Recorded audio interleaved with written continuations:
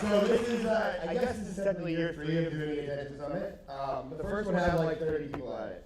So I'm not going to pretend that existed. It only counts because we have 100 people in the room right now. And we're live streaming, which I was very adamant about not live streaming this event. Partially because nobody shows up if you put it on live stream.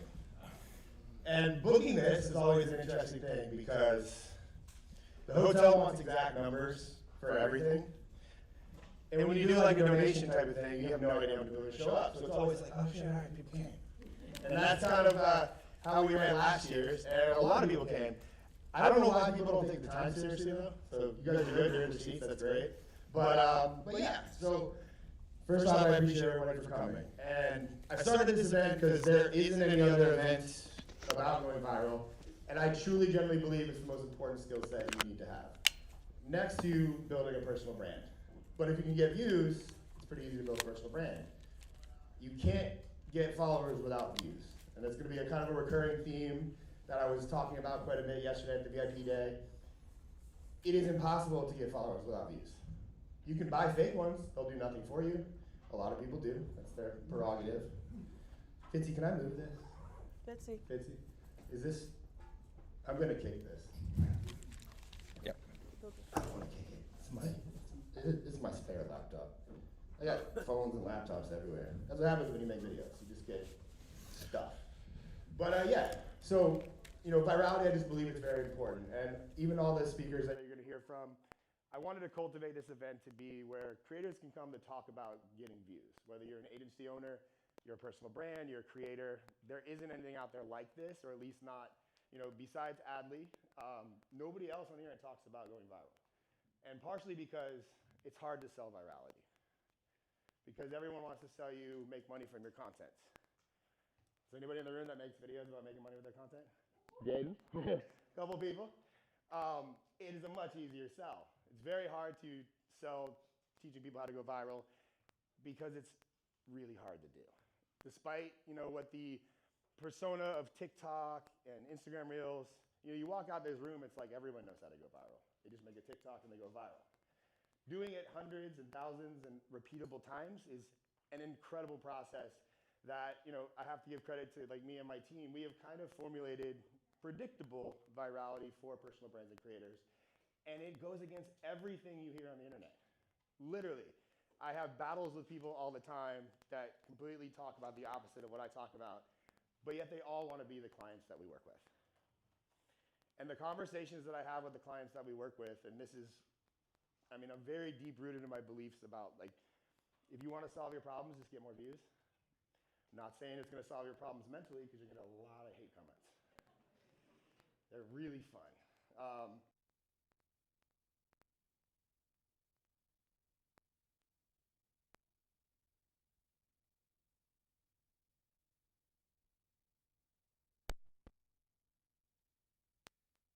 Ruined. You can ask Kristen if I get a bad comment. She knows the exact moment I have read that bad comment because I am rage texting or just taking a really long poop.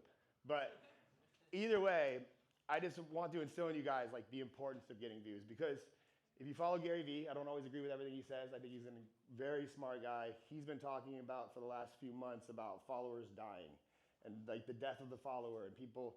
We are moving into a world where every video you make must get views or it's not going to be seen. Because I can pull out data and say that for every 1 million views you get, unless you're an attractive girl or a dude that's shredded with a six-pack, you're going to get 1,000 followers for every 1 million views you get. That is a constant across every account we work with. Some clients get more, specifically the women. They do track, I don't know if that's their target demographic, but they do tend to get more followers.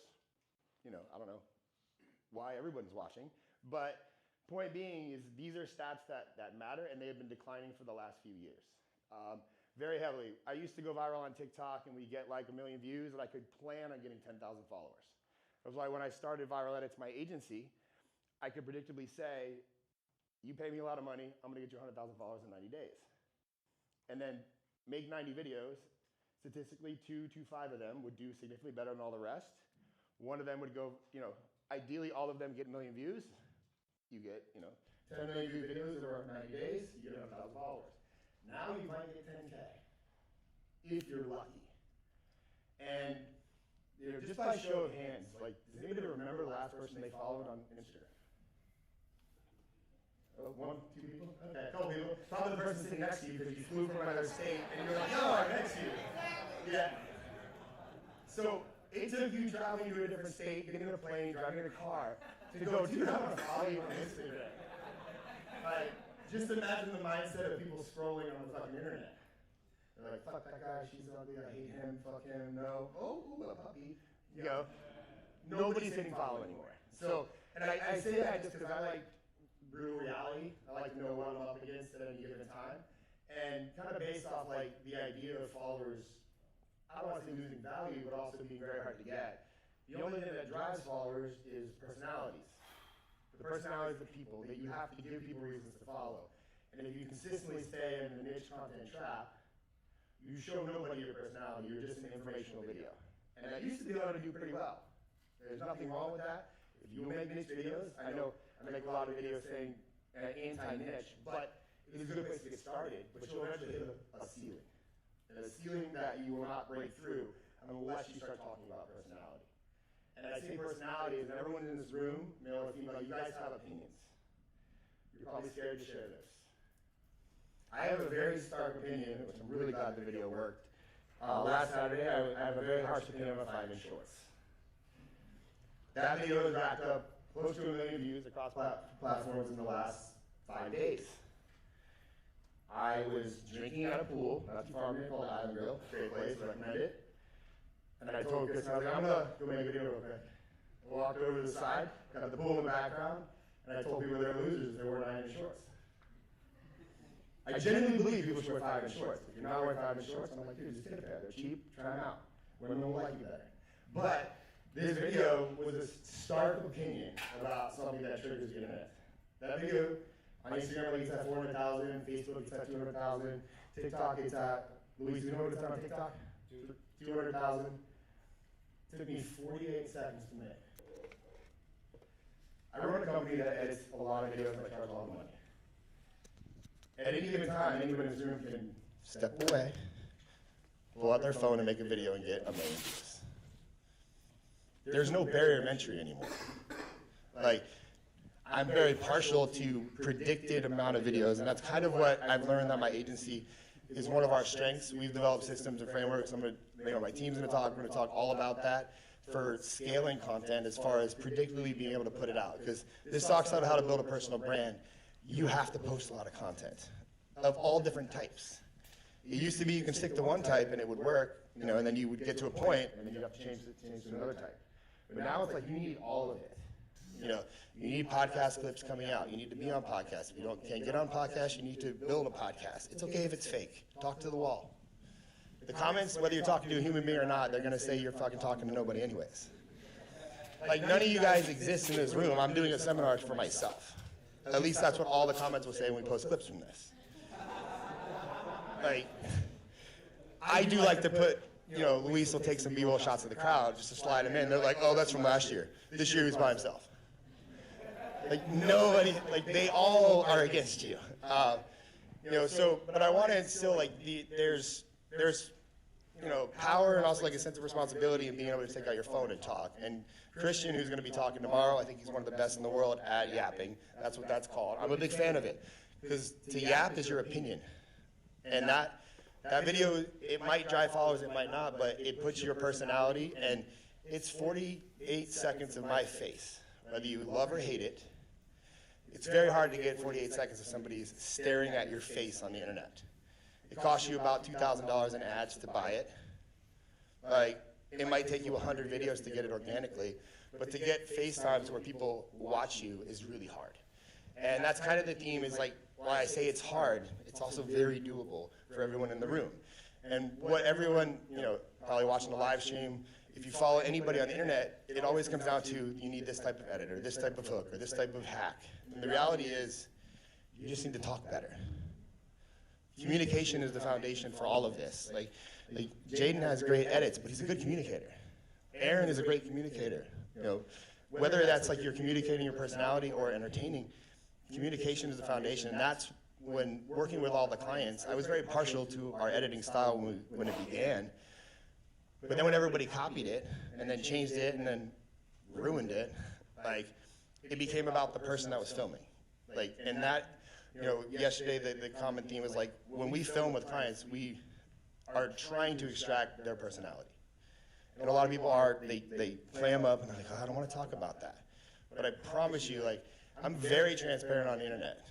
Like, money, finances, life, like, I feel like I still hold back. But the more I share that stuff, I've been rewarded with more views, the agency has gotten bigger, money has come in. It's not always a direct path. I wish it was simple.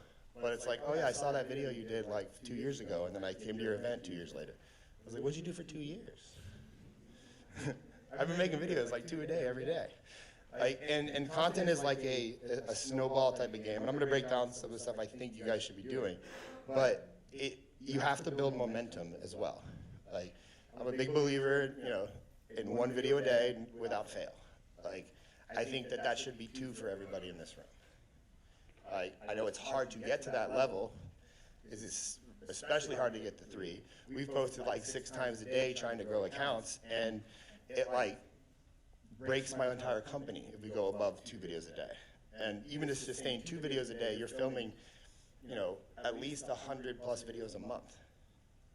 Like, you will run out of things to say. You will be saying the same things over. You need to figure out creative ways to continually say the same things over and over and over again. You can say the same thing in 4 different locations with 5 different hooks, and now you have like 10 videos.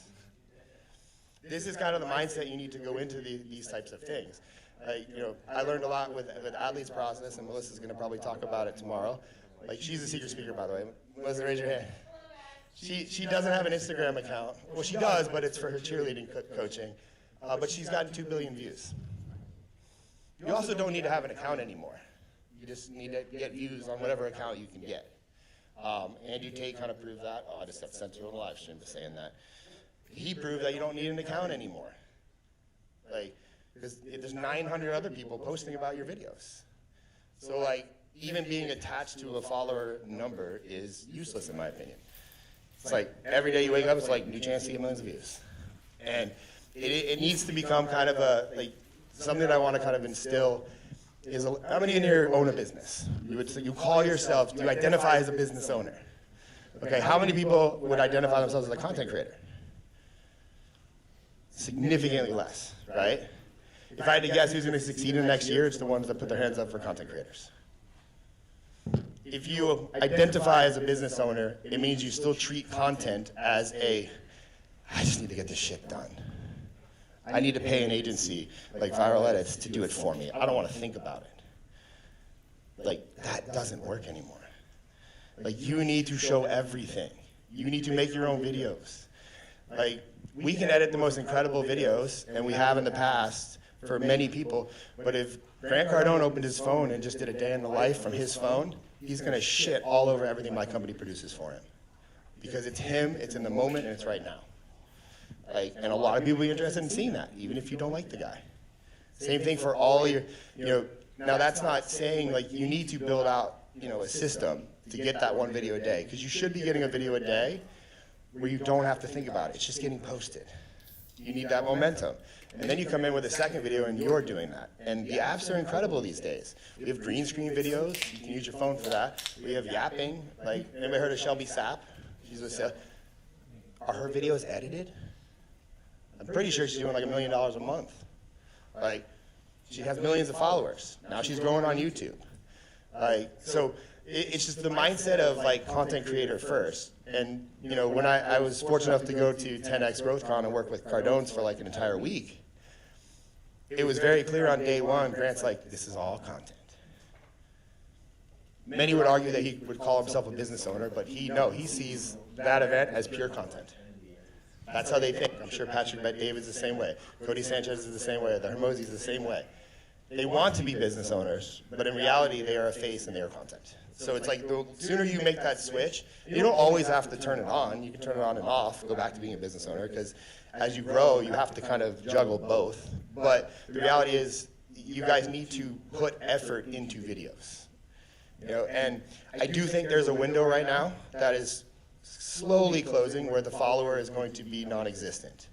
So where, like, again, like I said, you have to go viral every video, and viral could be 5,000 views on this video, 5 million on this video, but every video has to have the intent of getting the most views possible. Like, and that for marketers is scary as fuck. Because how do I sell my product if the video has to do well and I have to have a great product? Like, that's what's happening. But I've been on the internet a long time. I know Aaron wanted me to talk a little bit about my story.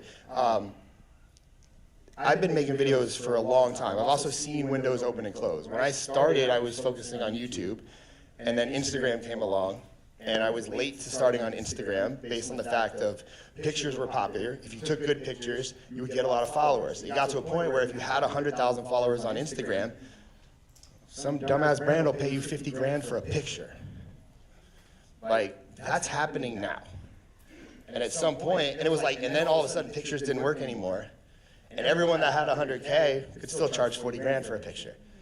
And if you had 1 million, they could still charge more. Like, I would encourage you guys, like, to do anything and everything you can in a condensed time frame, because followers are getting really hard. So the more you get now, the better you're going to be then. And I don't know when then is. I don't want to. It's not to scare people. It's just like you need to. Like, you still have the capacity to do this. You know. And the barrier of entry again is very low. Like, everyone has phones. Android people, I don't get you, but iPhones, in my opinion, are better. So, but still, Android's got good apparently they have better cameras. I don't know. That's their argument, that every Android owner. Well, you have better cameras, man. iPhones are 5 years behind. I'm like, oh, we got lots of Macs. But, you know, but the point being is just that mental shift, and I'm going to move on from that. But that mental shift is like something I just think everyone should need to make, or force yourself to make it. And what I mean by that is just making videos with intent of I'm making videos. Like, put effort into them. Somebody asked me yesterday how I would start, and I'll kind of explain that right now. Like, I would make videos that probably cost money to go make. There's reasons Mr. Beast's video does so well. There's reasons Ryan Trahan. One of his recent videos was he flew in first class around the world. I don't know what that cost, but he was in Emirates suite class or whatever. Like, I flew business once to India and it was $8,000. I'm sure that seat was probably 15 grand. He spent that, or maybe it was sponsored, I don't know, but he's willing to spend that to go get that YouTube video. And not only did he spend that on the video to make it happen, he did it on 3 other airlines. It's probably 40, 50 grand for that. Plus he brought all of his camera gear. Plus he intently said, I'm filming every aspect of this, which means that whole trip was not enjoyable. Anybody that's filmed their life sucks. Like, oh, let me set up my camera. Oh, let me pretend to walk this way. Let me do this. It's like, you're not living life. You're filming videos. And, you know, there is a level of fun involved. I like the finished product, but that's the intent that one of the biggest YouTubers, and arguably one of the most popular YouTubers right now, is putting into just a video that's posted on a Tuesday. You know, it's very hard to compete with Mr. Beast because he spends millions of dollars on his videos. You know, they take big risks on videos, like, or, you know, and there could be financial risk, but there's also the risk of time. How much effort, like Adley and I don't know, to film one 10-second reel, they might do it 15 times, 20 times.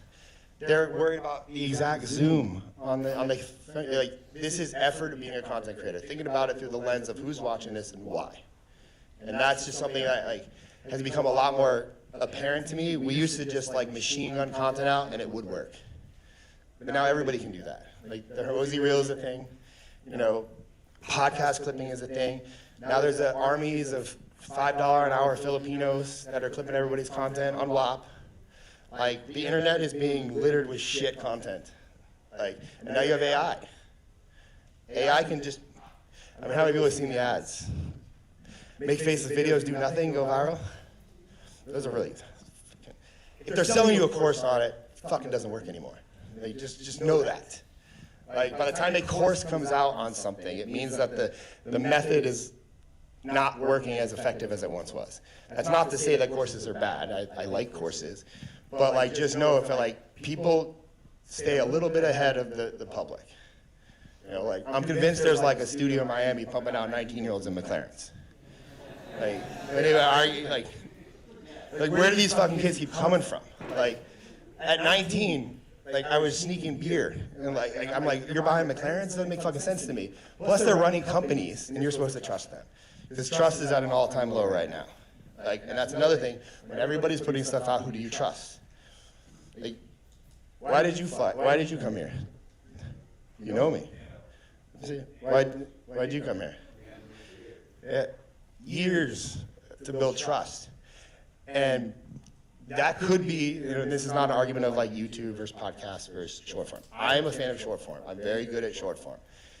I've tried YouTube. I'm not saying I'm not great at YouTube, but I'm better at short form. So you also have to make decisions on, so pick a platform. Like, in my opinion, I would focus on Instagram, even though I still identify as a TikToker. Instagram is where the love is right now since the recent ban on TikTok. I don't know what happened. It's not the same anymore. And who knows, it might get banned tomorrow. And if that happens, I lose about $40,000 a month. So it's going to be a bad day for me. I'm going to get drunk. But, with short form, you live in a world where you can make one video and post it on like 5 platforms. So you get more bang for your buck.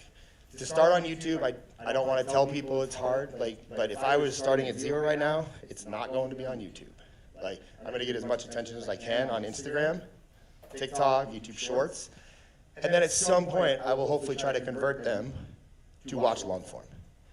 Because long form, holding somebody's attention for 10 minutes is very hard. But it's much easier when you have 100,000 people from Instagram that give a shit about you. You can make a story post. We decided a couple days ago, story post to a live stream, and now people are watching a live stream. And Steven's going to talk with ManyChat automations. I mean, I'm probably going to butcher the numbers, but he's done single story slides that get 100,000 views in 24 hours. Drive that to an email list, you build a 10,000 person email list in 24 hours. I'm assuming the bigger your Instagram account is, the more active people in your stories, the easier that is to do. Like, the point being is, it stems from short form. And short form to me is cultural relevance. Like, when I explain, because the hardest pitch for me in the world is, what is the ROI on short form? It plagues my company. It's a conversation I always have. It's why we have clients cancel. It's why people in this room probably still don't put attention on short form, because they're like, well, I don't know how it makes me money. It's like, newsflash, nobody knows how it fucking makes people money. Like, just you figure things out along the way, and you siphon these views and attention. And everyone in here that's gone viral, how many people in here have gotten a video over 1 million views? Nice. How many people have a video over 10 million views? A couple of you guys. I mean, I could say 1 billion, only one person's going to raise their hand. It's most back there. But point being is, like, those singular videos launch entire accounts. So if you're smaller right now, like, it's literally like you need to post like crazy until you get that first video that does well. And then what nobody else does, the average person just keeps making more videos. The smart people, which are in this room, look at that video and go, why did it work? And then, can I do it 100 more times?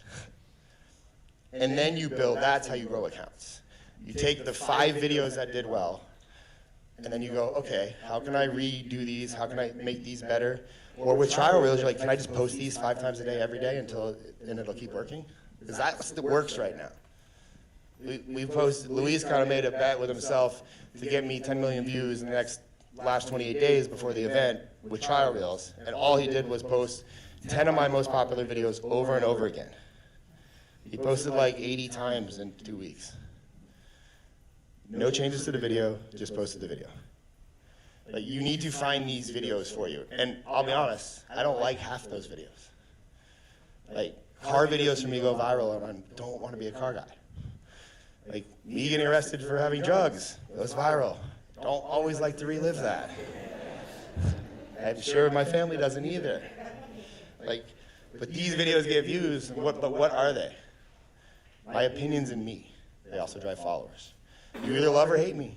And that's what once you find these stories that work for you, and these videos, and how the story is told, because that's also too, I'm also convinced that the world right now, and this is no fault to video editors, but video editors are ruining people's content because you have these incredible speakers and people creating content, and then it's going to a $10 an hour video editor who doesn't understand shit about telling a story, but they're like, I make people go viral.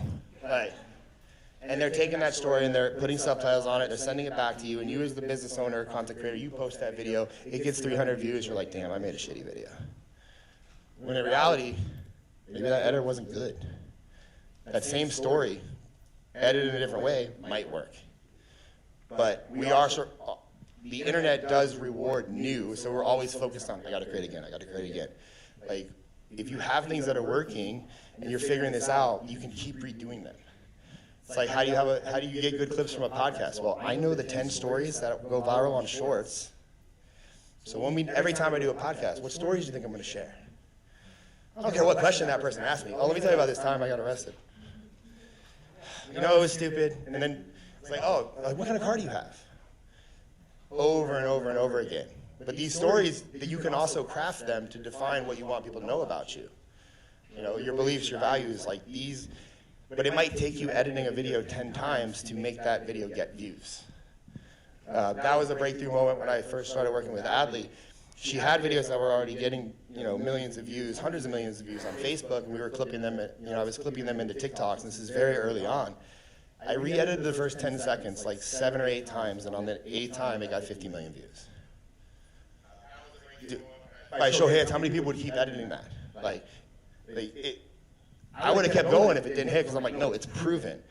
And Adley was also the first person that kind of ingrained, I would always send her like these little reports of like views, followers. Like, I was trying to be professional as an agency. I'm like, yeah.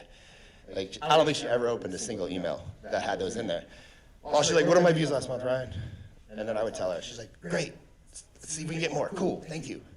I was like, why don't you care about followers? She's like, oh, you get views and followers happen.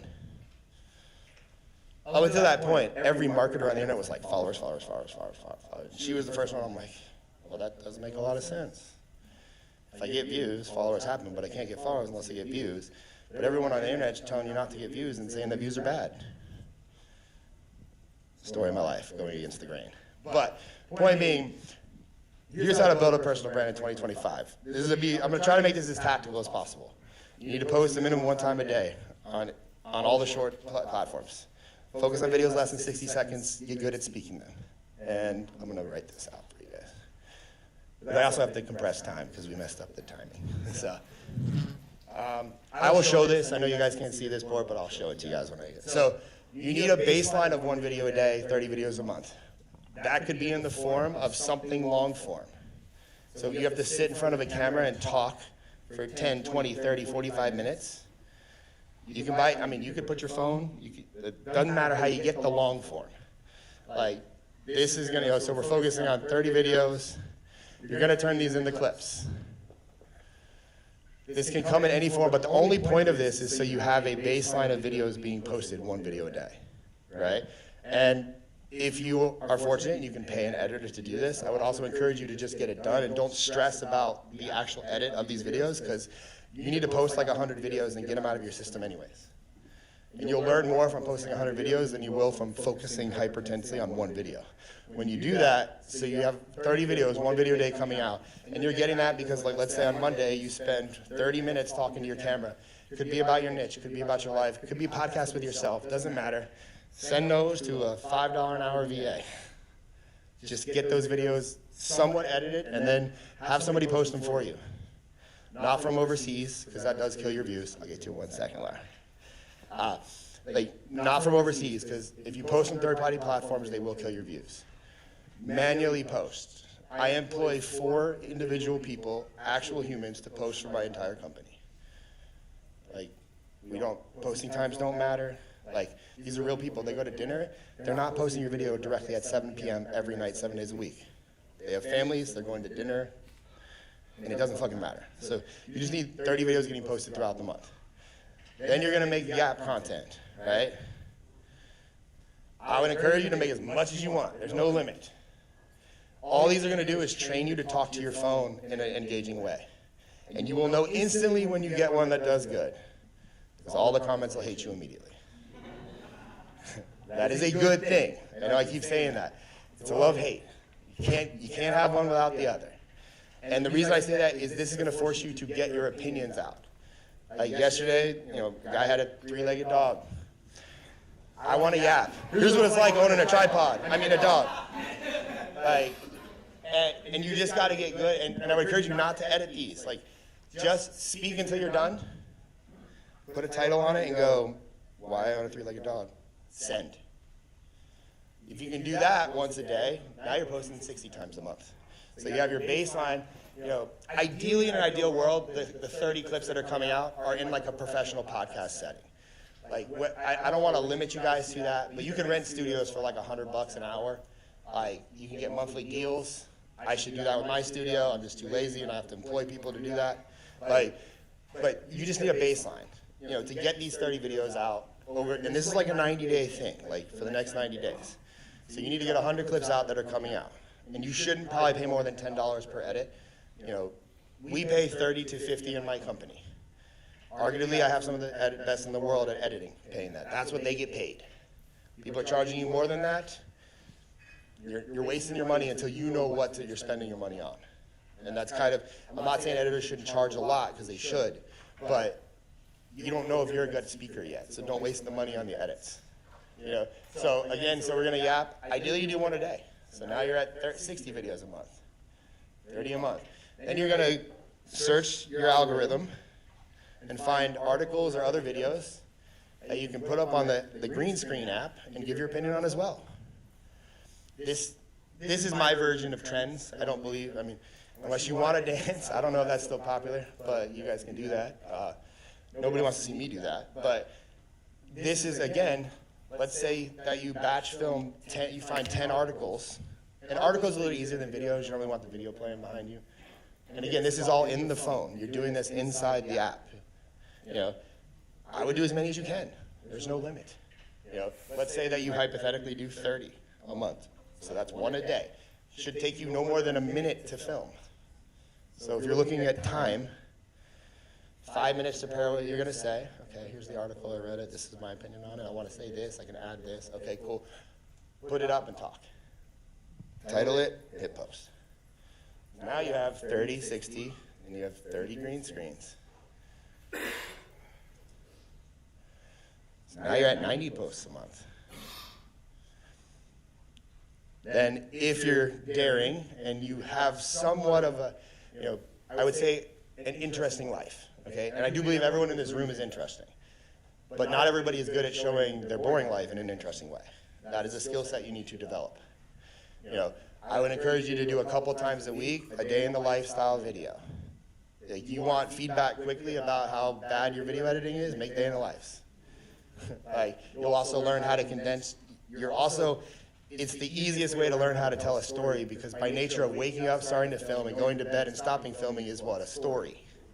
It has a bookmarked end. It's chronological. Like, that's the only way I know how to edit, is chronologically. I learned that from Casey Neistat. I learned a lot, between Casey Neistat and Emma Chamberlain, that's me. And arguably the only part of Emma Chamberlain is Savannah, because I paid her to teach me how to do it. Like, you have to kind of model something, but a day in the lifestyle vid, also, all of this is like just getting you to post content. But the real beauty of the day in the lives is I stopped saying, like, VSL is a term in the marketing world. Laura and Kate know all about that. Video sales letter. You ever seen those annoying videos on the internet that don't have stop buttons, you can't stop them?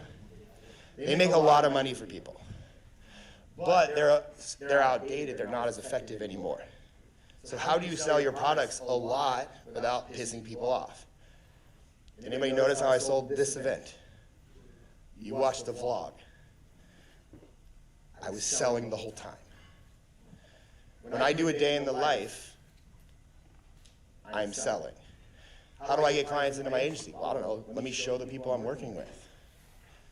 How do I showcase maybe a software that my company's building? I don't know. Let me hold my phone at it and show people what I'm doing with it, and take 10 seconds of a 60-second video every day. Like, how do I show that I have an active coaching group? I don't know. Every time I get on a Zoom call, hey guys, I'm filming my coaching group. Say what's up. And then here's the beauty of it. If you're interested, shoot me a DM. Moving on. People send DMs. The more day in the lives you do, the more you can sell, because nobody knows you're selling to them. They're like, I'm just watching a day in the life.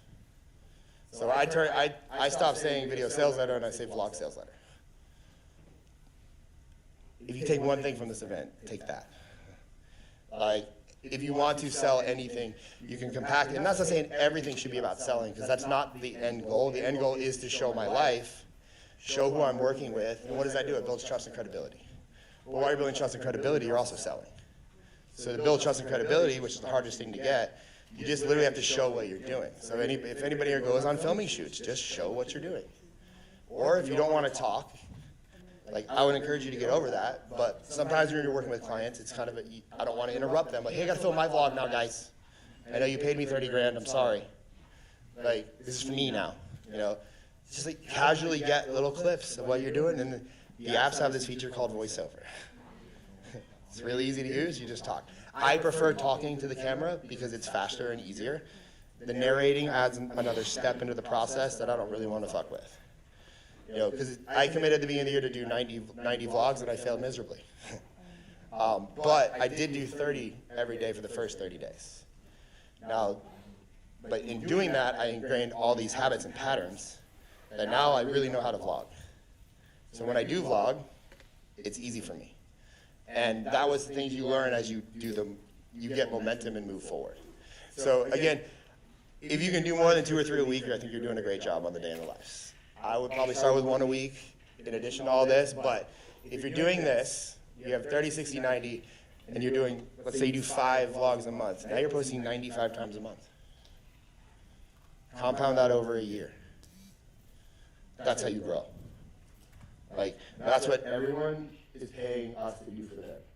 That's what all the big creators do, but they're not doing this stuff. The creators are just focusing on, they're still outsourcing.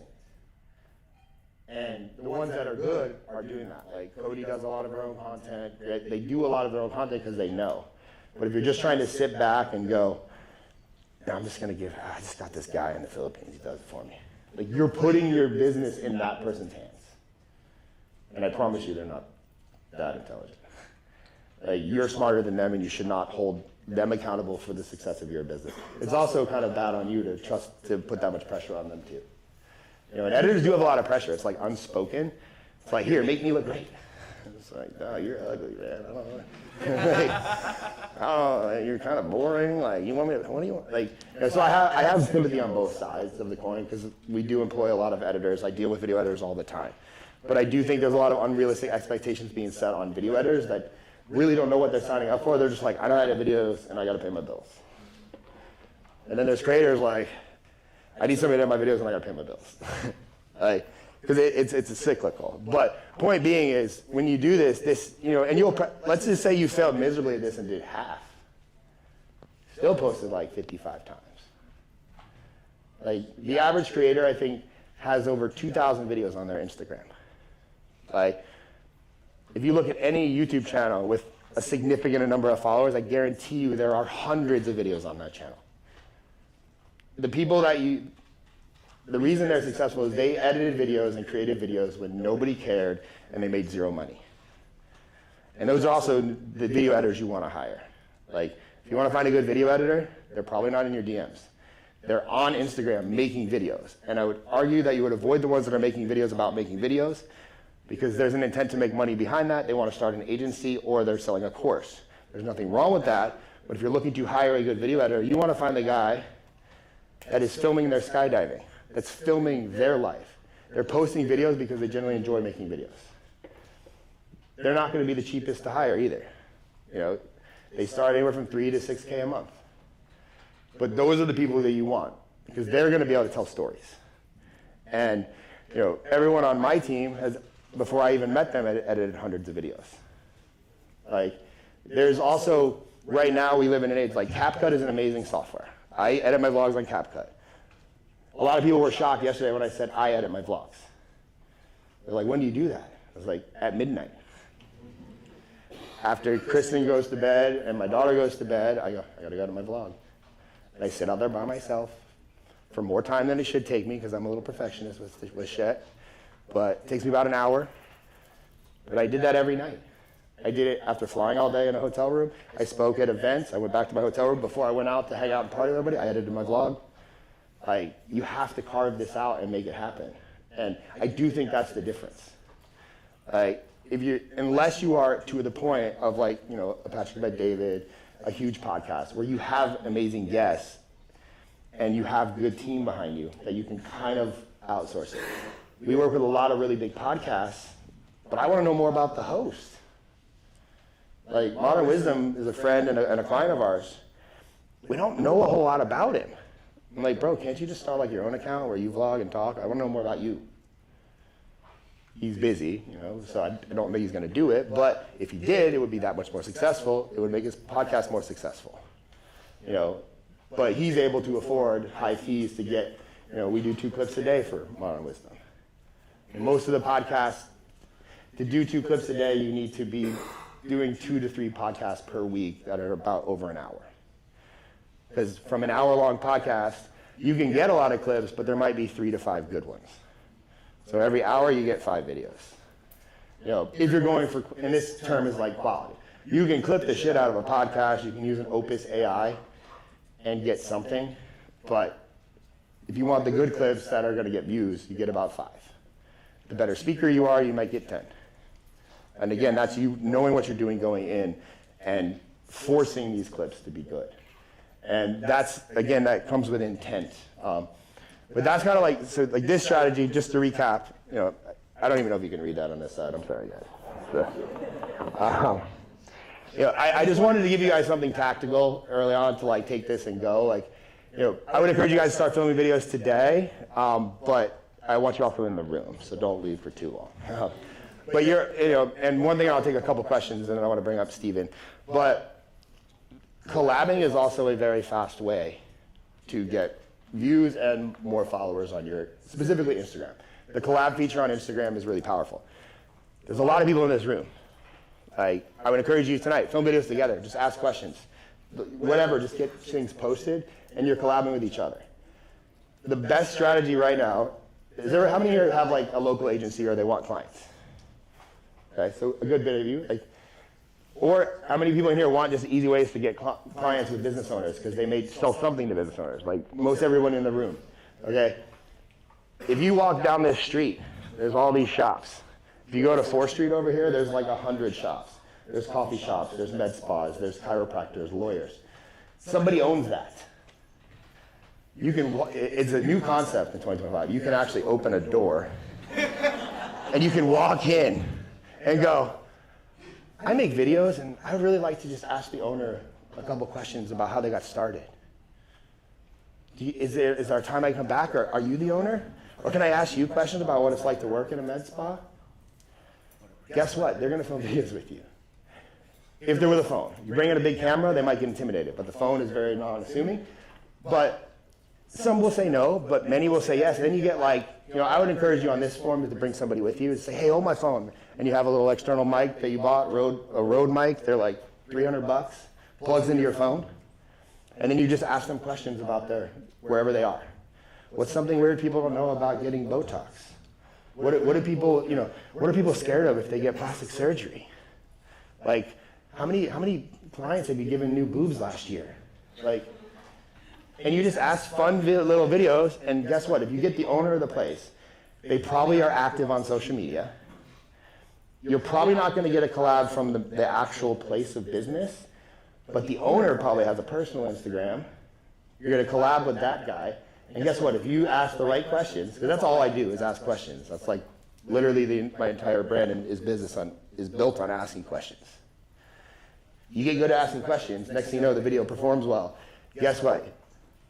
Med Spa owner number 9 is going to accept the collab with a video with 200,000 views now on his profile. And then you strategically wait a couple days, go back into that person's business, and go, hey, did you see the video we did? I got 200,000 views, man. Do you want to film some more? Or actually, I don't know if you're open to this, but can I just do 30 of these a month for you? What do you think they're going to say? And then you just say, $3,000 a month, and I'll get you this. And guess what? If they like you being in the videos, cool. If they don't want you in the videos, cool as well. But if you're getting in the videos, now you're consistently getting paid to film all of your own content. Like every time I film content with a client, I'm being paid to be there. and they're getting more views because I'm getting in their videos, and I get the benefit of the collab as long as the video does good. Because no creator turns down views on a collab. Now, if you make a bunch of videos and you ask for collabs and they get 200 views, you're not going to get a collab. But the second you get that collab, you just open yourself up to all of those followers. That's how you grow and get reach. Now, there is an art to like asking for the collab, and not everyone's going to say yes, but locally, they don't have that. You don't have that filter. Like, I don't just collab with everybody, because I know what I'm giving them if I accept the collab. But for me, I'm like, if the video is cool and I think I look good, I'm going to accept the collab. So, but if somebody gets me at a bad angle and I look fat, no fucking chance in hell I'm accepting that collab. Like, at all. So, I want to do this. I got about 6 minutes. I want to just, if anybody's any questions, but Laura, I know you wanted to. Actually, I think you answered it. It's that you have to post it yourself as opposed to using any automation. We've worked with a lot of different clients, and they come to me, and I like to think that, you know, we're far superior and we're awesome. But I'm looking at, you know, specifically her name's Natalia. I was looking at her videos. I'm like, these are actually good. Like, your editor's good. Like, and she was getting like 500 views on her video, and she had like 700,000 followers. And I know her, and I know they're not fake. And she was like, I don't know what's going on. And I'm like, what's your process? She's like, oh, I have an editor overseas. I said, your editor's doing a good job. These are good videos. You're great at speaking. You're very opinionated. Like, these should be performing. Turns out he was posting from a VPN from the Philippines. She started working with us. We changed nothing. We started posting from America. She started going viral. Not just America, also just from... Just the US based. Okay, but like, let's say I use a tool to post. I'm afraid of tools. Okay. I just, like, you can post like automatically from like Facebook, like Business Manager, that's okay. Right. Like, or Instagram lets you schedule, that's okay because it's their app. But if you use like a later.com, a Medium, or any of the other automated ones where you can go post once on every platform, it will kill your views. And I've just seen it statistically. Yeah. So, but that's a hack. If you're doing that now, just all those videos that you previously posted through that app, repost them again on your own manually. Don't make any more videos, just post them. And there's no issue with like reposting the same thing over and over again. There are entire accounts that are built off of one video. Day 1 of posting the video. Day 2 of posting this video. Day 3 of posting this video. Adley probably has 100. Like, you get one video that goes viral, you just keep posting it. I mean, I can't say his name because of the stream, but his whole brand was built on like 5 clips. Like, Aman Ghazi had like 10 winning videos, and you saw them anyway. Does anybody see the Luke Belmar guy? What the fuck does he do? But I see his clips over and over and over again, the same ones. You know, and then his brother is equally as fucking weird. Like, put a piece of cabbage on your head if you get hot. I've seen that video 100 times from different accounts. So the point being, like, no limit. Like, you can just repost. Yeah. And you post back to back? Yeah, fucking post. Like, if you're posting to your main followers, they do get annoyed. Like, you know, on TikTok, nobody cares. Post as many times as you want. On Instagram, if you have a follower base, they're going to get annoyed. On YouTube, like short specifically, we have seen, like we posted like 5 of the same video or 5 variations of a very similar. We found a negative impact on watch time because the subscribers just swiped through 4 videos like I've seen it. So that was negatively, it was Brandon Carter's account specifically, it was negatively impacting his long form because people were swiping too much. So we stopped doing it there. But with Instagram trial reels, there is no limit, and TikTok, there is no limit. You know, Instagram posting directly to your feed, you know, you gotta, like, if you have a follower base, you don't want to piss them off because they're hard to get. So, yeah. You could have addressed. I'll get you next, by the way. Like that thought of, you know, like you do in a gap session, you feel like, oh, like this opinion is not interesting because you know you're used to it. It's your own thoughts. Okay. So you were like, oh, I'm not gonna put this. It's not interesting. Like record it. I don't think people are gonna engage with it. Like why do they care? Or the second one is like, oh, people, you know, I went to high school with people that are in the past, you can see this shit. Yeah. You can judge it. Like you cannot. You cannot post for your family and friends. Like, I don't give a fuck what they think. I mean, the more I post, the worse my personal life gets. But people on the internet love me. I should post, you know, I want to build trust and convince people to come to my event. How do I show I have a successful video agency? Well, I show a screenshot where we made almost $4 million. My mom immediately asked me for money. My dad asked me for a job. Like, my friends think I'm arrogant and I'm a prick and I'm all about the money, or I'm an influencer now. Like, the cool ones are still there. But, you'll find that, like, there is a downside to this. It's not sunshine and rainbows all the time. Like, you're gonna piss, the people closest to you will judge you the most. Not all of them. Like, you'll probably be able to tell, oh, that person's gonna not like me. Like, but that's just the reality. And then people formulate opinions on you and they don't talk about it ever and they still keep hanging out with you. And like 4 years later, it comes out they hate you. Like, man, amplify that times 900,000 on a video. Like, so it's like, I just would encourage, like, whenever I post a video, it's like, do I believe in this? Is this something I'm about? Would I have the same conversation if there was just me and you talking?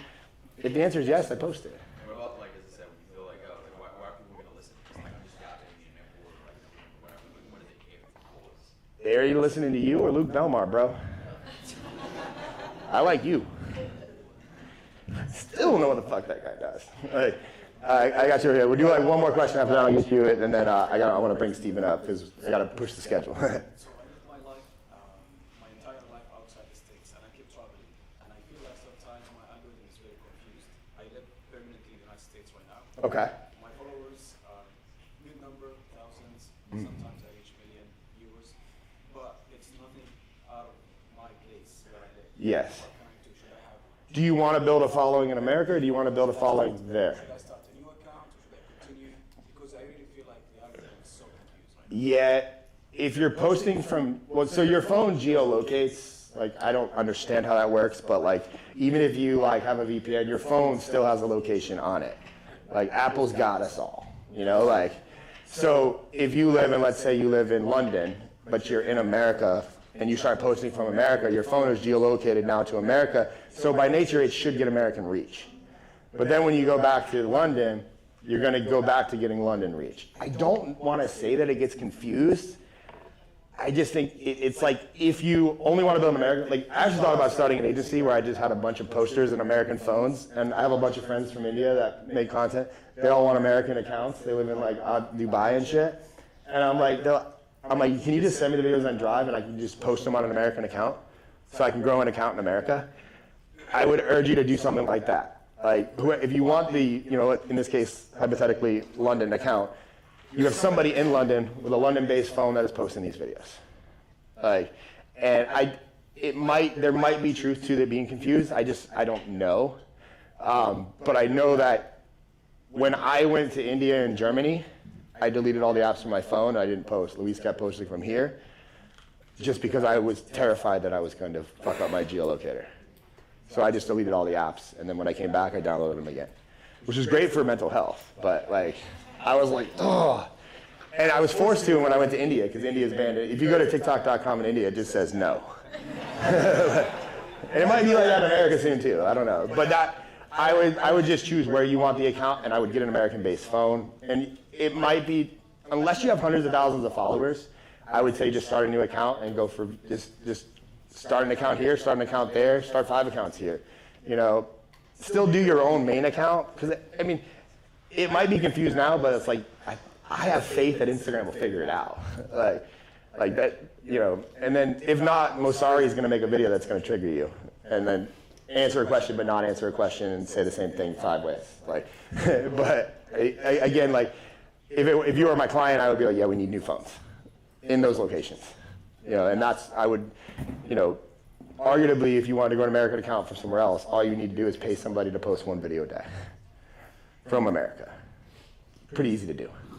So, and last one in the back, and then I got to cut it. But I'll get, actually, we'll get you both, but you got to be quick. So when I got that account with ManyChat, Yeah. The question that I had was, we're going back and reposting everything, and we use an automatic poster for it. Yes. Does it matter if we're going to post those on trial reels or post those in the main thread? I mean, so trial reels is just going to give you a good indicator of, is this a viral worthy video, or is this video capable of getting a lot of views? If you post it to like your actual feed, Instagram has, like, specifically Instagram, they have like a built-in buffer. Like, Aaron has a minimum view count for pretty much every video he posts, like based on his following size.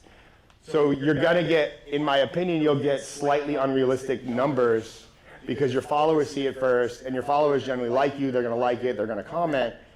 But if you're looking for like, how far can this video actually go for virality, you want people that it's completely cold audience. You don't want anyone to know who you are.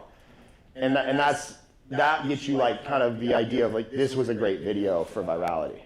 So like, I would just look at your videos and kind of maybe categorize it in your mind, like these go to the followers, these go to, I think this has broad reach, you know, or just go all the trial reels and then see how they do and then move them over, because you can just hit a button and it moves over to your feed.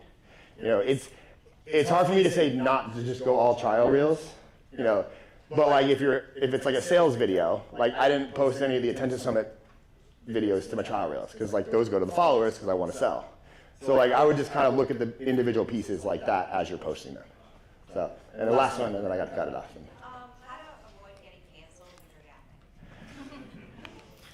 when you're yapping? So Jordan Peterson had a great piece of advice. I think it was via email. It might have been Michaela. I don't know, but I'm going to say Jordan because he gets more views. He said, the internet forgets everything in 30 days. Does anybody remember that Logan Paul filmed a suicide? Now he has the top podcast in America. How many people went rogue on political rants that are still relevant to this day? Like, I would say if you're getting canceled, you're doing something right.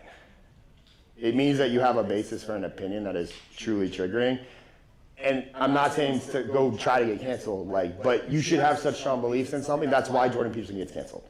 Like, that's why people have people attacking them. But you really only see like true cancellation in like a political type of realm. And that's just an area I would not recommend anybody go into. Like, avoid political videos at all costs. It's just not worth it. Like, there's other things you can talk about and be controversial about. Like, so like, I would just, a theme yesterday too, and I want to say is, most people are worried about problems that they are nowhere near having yet. Like, you get 100 million views, you're probably going to have some issues along the way. Like, videos get received badly, you know, and then you just have to decide, okay, do I clean this up? As in, do I make comment replies or more videos to fix this mess? Or do I just let it ride and keep posting? Most of the people just keep posting because the life cycle for attention is so fast. Like, I mean, again, like, it's like, well, what are you getting canceled for? Like, did you live film some crazy thing that you shouldn't have? Okay. Like, but like, you know, I think we're in a nature where the more extreme is going to get you more views. I mean, you look at, I think Vitali is in jail right now in the Philippines. Like, I wouldn't want to get that canceled, you know. But you look at, I'm not going to say his name for the stream, but he drives a Bugatti. Is he canceled or is he relevant? I don't know. I can't tell the difference anymore. It's all the same. Like, I can just assure you with conversations with like Cardone and Cody Sanchez, all these big creators, they're not worried about getting canceled. They're only worried about, what am I saying and is it working? You know, like, I'm sure, you know, Melissa can probably touch on this in her presentation tomorrow. I'm sure they've had pranks go horribly wrong. Like, there's a great feature on Instagram, delete. Then you start over again tomorrow. Or, you know, but it's, again, I just want to frame it as like a lot of the questions that people were asking yesterday and that I find people asking, it's like, you're nowhere near that level to even have that problem yet. It's like, I would encourage you to get to that problem because now you're in a whole different level. Because if you got canceled for one yap, you're probably pretty good to make a new yap to uncancel yourself. Because people, and it's truly like, they love or hate you.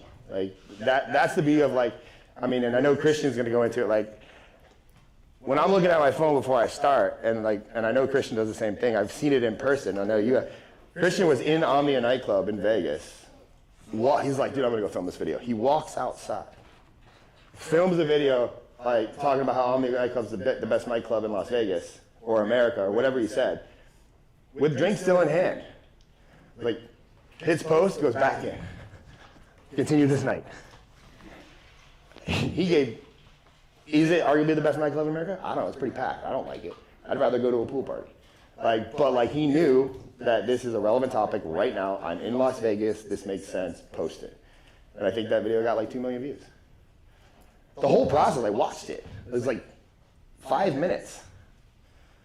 And then, the yaps, arguably I might have gotten canceled during my whole hurricane soiree, but I was on 3 different morning shows, True News Nation after fucking the president.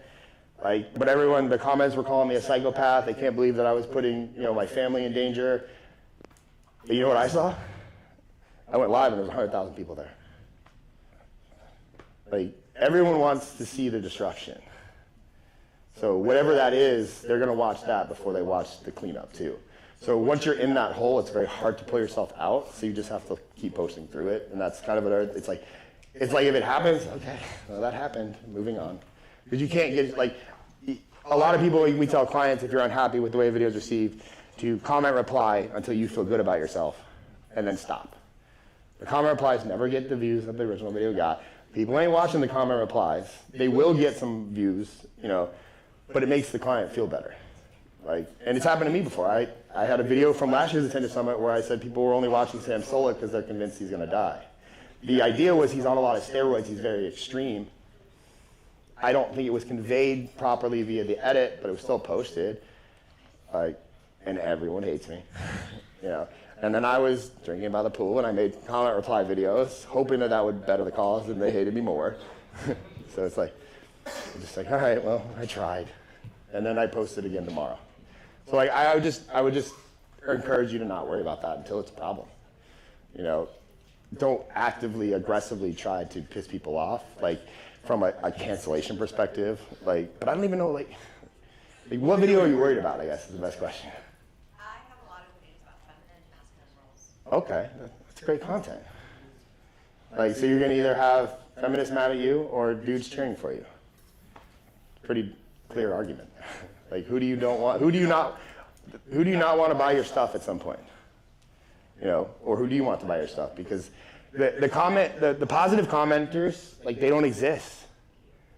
Yes, you do get positive comments here and there, but the point being is, for every 10, you're gonna have somebody come up to you in the street and go, I love your videos.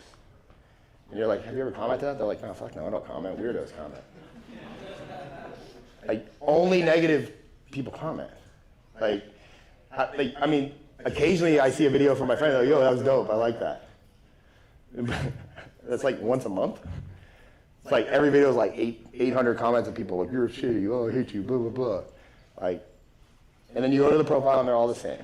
There's a weird looking profile pic, it's a private account, it's never a real person, and if it is, that's when it gets fun, because then I like to make fun of them in my stories. But and they're all Christians. The amount of times I get an angry comment on a video and I click it and I go, it's Proverbs 19:22 in the fucking, I'm like, man, I bet God's psyched on your comment, bro. So I would just encourage you to don't make it a problem until it's a problem. So, all right, so I'm gonna transition. Steven, you ready to go? Or Fitzy, do we have to get anything with this presentation? And I'm gonna turn the AC down. Or Katie, can we make that happen? Or try to make that happen? So this is Stephen Malore. I reached out to him. We've been talking for a while via DM for a few years, I think. I originally found him, honestly, OG TikTok days, and his videos were incredibly edited and they were very informative. And I've kind of watched him, evolve into, he does ManyChat. I don't know if there's anybody in the world better than you, so I'm going to give you that crown. There may be people like you. I know Walla and his team over there, they're pretty good too. But you shared, I became interested because he had a method where he got an Instagram story, get over 100,000 views, and he grew an email list overnight. As you start selling, ManyChat is an amazing tool. It automates conversations, it automates everything. The entire event, I never really talked at all. It was all just one automation link that put everybody here. And that allows you as creators to create and business owners to business without worry about that. Now, there is I'm sure he's going to talk about it. I do believe in human interaction at some points if you're selling certain price points and things, and I hope he covers that. But I just thought what he was doing was incredible, and I was like, dude, I want to teach ManyChat, in some way, shape, or form at the event, because I believe everyone should have it. And also, and then I'm going to hand it over to you, a lot of you that have agencies that do viral content struggle with how do we convert this as like, how do we show an ROI for the client? If you integrate ManyChat in some way, you can trackably prove leads, sales, something so you can value your service. For me, this is a unique problem. I can't do that because all my clients have that shit already. But if you guys are working with lower level clients as far as they're not as established on the internet, it's an amazing opportunity to make commissions, get paid for leads, and you can truly attach an ROI to a viral video with ManyChat. So with that said, Steven, thank you so much for coming, man. Thank you so much, man. I appreciate it. Yeah, here's a blue marker if you want it. And I'll move. I like to walk around, so Yeah. don't mind. All right, so you're going to learn all about going viral, getting reviews, and DMs. We're going to get more I reviews. do good? Good job. Yeah. But first, Oh, do I have lipstick now? everybody's Hi, been David. It's good. Everybody just got off the stage. Just got off the stage, kissed my beautiful wife. But what do you got for me, Dennis? All right. What you didn't like about the speech so far? It got a little hot up there. I needed the AC turned down. That was the only thing I didn't like. But no, I like that. I don't like that I have to condense it really fast, and that's because I'm limited by time. Because I only book the room for a certain amount of time, so I have to condense my message.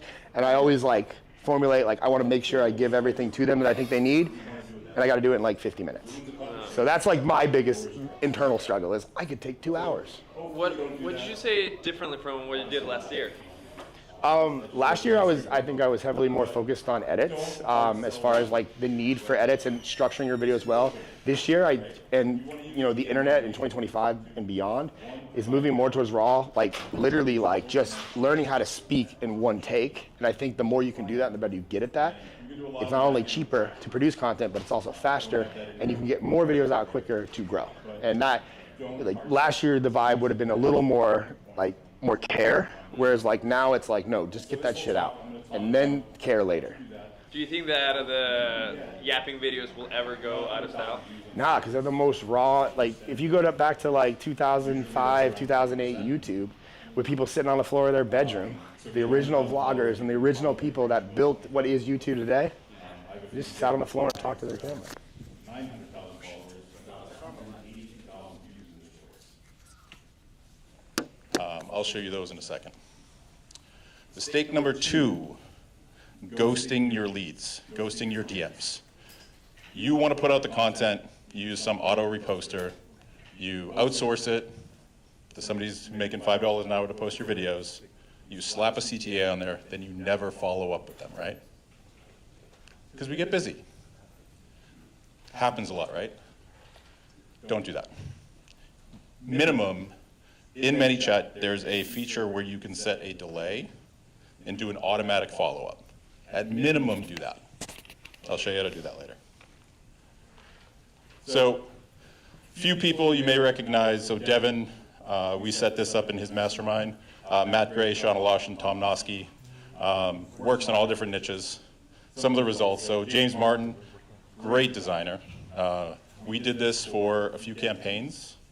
Got him 18,000 comments, 1 million views, 38,000 likes. And he's actually the guy who has 900,000 followers. We got him, I think, 25,000 emails in 10 months, just with one DM automation, with one freebie. Wild Hunt Conditioning, 22,000 comments, 43,000 likes, 1.3 million views, sold $28,000 in a day with this one automation on a $40 ebook. So it's super, you can sell with this stuff. It's just all how you present the content, right? So bunch of results. Even if you don't have a following, use it to grow your following, 33,000 followers, then use DM automation, made 65K in the first 2 months. Super powerful, but I use it as a hybrid, like Ryan mentioned. You want to open the door for the conversation, deliver the value right away. That way they get their cookie, they're happy. Then you can follow up in the DMs, start that conversation, figure out if they're a good fit, push them to whatever service to book a call, but build the relationship first, build the trust.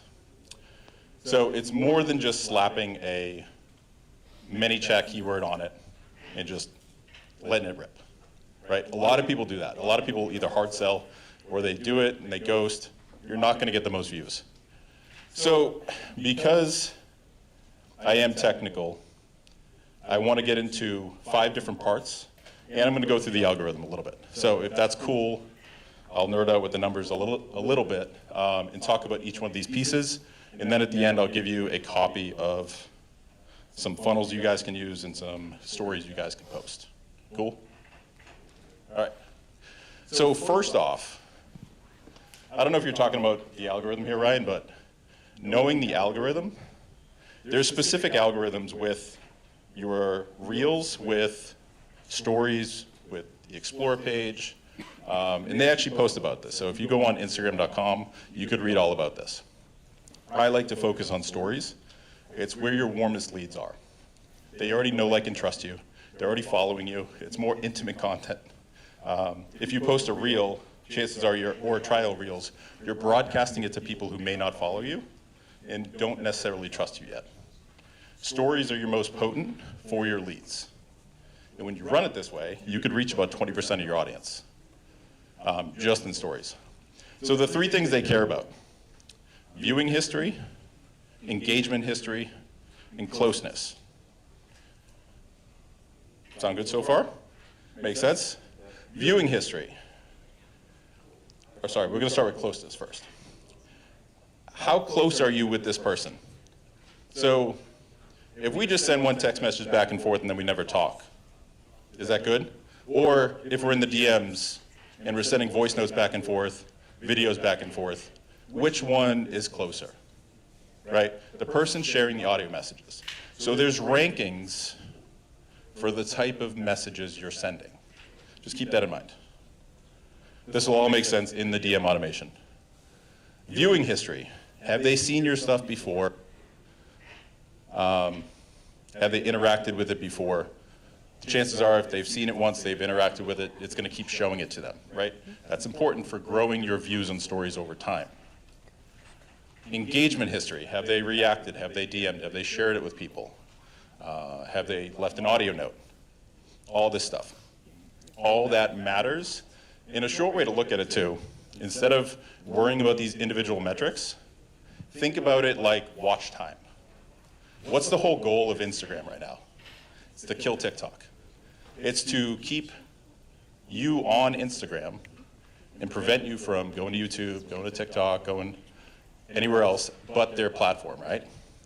So if you condense all of that technical talk with watch time, how long can I keep them in my DMs, on my page, interacting with me?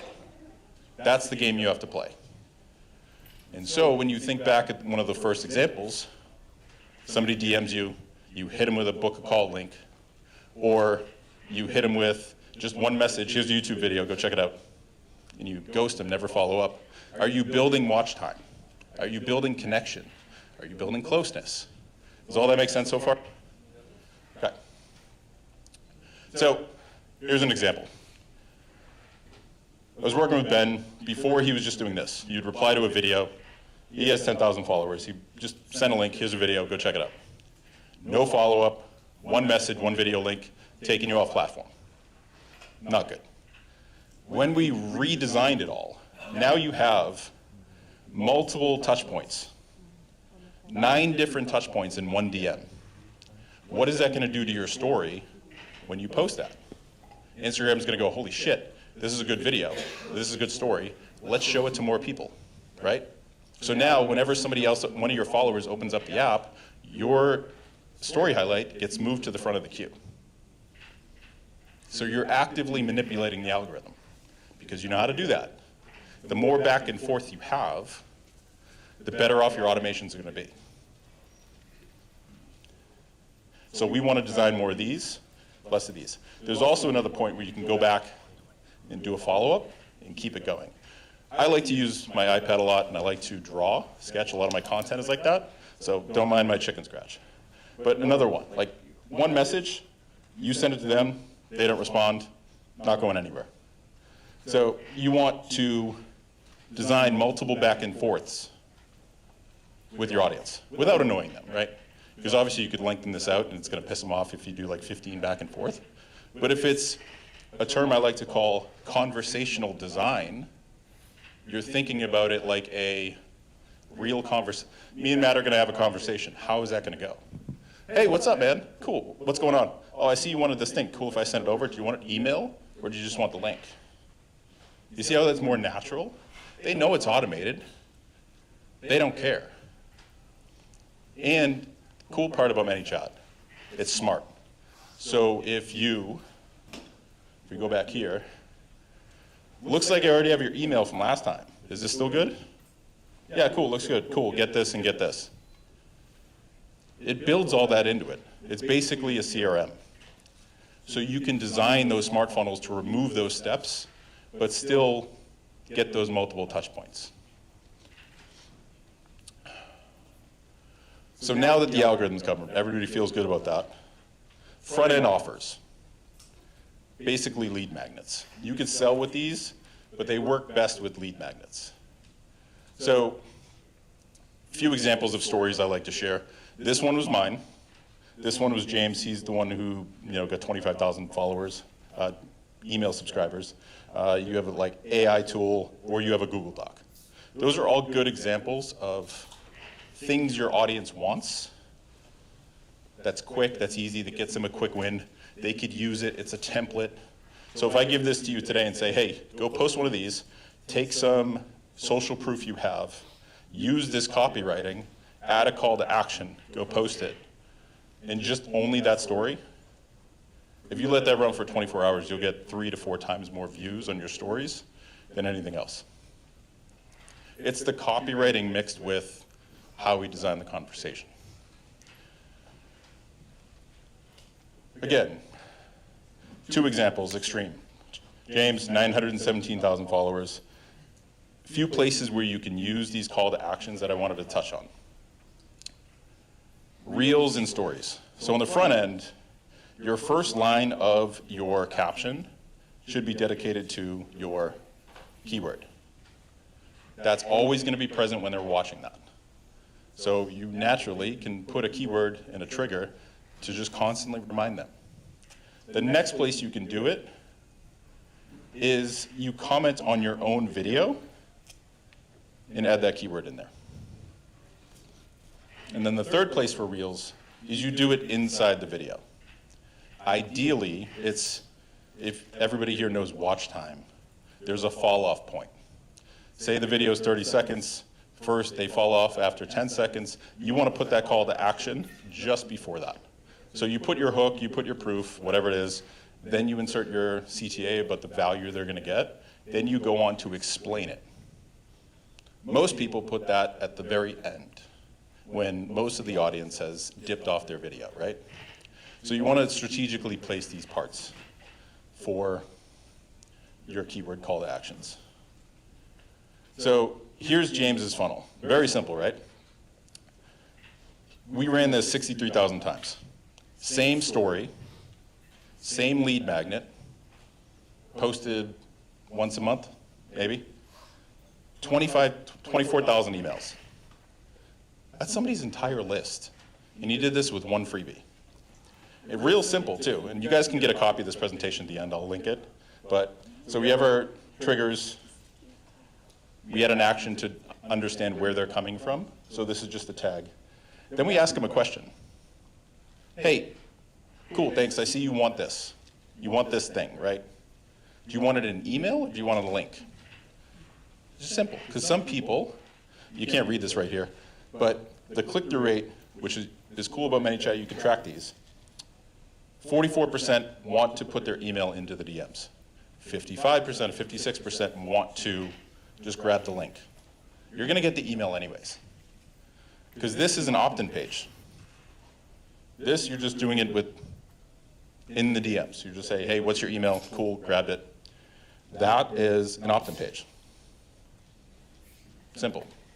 So they decide email first, they come up here, they realize that they don't want to put their email. Okay, you have a chance to follow up and just say, hey, by the way, sorry I didn't grab that. Why don't you go fill out the opt-in form?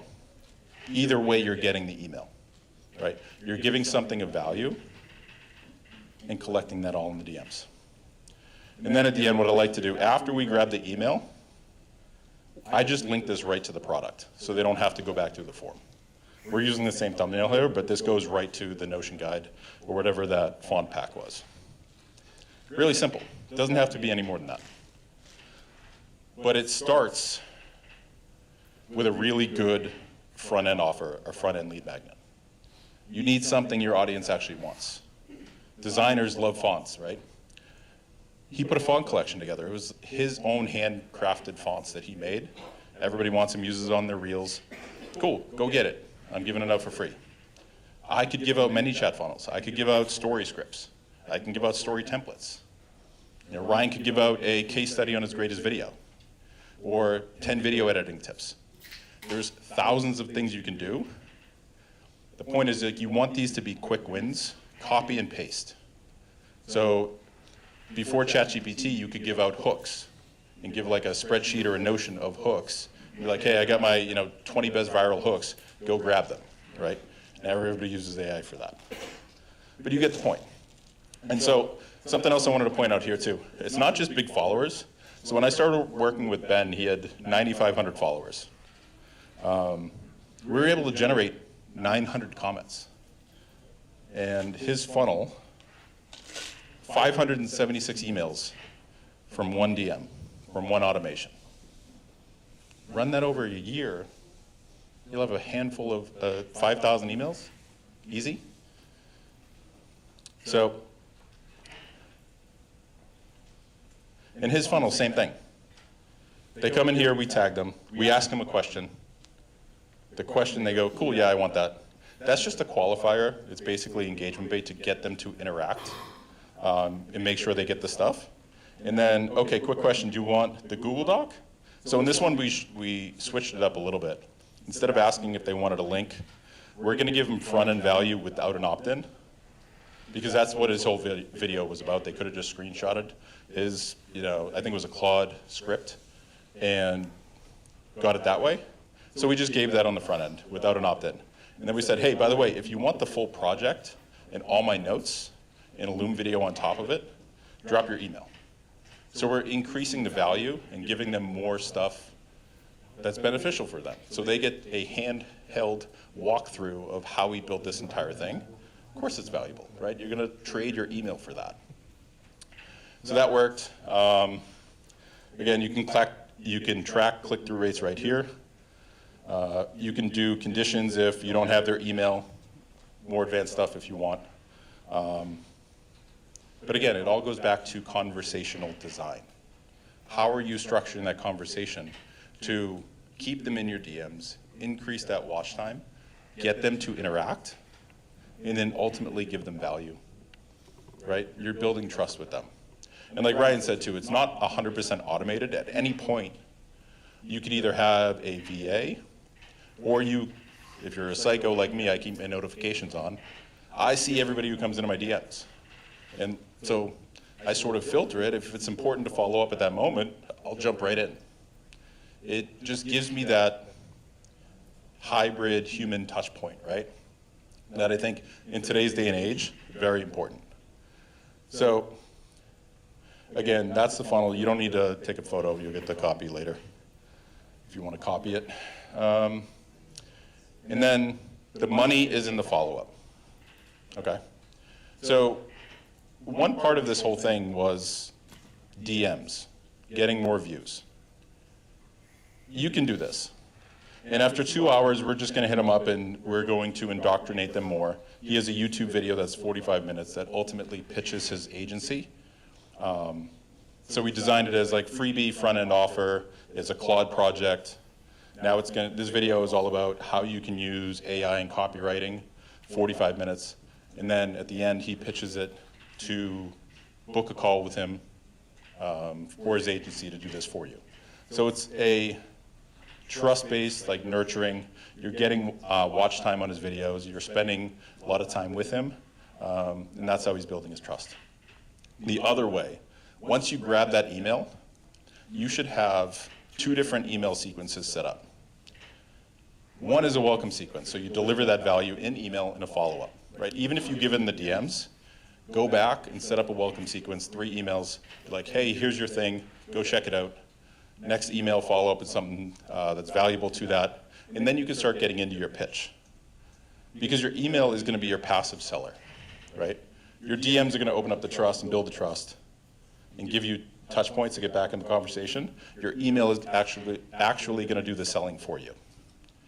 And so if you do this right, you have a whole system that's basically a flywheel, where all you have to do is put out good content with good front-end stuff, use keywords, and then watch people go through.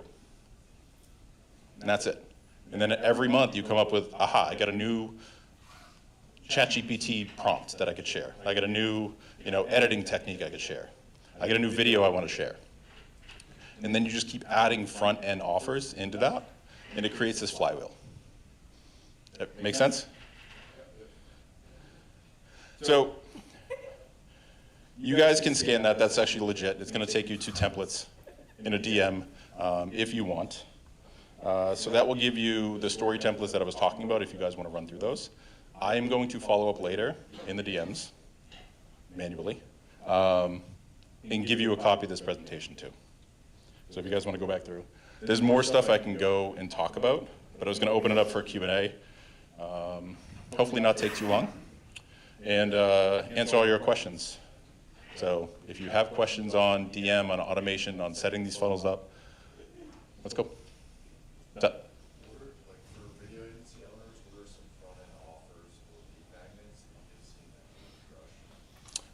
Case studies. So if you do, everybody wants to go viral. That's why we're here. If you have a certain technique or something that you discover, make a Loom video. I'm a big fan of Loom, of using Loom as your front-end stuff. They build it, so there's some study that if you spend 7 hours of time with somebody, that's where the purchase decisions happen. So think about all these little micro Loom videos you can make, right? You make a 20-minute Loom on this new technique or this new way of doing things. You're sharing behind the scenes that works for a client. The client paid you. You're attaching the price that they paid to the value of your Loom video, right? So like there's some cost into that. Like, ooh, somebody else paid for this. I'm getting this for free.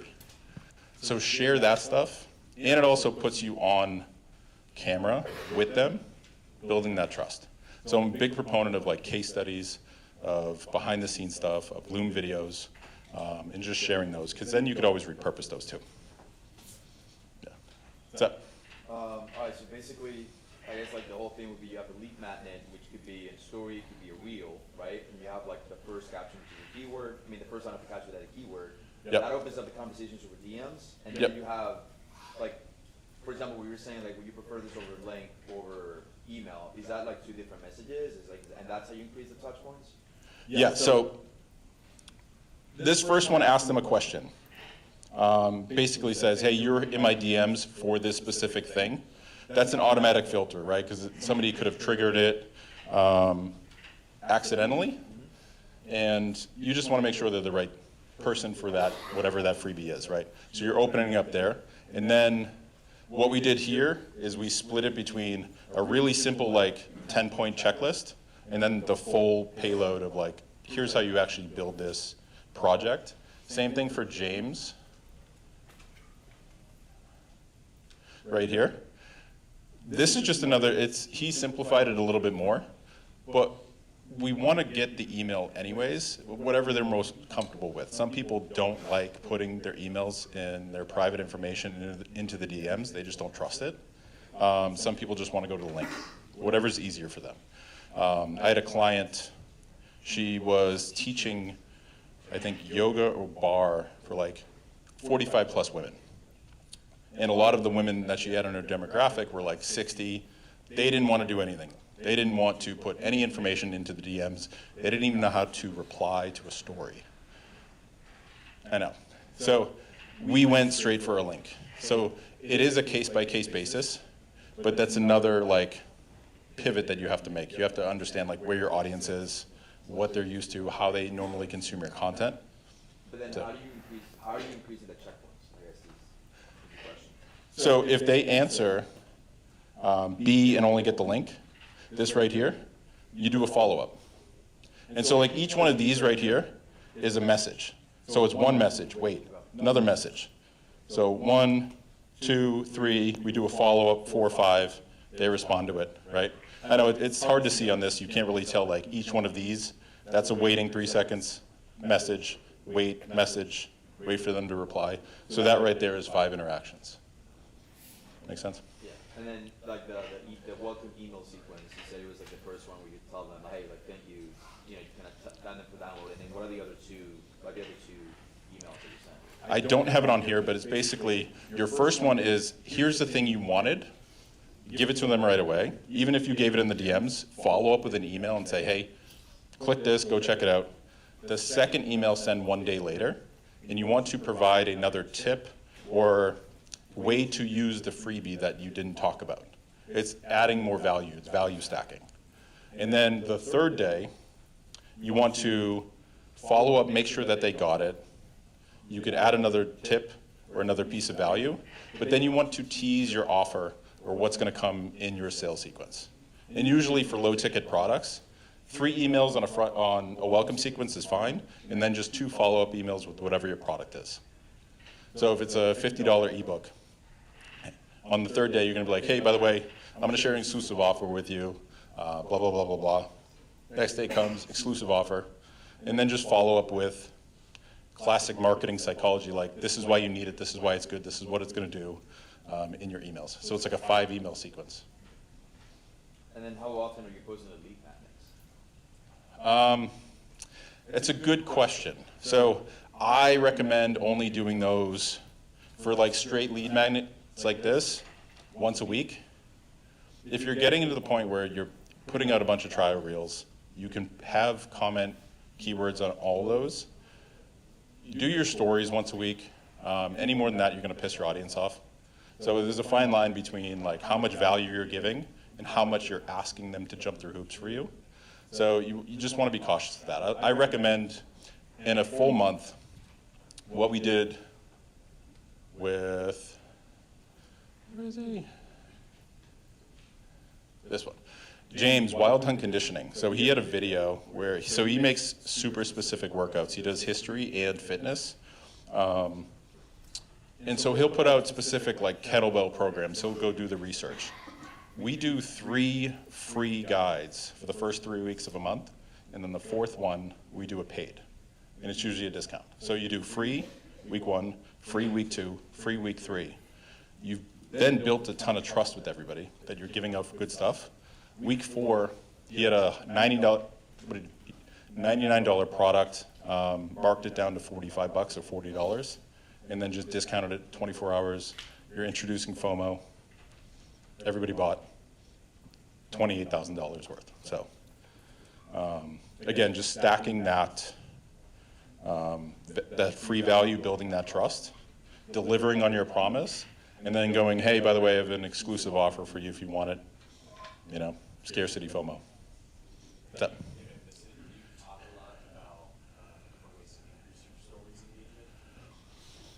I haven't talked about it outside of just those templates, right? But everything is based on the value you provide to your audience. I like to, the one way I covered it was like stacking with front-end lead magnets, but in terms of building your overall story presence, there's something I call 5 R's, which is rants, rituals, I'm gonna mess them up now, resources, there's a few more, I'll share them in a second, but it's basically this whole script of like, you wanna share stuff behind the scenes, what you're doing, share client results. If you have a certain opinion about something, it's a rant, you wanna post about it, talk about it. There's a guy, speaking of 19-year-old McLaren drivers in Miami, really good at stories though, really good at stories. His name is John Mark Stevenson. If you go watch his stories, he runs through all that. He shares social proof. He throws rants out every single day. He'll take a position in the market. he'll counter that. And all that time he's building time on video, talking with his audience, building that trust. So outside of the lead magnets, do that. Quizzes do really well, yeah. Yeah, and you could even pair quizzes now with AI tools and have like AI quizzes. But if you have a good back-end system and like understand, you know, what your offers are and how to position people, yeah, you're basically taking a type form, putting it sideways in the DMs, qualifying people that way. Yeah, and then you could put setters, you could put all that data into your CRM. It's really, really smart, yeah. Oh, cool, yeah. So we'll just do a couple more questions. Go. I haven't touched them. They're not widely rolled out. There's a few people who still do them. If you don't know, like sequences or broadcasts are basically email for Instagram DMs. You can send one message a day automated to all your followers who subscribe. I haven't done it. It feels, in my personal opinion, feels off a little bit. So I'd rather lead with like the front end value and then use that as like a way to follow up with them. Yeah.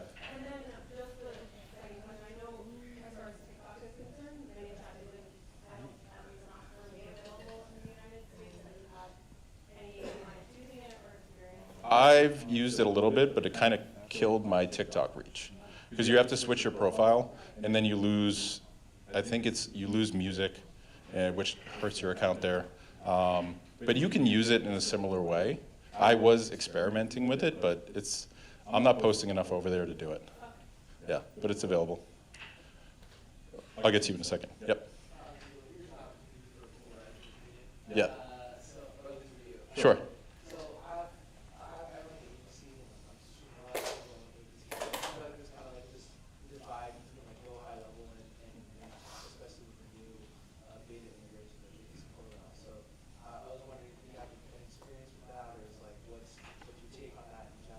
Yeah, so I actually use both. I built a plugin for ManyChat that connects directly to Go High Level. So any DMs, any information you get from here can automatically be pushed into it without Zapier, without Make, without any of that stuff. I like ManyChat, one, because more people know about it. And it's a better UI, and I've had more results with it. So I just use both. It's not really going to cost you anything more than like 20 bucks a month. So there's no harm in using both. I have a lot of clients who, yeah, they use Go High Level as their CRM, as their whole service. They actually, one of the clients he didn't post content. So I was like, well, how are we going to get views? He ran everything through ads in DM triggers. So we set up his entire system, funneled everybody over to GHL in the back end, and then nurtured them. Yep. Yeah. Yep. How do you feel about those DM triggers? Through Meta? Through Facebook? Yeah, so like you run ads, and Yep. then there's like triggers and options to get like Meta. Yep. So instead of using ManyChat, how do you I haven't tested that one, no. I thought you meant in terms of like running it on Facebook or using it for ads. We can do that. I've done it with that, but I haven't used the specific ones yet. Okay. You had a question? Yes. So how do you get to the 20% of your audience being in the stores? You said that's the ideal number. So how do you increase that? Like basically get it to 20%. Yeah. Okay. So understanding. Let me get back to algorithm and this. Whenever you post a story, you've probably seen this. It gets shown to 5% of your audience, right? And this is something you're going to build over time. So when you first post your first automation, even if it's good, you're not going to go like instantly 20%, right? Because you got to build up trust, one, in the algorithm to remarket that story, your next story, to those people. So it's going to take a few automations to get there. But the more you do it, it compounds, right? Because if they see your story and they engage with it, the next time you post a story, they're going to see it and engage with it again, right? So you have to constantly like build this up and build up a sort of like a mechanism to like keep showing up in front of them. And that way, over time, you're going to grow to that 20%. That's how we got James there. He didn't get 180,000 views his first run. He went from 9,000 views in a story to 60. Then he went to 70, then he went to 90, then 100. Now, because so many people have interacted, it keeps pushing stories out because they know it keeps people on the platform. So once you build up that trust over time, that's how it works. All right, we'll do 2 more. Have you used the close friends hack at all? I've seen a lot of people adding a bunch of people, close friends to show up first. Yep. Yes, you can use it. I would be a little bit more strategic with it. I have a whole video that shows you, like on a whiteboard, how to track everything for close friends in a Google spreadsheet. And that way you're filtering everybody based off interest. And if you have a certain campaign, I would run it based off interest, not just adding all those people to your close friends. Say you have 10,000 followers and 4,000 are your ideal client, only add those 4,000. So it's a little bit more involved, but you have to track it. Yep. So what are the things that, in your mind, that make a good front end offer? Like we have a recording studio.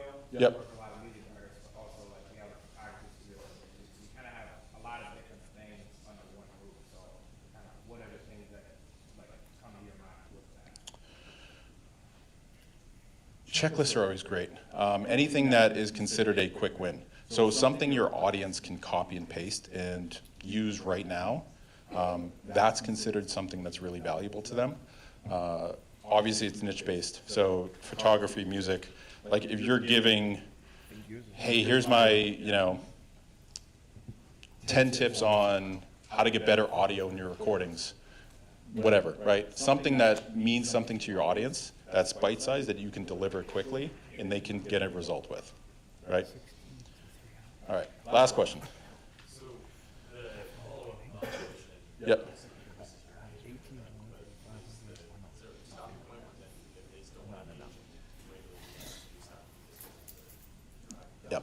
Yep. So there's a 24-hour rule. You can go outside of it, but Meta's rule is 24 hours. So you get 24 hours to automatically follow up, then you get 7 days in the DMs to manually follow up inside ManyChat, and that's using their live chat feature. So that's really good if you have a setter, if you have a VA who wants to do that stuff for you. You just turn the account over to them, and they could do that follow-up. But yeah. All right. Thank you, everybody. Appreciate it. Did everybody enjoy Steven's talk? Yeah. Give me like some loud noise so we can use the clip. Thank you so much. When are you leaving? How long are you here for? I'll be here tomorrow. Okay, so by all means, pick his brain. Like, we originally were gonna have lunch right now, but out of respect to one of my good friends, Aaron Marino, I want everyone in the room to watch Aaron talk. And I'm gonna share my first interaction with Aaron, but he is like the king of men's lifestyle on the internet. Anybody making those videos is because he made videos as a predecessor, or if you will, I guess that's the word for it. But I met Aaron, I started making, a lot of people don't know this because they know the Ryan from TikTok. I have like many generations of Ryan. And I met Aaron early on. I had a YouTube channel, or I had a digital product. I partnered with a friend called 51 Handsome Guy Secrets. Sold really well, specifically to the dating community. All the dating industry was pushing my product because I was telling them how to wear this and get laid. I had that business for about 3 years, and part of that business, what I wanted to do was, this is when you could get away with things on the internet. I'm not proud of all these things, but I had a checkbox order form that was a $47 a month recurring thing. It was clear what you were buying, kind of. But I did that. I provided stuff every week, and that lasted for years. There might still be people paying me $47 a month. I don't know. People don't cancel their credit cards. But point being is, I made this product. I was able to build up a little income by the dating industry selling this. But the whole time I was like, I need to make videos. I want to start a YouTube channel. So the first video I posted to my YouTube channel, which was called Handsome Guy Secrets, was top 3 shirts to get you laid. And at the time, I was inspired by Aaron and Antonio Centeno, which they are great friends. And they were making content, but it was like they would tiptoe up into the get laid part. And I was like, nobody's saying this. And I was like, well, I'll be that guy. And I started, and I was a factory, 5 videos a week. I bought a studio. It's like I woke up, I drove my little Honda Ruckus scooter, and I made videos. Filmed the video, edited the video, thumbnail, title, post. 5 days a week. And then I started getting views on my videos. And they had a conference called StyleCon. I think it was the first StyleCon. It eventually became influential.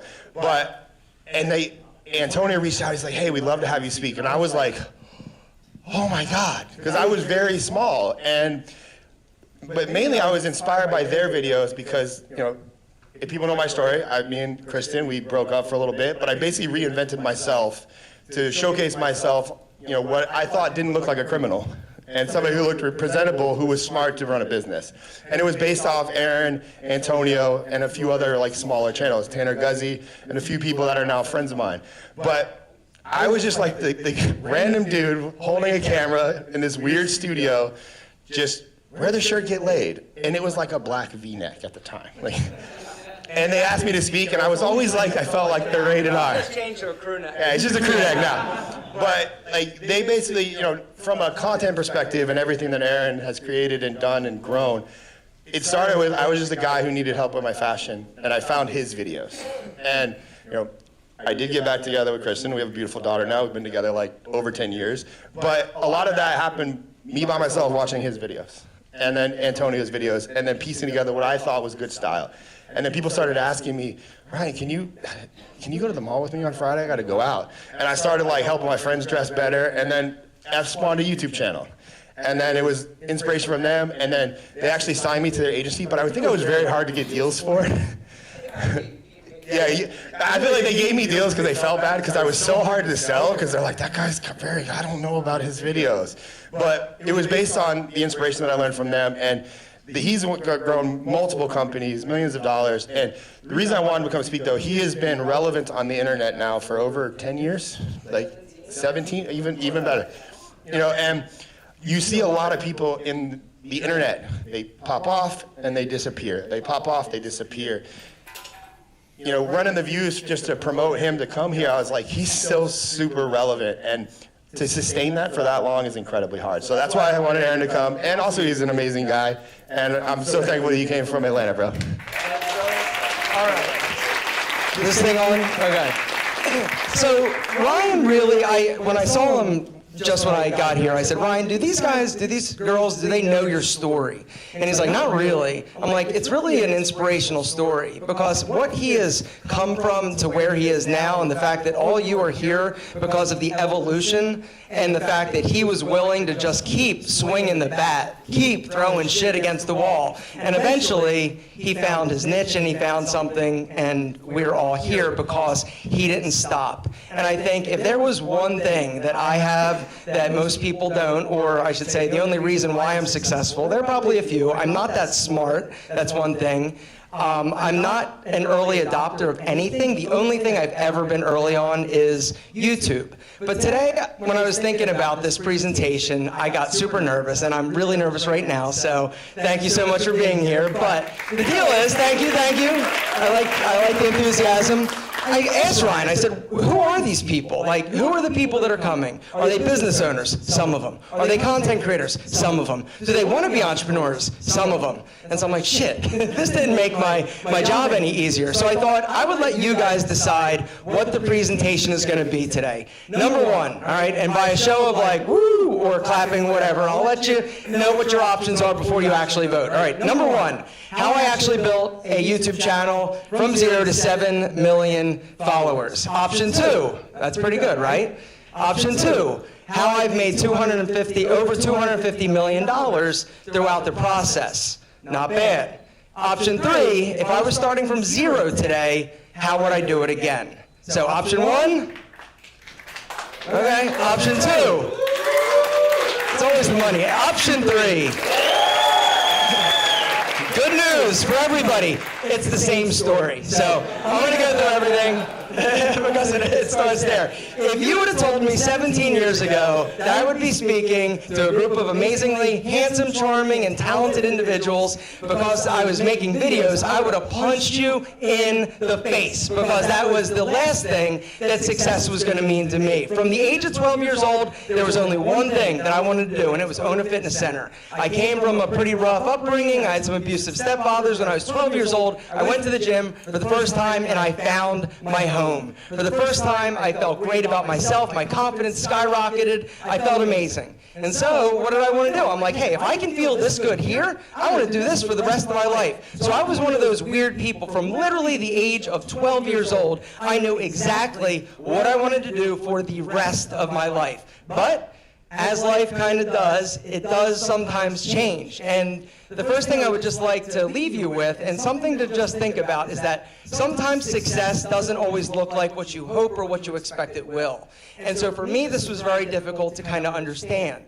Because from the age of 12, I only wanted to own a fitness center. Good news, I was able to do that. I went to college, I got a degree, I started a business, a nutrition center. I'm going to run down some of my businesses in a second because I feel like it's important, once again, to just showcase the fact that nobody gets it right on the first try, typically. It typically takes you just trying, iterating, failing, which is an incredibly important part of the process. Regardless of if you're creating content or you're starting an agency, failure, it's part of it, right? Take it off the table, it's going to happen. It better happen. If it's not, you're not trying or you've really fucked up and you stopped, which is the worst thing you could possibly do. Anyway, fast forward, I meet this woman. I had a nutrition store. I meet this woman. I help her lose 100 pounds. She said, Aaron, I want to open a personal training studio and I want to do the same thing that you helped me do. Would you be interested? And I said, hell yeah, let's do it. We signed the lease for our facility on September 11th.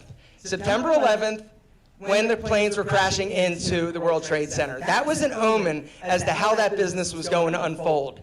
5 years later, it was crashing, it was burning, I was bankrupt. I was literally driving a beer cart at a country club to just put gas in my car and give my then girlfriend, now wife, a few extra dollars because I was broke. I was living off my credit cards. I was taking money off my credit cards to pay my staff. I had bank loans of $500,000 to basically try to fund this business. It started as a fitness center, and then we tried to grow it into a franchise. This was back, for those of you who are, I'm going to date myself, but possibly you, that remember Curves. Do you guys remember Curves? The people that are over like 49? Yeah. So Curves, it was huge, right? And so we thought, hey, we can create something similar. It was called Move It. It was awesome. And that's how we were going to make our millions and millions and millions and millions of dollars. Well, we ended up getting into some legal issues. One of our investors ended up suing us. There was a lot of, crying and sleepless nights.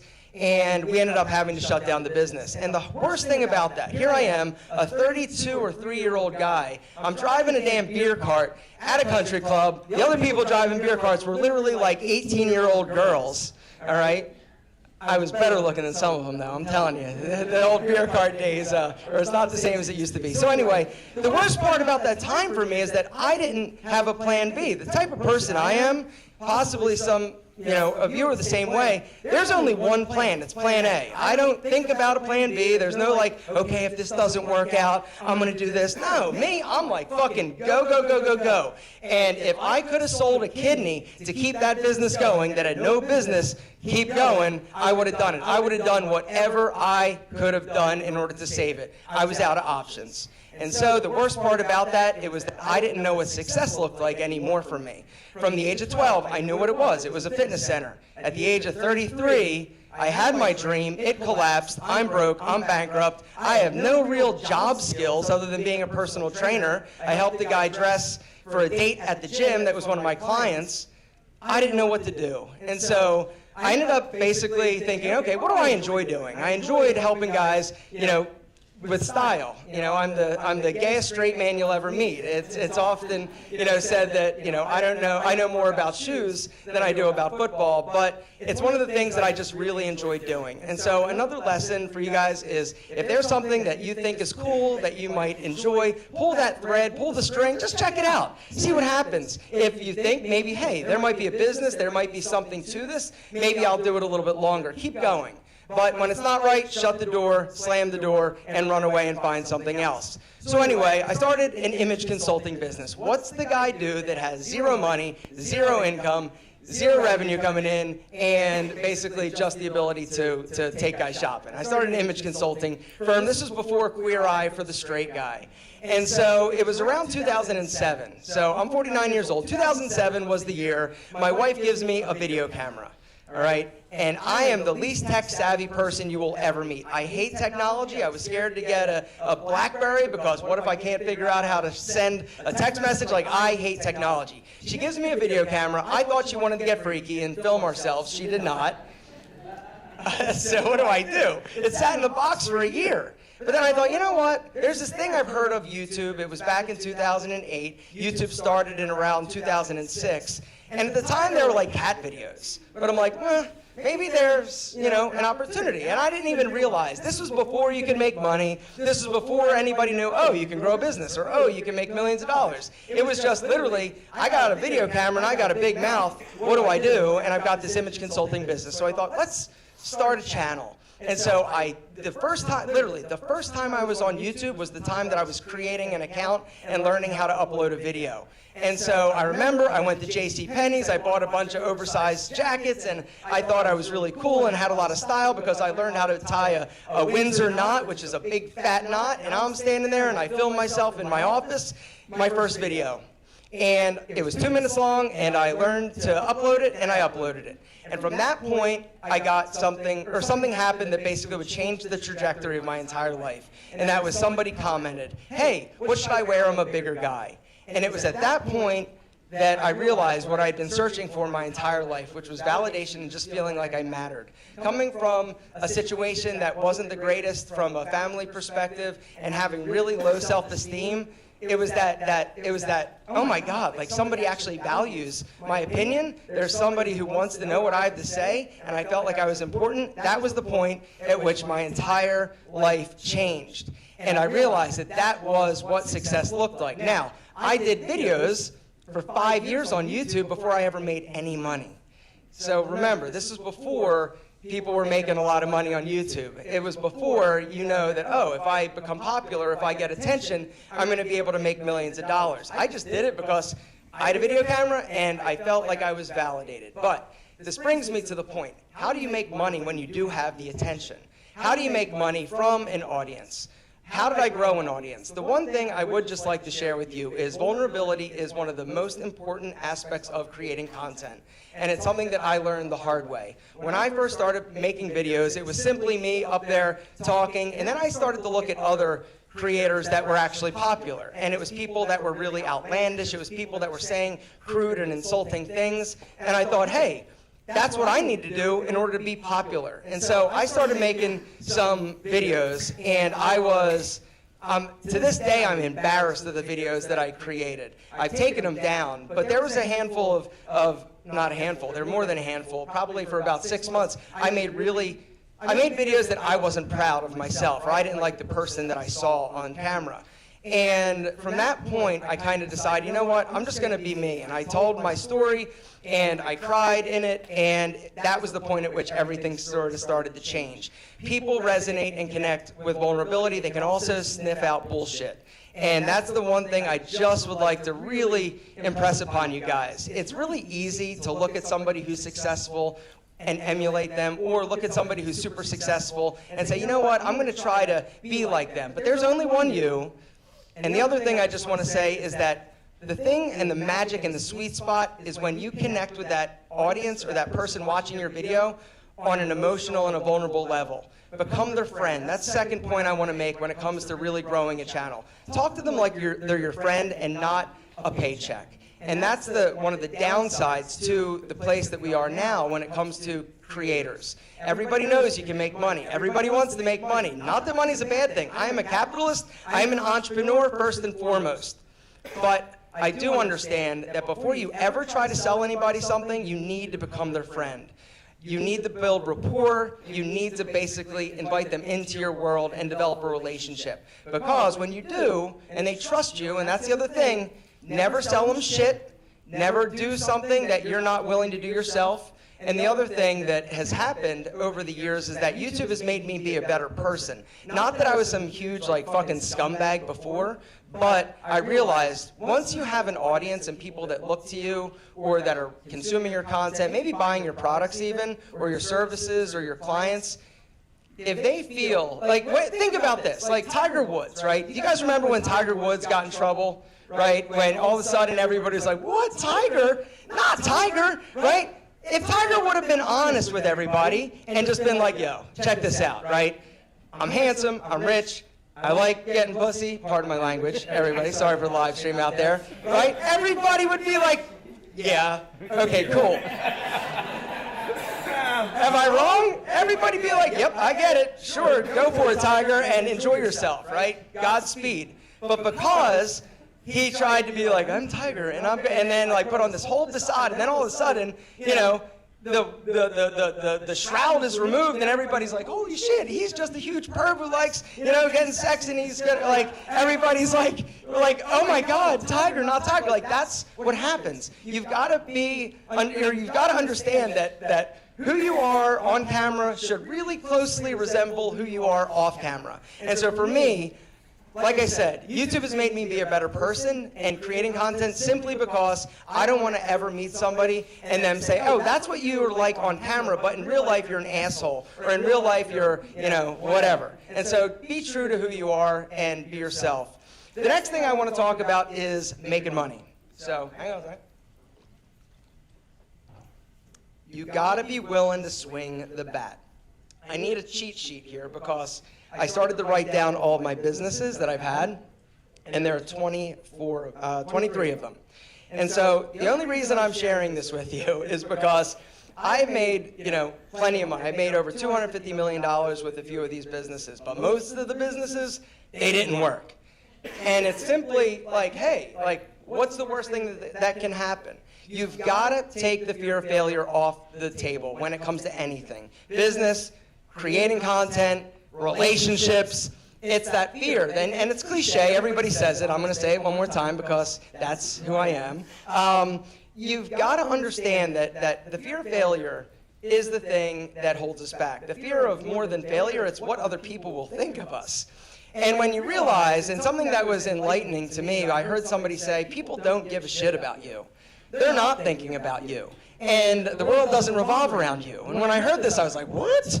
Wait a second. Okay, what do you mean? Go a little deeper. What it means is people are so consumed with their own bullshit, their own life. The fact that their spouse is cheating, their kid's an asshole, right? They are not worried about whether or not you start a business, you post a video, you decide to, you know, start an Instagram account or an agency or whatever. They're not even thinking about you. They don't care about you. And when you understand that and you think about the world in that capacity, it frees you up a lot in order to basically go after whatever the hell you want and just leave it all out there. So anyway, so for me, I've tried a lot of things, all right? I'm going to run them down, all right? Here are the businesses. Discount Nutrition, The Gym, Move It, Nice Rack Storage System, Alpha M Image Consulting, Alpha M Image, The Channel, Alpha M Image, the Male Style System. I was on Shark Tank for that. They did not like it. It was a bad idea. It was a good idea. It was just a bad application. IamAlphaM.com, a membership website. M Accessories. I used to literally sit there at night with my cat and string beaded bracelets. I wasn't smart enough to realize, you know what? You could probably just go to India and buy these for like $2. And I was charging like $20, right? Not that smart. But you learn from all the mistakes. M Apparel. I tried clothing. That was also a fucking nightmare. Squirrel Lab. I thought it'd be a good idea to partner up with a buddy of mine who understood coding a little bit and try to create a development or an app developing business. That also sucked. Pete and Pedro. I was also on Shark Tank for that. That is a company that I still own today. It's a men's grooming product business that started as a white label product. I invested $3,000 into that business.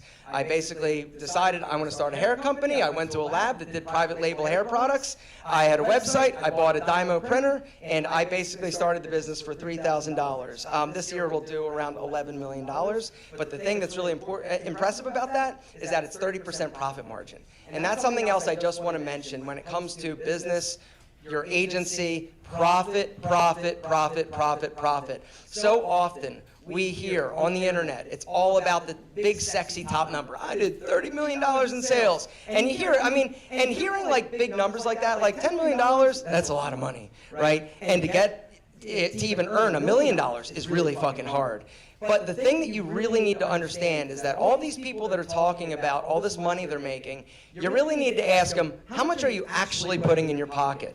Because just building a business to make a lot of money, if you're not making money, it just doesn't make sense. The other thing is that when something bad happens, and something in a business always bad happens, like it always is going to happen, right? You're always going to have issues. You're always going to run into challenges. You're always going to have unforeseen issues. I'm in the process of getting sued for like an ADA compliance, right? 1 week, 10 grand, boom. My attorney, my new web developer, it's bullshit, but I'm gonna fight it because I've got the money, and I am just principled, and I say fuck you to these scumbag lawyers that are coming after all of these small businesses. And so I'm gonna fight it, but you've gotta make sure that you're profitable. If you're not profitable, literally, what are you doing? You wanna make money. And so let's see, the Fashion Anchor, another business. Tiege Hanley, another skincare business that I started, also very, very successful. We do around like $20, $25 million a year there. Menfluential Media, an advertising agency that signed Ryan. We went downhill when we lost Ryan, but actually we didn't. but it's not as edgy. That's the whole thing. Like everything changes, which I'm going to talk about in a second. But you know, things have changed because I've been in this game so long. I have seen so many changes and evolutions to everything. You know, from hey, demonetizing you if you curse, to the algorithm change, to you know the implementation of shorts, to TikTok, to Facebook. Like I have been around to see all these changes, and the one thing I can tell you for certain is that it will change. If you're popular now, you won't always be. And so that's another reason why it's so incredibly important, in my opinion, to start and find and figure out a way to start a business or how you can make money that does not require you to get in front of a camera and make a video. And I know that we're at the wrong place to really talk about that, but when you think about it, and if you think about your business that way, as long as you are the bottleneck in terms of making money and it requires you to do it, you're never going to be able to grow and you're never going to be able to scale. And if something happens to you, you're fucked. You know, with Mr. Wonderful, Kevin O'Leary, what he said the first time I was on Shark Tank is, what happens if you get hit by a car? What happens if you get hit by a bus? I mean, think about it. And so you've got to really start thinking about what is a way that you can generate income passively. And passive income's bullshit. Passive income always takes work. Anybody who says it doesn't is trying to sell you a course. Not here, but you know what I'm saying. And so anyway, let me go on with my business. Menfluential Media, an advertising agency. Ollie, a teeth whitening business. Area 627, I thought it'd be a really good idea to start a investment firm with 3 of my buddies. It was a bad investment idea for us because we lost money immediately and shut that business down. The Stubble Buddy, all right, it's a little vacuum I saw advertised on Instagram, and I'm like, wait a second, I could make this a business. So I went to China, I found a product, I put my name on it, I got the URL, Stubble Buddy, thestubblebuddy.com, I thought my name's really cool, and 3 years ago, we launched it, and it didn't do what I thought it would do. But the interesting thing is I just posted a video on TikTok a few months ago, and it went viral, and I sold out. And so it's one of those things where timing matters greatly. Sometimes, like Ryan was saying, you post the video, it doesn't do well. You change something, or maybe you post it a little bit later, and all of a sudden, you've got a viral smash hit. Hold on, I'm not done my businesses. Enemy Shades, sunglass company. Thought it'd be a cool idea to start a business. I bought the domain, it was $50,000. I went to China, I figured out how to make sunglasses. They were high quality. I didn't charge enough for them. And I ended up shutting the business down, which is the next point I kind of want to make. When you think about pricing, you've got to really, one of the big mistakes that a lot of people make is they think, I want to be the cheapest game in town. Or they don't say that, but they think, well, if I'm too expensive, or if I'm more expensive than my competitors, that's a bad thing. They're going to get the sale, I'm going to lose it. Pricing is one of those things, if you don't have enough profit margin, once again, very, very important. If you don't have enough of it, you're not going to have enough to advertise, you're not going to have enough to keep the lights on. You've got to really make sure that your pricing is on point and you've got enough margin in there in order to really be able to scale the business. Enemy Sunglasses, I did $2 million in 3 years of sales of sunglasses, all right? Now, for most people, they think, wow, $2 million, that's amazing. But this brings me to another point. Time is your most valuable asset. You hear it all the time, super cliche, but when I looked at what I was going to have to do in order to get that business off of my back and be able to scale it and sell sunglasses without me having to come on and be like, hey guys, aren't these sunglasses sexy? Check it out. You're going to get lots of action. Wear this black V-neck and sunglasses and you're going to get lots of attention. And so I decided to shut the business down. It just wasn't worth the squeeze. And that's something else that you just need to remember. If you're trying something and you're banging your head against the wall and you've attended seminars and you've bought courses, A, have you really tried hard enough? Or have you not? Like, that's the thing. You've got to look yourself in the mirror when it comes to success. You know, everybody likes the idea of success. Everybody likes, you know, blowing smoke up their own ass saying, oh no, I really tried. Did you really try? Like, seriously. And only you can answer that. And what your try may be different than my try, but if you try and it's not working, you've got to understand that time is your most valuable asset. You got to understand when to walk away. And it's okay, because until you walk away, oftentimes you're not going to be able to find that new thing or that next iteration of what success is actually going to look like to you. Hold on, I'm not done my businesses yet. Enemy Shade Salon Post. I own a hair salon I started a hair salon with a friend of mine. He ended up passing away. Once again, you've got to really make sure that you're prepared if you are going to be in business and have partners. You've got to make sure that things are buttoned up and you have all the legal paperwork, because businesses, when it comes to partners, it's good when it's good, but it's bad when it's bad, and it's hard when something goes wrong. And everything, or something always goes wrong. So just understand that. And then the last business is the White Label Empire, and that is a business. White label, I was teaching people how to basically start a white label product. I created a curriculum that is still going with 1,000 members strong.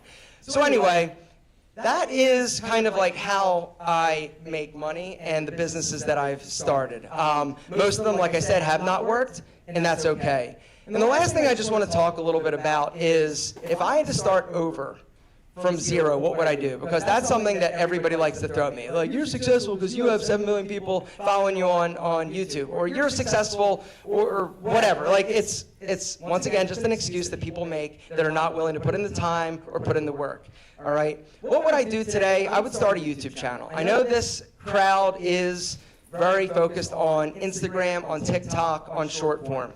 I also believe there is a place for that, but I also have seen, and I have, you know, TikTok accounts, I've got Instagram, I've got YouTube, like, I've got it all.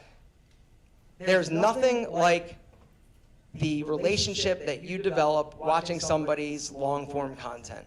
And YouTube, I would say, if you're not doing it, what do you have to lose? It's never been easier to grow on that platform. Back when I was doing it, it was just kind of like throw shit at the wall, see what sticks. This was also before, like, the algorithm prevented your videos from being seen by everybody. It was just a different time. Now, YouTube wants you, is begging for new creators to basically start channels, and they're going to facilitate you growing.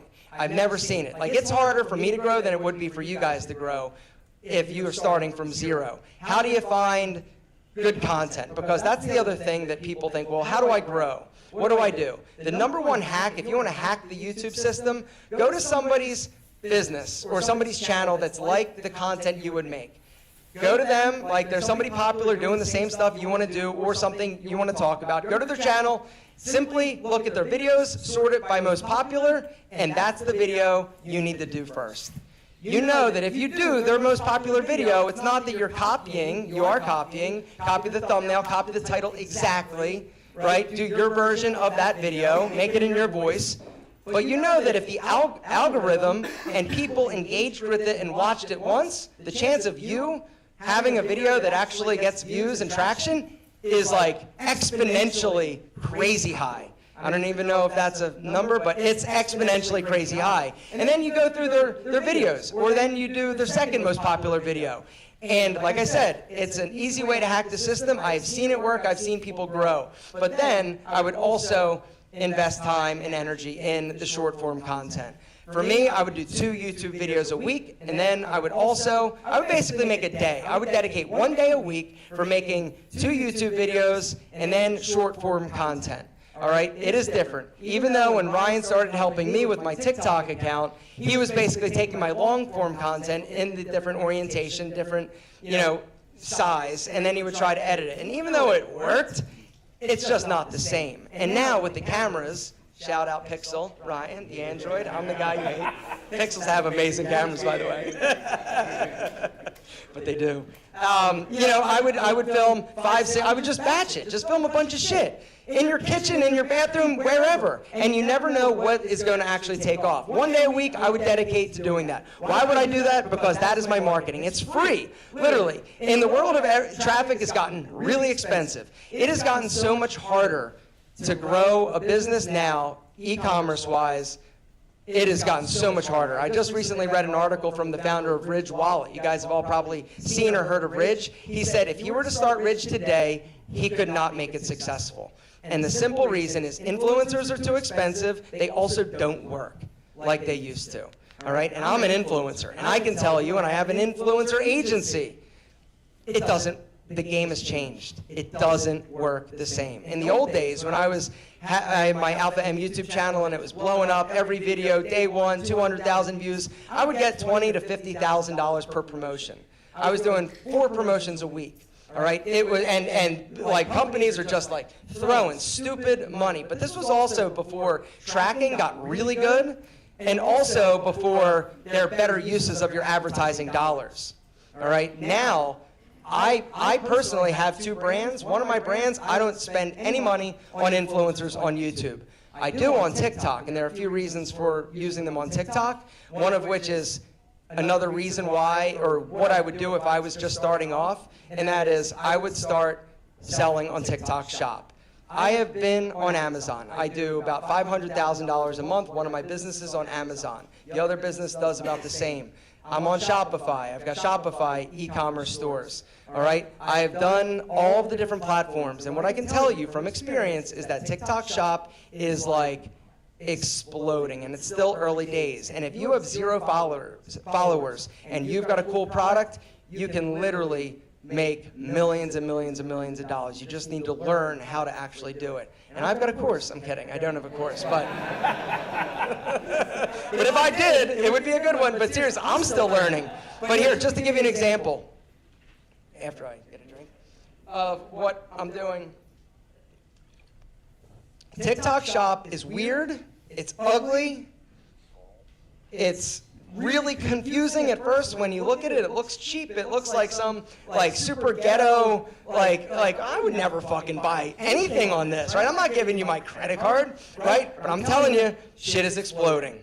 And it's because of the demographic. But month number 1, I started this strategy of how to give, I was giving basically products away to these affiliates. We did $2,000 in sales. Month number 2, we did $12,000 in sales. This past month, we did $35,000 in sales, and next month we'll probably do $80,000 in sales. And that is how this game is scaling, simply on TikTok Shop. And if your product is low, like small cost, easy to ship, you can just absolutely destroy it. There's a hair company that nobody's heard of, unless you're on TikTok, called Based Body Works, right? They started on TikTok like a year ago, and they're spending for advertising on TikTok $500,000 a month. It's not because it's not working. It's because they generate $1.5 million a month selling their sea salt spray and texture powder on TikTok Shop. And so for me, my money, I've done Amazon. Amazon, all the courses that everybody was selling on Amazon, oh my God. And Amazon sucks now. It's really hard, and it's impossible to do what people were selling courses before to do, where, oh, just get drop shipping and get some cheap product. And nope, doesn't work anymore, so stop. Don't even think about it. It's very, very competitive. It's very, very hard. All right? If you have a Shopify store or something where you're directing traffic to, that's where all the organic traffic comes from. Your TikTok, your Instagram, your YouTube. That is the most valuable, amazing, profitable traffic you're going to get. I would also, like I said, develop my community and my network. And so that's kind of the last thing I just want to speak on. And then open it up. Any questions you guys have, be happy to answer them. But one of the things that changed for me in my life and my business was when I got around similar people to me. Ryan mentioned the Menfluential Conference. It started as StyleCon. A guy, Antonio Centeno, reached out to me. Being a content creator, being a small business owner, it is a lonely road, right? You don't have people to basically bounce ideas off of or commiserate, or hey, I had a shitty idea, or oh my God, I'm getting sued, or this guy, he sent me this horrible comment, oh, I can't believe he said my ears were pointy, right? They are pointy. I have insecurities now that I didn't have before I started posting YouTube videos, which is interesting, right? Because you'd think I'd be super insecure about everything. I'm not. But now it's amazing. And that's something else I just want to mention. I've been doing this for 17 years. I've seen a lot of comments. I have never been able to develop skin thick enough that things don't actually bother me. And when the things that they say are actually a little true, it hurts even worse. Usually that's when it does hurt. And if enough people say it, it's probably time to kind of look at maybe what you're doing. Typically, they're not going to make fun of you, like your physical characteristics, but if there's something that you're doing that might not necessarily be in line with what they perceive your authentic self to be, that's when you really need to figure it out. And be very, very disciplined. If you are going to take any brand deals, only promote products that you believe in. There was one product that I took that I should not have taken. I took the money. It was like, all right, I'm just going to take it because they were paying me a lot of money, but I knew it was a bad idea. And so I took the money, I talked about this product. It wasn't that the product was like going to give him like 3 testicles or anything. It was just not something that I really, 100% was like, yeah, you guys should do it. And that's one of the things. You got to get good at selling. One of the reasons why I've been able to sell as much stuff as I have is because I'm really good at selling. It's about, number 1, being their friend. It's about, number 2, being authentic. Number 3, giving value. Number 4, all right, not selling them every single time they see you. And that's something else that's really hard to get out of when you're in the mindset of, I want to make money. And so it's like every post is about, hey guys, hit that link down below, buy this, go do this. You've got to restrain yourself. Think about content creation, whatever form you're doing it, whatever agency you're creating, whatever you're trying to accomplish, you got to think of it long game. It's not about the sale right now, it's about the 100 sales down the road. And if you can restrain yourself a little bit, give them more value before you actually try to sell them something, that's when the real magic happens. Another example of this is my friend Jeremy Fragrance. Anybody know Jeremy Fragrance?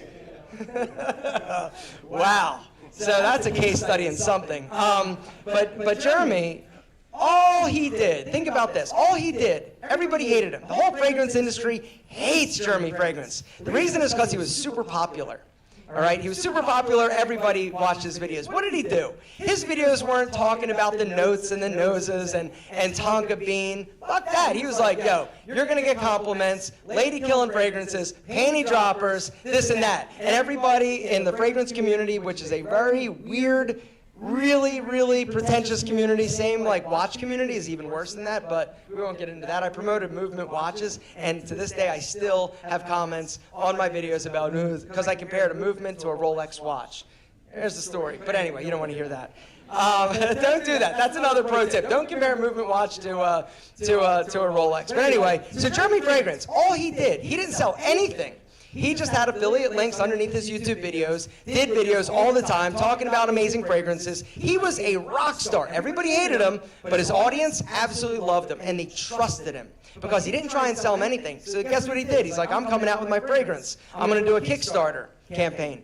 First time he's ever asked them to buy anything from him, he did $500,000 in 1 week on Kickstarter without spending money to actually, build a Kickstarter campaign. Another thing that most people don't understand or realize is that when you do any of these crowdsourcing, platforms to try to start a business or raise money, you've got to spend a lot of money in order to get any traction. It's a little bit of a scam, but it can work, or it used to work a lot better. And that's the last point I want to make.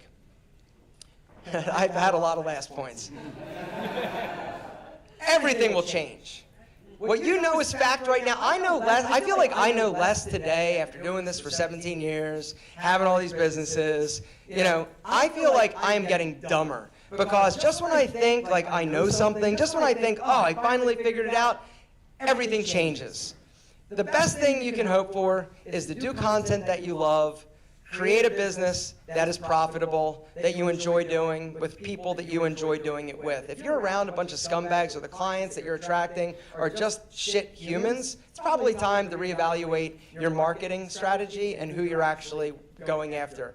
Because the thing that I can tell you that I do know is who you surround yourself with is incredibly important to life, but also just your professional and personal success. And so I probably had something I was supposed to tell you, but I can't remember. But I'm not nervous anymore, so thank you very much for your attention. We have about 20 minutes for Q&A. What's that? We have about 20 minutes if you want to do Q&A. 20 minutes for Q&A. Okay, any questions? Sir, yes, sir. Can you explain your TikTok shop? Like, how are you growing? Are you using influencers, content creators? Can you unpack that a little bit? Yeah, so TikTok shop, so I have a great team that helps me. So if I don't sound like I'm actually educated on it, it's because I've got smarter people working for me. But basically, the whole strategy, and we got the strategy through the TikTok representative. The TikTok rep that we were working with was like, hey, we want you to grow. We were doing like no sales. And he's like, here's the strategy. You need to give away samples. And there's ways to automate the sample giving process. But I decided, because of the fact that the Amazon return on ad spend was getting so bad, I was going to pull money from that.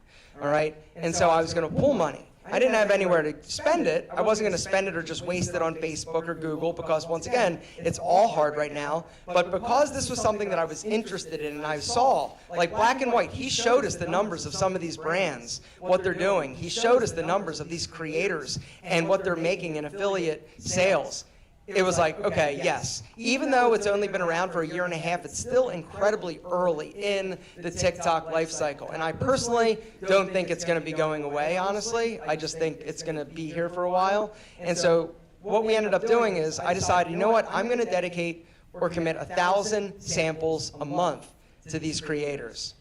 And I am specific, and there is a metric that I use in order to decide whether or not I'm going to actually use them or not. But I figure that each product I send them is going to be about $5 with shipping, call it $10. So I'm going to take that $10,000 that I was spending on Amazon, and I'm going to dedicate it simply to giving away free product. Free product is not free. It costs money. And so that was step number one. And the interesting thing with TikTok is when they actually request a free sample, they're pretty much guaranteed to make a piece of content for you. They only have, I believe it's like 5 samples they can request a month that they don't do a video for if they don't like it. And so you're pretty much guaranteed. Now, the other beautiful thing is that when somebody does a video or a piece of content for you, you now have content that you can repurpose on a different platform like Instagram. You kind of get dinged if you actually will repurpose their content on TikTok. But there are ways to work that system as well. And then we started doing, once you found, and the interesting thing is that, like, TikTok has figured out and made everything better. Like, it's taken all the learnings from from Facebook, all the learnings from Google, and made their dashboard super intuitive so that, like, anybody can understand it. And so what you can do is, if there's a video that you find after giving away your free samples that did really well and converted really well, you can actually almost like boost that video and get like crazy sales. Like I think it was like 2,000 sea salt sprays, like for like $200. Like it was like, it's really, really effective. And then you can also build other campaigns on top of that. And so now I'm at the point where I'm spending about $500 a day, and it's returning like a 6 in terms of return on ad spend. So it's still learning, but it's that's where I would spend the effort learning if I had a product or a business. Yes, sir. Hey, Joe. What's happening?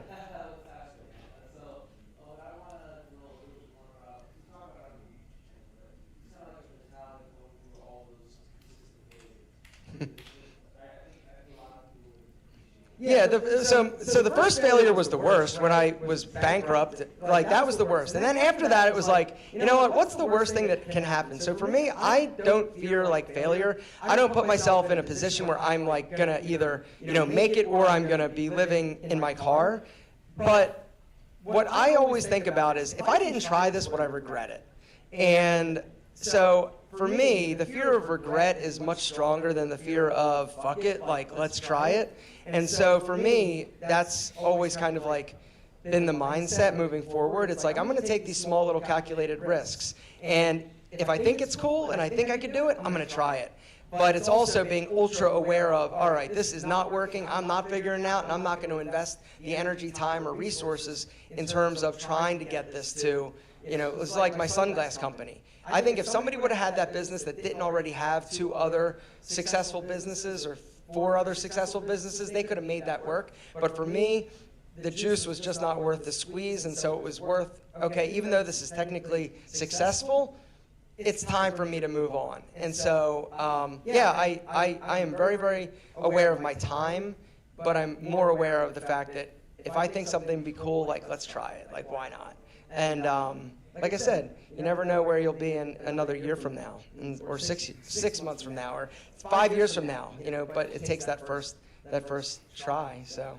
Yes, sir, in the back, in the hat. So, I have a friend of mine who I've been helping him with his YouTube channel. He's almost at 100,000 subscribers. And cool. We've kind of hit a roadblock, though, because it's like he makes a lot of different content about a lot of different things, like vlogs, talking head videos, behind-the-scenes content, all that stuff. But we always get torn on, should we just focus on one thing? Because when we started doing like videos of him teaching like how to shoot music videos, the videos started getting a lot of views, but then we would post vlogs with other stuff, and then things would kind of tank.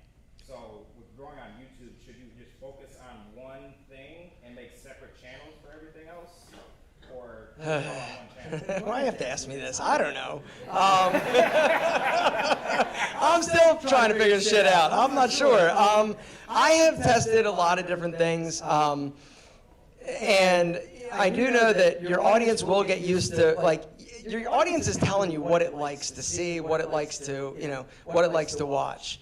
I think it's a good idea to test other things, because if you don't, you're going to run out of content ideas. You're also going to run out of, things to talk about. And so by testing different things, different, versions or types of content, I think it's good, because you never know. And look at it, not just like today or next week. We get so focused on how many views did it get today or tomorrow. But sometimes it takes the algorithm 30 days, 45 days. So going back and looking to see what videos are actually taking off. And the one thing I can say is view duration is also important. It's not necessarily like, oh, I'm going to have a 50-minute video and it's going to be long. It's percentage of video viewed. I know that is, and the algorithm is very, very, nuanced, but I do know that is one indicator of whether or not a video is going to be pushed to a larger audience than just your own. And so focus on really engaging them and making sure that they stick around for as long as possible. How long are the videos? So they're about 10 to 12-minute videos. And what's the average watch time? It varies from video to video. On the talking head videos, they're usually longer, but then like we'll do like behind-the-scenes vlogs or different videos like that, and they won't do as well. Really? Yeah. So, and that's where kind of we were like we don't know what to do. Because even for myself too, I have a YouTube channel, and I'm more in the beginning phases, and I'm kind of looking at like, okay, I'm helping him, but it's like, now what do I do with my own stuff too? If it's not like to kind of try to figure it out. Yeah, I'd focus on your stuff. Yeah. Personally, I would. I mean, it takes time, it takes energy, but it's unfortunately that's one of some of my best videos, and this is the thing that kind of fucking sucks. Part of my language, but some of my best videos are ones that nobody watched. And this is like kind of. It's almost like I joke that it's like the people your audience wants like McDonald's or fast food because it just tastes good and it's what they're used to. And then you put so much effort and time and money into a piece of content that you just are so proud of, and it gets horrible views. It's super like not debilitating, but it's demoralizing. And so it's like, shit, might as well just give them McDonald's again. And so you get into this like trap of like really focusing and chasing the views, but doing more specific content that really is in line with what your audience is interested in, and building a stronger audience, even if the audience is smaller and the views are less, I think is more valuable and more beneficial long term than just getting that like once in a while viral video and you get a lot of people that see you.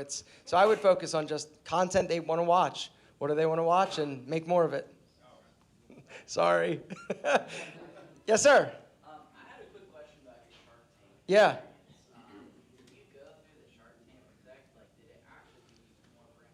You want to hear something funny? I'll share something funny. It's not funny at the time. So the first time I was on Shark Tank, I created this like Alpha M style system. It was this DVD. Nobody even knows what a DVD is anymore. And when I was on Shark Tank, nobody knew what a DVD was. I was just not a very tech savvy person. So I created this like fashion formula where you have pictures and you have this formula and it's DVDs and you can put it into your DVD player, or back when computers actually had like an external hard drive you could put a disc in. And it was like $300. It was my second like information product. My first one was the male style guide. And so I go on and I was like, okay, they didn't like it, they didn't get it, but whatever. I'm gonna sell $1 million worth of this shit when I get home, right? And it airs. You know how many units I sold the night of Shark Tank? I had all my friends there. I had my like app open looking and waiting for all the sales to come in. Guess how many I sold night one of Shark Tank airing? 9 million people. How many do you think I sold? One. I sold one style system, 9 million people. Might not be the greatest idea. And so the second night, and this is interesting, the second time I was on, it was with Pete and Pedro, my hair product company. How's my hair? I'm kidding. Rhetorical question, I know it's great. I'm kidding.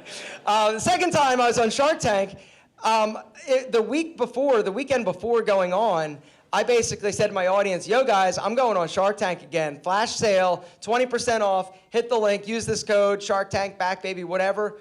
I sold more hair product from Pete and Pedro's, like my YouTube channel's promotion, than I did the night of Shark Tank. I really think with Shark Tank, it is product specific. I also think that it's not what it used to be. Now, like, people just are tuned out. People are also getting sold to every time they open up their phone, every time they do anything. If you are an entrepreneur, though, I would say watch Shark Tank. I love Shark Tank. To this day, like at night when I'm like working or editing my videos, you want to hear something funny? I've been doing this 17 years. I still edit every single YouTube video that I have. Isn't that dumb? Everybody tells me it's dumb, but I just enjoy doing it.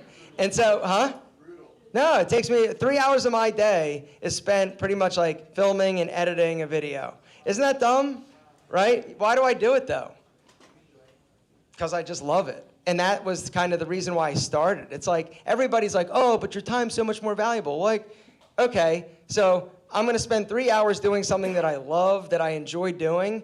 Like, get off my back. Like, and if this 3 hours is going to allow me to scale and grow these other things and live this amazing life, like, guess what? It's worth the price of admission. I know that, yeah, somebody could probably take my video and do a better job, give me more time, but to this day, 17 years in, I still just enjoy doing it. And so, fuck it, right? Oh, yeah, yes, sir. My day looks like exercise. I exercise a lot. I've built my my businesses around my life. So every morning I get up around 6. My morning routine, I dunk my head in seltzer water. I'm kidding. You guys have all seen that, right? That guy said that's such bullshit. So I get up, I pet my cats, I feed my cats. I'll sit there and work until about 9, and then I'll go for about a 6-mile run. And then I, come home, get ready, go to my office, film a video, and then I'll go to my warehouse, Pete and Pedro. Then I'll come back, I'll sit there and edit for about 2 hours. Then I'll go home, I'll go to the gym, or actually I have a gym in my house now. I'll exercise again, get a shower, eat dinner, edit until I go to bed. And that's pretty much it, Monday through Thursday. Do you record every day? Now I'm only doing 3 days a week. So it's cool. It works for me. Sir? How does the TikTok fulfillment work? Like, where do they... We fulfill it. Oh, you Yep, it's fulfilled by us. It looks like it's coming from them. What's that? Yep, it filters right into your Shopify account. Yep, and the samples filters right into your Shopify account. It is super simple, super automated. Yeah. Which one of your business failures was the most valuable and why? The first one, the gym, because if I hadn't done that, I wouldn't have found the next thing. I would have kept doing that until I literally was dead. And the other thing, I see, and one of the things that I think I feel fortunate is that I didn't find any type of success whatsoever until I was in my middle 30s.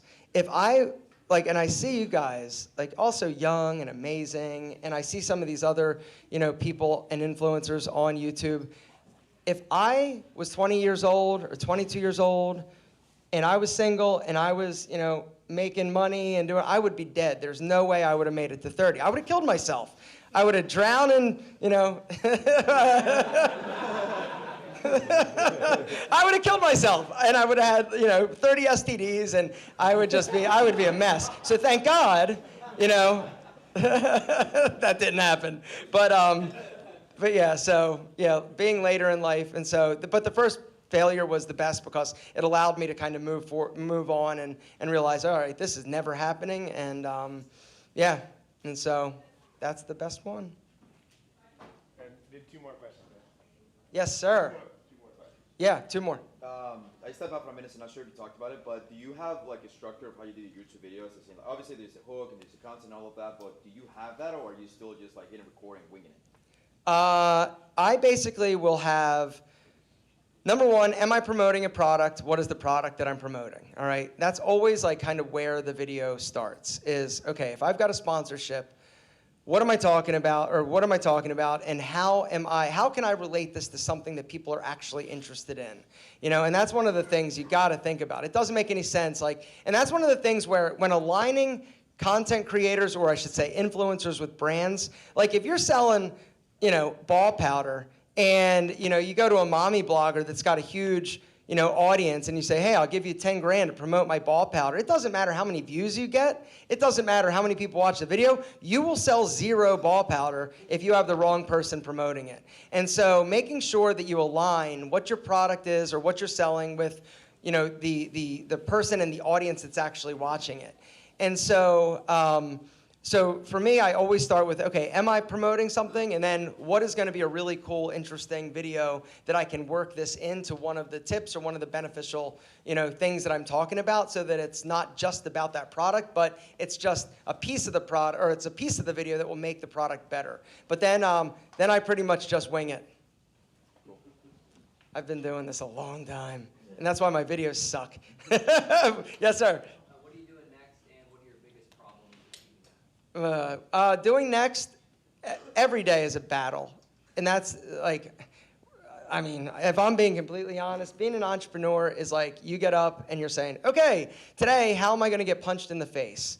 And, but you just figure it out. And so now I'm just really trying to grow and scale the businesses. I'm trying to stay focused and take more time off for myself, because I used to be in the hustle mentality, right? The hustle culture, where all I was doing was like, if I'm not working, then I suck, and I'm not. That's ridiculous. Yes, you need to work hard, but you also need to make sure that you have mind and peace of mind and some time for yourself. So spending more time with my family and my cats is important. One question for you, Aaron. Uh-oh. This is me filming a video with Aaron. Okay. Do I need to? Yes. Yeah, what's it like getting rejected on Shark Tank? Awesome. No, getting rejected on Shark Tank, it sucks.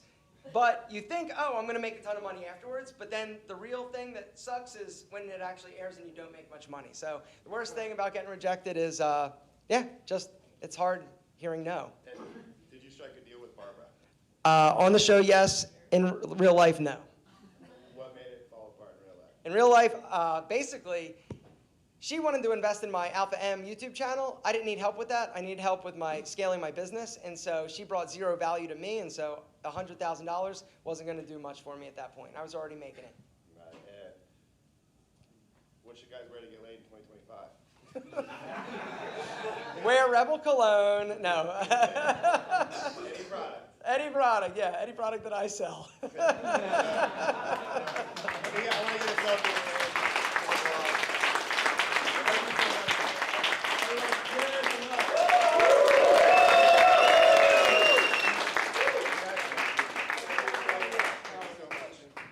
All right, was Aaron awesome? Like, I don't know why he's nervous. He's filmed like 7,000 YouTube videos. And but it is always different when you see people's faces. Like, because the camera, you're like, there's nobody here. The reality is completely different than that. All right, so right now we're gonna break for lunch, but as a plea to make sure nobody strays too far from the venue, there's lunch available over here. There's a lot of great options. The truffle fries, I had one yesterday, trying to look lean on stage.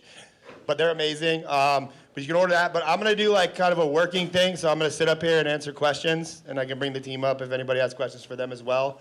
So I'm just going to sit down and have at it and ask away. I choose not to eat because I have an eating disorder because of creating content.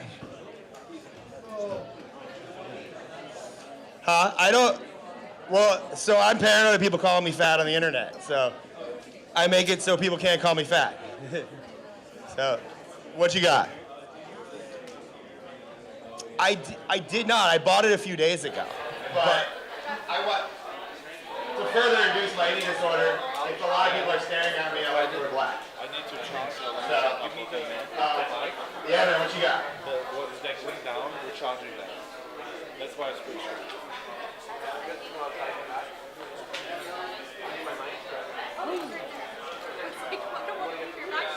You have 292,000 followers. You want to make money? Fitzy, do I need the mic? We're doing stuff. We're good, Chief. So, what is your following based on? What videos did you make? I do want to ask which of you guys know. I like Texas. But I like Texas. And I don't have any ties to a specific city. I can do whatever anywhere. So I'm just listening.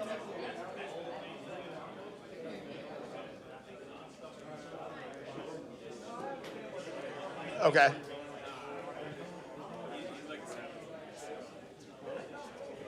Okay. I mean, your videos, you make like cooking videos and things that are like talking heads. So, from a psychological perspective, your demographic is higher level chefs that need, food service products and things of that nature. So like that's a small demographic of people to reach. So like if you made direct videos for them, they're not gonna get very many views. Like, so what I would encourage you to like, if you look at your ideal customer, not from a product perspective, but from a person perspective, what do they watch? Like, what cars do they drive? What shows do they watch on TV? Break them down, and if you have a decent amount of customers, you can kind of do some research on this, like by talking to the customers. Like, an example of this is like, if you're working with, let's say, wealthier housewives, and you find that the common denominator is they all drive newer Range Rovers. You make videos about Range Rovers, put you on the feed of your ideal customer. And that's a more psychological type of play, but it's one that I did because I don't like making videos about making videos. Like, because Grant Cardone is not going to watch a video about me making videos and then hire me. But Grant Cardone watches videos about private jets, Rolexes, expensive things, nice apartments, houses, deals. So if I make videos about that stuff, I now show up on Grant's feed. You want to show up on your ideal customer's feed as if they are just consuming you. Not so much that you're teaching them. That's like a bonus that they'll figure that out later. That's where like, a ManyChat instance, like what Steven was teaching, like in your Instagram stories, you're showing your day-to-day life of what you sell and who you sell to. And you're gonna, it's a broad funnel, and you're gonna filter them out based on like the more personalized content, and so it's like you do need, both are important, but you need broad reach, but the goal of the broad reach isn't just to go viral for viral. The goal is to go viral to land on the feeds of the people that you want to attract. Because they're probably making some money. They're restaurants. Like, you could just interview restaurant owners. Like, you could just talk to restaurant owners and things. Like,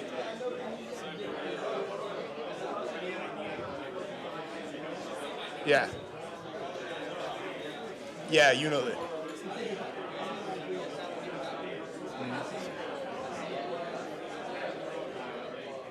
Okay. Okay.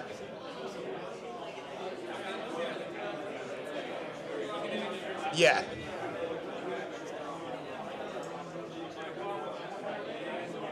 I mean, I would let the audience decide what you make. And I think that that's, like, you being smart, you've already kind of created something that's successful. Like, audience, like, people will tell you what they want, like, if you're, like, actively looking for it. You know, because it's like the hardest thing to do is build the following and build the eyeballs. Like you have an incredible base at 300,000. And I mean, arguably that's a huge base. So like you've done the hard part. So it's like now the easy part for you is making the product. But no, like dude, prospectively, like it's way harder to grow 292,000 followers than it is to make a product to sell them. 100%. It's just, you know, similar to kind of what Aaron, like you might try a bunch of products that don't work, but one will stick. And you just got to kind of filter it. Like that, you know, going viral is like it's a cold ad at its core. Like you're taking somebody that doesn't know you, doesn't see you, doesn't like you, you're interrupting their day, and then they're watching you. So it's like, it is the definition of an ad, you know? So you're gonna do that a lot, so you're gonna have to get better at filtering out what people don't want, you know? Because no, 292,000, let's say you mass market sell a product and you sell 10,000 a year. I mean, I don't know price points, but that would arguably maybe be a successful product. Like, you have 10,000 people already to buy that in your 292K. It's just, you gotta get to them. Like, and that's kind of where people get backwards, is like they want to make the video to go, oh yeah, let me get this person the exact video to the 8 people that need my shit. And it's like, it just doesn't work like that. You know, you're gonna get bad customers, like, or unqualified leads. Like, you got to get better as a business owner at filtering those people out. So like, and that's where like stories are probably the best bet in this scenario. Like surveys, talk to them, like, you know, do day in the life videos where you're sourcing spatulas or you know, whatever it may be. Like today I'm gonna try to see how much it costs to ship a spatula from China or source it in my own way. Or today I'm gonna 3D print a spatula. You know, like, so you just gotta kind of, I would encourage you to have fun with those videos to see what sticks, you know, and then like, the audience will tell you, like, and that's, you know, how short that product or that process is, I don't know. But it's like, for me, it's like, I can sell a bunch of shit, but people like the hats. So for me, I'm gonna sell the hats, you know? I don't want to be a merch company, but I'm gonna sell the hats, you know? So it's like things like that, you know, is like looking for those like outlier things that, you know, because I mean, to base off like TikTok Shop, what Aaron said, like TikTok Shop is incredible. Like especially for like kitchen types of products. Like, is that where you're lately? Is it like utensils and stuff, or is it more like?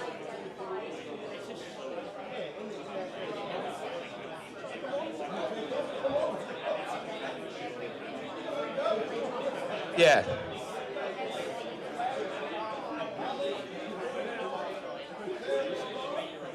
Yeah. Okay. I mean, you could start testing food-based podcast clips, like to see how they react. You could intertwine like videos, because like if you post like a food-based video, like maybe 2 chefs talking about cooking or something, like I don't know where that, if there's podcasts that exist like that, you might need to make one.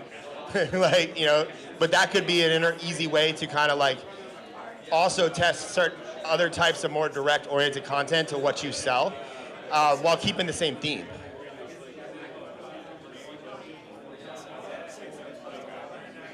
Yeah. I mean, the advertising space, you have an audience, like, you have like, essentially you have a theme page. So like that, you could get paid to clip specific things and charge for that and then try it on your account. I wouldn't guarantee views because it's based on the clip, but like people could sponsor clips and things of that nature. I mean, the School of Hard Knocks guys do that. Like, you know, that's like their core business model is like people pay them to ask them questions. I just blew the spot. Like, that's not random. Like, you know, like, so it's like, I mean, I think it's also getting creative on the avenues, you know, because to me, getting viral cooking videos seems like very easy. Like, because mass market is cooking. Like, Mel, who's talking tomorrow, the other creator, her name's Kate, all she shows is her hands, and she makes crazy like food experiment videos. Those have massive viral potential and will probably perform on your account. Like, if you wanted to test a product, you could probably pay Kate to use a product in one of her videos, see how it does. You know, like it's just getting creative with finding the products that stick. But like, I would encourage you to go something like Aaron said that could be sold mass market, impulse purchase, probably less than 20 bucks. Like, in that, if that's the avenue. I mean, don't create that if you're not going there, but like, that's kind of where my mind goes when it's like, selling niche-based products when you have a large audience, it gets harder. It's easier to sell like a mass type of appeal, you know, which is where you're leaning, you know, in talking to you. So, I mean, you just gotta try shit to see what sticks, you know, like, you know, for me, it was just like, I was like, oh, do people want these hats? You know, like the jersey, I had a jersey yesterday. Like, people like the jersey more, but they take longer to get and they're more expensive. So I'm like, and I don't wanna hold sizes. But like, I'm probably gonna sell a type of jersey too. So it's like, I bought 4 of them for my team and people like them. You know, so it's like, and then I put it in videos and see how people, do they comment? Do they like it? Like, shit like that, you know? Because like, as long as if you're getting views, people are naturally gonna wanna know about you. Or also, you could start a personal page that your bio, you have your theme page to go viral. And then every once in a while, you're like, hey, just an FYI, I run this page, I enjoy these clips, you know, and then you link to yourself in the story, and then you're siphoning views to grow a smaller personal account where it's like more based around you. Like, that's just, because you already have the hard part. It's just getting those, you know, like 292 is not just gonna jump over to your account, like, but you can, you know, interject clips of you on the theme page, or B-roll of you with your voiceover, because you already know what works. So you can start building that and like siphon people over to your page. Like, I would probably say do that, then go direct monetize on the theme page. Because it seems like, I think it'd be easier for you to monetize through like a Hard Knock style, like, you know, where people are paying to be on the page, you know, because you probably have a base level of views that you're getting. Like, it's slightly predictable. You know what videos are probably gonna outperform the rest. You know, and then it's just like, okay, well, who wants to buy shit here? You know, because the food people are just gonna find you. Like, or at least for like the Unilevers and that, the bigger your page and brand gets, those businesses, it's more an instant credibility. Like, you could call up anybody that you want as a client and be like, I have 500,000 followers. And they're like, I'll work with you. They're like that's, yeah.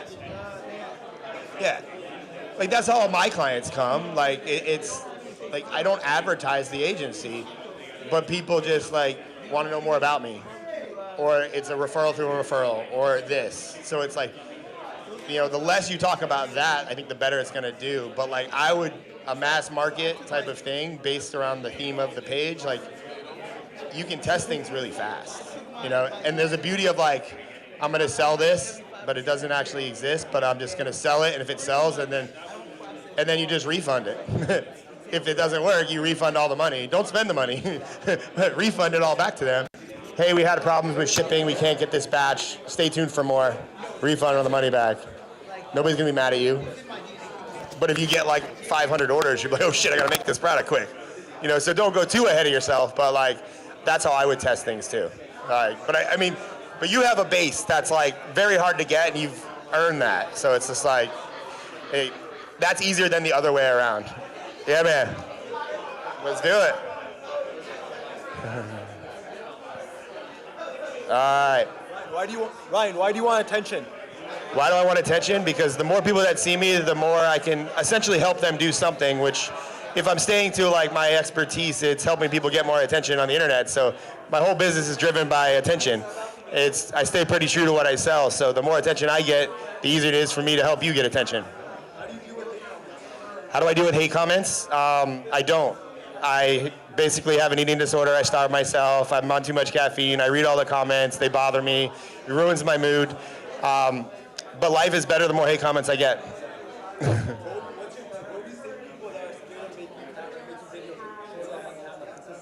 I mean, if people are afraid of making videos, it's free marketing. If you're trying to sell anything or just grow a presence, even if you're trying to be popular in your town and get laid, the more followers you have, the more views you get, the more people know you, see you. There's so much power and familiarity and relevance that it's like getting over the hurdle of being afraid of video is very easy because you just got to make a video. And then every day you make a video, you get better at making a video, and you don't care about the fact that you have to make videos. And it's a muscle, it needs to be trained. But unless you make money in some way that does not require you to ever market, then you can not make videos and stay afraid. But I like to tell this to everybody, there's a 17-year-old kid who is not afraid to make videos that will say the shit that you should be saying, and they'll get your credit. Because they'll steal your business, they'll steal your customers, and they're not stealing, they're just not afraid to make a video.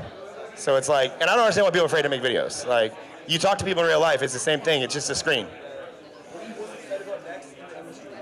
Oh, I don't know if I'm excited about the content industry next. I'm more like waiting to see what happens. Because yesterday I spoke of a concept of, I feel like content is on an upward trend. Everyone needs it, everyone needs a lot of it, and there's no limit to the amount that needs to be made to help people.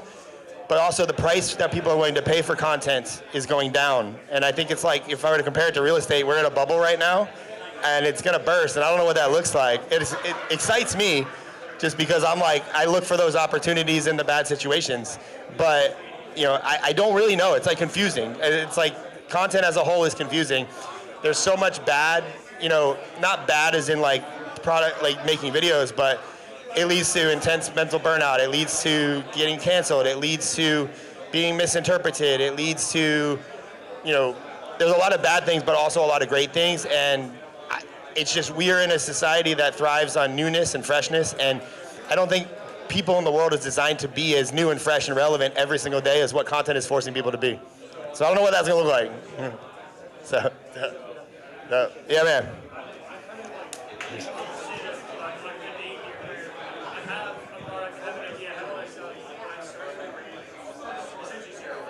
It's a good place to be, man. Blank canvas.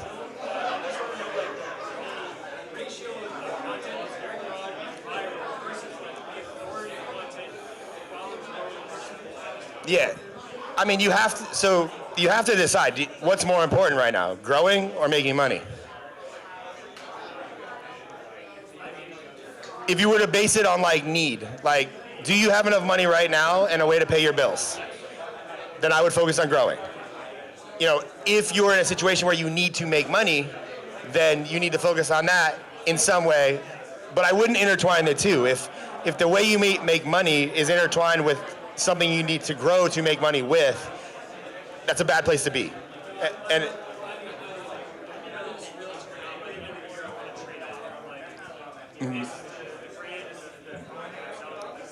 yeah. Yeah. Like, so you're in a good spot. So I would encourage you to grow, and grow at all costs. Like, and when I say all costs, that means like, if you're looking at a spectrum, if you got to decide, okay, how many videos can I post per month? What can I sustain? Because there's no point in making 90 videos month one and disappearing for a year. So like, if you can only do 30 or 20 or 25 or 60, you need to decide that going in, okay, what can I sustain? Because the power comes in the long term of like, so you just don't want to like piddle out. Like, so you want to sustain something. So it's like, decide that first, and then go, okay, let's hypothetically use 30 videos a month. Like, you're gonna post once a day. If the goal is growth, then all 30 videos should be designed to get mass exposure and reach, because that's gonna bring more eyeballs to you. I would say month one, focus on that. So hypothetically, 30 videos, all with your intent on getting the most views, reach possible. Very broad. Yeah, very broad. Like, you just need to get people to come to your account, and you need to start building momentum. The fastest way to do that is million view videos. So you want to get a lot of those. Second month, you know, okay, I'm gonna look at the data from the previous month. Okay, what videos did good? Were any of these related to anything that I have an expertise in? Usually they are in some way. Month two, it's like, okay, goal is still growth, but now let's take 5 videos and make those very niche specific, you know, I call them mastery, expertise style videos, where you're like explaining shit, teaching stuff, to start establishing that. But you still have 25 videos that are going to, you know, hopefully get more reach and exposure. And then again, look at the data. Okay, because what happens is the more videos you get, the more views. It's like it's like a raising ship. The 5 videos that you made are now going to be shown to all the new viewers and people that are coming to your account. So that's where you start, you know, looking at the comments, seeing what they want, like how are they responding, or did they get shown at all? You know, then we're rolling into like month 3. It's like, okay, how do I have reach? Do I have exposure? Am I starting to gain some momentum? Maybe I go 10 videos instead of 5. Or maybe I keep my 30 and then I film 10 additional videos in addition to the growth. And I would lean more towards that than, yeah. Yeah, because it's a cumulative effect. Like, 1 million views, whether it's on one video or an account, is still gonna net you 500 to 1,000 followers, you know, give or take. So it doesn't matter where those are coming from, but by nature of the algorithms and like what you're doing, certain videos are gonna far outperform. So it's like looking at that, and if like a video performs and you're like, well, I didn't really like that, you don't have to make more videos about that. Let that video go and move on. So it's like, and it's like each month looking at that from that perspective, but like, I didn't make a single video designed to sell or even really talk about videos for like 2 years. My whole account was like exposure, exposure, exposure. Now, slightly unique for me is that my business is getting exposure. So I'm like a business card. So it did have a monetization effect. But you'll find that like people,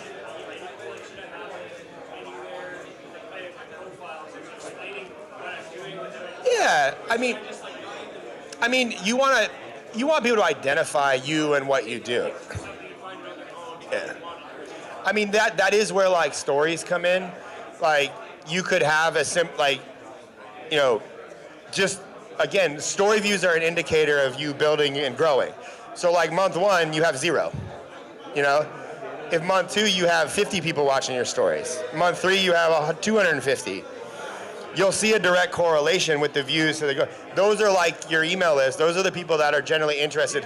Who runs this account? And that's where like, I don't necessarily maybe think you should like go start day in the lifing. Maybe just start posting your day in your stories and start seeing how people respond. Like take a couple clips throughout your day, post them, see what happens. You know, and then again, it's like continue to grow. Because it's like the hardest thing is to grow.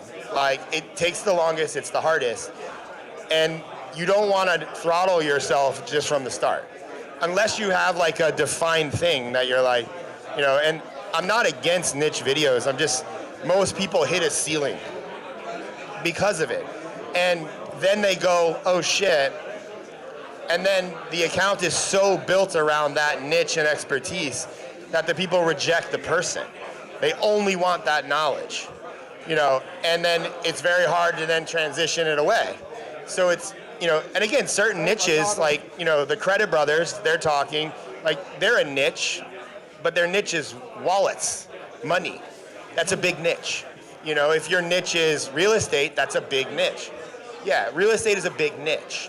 You know, it's financial, it's more investing, you know, so it's like, you can get away with that, but the thing is people get stuck making like here's how to sign a contract on a home. The average person will do that once in their life. You'll never get a repeat viewer. Like, they're gonna buy one house. You're unique if you buy multiple houses. So again, you're niching yourself down. And then there's just this year you might be all about real estate. Maybe you achieve massive success. Maybe you don't, but that's fine. But next year, you should have the ability to pivot. The more niche-based your content is, you can't pivot, you know, and that is a trap I've seen people get in. And then a lot of times they have to start over. And that's, again, hard again. Slightly easier because you've done it once, you know, but it's like, to grow a personal brand, it's a more longevity approach. Yes, if I started a secondary account and all I did was content advice and making videos, and I made a course about making videos, I would make more money short term. Probably a lot. But I genuinely don't like only talking about that. Like, so if I can create that with AI, that might be an option for me. But I want people to invest in me. Like, I look at somebody like a Casey Neistat, who Casey can sell anything. Because what Casey has is Casey can make a tweet and 1,000 people will show up. That's every marketer's wet dream. Like, you know, yes, there's gonna be some people can't buy this or can't buy that, but ultimately, like, he has the most powerful currency. Is like, he can get a bunch of people to care about him really quickly. You know, and that's, you get that with a personal brand, you get that as a human, you know? So it's tricky. It's like, it's more of a 5-year plan, but it's fine if you got to do that for right now money. Like, there's nothing wrong with that. Like, I'm cool with that. But know that that's not truly a personal brand. That's an informational account about a certain thing, even if you're the guy speaking it. Because we're moving in a world where you can replace the head and nobody gives a fuck. But people will care about you and going to buy a property, or you signing multiple contracts, or you doing this. You know, that's where, like, I hate seeing people get trapped there, because it's like, I did it kind of with fashion. Like, I was pigeonholed into dressing better to help guys get laid. That was it. When I got engaged and had a daughter, I didn't want to talk about that anymore, because I'm like, hey guys, I still dress good, but like, I'm not going to the mall on Friday afternoon to go get laid on a Friday night. You can, there's nothing wrong with it. I'm just not doing that. So I had to completely cut that. I couldn't pivot it into anything. You know, I did a little bit. I think I got 2,000 followers from my 50,000 that I had on YouTube. But that was it. That was my Instagram. It started at fucking 0. You know, had I done, like, Aaron has always done a lot of more personality in his videos. So he was always more men's lifestyle. I was like men's pickup fashion. That was a niche. I was really good at it. I still talk about it. But now I can make a video about it, and then tomorrow I'll talk about getting views on videos, and then the next day do a day in the life of being a 42-year-old dad, you know, or day in the life of me traveling to film with Grant Cardone, or it allows you the freedom to, like, so that I would just think about it longer term. I guess is the best takeaway from that. You know. Yeah, I don't delete it. I have like a no delete policy in myself. I've deleted 2 videos in my life. Huh? Yeah, I mean, we tried some like pivotal style videos where I moved away from, because I had I think it's at like 30,000 subs like on that channel, and it was getting a lot of views. Like, I've always been really good at getting views and attention, but not necessarily always mass followers. It was because I never really put my personality into things. It was more like, wear these 3 shirts and get laid, and here's why they work, and science says this, and you can do this. So when I made a few videos, I think it was like 10 videos, I tried, that was when I originally hired Savannah. She helped me kind of like, I was like, I want to pivot into more of a vlogger-ish lifestyle stuff, still including fashion, but the videos tanked and they didn't work. And ultimately, like, at the time, I didn't have much money, so I had to like stop and completely change, you know. So, but all those videos are still there. Like, I don't regret any part of that. Like, they're great videos. They still help people. The channel still gets a few 100,000 views a month. I just,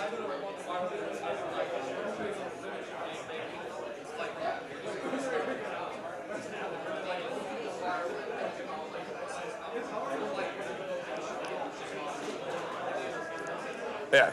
I mean, you got, yeah, I mean, you want to go viral viral, it's, in this instance, it's like a bad choice of words. You want to build momentum and attention on your account. Like, and you gotta kind of do that aggressively at all costs you gotta make people want to care about you. Like, nobody who just creates an Instagram, do people go, I fucking love that guy, follow. Like, it doesn't happen. Yeah, I mean, there's like very few unicorns that exist for that to happen. Not saying it can't, and the comments are like, no. Like, but the likelihood statistically of that happening for you, significantly lower than somebody else, you know, but I did. Yeah.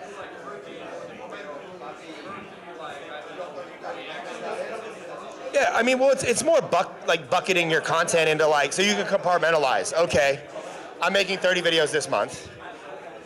My goal is to grow a smaller account. Okay, so what are some things that I enjoy talking about or have knowledge in? Like, whether that's, real estate, whether that's editing videos, whether that's this.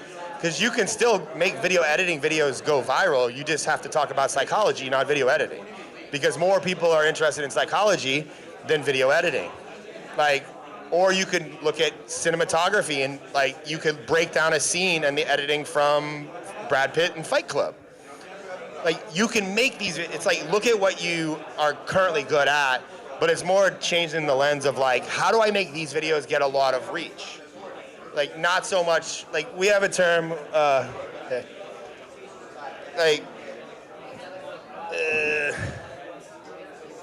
so if you're familiar, you're a marketer, so you know what a funnel is. You know what a funnel is, right? So we have an upside down pizza, right? Okay.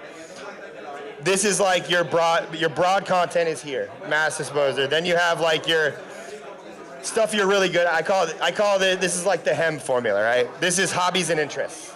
You want to make videos about hobbies and interests.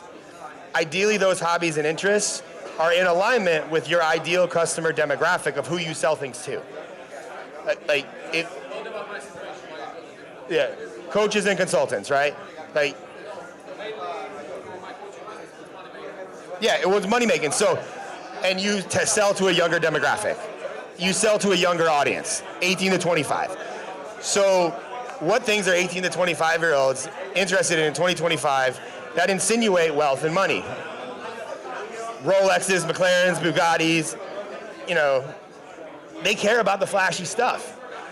You don't have, so all of this content for you should be you talking to people that have those things, you looking at buying those things, you seeing those things, because you want the perception, your ideal audience, they want to be you. They see you as a successful person. You're the one they're listening to. So you need to ingrain that you are I don't want to say a pinnacle of success for them, but you should exude the things that they want. And it's okay, what are your strengths? Do people do they have any of these flashy things? Do you have any of these flashy things? Do you hate these flashy things, but you can still talk about them and make fun of those said flashy things? So that's where all this content lies. That's going to drive hundreds of thousands and millions of views. Then you have this type of content. This type of content I call expertise. This is shit for you. You need to show that you know how to make money. You've probably tried and failed and made money in a lot of different ways. That's where this content lives, right? So it's what have you done in the past to make money that didn't work? Have you had a retail job? Have you ever had a retail job? Have you ever done valet, DoorDash? What drop shipping? That's more so relatable things, because your average person is 18, 19 years old. Where are they working right now? So they're in college, or they're thinking about going to college, or their parents want them to go to college. Do you have opinions on that? That's where this lives. Yeah, you dropped out of school, yeah.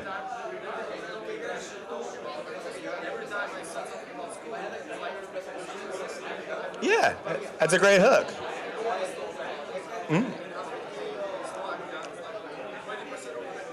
I mean, this content too could be you talking to other 17-year-olds about dropping out of school, about being successful at 17. A lot of 17-year-olds might be thinking that same thing. I don't know if you want to encourage a mass movement of people to drop out of high school. It seemed to work for you, but also you hit broad reach when you talk to a specific demographic. 18 to 25-year-olds is a very large demographic. There's millions of them out there. It's just you got to think about where do I talk and lie to build the trust of these 18 to 25-year-olds? You know, because just you talking to an 18-year-old, the algorithm knows that they're in that demographic. It's gonna scan their fucking facial features. It's gonna be like, they don't have any gray hair. They're like, me and you in a video, like I'm going to a different demo. You know, like, he's got a lot of wrinkles here. Like, you know, like, so it's like the algorithm knows that.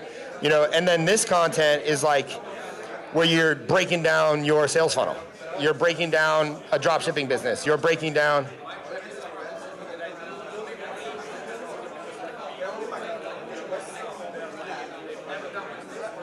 Yeah, this is very high level, and this should only live and exist to impress them that you're smart. Yeah, well, like, yeah, this could be a carousel where you break down like a $1,000 a month email campaign, or like just so they know, dude, this dude knows some shit. Like, but all your content. Yeah, he seems smarter than me.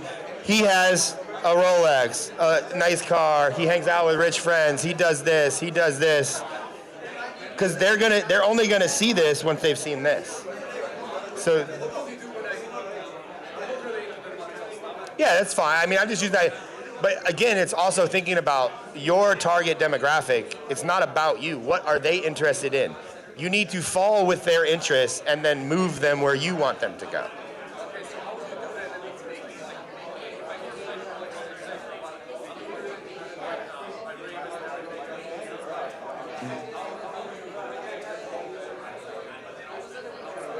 Well, so you're, like, how many videos have you posted so far?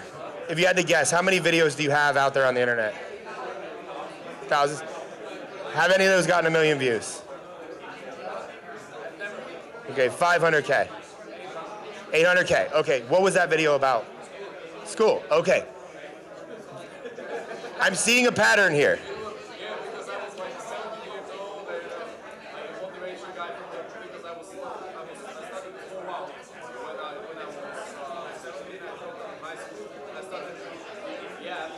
Yeah.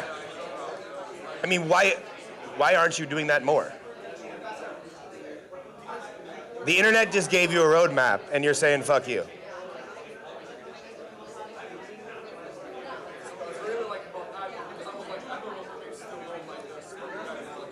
I mean, I think there's a shelf life on you talking about that. How old are you now? 20, okay. You can probably ride that train for like 1 or 2 more years. Ride that bitch till the wheels fall off. Get as many views as you can. But the goal is you just know that that gets attention, and then it could shift to you just talking to 17-year-olds that are in high school, sharing. I'm gonna guess that you could probably go talk at a school. You could pay a high school to go talk to their students, and you could record it. Yes, you should do that a lot, and then clip it. Q&A with the high schoolers, like. I promise you, if you offer a high school $500, I just want to come speak to your students about how I'm successful. I don't know if I would lead that you dropped out until you get there to speak. Like, but even if you never mention dropping out, like, you're an inspiration to them, even if they don't drop out. Like, you're an inspiration. That dude at 17, 18, you can start a business. Let me tell you some ways that I've started a business, how I've made money as a 17-year-old. I'm 20 now. I've made this much money. Do I consider myself successful? No. Like, I'm trying to do this, but like, if you need to land in that demo because they're already watching you. Like, the more you land in there, the better. And they'll age up with you. Like, you don't always have to be that guy, you know. But I mean, I would say go get 100 million views of being that guy and then decide if you want to keep doing it. Cause yeah. I mean, but that is on brand. You're not deviating from your core message, helping young kids make money. That's the core of what you're doing, right? Helping the young generation make money. Specifically, 10K a month.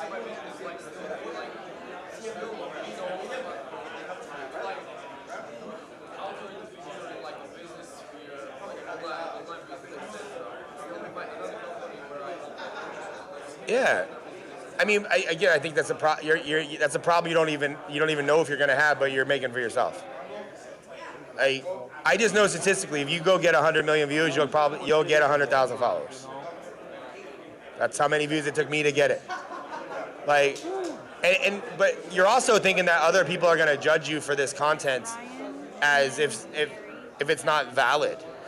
Just because you're talking to a younger demo does not invalidate your information. Somebody like me will be like, hey, what he's doing is pretty fucking smart. I respect you as a business owner. I'm not unique in that. I'm sure Aaron Marino would probably do the same thing. You know, like, they're honestly going to be more inspired.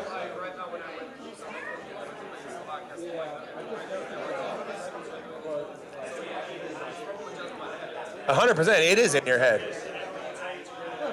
Like, it's totally in your head. Yeah. Yeah. Yeah. He needs to do that too. Yeah. Well, it's more you as the owner of the window company. Like, I would not, if you're like, I want to pay you $10,000 for the next 30 days to help me get views, you can choose between my window company or me. I'm going to choose you. But I'm going to leverage the window company. Like, there's a lot of people that are probably interested in what it takes to run a window company. There's a lot of windows in America. There's a lot of them. Like, you could also just clean people's windows for free and talk while you're doing it. You ever seen those channels where they just mow people's yards for free? You can go clean people's windows for free. I'm not saying maybe you don't want to do that, but if every time you did it you got 1 million views, how many windows would you clean tomorrow? Like, you can give life advice while cleaning windows. And you're cleaning windows good because you own a window company. Like, that's very easy, like, you know, and people love that type of content where they're like, I'm in a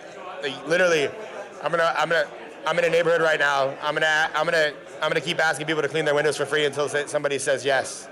And then if they say no, I'm gonna ask them why they won't let me do it for free. And then you clean their windows, and then you time lapse it, and then you're gonna grow you utilizing the window company. And you could also collab with your own window company and grow both accounts. And it's also too, like, I think we're moving into a time where it's like, I know the dream is, you know, to not have a business where your face is relying on it. I don't know if we're moving into a world where that exists anymore. Like, would Tesla still sell as well if Elon wasn't Elon? We don't know. Like, would the Mavericks be popular if Mark Cuban didn't own it? We don't know. Thank you so much, Aaron. Like, we don't know. You know, I do believe in building something that sells whether you promote it or not. Like, there's a reason this doesn't say viral edits. It says ATTN. Anybody can wear this. If it says viral edits, I have to sell it. If I go on TikTok shop and I just wear this hat and I link to it, I don't know if it will be successful, but like, at least this doesn't rely on me. He could wear it and sell it. You could wear it and sell it. I might sell a lot more because it's me and they know it's me. But like, I think everything we're moving to is gonna be, like, you'll sell more window franchises the bigger your brand gets. Like, you know, so it's like, separate the brands, but like together, it's just gonna, like, my agency can't really survive without me as a face. Like, Gary's gonna talk about that after lunch today. Like, it doesn't mean it's bad. It's just like, okay, well, I can't sell this business. Still's made millions. Still a pretty good business. That's just like Aaron, another business. What's the next one? You know, so it's like, but the constant though is like, you can remove, I can have an agency. I can also have hats. I can also have, you know, whatever I want, because like Gary Vee has wine, NFTs, VFriends, conferences, book deals. Gary Vee also works with Nike. Gary Vee has a giant agency that he never talks about. He tells you at a garage sale.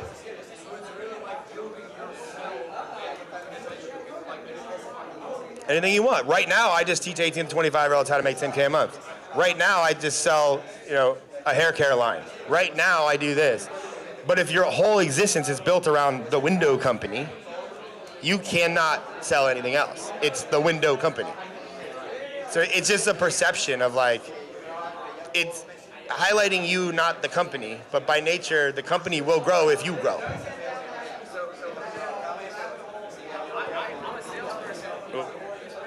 Yeah. Yeah. Yeah. Dude, just mic up and do door-to-door sales, man. People love that content. Teach about selling. Teach about Windows.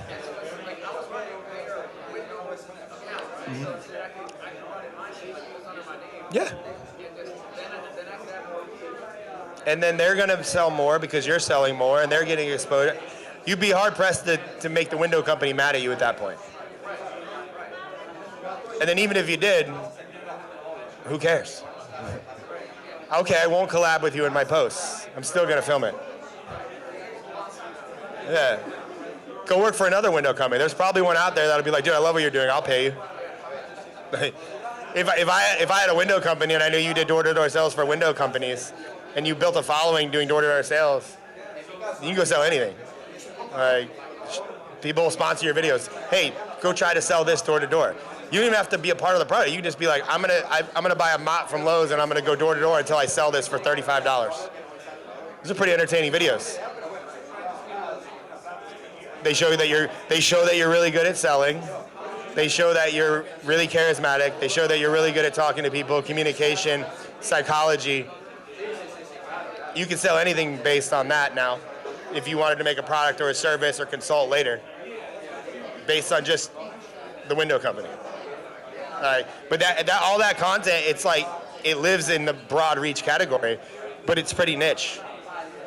It's just, that's why you gotta like, get creative to like, but the constant is like, no matter what, you're more valuable to the next window company if you do this for the current window company.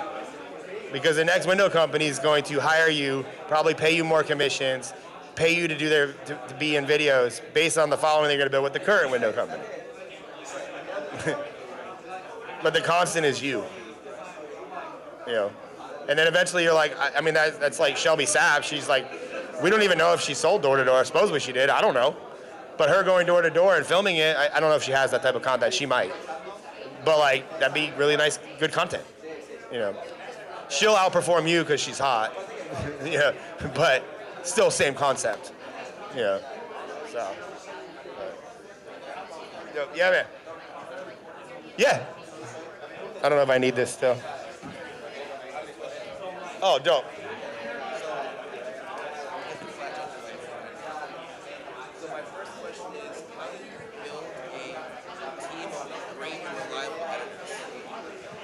So the best way to build a team of great, reliable editors is to not rely on the editors to be great and or reliable. It's to make the footage so easy for them to edit that they have no opportunities to fuck it up. So the better you film, the more prep you put into the filming and the pre-filming process so that the editor gets a 95% perfect file, because editors are not you. Some are good, some are bad, but the constant is they're all mediocre in my opinion. And the better you give them footage, like if I'm looking at an editor and I'm like, this editor, Johnny's really great. It's like, well, what videos has Johnny edited? Let's look at the raw file. Was the raw file just good? Or did he actually really perform surgery to make that video good? Those are rarer than just you giving them a good file. More often than not, the editor had, I don't want to say no affiliation with the video performing. The editor, you know, it was most likely a good relevant topic, a well-spoken video, an engaging video, charismatically from the person speaking, and there probably wasn't a whole lot of work involved in making that video good. It was a good file. So like the more you control that, the more you can expect from as an editor to be reliable. And that's not to shit totally on editors. It shouldn't be the editor's responsibility to make every video great. They're just editors. The nature of editing is condensing a video and making it formatted to go on the internet. you can't rely on video editor A to be a master storyteller, good at psychology, good at persuasion. They don't know that. The good ones will, the smart ones will, but most of them are going to become the guys on camera. No. I mean, you can if you can pay a lot for them, but the good editors, like the best editors, arguably don't need your money. They're probably editing for large YouTube channels or large accounts, and they're being paid well to do it. Now, it's not saying every editor wants to be on camera, but they like consistent work, they like consistent pay, they like high dollar amounts, they like to be rewarded for their work, you know, but eventually editors, in my opinion, editors have a shelf life. They're like athletes. They're only gonna edit good for so long. And then they're gonna get burned out of editing and be like, A, am I making enough money to make this worth it to keep going? Or B, can I just do this for myself in some way? And that's how you have YouTube creators and short form, because they just edit their own videos and they make more money doing that. So the people, like, it's hard to expect an editor to edit forever. Like, it's a path of like burnout, and it's ultimately like slavery. Because like editing videos is like slavery, even for myself. Like, you know, like it's monotonous. Nobody likes to do it. Like, so it's like, only way around that is to either heavily incentivize them by performance or pay them enough money to where they're like, I'll keep doing this. Or you're gonna churn. And that's nothing wrong with that too. I think editors are gonna churn. It's like a year career for them, or you know, a side income for some, and that's fine. But you can't expect them to be reliable and dependable because of the framework at which they're operating from. You know, so that's just what I've learned. I mean, we've churned a lot of editors, good and bad reasons, you know, like, but for me to scale a company that's based around editing videos, the only thing I can't control that person, but I can control how I am filming things. Or how, if you work with me, how you film something. The trainings I give you to film good files. The systems in place to make this file effortless. And ultimately, the editor is going to be gone, and it will just be AI. Like, and I mean, I have sympathy for video editors. Like, I am a video editor. I hate video editing. I still edit all the time. When I want to work on an account, I start editing their videos. Like, but the only thing that makes me do that is because I can charge a lot of money for it. You know? So, I mean, Aaron still edits his own videos. Like, yeah, so, yo.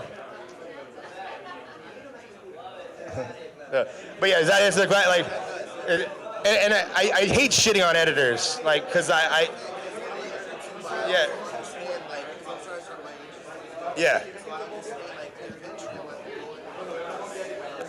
It's just very hard to duplicate, like, when you have a great editor, you need to preserve that editor. Like, yeah, and or you need to quickly promote that editor into a position where they can train other editors. Yeah.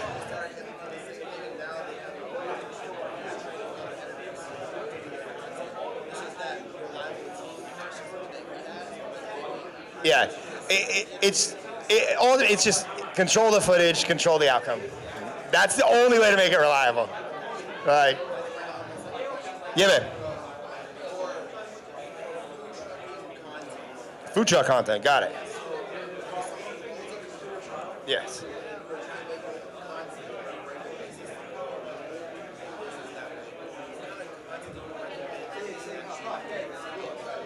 Well, I would treat a food truck like a quick podcast.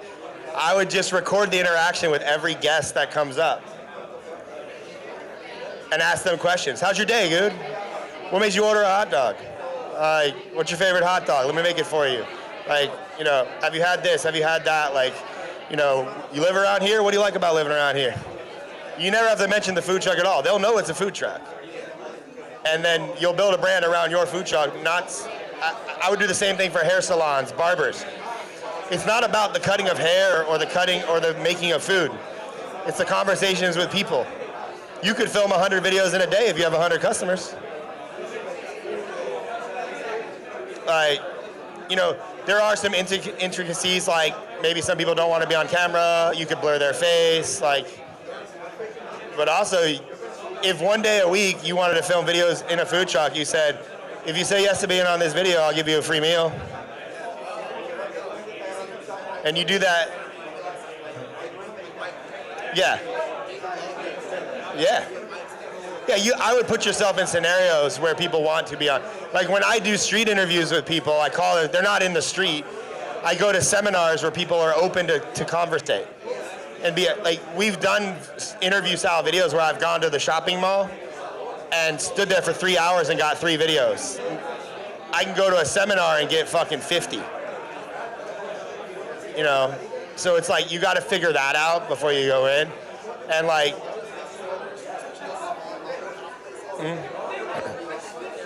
no, they don't. Most people don't want to be on camera. So, but again, how do I reliably get me an outcome? What types of people do want to be on camera? You know, like, so what that looks like is different for everybody, but like, you gotta, it's the people, man, it's the conversations. They'll know that you're in a food truck. Like, and you could film from a distance. You could even show the food truck the whole time.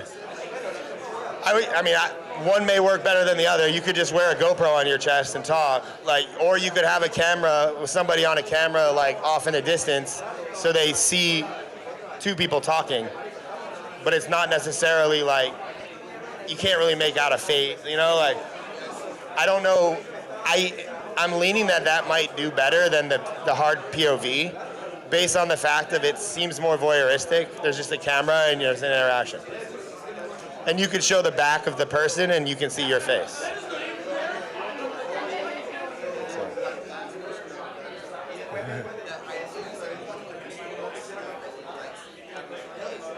Yeah.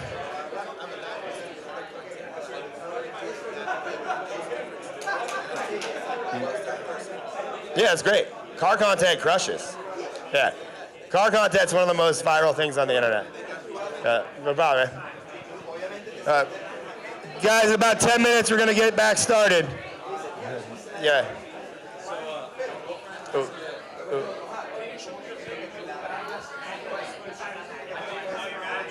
I broke the mic, but it's still on.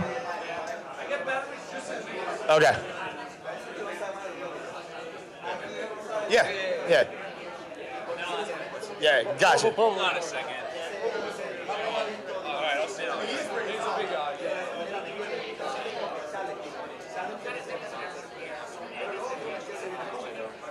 What's the question? My girlfriend wants to get into video editing. Okay. And she You pay her cheap. I like it. She used to do, yeah. She used to do it a lot when she was a kid. She hasn't really done it in a while.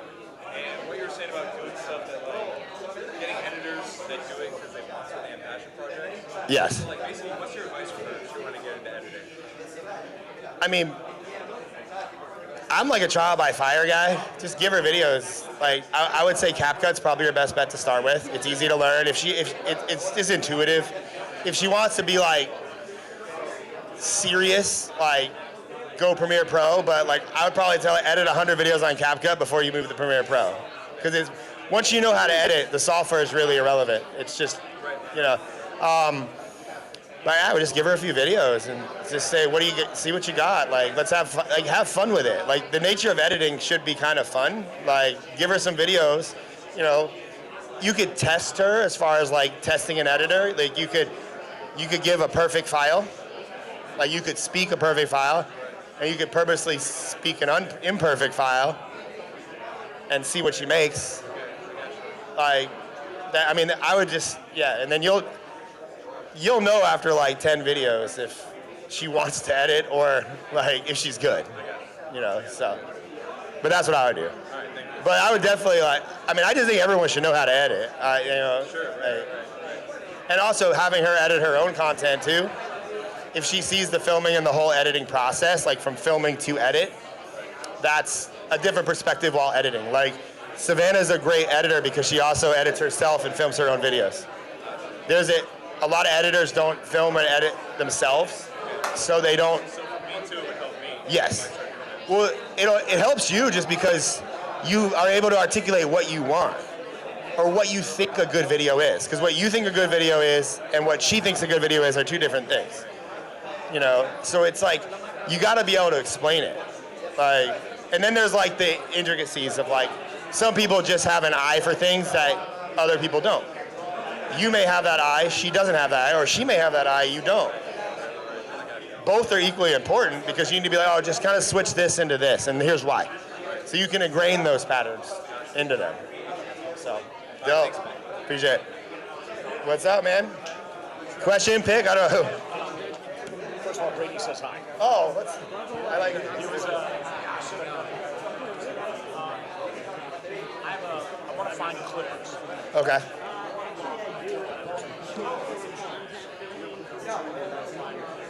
I shared yesterday in my opinion, the best way to find clippers is look for theme pages on Instagram or TikTok, accounts that are already like posting podcasts.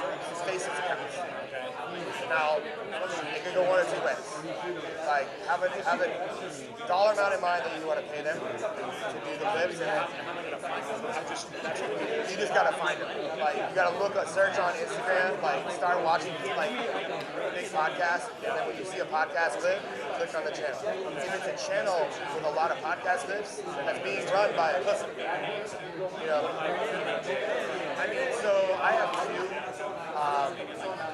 JB, really good, makes 4,000 a month, does 50 clips a week. I have another guy, Nick, who just started a little bit ago. He's 3K a month, he does 50 clips a week. They're valuable. So I don't like the model that WAP does to pay. I think it's going to breed burnout in the clippers that they're doing. And I only have that inkling based on how long I've been doing clippers. But what WAP can't give them, and you could, is money every 2 weeks. JB will clip for me because he knows he's going to get 2K on the first 15. There's power in that you can pay less but more consistent, and you can get better people that way. I want that. I want to build it once. I don't want to go back and build it again if I'm hiring better. Yeah, but you want to find those guys, like those guys. And there is a thing, like some clippers can edit. Like you'll know, like if they're ugly clips, they probably suck at editing. If they're good clips and good edits, they could be doing it all themselves, or they could have an editor and they're just trying to clips. But also the only problem is some of those faces accounts do make money. It might be more money than you're willing to pay them. But this is in addition. I'll pay you $4,000 a month in addition. You know, and some might not be able to sustain 50. You might have to play with that number based on the person. You know, but that's good for you. It might be, I'll pay you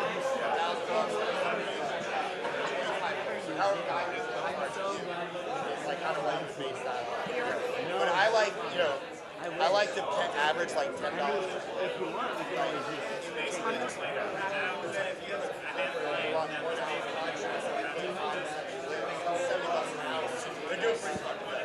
But I don't say how long it should take them. I just say, you know, like this is what I'm going to pay you. This is the but yeah. Yeah, you could. I mean, it's just.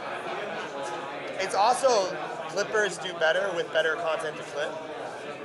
Like they learn a lot too. It's like it's a crash course of education. Like JB's really smart. Hello. I dropped the mic and I'm so sorry.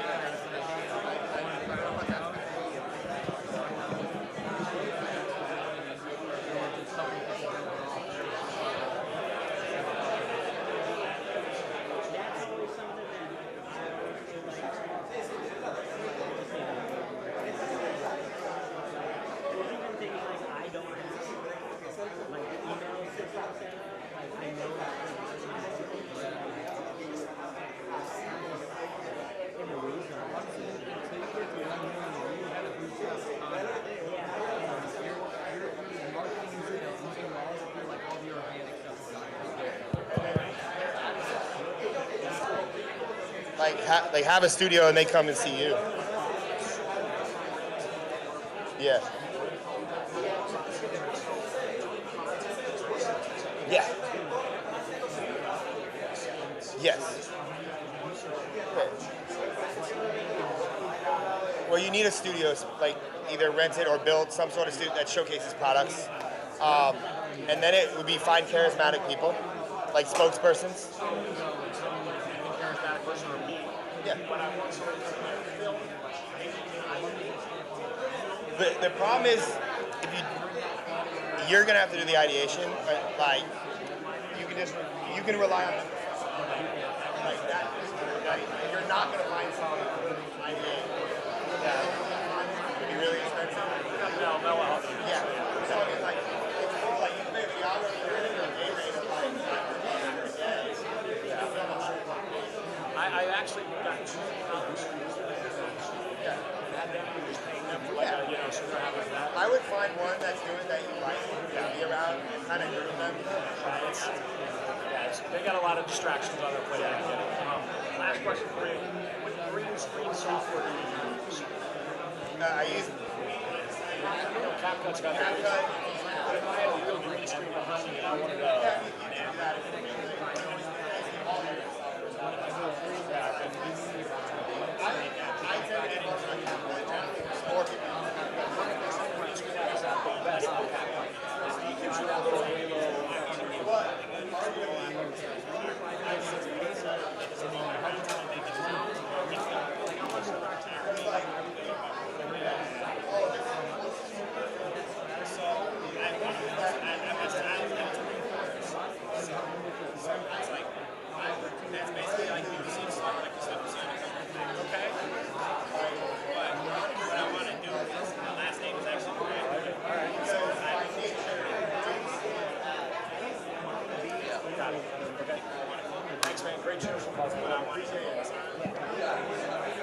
I got one more. I got you. Or actually, he's more. I got you guys, and then I'm gonna rally everybody back in. Podcast clip. Yes. So obviously you're looking more into podcasts and you realize the same thing. And I remember I bought the podcast clip in last time you did it? Yeah. I did it, it was great. But my podcast clips are fucking suck ass. And I know it's the same principle of looking for it's the same principle of looking for a hook, looking for a good story, the CTI, this thing. Like I know that principle, but they're just ass. So I don't know if you have like I would just add a generalized question. Do your clips suck or does the podcast suck? So like I would decipher that. Like what part of this sucks? Like and then it's I would 100% guarantee it's hooks. You're not getting good hooks. Whether they're not speaking them on the podcast or the clippers are not finding them and putting them to the front. Like I would bet all my money on that. So it's hooks. It's hooks. Or the content sucks. Yeah. It's like the first 10 seconds. Like I would do like a 30-day or 7-day experiment with your current clippers, or if it's you doing it. Tell them to spend 80% of the time editing the video on the first 10 seconds. Yeah. No, I'm the one. But yeah, so yeah. I'll show you. But I mean, I gotta say, I want to believe it's not you. I want to believe it's shitty podcast. Right. No, I mean, I'm taking the example of Ryan specifically because I know his podcast. He has a couple of moments of brilliance. Some of them were not, but with the other clients, I know that they're definitely. But another thing. Like, look at this video. Sorry, look at this video. It's podcast clip.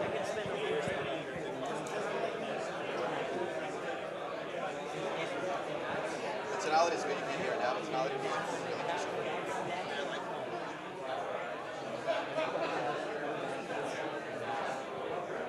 So I thought that was a good hook. I was like, that's decent hook. That's crazy. This was a this is the most recent one. Look at this.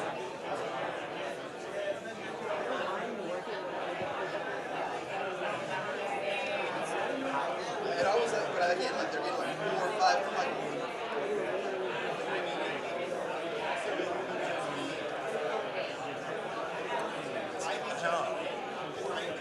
You think so? It might be the set too, like. Yeah.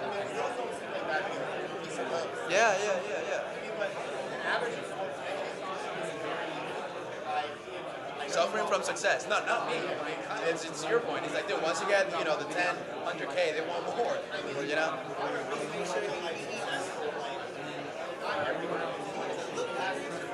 Okay.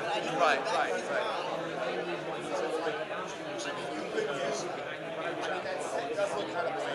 Okay. Yes. Like it does look like normal people having a conversation, but it looks a little weird now. I would maybe I've thought jazz that up a little bit. Yeah. See what I can do with the set. Okay, that's good for me. Because I've thought about it too. I've thought always like, oh, maybe it's the set. Not hearing the audio on that, just reading it, going, the hook's not bad. Like, why are they leaving? It's like they might be asking, like, who are these people? Why do I care? Right. That could be. But then how can you solve that? You know, I think that builds over time. Yeah. Like the familiarity of podcasts. Like you see a Joe Rogan clip, you know it's Joe Rogan. It's the set. Yeah, you know see what a the set. fuck You is. see a Theo Vaughn. It's a Theo Vaughn. Who's that eat? Eventually. Who eats some tacos? Can you get me? Don't say it. One of those chicken salads. Yeah, I want some ice cream anyways. I got you. You want anything else? No, that's all right. Chicken salad. You want to toast it? Oh. I get mine toasted. Not a croissant. Are you sure you don't want it toasted? They're gonna give it to you cold. You can get it toasted. I'll take it toasted. But well, also in the WhatsApp group for the event, I'll have to repost the link. But tomorrow, Sav and Kim are going to look at videos and revise them. So, okay, yeah. Well, on the calls, I can. Yeah, but for sure. But I think change the set. I got an inkling there. And I'm like, number one is I think it's going to brand new. I feel like we have a more built up set. We're going to get used to it better. Yeah. So it might be a good one. All right, last one, and I'm going to corral it. Oh, yeah, absolutely. Stand up here, though, so we're not, like, we're not all leaning down.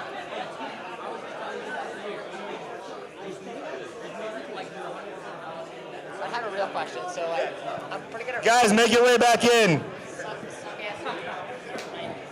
And I just can't figure out a way. I did, like, 3 posts a day for 30 days on my Instagram to see, like, throw shit at a wall to see what could work. And the only thing that got any traction was, like, memes. I work in the martial arts industry, which is super niche. So you gave me the confidence to go broad is, like, scary. Yeah. All right, I guess that's what I need to do, which is so fucking niche. Because I help martial arts school owners learn how to scale their school. So how do I turn, like, I'm pretty good at writing. Well, I mean, have you done just written posts? Yeah, on Facebook, on Instagram. You can make them like 5-second reels.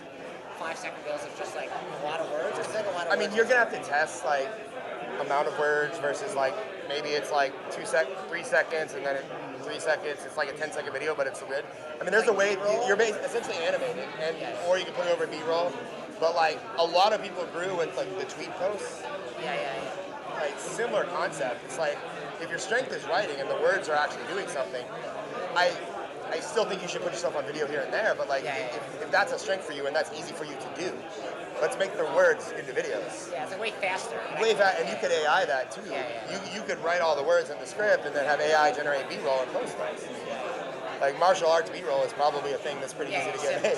You know, or you can film physical B-roll from the studios and then use that. So at least it's like, you know, like you own it or the. But I would lean in. I wouldn't shy away from the writing. I guess if you know that's a strength. Like because when you come on video, like you're changing your behaviors and patterns, and that's hard. It's a lot of resistance on that. So it's a process. It's gonna take a while. Whereas like you have a good behavior pattern for writing, and you can still do that. Or just carousel posts. They don't always have to be video. Carousels go viral. Like in the game of views, like. I don't think everyone needs to be on video. I think they should be on video. But like, this is a revenue generator for you. It's like you got to produce results, and your strength is writing. Like exploit the writing. Yeah, exploit the time because the video actually takes so fucking long, especially if you suck at it.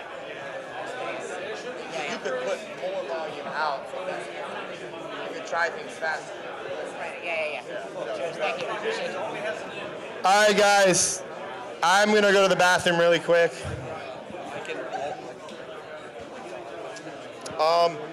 Yeah, me, I don't know what I'm going to do really quick. I got to decide. I was going to do more live filmings, but I feel like people just want to watch me edit live. Can we make that happen? Yeah, sure. It's no problem. They will see playing audio, hold the mic. Okay, so just hold the mic near it. Okay. Is this volume all the way on the TV, so at least when people play?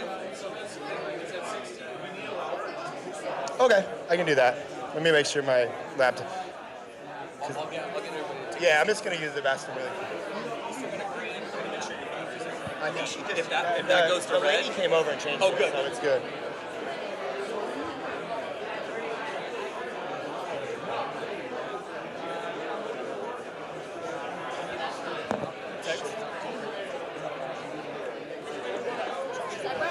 Hello, I'm Ryan. Nice to meet you.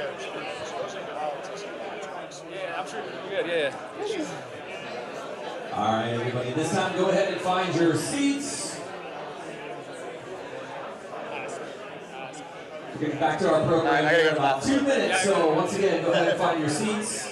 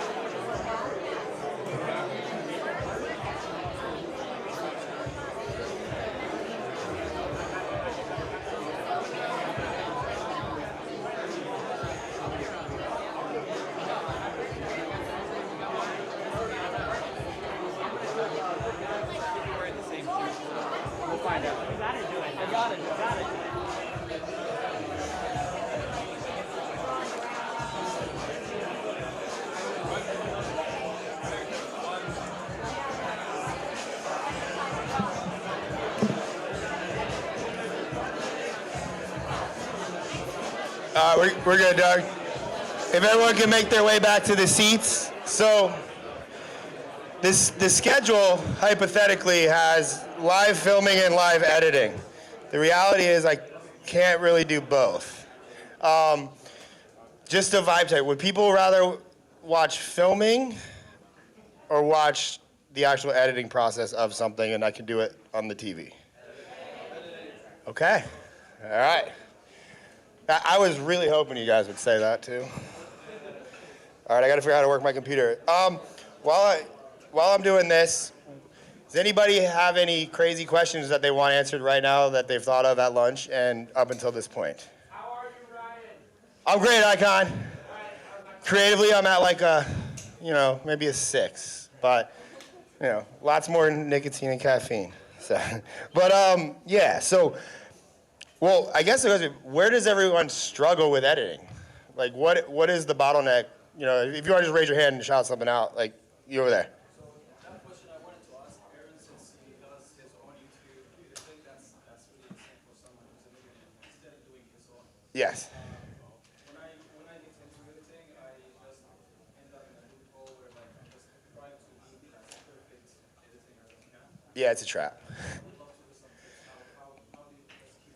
Yeah. So I mean, well, based on kind of what I talked about earlier today. Would you identify Aaron Marino as a content creator or a business owner? But he still edits his own videos. That tells me at his core, he's a content creator. So again, moving that. So no matter what, editing sucks. And I don't want to shit on video editors, but it's like a necessary evil. Like you have to do it. Like whether you pay somebody to do it for you or you learn how to do it yourself, ideally you're going to need to do both things because like I was explaining to Christian, it's easier for you to tell an editor what you want if you've done it, or how to articulate your point or how you want to be presented. Because it's a lot of responsibility on the editor, and that's why editors get stuck in the perfection trap because most editors are not involved in the filming process. So when you're filming a lot of videos or filming videos in general, there's a hierarchy of like the person that's behind the camera is seeing a video be made right in front of them. They're mentally having like a checklist of what this video should ultimately look like after it's edited. And your good video filmers and editors, most of them are the same person, because most people can't afford to have a filmer and an editor. So you become that one person, either for yourself or for that guy. And if, uniqueness of being a content creator yourself, you have a vision that you think the video should look like while you're speaking it. You would also have a different vision while you're standing there behind the camera filming it. And then as you sit down and edit it, it's going to be a different thing altogether too. So you have 3 different visions of a singular video. If, like in my case, when we film with clients, that process is separated by 3 different people, which leads to a lot of burnout, perfectionism, and ultimately there really isn't, you could send one video to 10 editors, it's going to get 10 different videos. At the end of the day, the video just has to get posted. So one thing that I do is I set parameters on how much time I'm allotting myself to edit this video. When it comes to my, the vlogs, when I'm vlogging, if I'm it's 30 minutes. It has to be done. Yeah, I'm not that critical, but as soon as I edit this video and finish it, I'm going to bed. I put forced constraints on myself because I'll sit there and I'll rearrange the hook 17 times. I'll change this, I'll do that, and it is a never-ending battle of perfectionism that ultimately, again, I don't know how this video is going to perform. It just needs to go out. So if you're finding that trap, it's set a deadline, with yourself that I'm going to edit this for 45 minutes and get it done. But also, if you're training a team or you're working with an editor, I do not base editing off of time. All the people that work for my company and when we hire editors, I'm I don't give a shit how long it takes you. If it takes you 15 minutes, it gets 1 million views, I'll pay you more. I'll send you more videos. And ultimately, you're going to make more money, and I'm going to make more money because you're faster. Because it needs to just get out, And that's kind of a thing. So when we hire editors for the team, I'm if it takes you 3 hours, I can't hire you. You're too slow. The team of editors we have is responsible for 6 videos a day, 5 days a week. Now, to be able to maintain that, we can't do anything fancy. You can't add crazy animations and B-roll and motion graphics and all that, because what does that do? It sucks time. You know, that's not saying that that's bad or you shouldn't do that on your videos, but as you make more and more videos, you'll find that you end up with a sea of dead footage, hard drives of content that will never see the light of day because it just simply can't get edited. Like, I get mad about that because especially when we're doing bulk filmings with clients, like a typical day for us filming with a client is we're gonna film 100 videos. The only way that happens is, one, we're prepared when we get there, we know what we're gonna talk about. Two, we set, it's not always perfect, but the idea is 5 minutes per video. When you do that, you have 2 minutes to discuss the video before they film, and 3 minutes for them to actually deliver the video, and we're moving on to the next. Nobody's that perfect, but that's like a constraint that we're putting on we're verbally speaking to the client so we can get them the outcome that they need, which is the volume of videos. So, well, one, I'm gonna lose a bunch of money if I have to fly back. So it needs to kind of flow like that, you know. And then, you know, I was speaking with Christian here about editing. You have to, you know, the better you get at streamlining the filming process, the less you have to rely on the editor being good. And the editor shouldn't be responsible for making this video good. They should just assist in making it better and getting it out. Because a lot of the editors, I feel like the industry puts a lot of pressure on editors to make great videos when they don't know essentially what great videos are. Like, they're not the one on the camera filming them. They're not the one that's gonna take the criticism and the hate if they edit it wrong. They're just essentially a robot or a machine that's doing it. And, you know, I do believe AI is gonna take away and make it very tough for editors in the future. But again, you know, one of the questions was, how do I find good and reliable editors? I'm like, the only way to find a reliable editor is to speak better. Don't allow them the opportunity to fuck up your video. And even for myself, like, I look at videos and go, I sucked when I spoke that one. So it's like, and I could, no matter how I twist it around and spend hours editing, it's not gonna change the outcome that this video sucks. You know, and editors don't see that because to them, it's just like, how much am I getting paid? Cool, okay, 30 bucks, 50 bucks, 15 bucks, 5 bucks. That's their brain. You know, so to rely on them to make this video great and go viral, you're probably never gonna get that.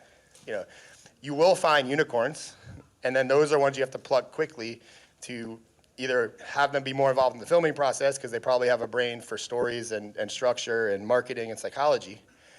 But you need to get them away from editing all the time as fast as possible because I do believe editors have like what I call a shelf life. Like athletes, you only, and short form is compressing this very, very fast. And that's, you know, a typical YouTube video. I mean, I know people that spend, you know, 40 hours editing a singular YouTube video. That's why they post one video a week. The argument now is that one 40-hour video better than 17, no edits, just talking to the camera. The internet will decide.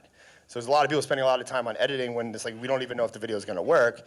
But when you compress that into like short form content, there's no limit to how much you can post. So I believe we're in like an economy or like an era where it's like the need for content has never been higher. Everyone probably in this room can agree. Like there's no limit to what you can post. The more you post, the better results you get, the more money people make. So business owners and marketers and people are like, I need more. But so the need for editing is at an all-time high right now, which is why it's I don't want to say it's lucrative, but it's a good career for people to do. But editors have a shelf life as far as they're editing so many videos so fast and so compressed. If they're not making enough money, they're not going to do it for long enough to care. So they may quit after a year, go on to do something else. Or if they're really good, they edit their own videos, they build their own YouTube channel, they make their own money, they don't need your fucking job. Like, so it's a weird place in the industry, and that's kind of, I mean, I don't hear too many people talking about this, which is why I want to touch on it in a second, but like, I don't know where that bubble is. I feel like it's a bubble right now, it's gonna burst. It's like need for content here, price that people are willing to pay for content here. And it's being exacerbated by overseas outsourcing, and that's not any knock on them for being, for them, $10 a video may be $150 for us here, the exchange rates and things. So it's like, they're already high paid, but you will see if you work with editors or you edit your videos long enough, you get tired of doing it. And that's why somebody like a Casey Neistat only daily vlogged for 2 years. He doesn't post that much anymore But he was able to get enough results in 2 years that he doesn't have to anymore. So it's like you don't know how long that is for each individual person. But with short form, like we've had editors I have a friend of mine, Jason Capital. I hired some editors from him. Scott knows them well. Like he was posting 6 to 8 times a day at the height of TikTok. When he let his media team go because he was moving on to another venture, he let go of his whole media team. I scooped up as many of his editors as I could because they were good. But I watched their performance decrease, not as like human beings, they're great human beings, but their performance editing went like this. But you added up 6 videos a day, 8 videos a day, 5 days a week, 1 year, 2 years, 3 years, 1,000 videos, 2,000 videos, 3,000 videos, 4,000 videos. At some point, you are a robot. And I think that is happening very fast for a lot of people. And the clippers and all WAP has a really cool strategy with for clipping for performance. But I don't know how long that's gonna last based on what I know about clippers. I see clippers as they're gonna edit for the best people that go the most viral. Because if I were to go next to a Logan Paul, we're both on the WAP platform, and I'm putting in 10 grand and Logan Paul's putting in 5 grand, because it's basically a pool, they disperse it, you get paid for how many thousands of views you get. If I put a $5 price point for my 1,000 views, yes, I'm paying more, and Logan Paul has $1.50 on his, but I'm only going viral 1 in every 10 videos. Logan Paul goes viral 1 in every 4 out of 5 videos. Fuck Ryan. If I'm a clipper, I'm going to Logan. So on the platform, you're going to see the people, it always comes down to being better on camera. Logan Paul's more viral, more relevant. If we put together, no matter how hard I try, he's still more relevant, he's going to get more views. So clippers are going to deviate to him. But they're also clipping so fast, and they're the ones that are making the 5, 10, 20K a month, how long are they going to sustain that? Because they're editing 10, 15 videos a day. If the money doesn't increase, I don't know what that's an industry problem, but that kind of touches on even you as an editor, you're seeing it from that lens. You're just I got to get this video out, I got to do it, it sucks, I hate it, I don't trust anybody else to do it, they suck, I can do this better, and you never get out of that trap, so force constraint on that is the best way. But I'd like to see the industry change to where it's less reliant on editing and more, and I think it's happening, and I think this is why the psychology is deep-rooted into why this is happening in the industry. Because I think we're going to go into an editor recession at some point, and nobody's going to want to fucking edit. And what are the business owners going to do? They're going to have to edit themselves. But either way, that's a bigger tiered thought. These are things that keep me up at night. What are we going to do? So you guys saw that video I did with Aaron, right? Yeah. I'm going to mess with that video so you can see it. I'll do a couple videos. What videos do people... What do you guys struggle with to edit most? Is it just of you talking and then putting it out, or where's the bottleneck? Okay. I think it's in the clipping, and yesterday you talked about your media managers being the ones to view, and sometimes the hook is in the middle and you have to pull it. You know what I mean? So yes. The yapping or the man on the street and all that in general, if you're delivering it well, it's just editing, and almost anybody can do that. Sorry. So do we want to watch a podcast and clip it? Okay. What I've been struggling with is more of them wanting behind the scenes of stuff basically chopped down into kind of basically a mini blog. Okay. I'm struggling, but it's easier for me to do it if it's my blog, but when it's somebody else that you yeah. It kind of makes it hard to tell the full story in under a minute. All right, so I can help with that. Fitzy, where's Fitzy? Fitzy? It's all about it. Go. Oh, how do I get this? I'm tech retarded right now. Live stream, it happened. You just exit out. Oh. Then you just play whatever you want. Now it's all jacked up, man. Is this my actual? This is my other laptop. Hang on. You can plug in the other one if you want to. Yeah, let me use this laptop. This laptop's supposed to be hanging on my wall because it made $1 million. If anybody goes to my studio, they see I have a wall of laptops. Every time one makes $1 million, I hang it on the wall. I think it's art. There's a 6-figure laptop too, which is my first one. I know it's not, again, that's not profit, just so everybody's clear on that. Let's see if this just works. Allow, okay. So, Concept, right? Look at that clean desktop. I would argue that the better your editor is, the messier their desktop. And Luis, how many tabs do you have open currently at the moment? Maybe like 90? That's not very good for organization, FYI. Sav, how many tabs do you have open at any given time? So, what do I got here? Well, actually, these are some videos from Nate. Well, let's look at, we probably have some clips in our folders for podcast. JB, do you think there's any good clips in the Modern Wisdom folder? Nice, okay. So, in the sake of we're not going to sit and watch an hour podcast together live, that would be probably pretty boring for retention. I'm just going to kind of talk through this, and hopefully it works. And if it doesn't, I can answer questions. So, well, this is our drive for the company. I mean, I don't have any NDAs on there right now, so those are the people that we work with. We can use Adley as an example.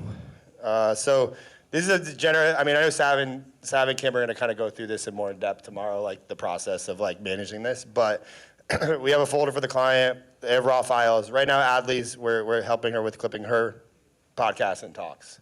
So this is like, we have podcasts, we have a use folder, really good clips. Sav, you're doing these, right? Yeah. This is all Sav. Oh, we don't have any really good clips? Okay, back to the raw files. So they're probably in the use. But, so basically, Adley sends presentations or podcasts she's been on in the raw. You don't really need it to come in a raw file format. It could come, this could be on YouTube, and we use 4K downloader to download the file from YouTube to our laptop.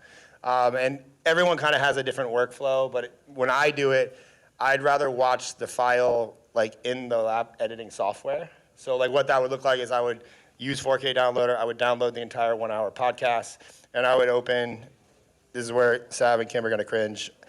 I've been using CapCut. I arguably do not know how to use Premiere Pro, Final Cut. I don't know how to use any of them. I used ScreenFlow up until the beginning of the year, and I was pissed because they stopped updating their editor software, and I had to switch to CapCut, all while at the same time I was becoming a daily vlogger. And I have to update, and I'm not gonna do that. So, if you're using CapCut, Premiere Pro, whatever, you wanna drag the file into the software. So it's like, now hypothetically, let's see, let's just watch this clip. Now, Fitzy, you said I gotta hold this to this TV? If it plays. Let's hope it plays. We're live streaming, live editing. Tech is not our friend.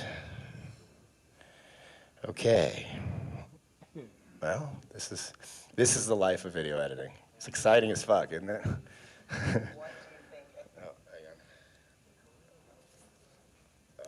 This was from her viralish event at her house. So she was having a fireside chat with this gentleman. I forget his name. He was pretty cool though. I was there. I would get good at listening fast. 2x speed is your friend. So we're gonna go faster. So this is a 1 minute and 22 second clip that Sav pulled and put in here. Now again, when we work with a podcast client, or any type of client when we're like condensing long form footage into clips, they have to be realistic with how many good clips. This comes with expectations, one for you as the person that's in the video and also an editor or a clipper if you're working with them. Not every clip, no matter how cool you think what you say is gonna go viral. So you gotta be realistic, but for her, she wants, we're trying to get a high volume of like as many videos as we can from a limited amount of raw files. Because she's doing like podcast tours. And a lot of clients do this, like the bigger ones, they go on podcast tours. So they'll go like to Vegas and be on 4 or 5 podcasts, and they'll do that so it condenses them from a creative perspective. Let's just watch. How does this is not playing here? Fitzy, do we know how to get it to play through the TV? Huh? Do we know how to get it to play through here? Just hit Or play. do I have to install my mic to my computer? Oh, gotcha. Just hit play. I did. I think AI is going to do the film and television. That's through my laptop, though. I'll give you another mic. 1 second. Let's try this. Industry and the jobs that. I guess that works. I can yell. All right, so let's just watch this clip. What do you think AI is going to do to the film and television industry and the jobs that it's already taken, that you've already seen since COVID, the massive shift away from Hollywood and the film and television industry as a whole? And what's your prediction? It's not a pretty prediction. One thing you want to do is always watch a clip start to finish. That's in our non-negotiable checklist. Most editors do not. They would just download this and start editing it. They don't watch the whole file. Now, Adley started this on a very good point. AI is pretty popular. It's safe to assume an AI video will do decent. So knowing Sav, that's probably why this is the starting point of this said clip. But we're also watching it all the way through to decide, is this the best hook for this video? So this clip should, I'm sure it does, it encapsulates an entire point. Like that's another thing you want to look for when you're listening or watching podcasts, is a whole point made? Because if it's like a half point or the full thing isn't made, you have to decide as the person clipping it to eventually edit it, did they maybe finish the clip later? And if they did, that piece that comes later needs to be put into this clip before it goes to the editor. So similar to like when we film like direct to camera, it's like one topic, one point, one thing. You don't want confusion in the clip because it's already like 50 seconds. You don't have much time. So we keep watching this. Prediction, honestly, because I think AI is just going to get smarter and smarter and smarter, and at some point become self-aware and be able to know every single one of us' music trends and favorite film trends and write us a script and that we love. And I think at some point, going back to Meet Me Next Christmas and seeing how amazing CGI is, soon each one of us will, not maybe about 20, 30 years from now, we'll be able to write our own films, our own scripts, our own everything, and then watch our own movies, and it'll know everything about us, and it'll be a fantastic film because it's us. So it's replicating what we like and love. So I think AI is going to really transform it, and everyone says we're going to regulate it, control it. I don't think we can. I think on a global scale we can't. And if we don't try and use it as a tool and make it and enhance it, right now we're in a way we're in a golden period of using AI because we can use it and utilize it and it's a tool. And I think we use it like that fantastic. At some point in the future, that tool will become exceptionally lazy and it will take over a lot of stuff. Okay, so there was a couple angles you could have taken for a hook for this video. Did everybody kind of feel that listening to it? Or no? Or do you want me to identify? So I'm going to go ahead and download this. It's probably going to take 27 minutes. Yeah, get those viruses. So while this is downloading, again, I think a problem that a lot of podcasters have, specifically that the less seasoned podcasters, the better podcasts, the host usually keeps the person on track to finish the thought. That's why somebody like a Rogan, a Modern Wisdom does that really well. You want the point to be finished, so it's a complete clip.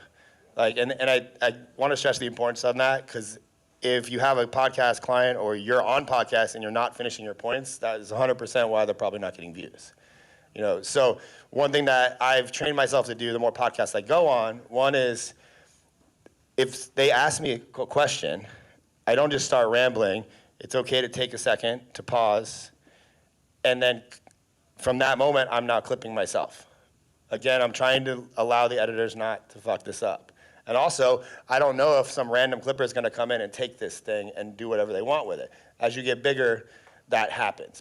And they are trying to take you out of context. Because the more out of context they take you, the more views they're going to get. People get arrested for that in foreign countries. This is taking a while. Yes?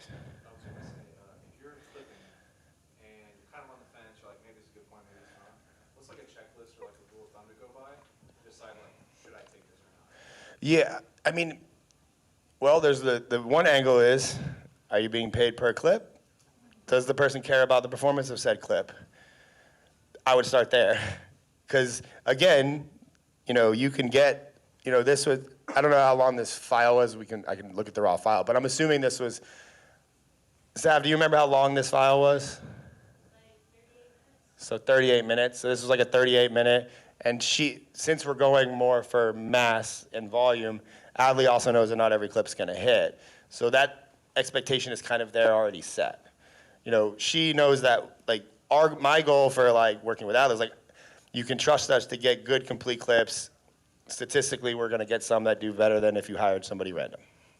Basically, it's kind of the expectation that I set. But she also knows, because she's a seasoned content creator, not everyone's going to hit. They're not all going to be great, but she wants to get it out because she is limited on the time that she's filming. So she wants to hit more of a volume for momentum. So it's these conversations, if it's just somebody doing a podcast weekly, ideally you want to get one clip a day is kind of like a standard if anybody's selling that service, $3,000 a month, $4,000. I've gotten 6 for one clip a day, but then the higher the price point goes, the better those clips perform.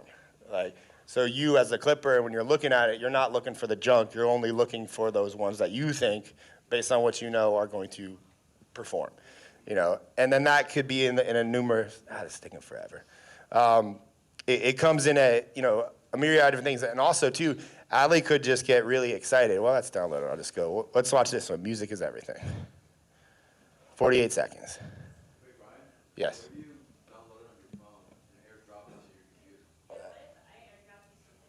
Okay.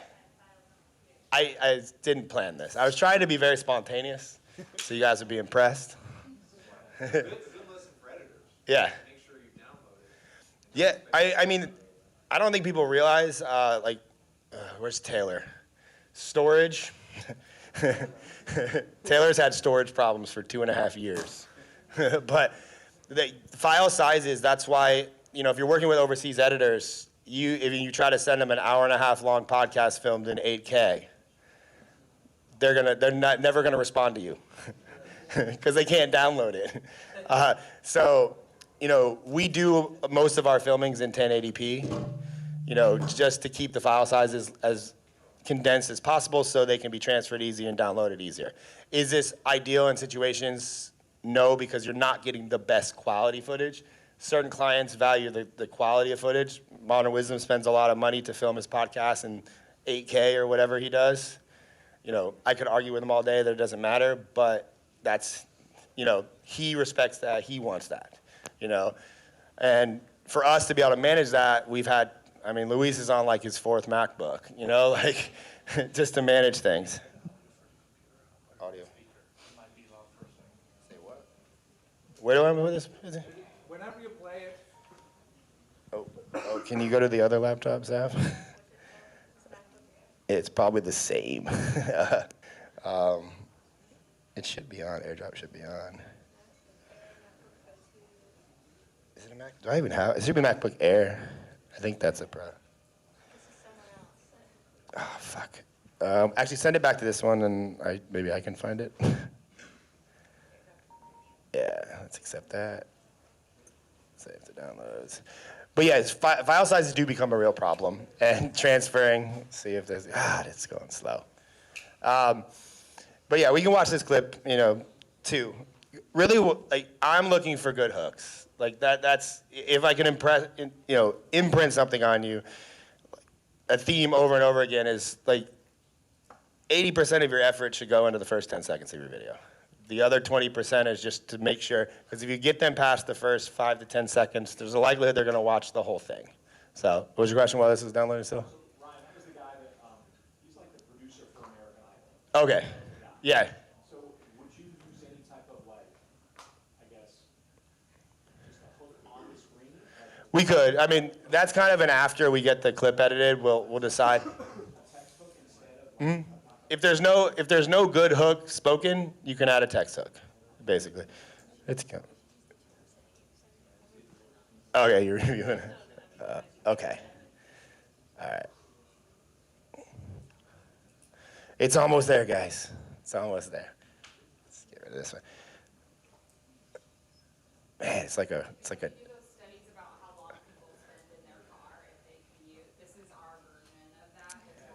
Yes.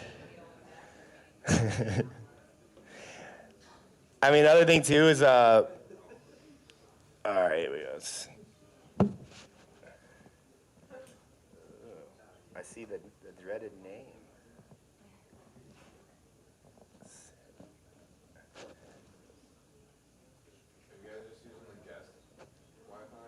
I believe so. I don't know if I just sent this to somebody's MacBook Air, but it should be mine. I'm brain dead right now. It should be. Yeah, can you?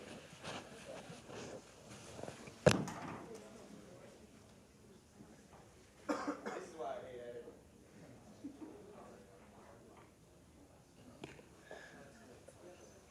editing. Somebody's MacBook Air is waiting. I just canceled that for you. It should be.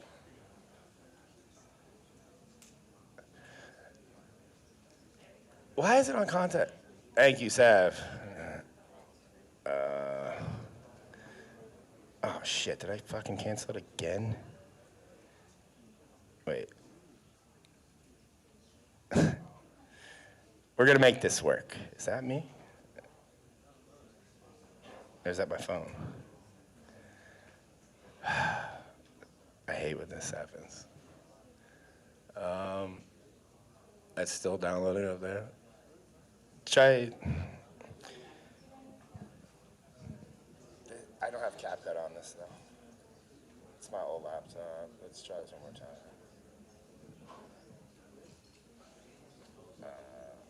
Why is it not? Share. All right. Bear with us, guys. I'm trying to make this valuable. Like, where the this.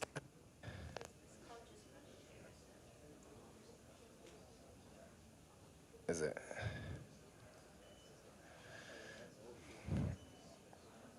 Can I get it to my phone? Anyways, people keep shouting out questions so I can entertain myself. Oh, this is frustrating me. I don't have CapCut on this laptop. This still has ScreenFlow on it. It says failed. See if my iPhone will get it. Okay. All right, we might get it to the phone and then to that laptop. It's almost there. Almost there. Ryan, what number of Red Bull are you on already today? Like 6. Oh, I don't know. It's a game I'm not willing to track. All right, is it coming through there? This is MacBook Air 2. There it is. All right, all right. We got it. All right. All right, so here we go. Still receiving, still receiving.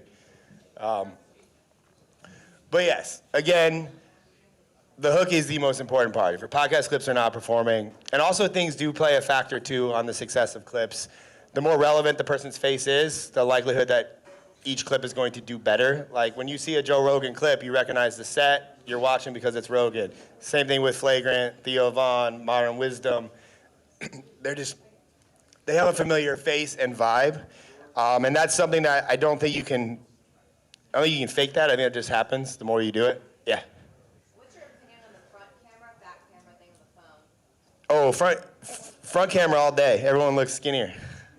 The 0.5 lens is incredible. Have you seen that, like, where some people suggest that your views go up if you use the back camera? I mean, I believe I believe in wide angle lenses.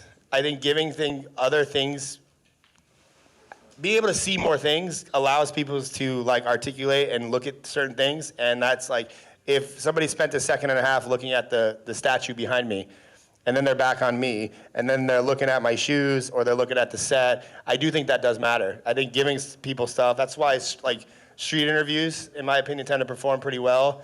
It's interactive, it's a conversation between two people, so you have the interaction there back and forth, which if you're thinking in terms of like every 2 seconds something needs to happen, you talk, I talk, you talk, I talk.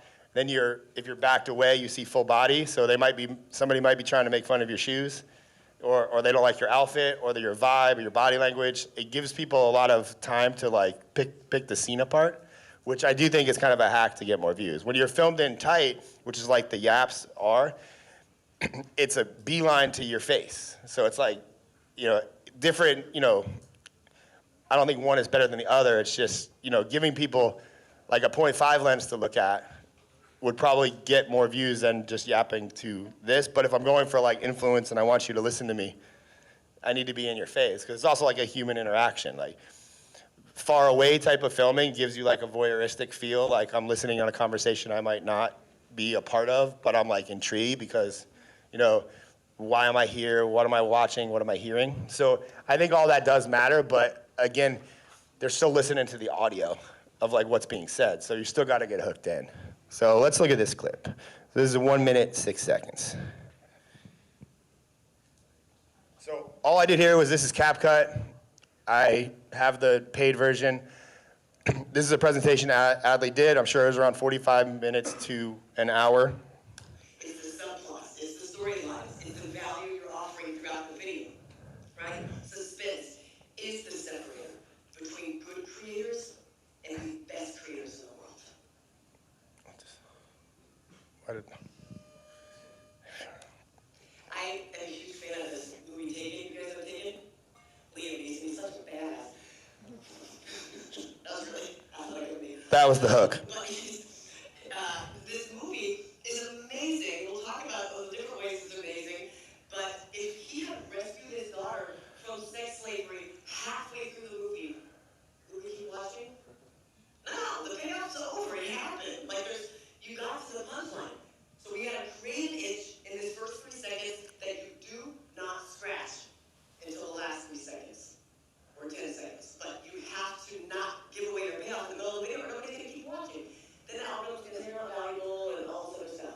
All you need to know is create the itch, do not scratch it till the end, or you're a bad Liam Neeson movie. So that's suspense. Then we make it to payoff, which is the result. It's where you scratch the itch, it's where you do. All right, so watching that all the way through, the Taken part. From a general virality standpoint, this video is about making videos and speaking and keeping people's attention. General population does not care about that. But everybody know what Taken is? Okay, so in this clip specifically, like that is where we want to start the video at, because that gives us we're already starting from a good, position as far as a lot of people have seen the movie Taken. They know Liam Neeson, he's a celebrity. So we're giving this specific video the best opportunity to get the most amount of views possible. Whether it goes viral, we don't know, but at least we're giving it the option, because if you're looking at a funnel, the hook in the first 10 seconds is get the most amount of people, and then the farther we watch into the video, it becomes more and more niche. So the niche is that she has her hook, suspense, payoff, and that's like what she's actually talking about. So knowing that, so we're just gonna use like right there. So we're just gonna chop that. I am a huge fan of this movie Taken. You guys have Taken? So right now I'm just gonna go through and I'm basically removing all the dead spaces, and then I'm just gonna kind of condense it so I can move the clips around how I want. So all this is CapCut. They have these little buttons right here. Like, it looks different on Premiere Pro. And again, I wouldn't get, when it comes to a software, like, to me it doesn't matter. It's just what you are used to using. But once you know the basics of editing, you can use any software. Like, Premiere Pro is, in my opinion, the best for like mass scale editing. It has the most features, it has that. But for me, it's also a heavy computer to have, like, because when I downloaded CapCut and I'm using this MacBook Air, I hate carrying a heavy MacBook Pro in my backpack. So I want a MacBook Air. I get the upgraded storage. We film in 1080. I can download and I can move files around quickly on this, because that, if I shave 5 minutes of moving files, then my editing time just got shorter. Not everybody cares about the efficiency like that. Some people like to just sit and do this. Like for me, I'm like, I'm gonna be editing a lot of videos. I'm gonna probably be in a hotel room, or I'm gonna be trying to do it in a rush before I go to bed. So like that's a funny part. Adley is very expressive too. So that's, getting to know your client, like, or whoever you're working with before you clip them. Like, I know she's gonna do some expressive things. So as an editor, it's like, we'll decide later whether we wanna keep that in or not, but that's also her personality. If it was like purely based on watch time, it's like, are we gonna need that part? No. But does that show her personality? So in this case, it's like, we'll decide in a second whether we leave that in based on how the video flows. Really athletic of me. Like, so I'm just gonna extend out here. We're gonna keep going. Back, we can get rid of This movie. Like right there, that's all dead words. This movie is amazing. We'll talk about the different ways it's amazing. But if he had risked. We don't need, So what another thing that we're looking to cut out is words of uncertainty. But I think this, like, if you can get rid of that, it just condenses the message faster, and it also adds certainty to it. I say sometimes, so we cut all those out of the video. You know, sometimes if you can't, you can't, but for the most part, we're trying to get rid of all those because it makes the point more certain.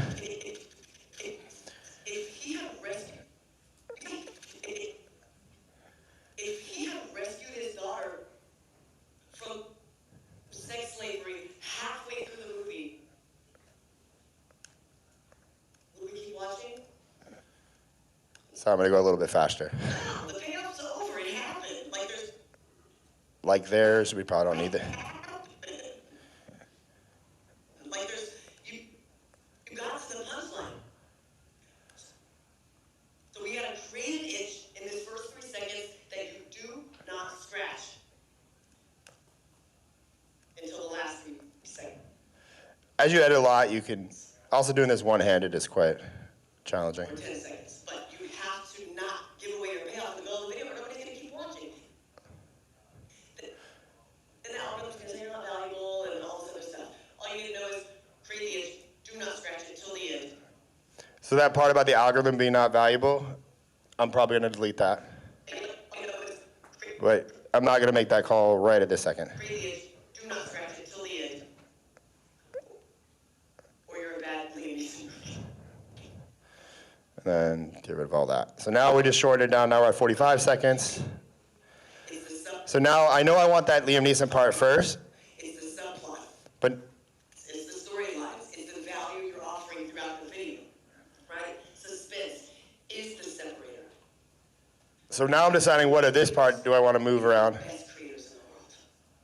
I am a huge fan of this. So like I'm just gonna move that out of the way for now to see if we even need it. I am a huge fan of this movie. Take it. You guys have taken it? So now I'm just gonna this is where like you can get really anal. I don't know if I can say that on live stream. This is where the perfectionism kicks in, so solidarity, bro. So like, right now I'm just waiting, so I know this is a start, so I'm gonna spend more time here just making sure this flows good. Also, like, well, I didn't center it as 9:16, but I can do that really quick. Ratio, that's why I like CapCut. So this is also obviously a horizontal clip we're turning into vertical. I don't like leaving black bars. So what I'm gonna do here, now that I got it kind of cut to where I can work with it, just gonna select all of it and move, make it bigger. CapCut's kind of wonky. This could be smoother. Premiere Pro is probably a little better at this. Hey. There we go. I lost my cursor now. Where did you go? Where the fuck did my cursor go? Ryan, you could edit if you select all the videos again. In the top right, you can actually zoom in manually that way. Whenever I'm editing without a mouse, I do it that method that way. So you can see size on the top right. I'm not gonna try to teach myself something new right now. I just don't know where the fuck my cursor went. Why is it here? Yeah, but the bar just disappeared on me. Hey, Louise. Hey, where's Louise? Louise? He knows CapCut better than me. Do you know how to get my cursor back? Look at that. You sure? No, that didn't work. It's right here, but I need the line. I don't know where the fucking line went. Oh. B. Now I'm fucked. Louise, can you come here for a second? Help, I need you now more than ever. Like, why are you up here now? What the fuck just happened?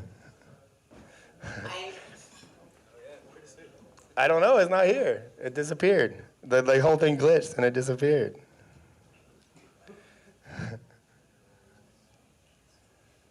Oh, there it is. Look at that. That's right. You make. No, this disappeared again. It's not following. I don't know what the fuck happened. You know what I can do here? Watch this. Exit out and re-go in. There it is. Wait, now I got this fucking yellow thing on here, Luis. How do I get rid of that? What's this thing?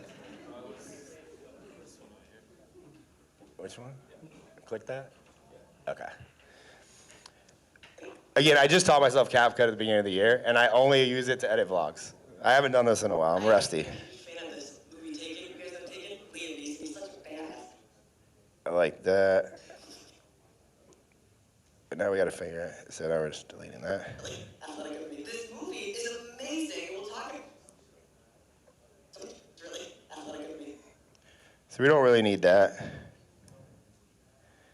I am a huge fan of this movie Taken. You guys have Taken? Liam Neeson, he's such a badass. This movie is amazing. We'll talk about the different ways it's amazing. If he had rescued his... We don't need that. I am a huge fan of this movie Taken. You guys have Taken? Liam Neeson, he's such a badass. This movie, if he had rescued his daughter from sex slavery... From sex slavery halfway through the movie, would we keep watching? No, the payoff's over. It happened. You got to the punchline. We had a creative itch in this first 3 seconds that... So right now she's kind of referencing what was in the beginning. So I'm going to go back. It's the subplots, it's the storylines, it's the value you're offering throughout the video, right? Suspense is the separator. I like that one. Suspense is the... No. Suspense is the separator between good creators and Let's see. and the best creators in the world. Okay. Halfway through the movie, would we keep watching? No, the payoff's over. It happened. You got to the punchline. We had a creative itch in this first 3 seconds that you do not scratch until the last 3 seconds, or 10 seconds. But you have to not give away your payoff in the middle of the video, or nobody's going to keep watching. Creative itch, do not scratch it until... So that, like, not give away your payoff in the middle of the video, or nobody's going to keep watching. so the suspense part. Creative itch, do not scratch it till the end, or you're a bad lead. It's the subplots, it's the storylines, it's the value you're offering throughout the video, right? Suspense. I don't think we need that either. Sometimes I delete stuff too, and I'm like, oh, we'll just make it work. Creative, do not scratch it till the end, or you're a bad lead. Suspense is the separator between good creators and the best creators in the world. Okay. Not scratch until the last 3 seconds, or 10 seconds, but you have to not give away your pay. I don't like that part. We don't need that. She already kind of made that point. Another thing, mistakes people make is we don't need, it's the last 3 seconds, 10 seconds. It's irrelevant. She made that point. People keep clips in or parts of clips in that, like, they say the same things multiple times. We call it, like, double hooking. It's like 3 ways to do this. And it's like, well, I have 3 ways I do this. It's like, only use one. But you have to not give. A lot of people do that. Do not scratch until the last 3 seconds or 10 seconds. But you have to not give away your payoff in the middle of the video, or nobody's going to keep watching. Creative, do. Over here. Keep watching, or you're a bad lead. It's nobody's going to keep watching. Suspense is the separator between good creators and the best creators in the world. So we don't need any of that. So now we're gonna, like, literally you just kind of keep watching it over and over, and I'm just saying, can I remove anything else that's unnecessary and still make the point? Or do I like the ordering of what it is at? I am a huge fan of this movie Taken. You guys have Taken? Liam Neeson, he's such a badass. This movie, if he had rescued his... So we don't need that part where she said this movie. Fan of this movie Taken. You guys have Taken? Liam Neeson, he's such a badass.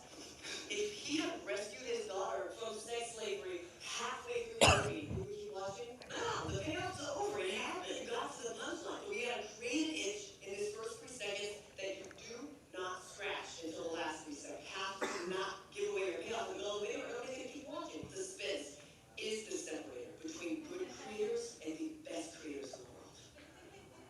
I'm pretty happy with that. For sake of time, I would blow that up. And there's one part where she does a little dance. I would zoom in to showcase the weird dance. That is purely, in my brain, that's not thinking from a watch time perspective. That's thinking from an Adley personality perspective. It makes her seem fun. Like, could I cut it out? Yes. Arguably, the video will probably perform the same either way, but we choose to leave personality in over always taking it out. Yes. Why did you start in the beginning there, and why not add, do you know the movie Taken? Which you said it twice, so I was wondering why that was the start. That's a good question. I am a huge fan of this movie Taken. Well, it's her opinion. So if I say, do you know the movie Taken? I mean, that would kind of warrant a split test in most cases. If I don't know this video needs to be split tested, like that would be like a second round through. Like if like Adley's like, hey Ryan, we need more clips and I'm not gonna film anything, like we would come in and remake that as like a change to the video. I'm a big fan of like she saying like it's her opinion, you know, because there's probably people that dislike Taken and she just defended them. So it's like. I am a huge fan of this movie Taken. You guys know Taken? Liam Neeson's such a badass. Now where she said, do you guys know Taken? To make this video better, if we had crowd footage, we would have cut to the crowd. One, to just prove that there's people that he's talking to.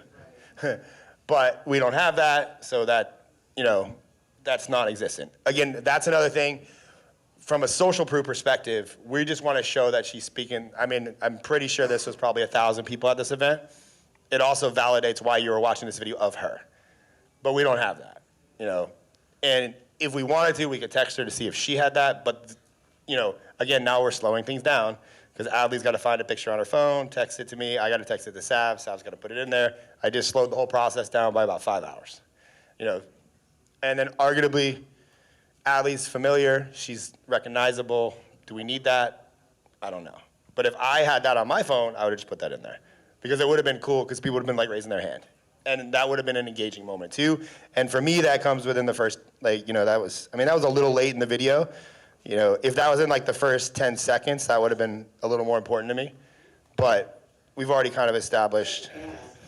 If he had rescued his daughter from sex slavery halfway through the movie, would we keep watching? The payoff's over. It happened. You got to the punchline. We had a creative itch in this first 3 seconds that you do not scratch until the last 3 seconds. You have to not give away your payoff in the middle of the video. Don't need to keep watching. Suspense is the separator between good creators and the best creators in the world. I mean, I would export this.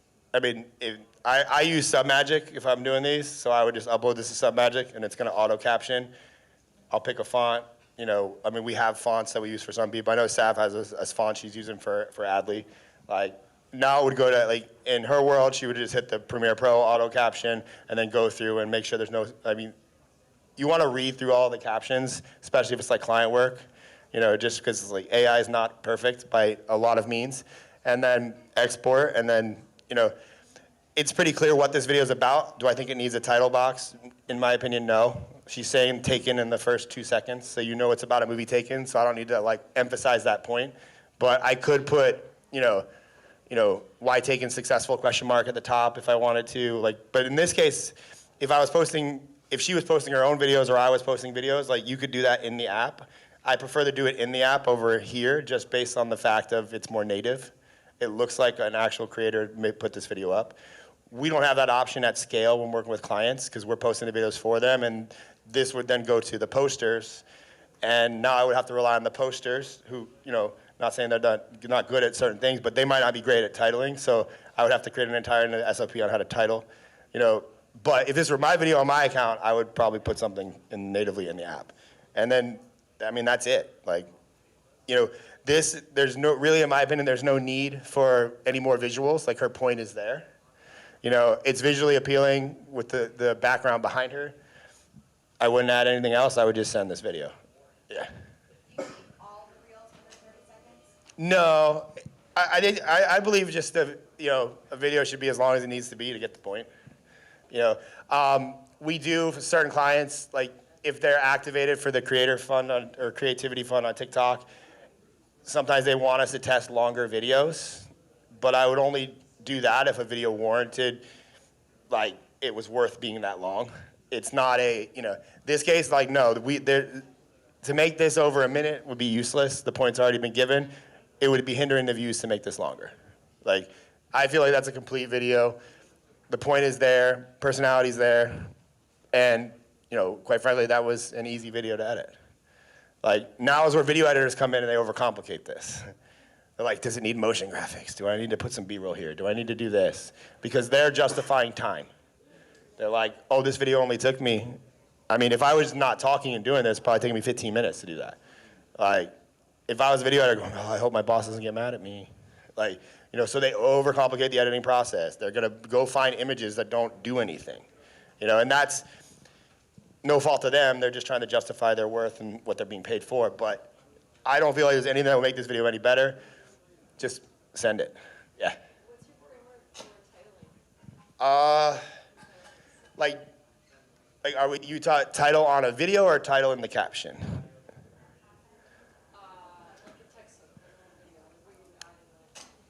Well, there's different frame, I don't want to say that. That's where, yesterday I recommended, a lot of, I feel like I'm very good at hooks. It's something we've gotten good at. Luis is really good at it. It comes with repetition, for one, and just throwing things out, and then, you kind of, hear it spoken, and you're like, oh, that was not good, or, oh, that was good. It's also dependent on, if I'm titling this, it's I would just read it, and also, too, it's are we just using the title box or caption to just get more reach? Because I would then blindly put, did you feel this with Taken, ? So now it's you're kind of blindly what are they asking? But if I wanted to target this to, video creators, I'd be do you do this in your videos, ? So it's you could take different angles with it. In most cases, though, we are always going for mass reach. So, it would, but in this case, I would only add more complications to the video if I felt like the video needed some more context, and then it's I'm always a believer in the shorter the better. So how can I say things in the fewest words possible? And that's where AI is very useful. You could just say, I want to say this, make it shorter, make it shorter, make it shorter, make it shorter, and that would take all of a couple minutes, and then boom, you could copy and paste, put that in there.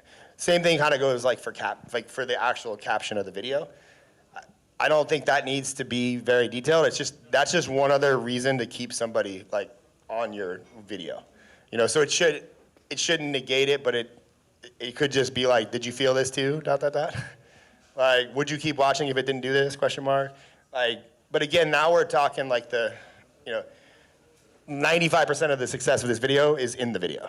The caption or title box, with title boxes specifically on videos, if I were to add one on the front, I would only really do that if there wasn't a really great hook or a strong hook spoken, and I needed to make this clip work.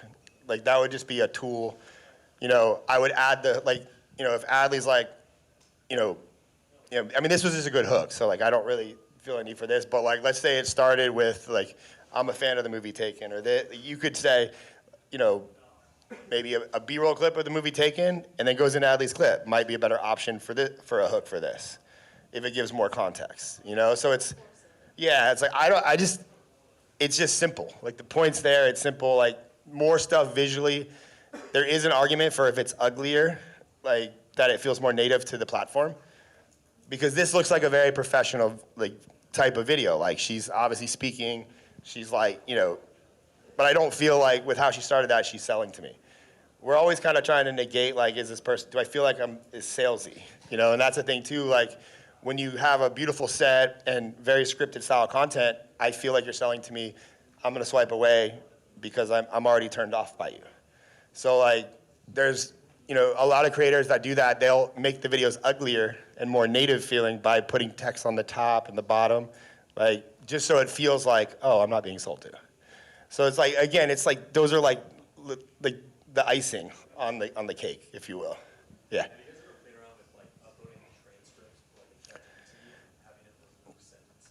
Yeah, Descript's a pretty good software that does that for you. Again, this is where I have habits of relearning Descript is going to take me a lot more time than I'm wanting to commit, when I could just do this faster. If at some point I need to do that, I'm not opposed to doing that. I mean, unless they started on Descript, I feel like that's, like, I'm also forcing the editor to change their behavior patterns on how they edit videos.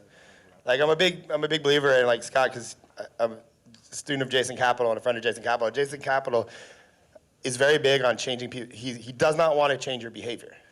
Like, because changing people's behavior, whether it be in this case, like, okay, I will only work with you if you use Final Cut Pro, but you use CapCut. Like, now I'm changing their behaviors, their workflow. I'm going to make them more inefficient.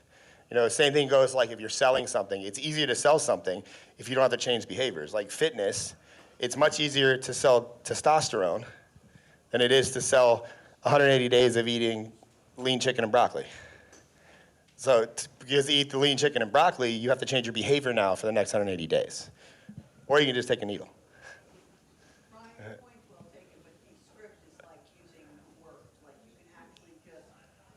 Yeah, and then it deletes it for you. It'll take care of it for your extra spaces. Yeah. And if you want to change a word and you have it in your voice, you have to correct. Let's say you stumbled and just fucked up a word or something. It's really. I will say, like, I do like what Descript does.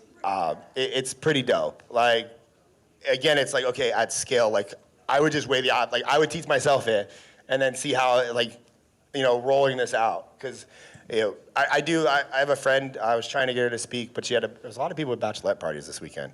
Her name's Lindsay. She runs a page called The Video Artist.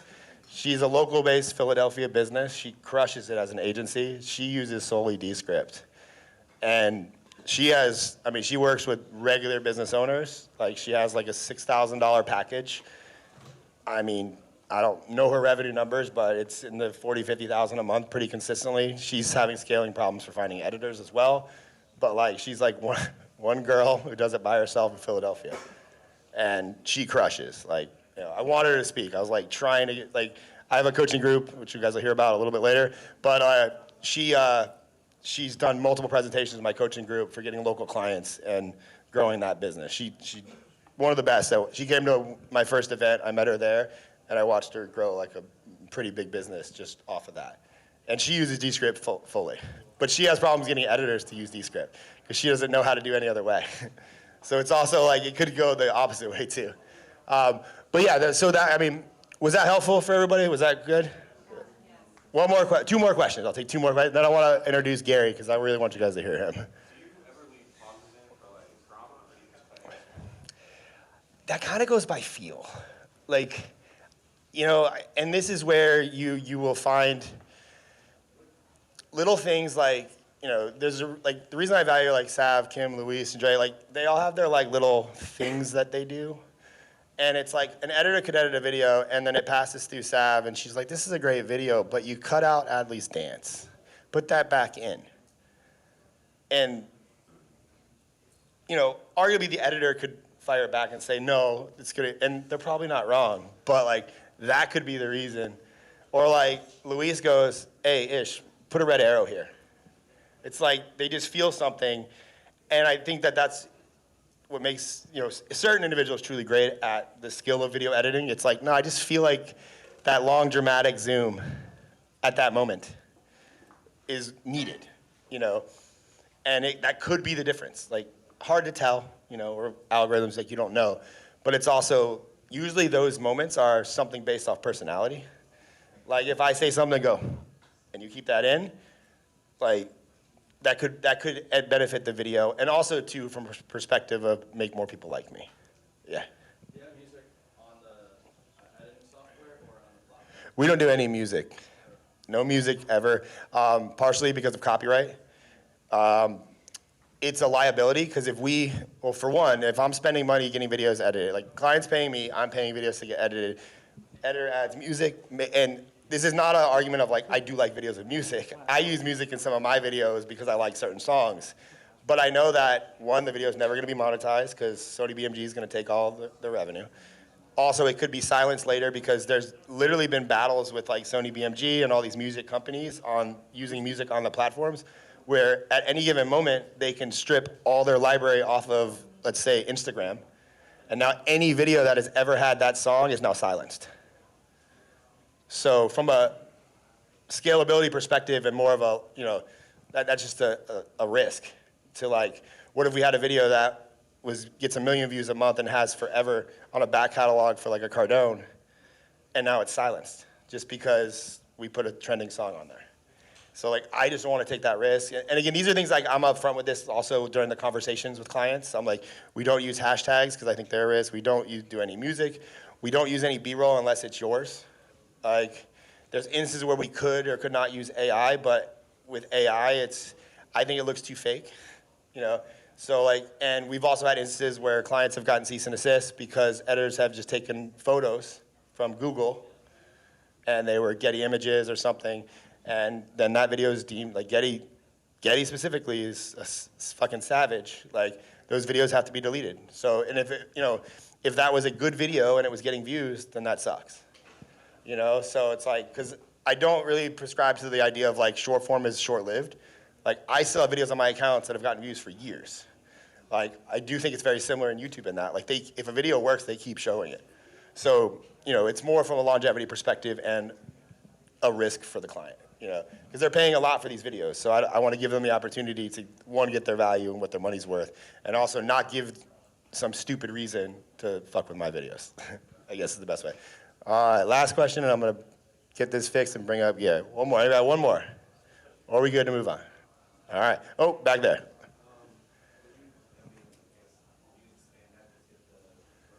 Yeah, I'm going to do that, but for whatever reason, when I try to do that, my cursor disappears, and I'm going to look like a retard up here. Oh, said it again. I like special people. Well, cool. Fitzy, let's get how do I get the logo back on here? Just plug it into this one, I guess? Yep, back into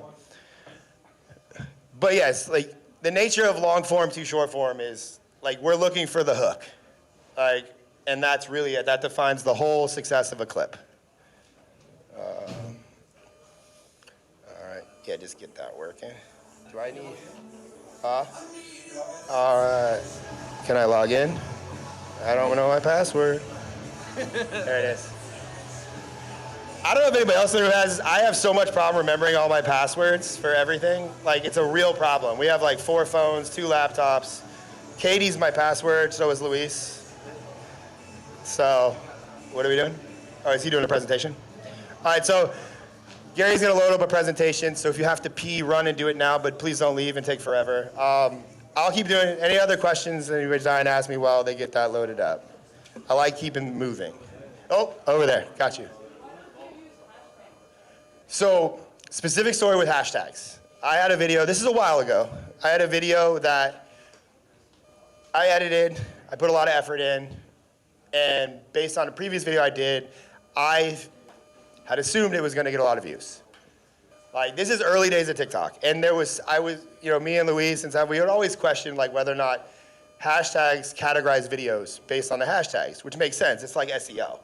But I was like, could that harm a video? Like, if I put hashtag video editing on a video that's more psychological based, is it gonna limit my reach? So I made a video, I posted a video, and it got 400 views. And then I looked at it, and I had hashtagged it. And then I texted it to Luis, and I asked him, I said, hey, I had left, I was like, can you download that video and re-upload it and post it with no caption and no hashtags? Like, and this is like all within 20 minutes of like the first one being posted.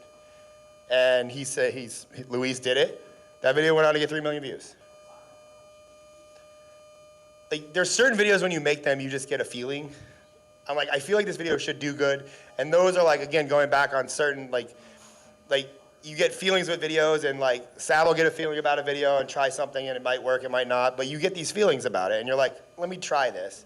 And that was an instance, and from that point forward, I was like, that validated my point of hashtags suppressing things. Like, or not even suppressing it, it just categorized it and it didn't work. So we haven't used a single hashtag for myself for a client in like 4 years. Like, yeah, and the argument there is like, it used to be that it categorizes the videos from an SEO perspective, which is a very valid argument. I don't disagree with that at all. But the other argument is that, you need me to, what? Separate them. Oh. You don't need the other one. Okay. Sorry, Fitzy. Anyways, I think the algorithm is much more advanced now, that if you just say video editing in a video, I don't think you need to put it in the caption and put a hashtag, because the algorithm knows it's fucking about video editing. You know, and I truly believe that. Like, if you just say certain people's names in videos, you get more views. Like, if I say Mr. Beast, I'm gonna get views. If I say Logan Paul, you get more views. If you say a popular brand or Chipotle, you get more views. So it's like the algorithm is already SEO and categorizing things on its own. Again, going back to like, I just want to give the video the best opportunity for the most reach the second we post it, and not question it on different ways. So, you're welcome. Are we good, Katie? Yes. 30 seconds. All right, so I'm gonna go ahead and I'm gonna tell you a little bit about Gary. So Gary was introduced to me by Ryan Pineda. We worked with Ryan Pineda for a really long time. He's a friend of mine now. And like, Ryan had said that, hey, you should work with this guy, Gary. He's my business coach. And then Ryan had also told Gary that he should work. Gary was interested in doing content. And Pineda specifically said he couldn't go viral. He did. You went viral, what, 30 days later?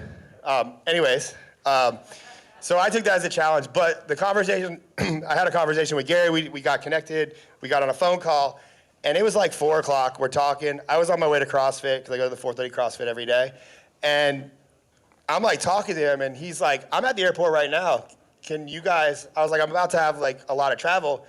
I was like, I don't know when I can get you into film. And he's like, well, I'll come to you. He's like, can you film tomorrow? He's like, I'm at the airport right now with my wife. I was like, I looked at my calendar. I was like, yeah, tomorrow's actually perfect, bro, if you can get here. He left the airport with Susan. Hi, Susan. That's Gary's wife. Drove home, repacked his bag, got closed for 4 days instead of 2, drove back to the airport, changed his flight, and he was in St. Pete that night. We filmed the next day. I was just blown away that he did it that fast. They travel a lot, so they're used to doing things like that. But that was like, I was like, oh, this dude, like, well, not only, I already knew he was smart because of the Pineda, you know, the intro and everything, but I was like, man, he gets shit done. I was like, that was fast. You know, so I was like so impressed with that. I was like, I don't know if I ever told you that. I was like, that's fucking awesome. And I was like, oh shit, now I gotta film tomorrow. But, you know, in working with Gary, Gary kind of came in. I had a previous operator that worked with me for about a year. It was a messy ending. You know, I had to let him go. And I was like an operational mess. We had obviously had a decent amount of systems and things in place, because we were maintaining, you know, 100,000 plus agency with like, I think it was like 9 or 10 people, you know, contractors and employees at the time. But infrastructurally, I've been stuck for a while. And one, like I don't know if it's got much better, but I was supremely burned out. Like I was just tired of doing it, fucking hated it, didn't want to film no more, but knew that I also have to provide and I have responsibilities, so I'm like, I can't do that. So that was like kind of the conversation I had with Gary the first time we talked. And he came in and, you know, I'm gonna let him tear my business apart so he can tell you what he did. But like, Gary and Susan, basically, we plugged into their RISE framework system. He came in, they do quarterlies, and they found a lot of holes and a lot of stress that was being leaked and all kinds of things that, you know, I would say it's not the most cool stuff for like a video, but like at the time, it's like I desperately needed. And he was able to kind of give me a little bit of life back in myself, to also help me kind of start the process of maybe removing myself from things. It's been quite the journey. I'll let him talk about that. But the idea was, it was, you know, one is the first time I had a business coach that was like, you know, involved in my business, like, you know, this is all the finance, this is all this is everything. And he said something to me like 6 months later that I was like, he said, I was actually surprised you're still in business 6 months later. I was like, oh shit. I was like, you're not wrong. But like, I was surprised too at that point. But he like said it, and I was like, man. So I wanna bring him up, have him talk to you guys. He's gonna go through a lot of frameworks. He's entertaining. They're big on personality tests, and we personality test everybody now. And I think it's really awesome if you're not doing that for hiring. They have a system for it. It's really good. It's the PI. It's expensive, but they have access to it. So that's why I like working with them. But you know, it kind of changed my perception on hiring, on talking to people, and just how I viewed like infrastructure in the company, because I am very weak at that, like horribly weak at that. You know, I'm also like, I get mad because I want to learn everything, because I feel if I'm weak at something, I got to learn it all. But he tells me not to do that. So But I want to bring Gary on. This is Gary Harper. I appreciate him a lot, and I'm just pumped he's here. He also works with like everybody who makes a shit ton of money. Thanks, Ryan. Appreciate you, bud. All right, let's give Ryan a big round of applause for everything he's put on, right? Done a great job, the whole staff. Everybody's working so hard for you guys. How many of you guys are getting great information, great content so far for your business? It's awesome. Listen, that little piece, just what Ryan did right there, like letting you in, seeing how his mind works. I think that's the most important thing to walk away with is how does his mind work, right? Because a lot of people control a camera, a lot of people control editing, a lot of people control the intangibles, but some of the people just don't understand it quite the way he sees it, right? I work with some people that rehab houses, and they can see the house before it's ever done. And it's kind of like Ryan. Ryan can kind of see the video of how it's going to hit the internet before it ever hits it. It's really kind of cool to watch that happen from stage. And it's impromptu, and it's really hard to do impromptu. So kudos to him for that. Thank you for the introduction, Ryan. Really, really, really honored to be here today. And I love being able to give the chance to speak to you guys. I'm going to head out this afternoon. I got to fly to Missouri and then San Diego, and we're on the road a lot. Ryan said that. We fly about, Susan, how often are we home? Probably about 60, 70 days a year. So we travel a lot, literally everywhere. Hey, Ryan talked a little bit about what we've done. I've coached over 4,500 businesses in the last 9 years. We're in 9 countries. I have teams in Dublin, Ireland today, coaching teams. We coach usually the top entrepreneurs that are in real estate and outside of real estate and content and things like that. So got introduced to Ryan through Ryan Pineda. I've been working with Ryan and coaching him since 2019. How many of you guys know Ryan Pineda? So I've been his business coach since then. I speak at WealthCon and things like that every quarter as well. And then I work with That's Nugent, Tiffany High, some of the big names that you might or may not follow. I've been on Bigger Pockets if you follow that. And then my platforms as well. Ryan's been doing a great job this past year. Shout out to Dre for all the cutting and editing of all my videos. He's got to make it look good. He's got to make it look good. So I want to talk to you guys. How many of you guys are struggling with your business? Like, don't be shy. What is one thing that you change that one thing, it would change things for you? What, just spout it out, throw it out at me. Lead gen, what else? Focus on one thing. Delegation. Hiring, what's that? Theme? Storage. Okay. What was it back here? Storage? Somebody buy this kid some storage. Explain that one. Storage, who said storage? Oh, no, it's an inside joke. Oh, okay, got it. I'm on the outside, I guess. Appreciate that. Thanks for throwing that at me. I appreciate it. All right, so we've had some good responses, though. I mean, a lot of us struggle with these things. Would you not agree? Like, we all struggle with some level of it. Focus is one of those things. Who said focus back here? What do you know? What does focus stand for? Do you know what focus stands for? It's an acronym. Say it louder. There it is. Follow one course until successful. Focus is a very important ingredient to being successful. You have to focus. I'm going to talk through my presentation a little bit, but as we get to it, we're going to talk about focus and how we gain focus and where it comes from. It actually comes off of purpose, having a good purpose. How many of you guys in the room talk about know your purpose, why you exist, why you're here, what you're trying to do in life? What about your business? Does your business have a purpose and what you're pushing it to do? How many of you guys started your business with an end in mind? Like you were trying to get somewhere. You were trying to plan for a reason to get there. How many of you guys just started because you want to make more money? Well, let's go. I mean, that's about it, right? Like all businesses are started for one or two reasons, either to make more money or to leave a legacy, right? And at some point you make enough money that guess what happens? You switch to wanting to leave a legacy. So they all end there, right, with legacy and what we want to be remembered for. So let's talk about it. A little bit about me, 13 years corporate executive. I was an executive for a Fortune 500 company, a vice president there, had over 750 employees throughout the Midwest and traveled a lot. 25 years as a real estate investor. I've bought and sold over 1,400 houses. That's how I built my wealth. Have implemented business operating systems for now north of 2,000 businesses, okay? And business operating systems within them as well. These are some of my companies. I own multiple companies. I actually have 14 now. And so we just sold one recently. Actually sold Sharper Studios. Tomorrow we close on that business tomorrow, and I'll make some money on that. Excited about it. Thank you. These are some of my books. If you want to get copies of my books, I have 6 books. One that's not on here, I just wrote it, and it's called Penny the Purposeful Panda. I guarantee you all want to read that. It's about for 6 months to 3 years old. So it's a fun read, but it's for children, and it talks about Penny and her finding her purpose in life. And so I have a new grandson at home, right? And I wanted him to have a book, a legacy book that he was written to him from his grandpa. And now it's become a bestseller on Amazon, so it's exciting. But these are also some of those as well. Thank you, thank you. The book I'm probably known the most for is the RISE Business Framework. It's about 266 pages, 66,000 words, and it's step-by-step on how to build a business. Okay? And I'm going to talk to you guys about that. That's what we've implemented in Ryan's business, is the RISE Business Framework. So 4 reasons why I find most people don't scale properly. How many of you guys want to scale your business? You want to get it to another level? The 4 things that could possibly and could hold you back is these things right here. Number 1 is people have fear. They're scared. They're uncertain of what it's going to take to get it there. They're also uncertain of if they're the right person to get it there. It's one of the biggest fears I see is people are scared of success.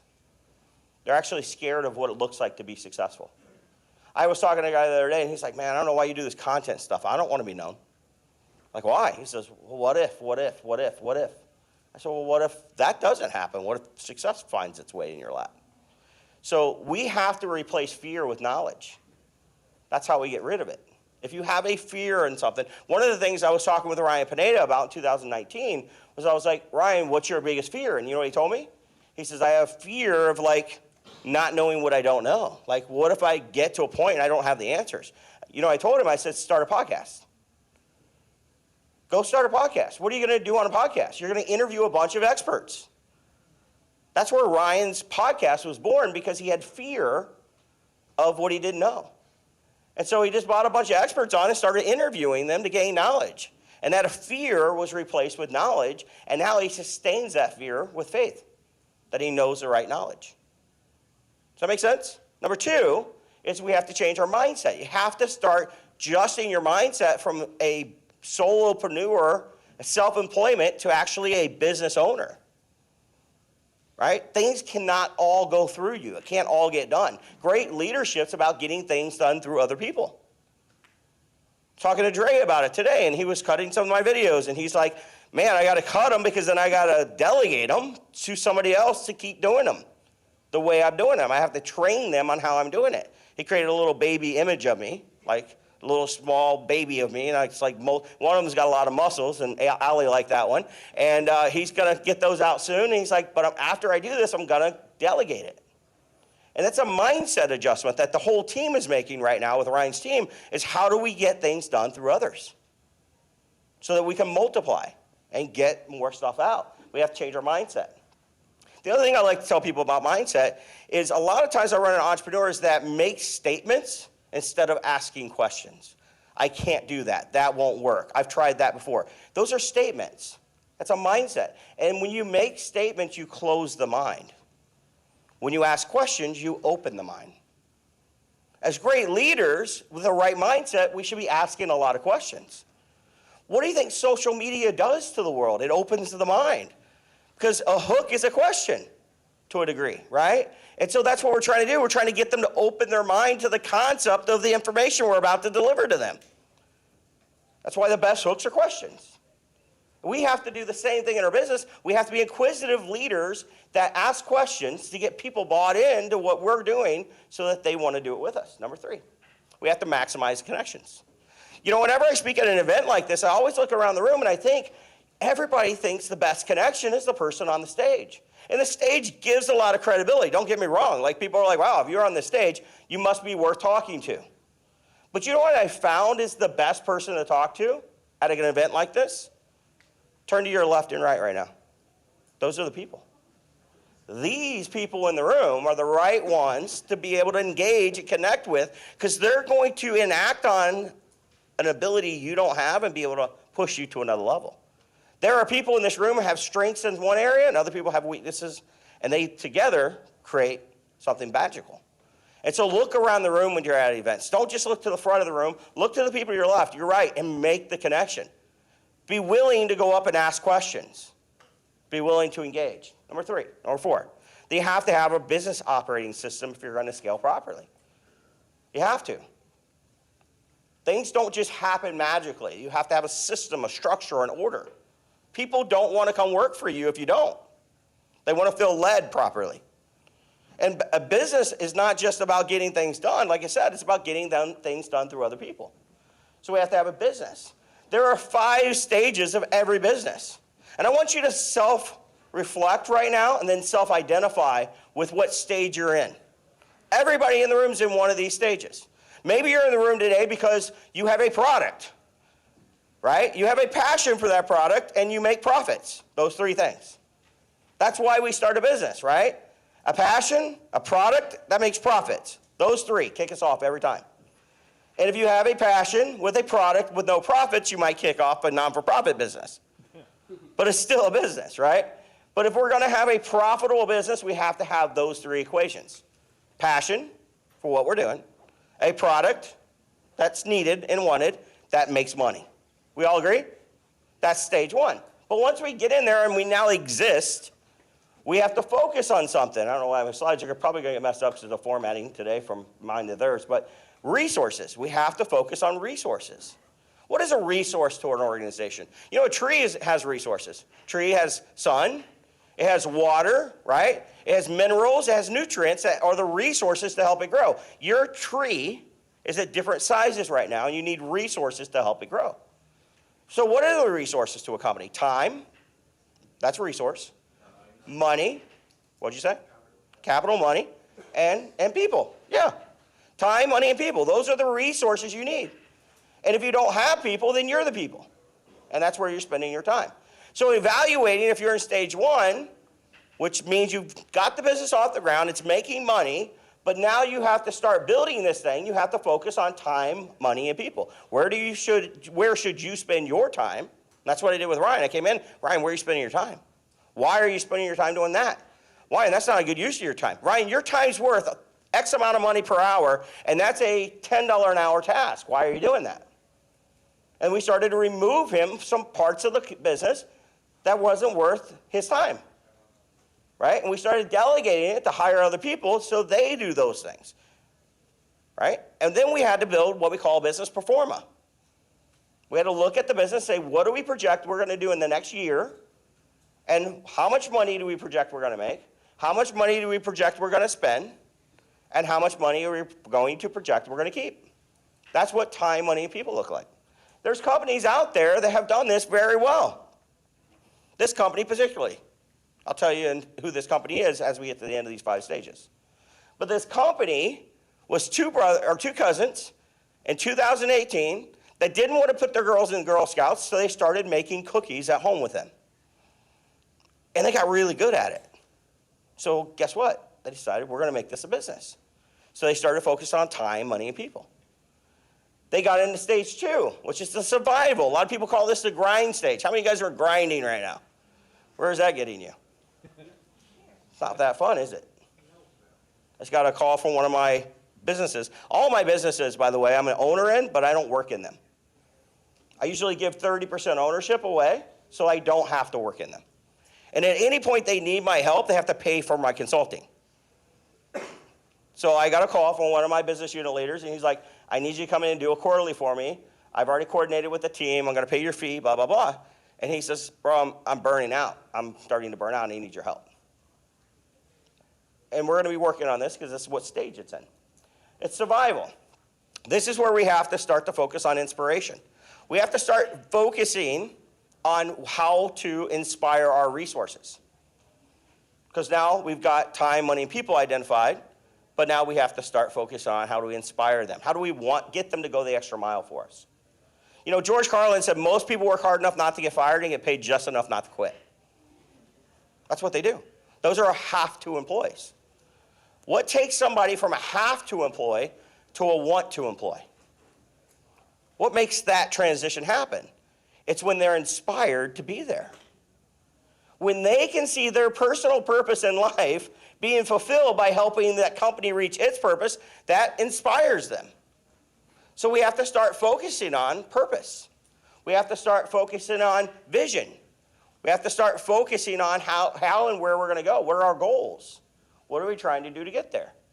And so this company started to do that. They started to build a vision plan. They started to package what they were going to do and what they were going to sell. And they started to talk about their goals. And they started to inspire the people that were helping them do it through vision. You know, there's even a verse in the Bible that says, where there's no vision, the people perish. Right? We have to have vision, right? People want to be led. They want to be inspired to go. Success is stage 3. This is where you start to feel comfortable. This is where you start to be like, this is working. Man, I'm starting to buy back my time at this point, right? And you're getting excited about what it is, but you know what? Now you start to run into the usual problems of delegation. And you start to realize, man, like I'm not doing the work anymore, but I kind of feel busier now than I ever have. Why is that? Why am I busier now even though I'm not doing the work that I ever have? Because you go from being the what person to the how person. How many of you guys have phone rings every day and somebody's like, how do I do that? How do I do that? How do I do that? Well, congratulations, you are now the how person in your company. And if you're mixing that with the what person as well, you're really busy. It's one of the reasons why people don't like to hire, because they're like, man, I'm overwhelmed. I'm still doing a lot of this, and I'm still getting the phone calls on a lot of that. And that's why in systems we have to focus on time, money, and people. I'm sorry, I said it wrong. Process, procedures, and policies. That's what we have to focus on. We have to focus on the processes, what we do. The procedures, how we do it. And the policy, which is when we do it. And that's very important, right? Process is what we do. Procedures are how we do them. And policy is when we do them. And we have to focus on those 3 things. We start with process, document what you do. Then you go into the procedure, how do we do it? And then the policy, which is when we do it. And that helps us grow, helps us build the system. It helps us let go without losing control. It's a really fun place to be. And now you have storefronts opening up, and you have expansion starting to happen. This company did that, and they did it very successfully in very short order. They got to stage 4. Stage 4 is one of the stages you don't have to go to. There's a lot of companies in this world, the SBA, that's why it exists, Small Business Association, they get to stage 3, and they're sustainable. They're letting go, they're small, and they're making money, and it's fun, and they enjoy it. And some of my businesses, guys, will never leave stage 3. I don't have any plans for them to leave stage 3. But some of them will go to expansion. They'll start to take off. Rise is doing that right now. I'm planning to sell Rise in the next 2 years for $130 million. That's the goal. It's already on pace for it. I already see it. It's going to be easy. That's why I wrote a book. That's why it's a bestseller. That's why I started the social. Why social? It's expansion. You have to get the word out. We don't need social if we're going to stay small and keep it all, right? But I need social. That's why I called Ryan about a year ago. It's like, hey, it's time. It's time to expand. It's time to do this the right way. I'll show you the common mistake people make, but this is where we focus on engagement. Guys, this is where you show up, a lot of you guys, with content. This is where business owners need your advice to expand. We call this the ETR quadrant because you have to earn the right. How many fakers out there that you saw before that get on social and like, I've done this, I've done this, I've done this, and they haven't earned the right to say that yet? They don't stay at the top very long, do they? They get exposed really quick, right? That's why it's so important to grow the right way and get to the right, earn the right to expand, to go into engagement. And that's where we focus on brand. That's where Crumble Cookie went. Do you guys know Crumble Cookies? How many of you guys have heard of Crumble Cookie? If you haven't, you guys need to go straight out today. I'm like, sorry, Allie, don't listen to this. You need to go out and get some Crumble Cookie. Okay? It is amazing. It puts me in a coma because I'm diabetic within 20. She's like, here's some sleep aid. I'm like, I just eat a freaking cookie. That's a great sleep aid for me, man. My sugar shoots to 300. I'm out like a light in 20 seconds, man. Like, I might not wake up, but I'm out. It's great. It's a great way to sleep. But Crumble Cookie built a brand. Guys, they got all the way to stage 5, which is now what we call business maturity. They've reached their purpose, their goals, and what they were trying to achieve in 5 short years. Now, they're at 964 locations around the country. From 2018 in the kitchen, making cookies. How long have you guys been in business longer than that? Ouch, right? Ouch. How long have you guys been playing business longer than that? Ouch. You could get there. You can get there quick. Everybody always says you grow too fast, right? You can't grow too fast. Don't grow too fast. That company grew too fast. It's not a thing. It's not a thing. You just got to grow the right way. Everybody always starts with that passion, that product, and that profit, and they go straight to this, engagement. And then they get to systems, and they're like, man, I got to build a system. I got to start learning to let go because it's growing too fast. And then they get here, and they're like, man, I don't even know why I'm doing this. Like, what's my purpose? Like, why did I even start this company in the first place? It's burning me out. And then they go back here, and they go, man, I'm not even making money like I used to be making. Like, it just doesn't feel right. It feels like I should be making more money than this. And that's what happened. They just grow the wrong way.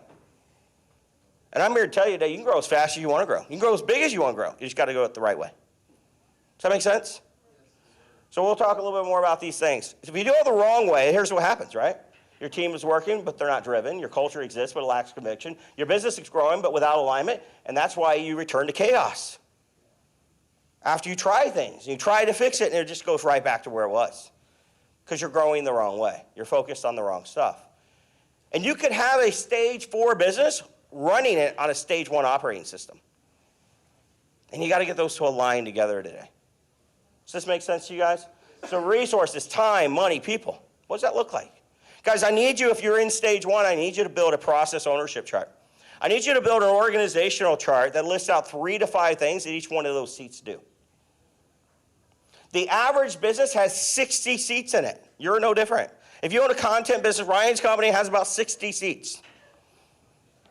You know how many seats he was in? Some of those seats are an hour a week, by the way. Other seats are 2 hours a week. Some are 15, some are 20, some are 40. You know how many seats he was sitting in? Like 50%. That's miserable. We don't want 50%. We want like 0. You know the best seat in a business is not a seat. The best seat is the owner's box. That's where I want to be. I don't want to be the CEO of my business. Sorry, that's a job. When you have a title, it's actually called a job. I don't want a CEO title. I want owner. I want the director of the board. Right? And then I want a CEO who reports to me. And that's the ultimate goal. You need to list out every seat you have in your organization and then figure out what seats you're sitting in. What seats are 1 hour a week? What seats are 2 hours a week? What seats are 3 hours a week? Then you need to figure out, if you reach out to us, I'll do a predictive index assessment on you to tell you what behavioral traits are the best behavioral traits for each one of your seats. Because if you have somebody in finance that's a maverick style, they're a high ego, high drive person that loves being around people, that doesn't like to follow a process, and they want everything done yesterday, that's going to hurt finance. It's not a good recipe for finance. Finance needs somebody who's collaborative, who's reserved, somebody who's process-driven, patient, and somebody who likes rules. I don't want a maverick in that role. Does it make sense? So we have to find where you are and where you should not be, and that's how we determine where you spend your time. Second thing now is we got to figure out what people you need. Who do we need to hire for right now? What's critical to the organization? And then third, we got to figure out how much money you're going to make and when can you afford to hire them. One of the biggest mistakes I see make in entrepreneurship is somebody hires someone when they can't afford it. You know how they take the money from? Marketing. And then it slows their growth. You know another mistake I see happen a lot of time when people are in stage 1 and stage 2 is they don't pay themselves for the seats they sit in. You know, when you discover you're sitting in 15 seats and you don't put in the budget on your pro forma for every seat you sit in, whether it's an hour a week or 5 hours a week or 40 hours a week, you're not going to have a budget to replace yourself in the business when it gets to 40 hours a week. Because you're going to become accustomed to the profit the company's making. And I tell people all the time, that's not profit. That's called false profit. You think you're at 60, 70% profits right now, you're not. You start to budget out all the seats you'd have to pay for at scale, that's your real profit. And then you may reevaluate whether or not you really want to scale this business. That's why a lot of businesses get to stage 3 and go, I'm good. Because at scale, this is going to put a 10% margin business together. And I don't want that. Does that make sense? It's really important you do that at this stage. So you start to see the real profits of your organization, and then you also start to pay yourself for every seat you're sitting in. There's nothing more miserable, guys, than running a business and you're paying everybody but you.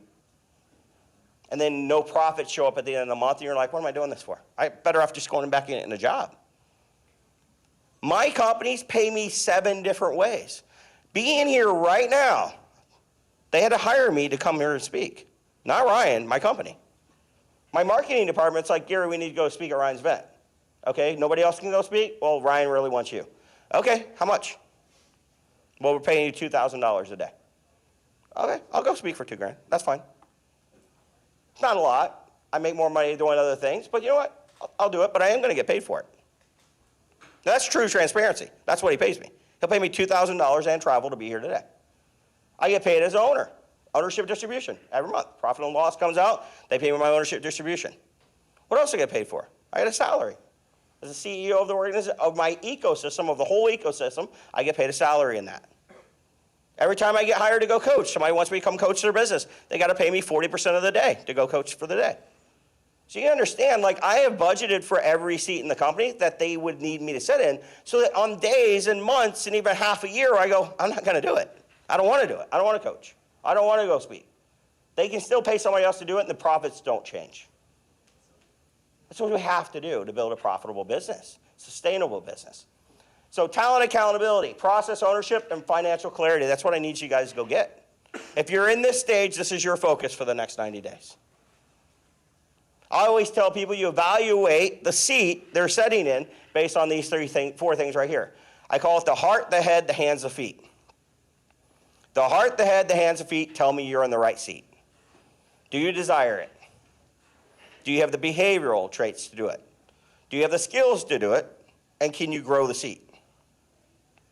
If you can't, or you don't have a desire for it, don't sit there. Every company that we work with, we use a 9-box system. And we use this 9-box system to evaluate your seats. Do you have the heart, the head, the hands, the feet to sit in the seat? The heart and the hands, these 2 things right here, tell me your performance.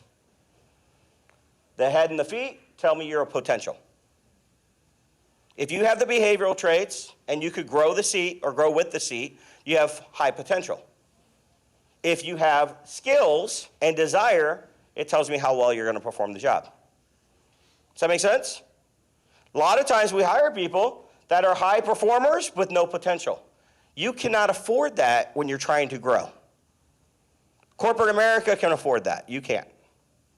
If you hire anybody that sits in one of these 5 9 boxes, they're going to slow your growth. We want to hire people in those seats that we identify based on these 4 boxes. When you get big enough, now you can start to hire workhorses and high potential invest in them. Okay? So this is a first evaluation, and I know this is tactical, but it is something we have to do, and we have to take it seriously if we're going to grow a proper business. Okay? So that's what we're looking for. We're looking for people to land in these 4 areas right here. If anybody wants a copy of these 9 boxes, I'll have a QR code at the end. You can scan it. It'll give you a business assessment, and I'll give you all these tools. So you don't have to go recreate anything, okay?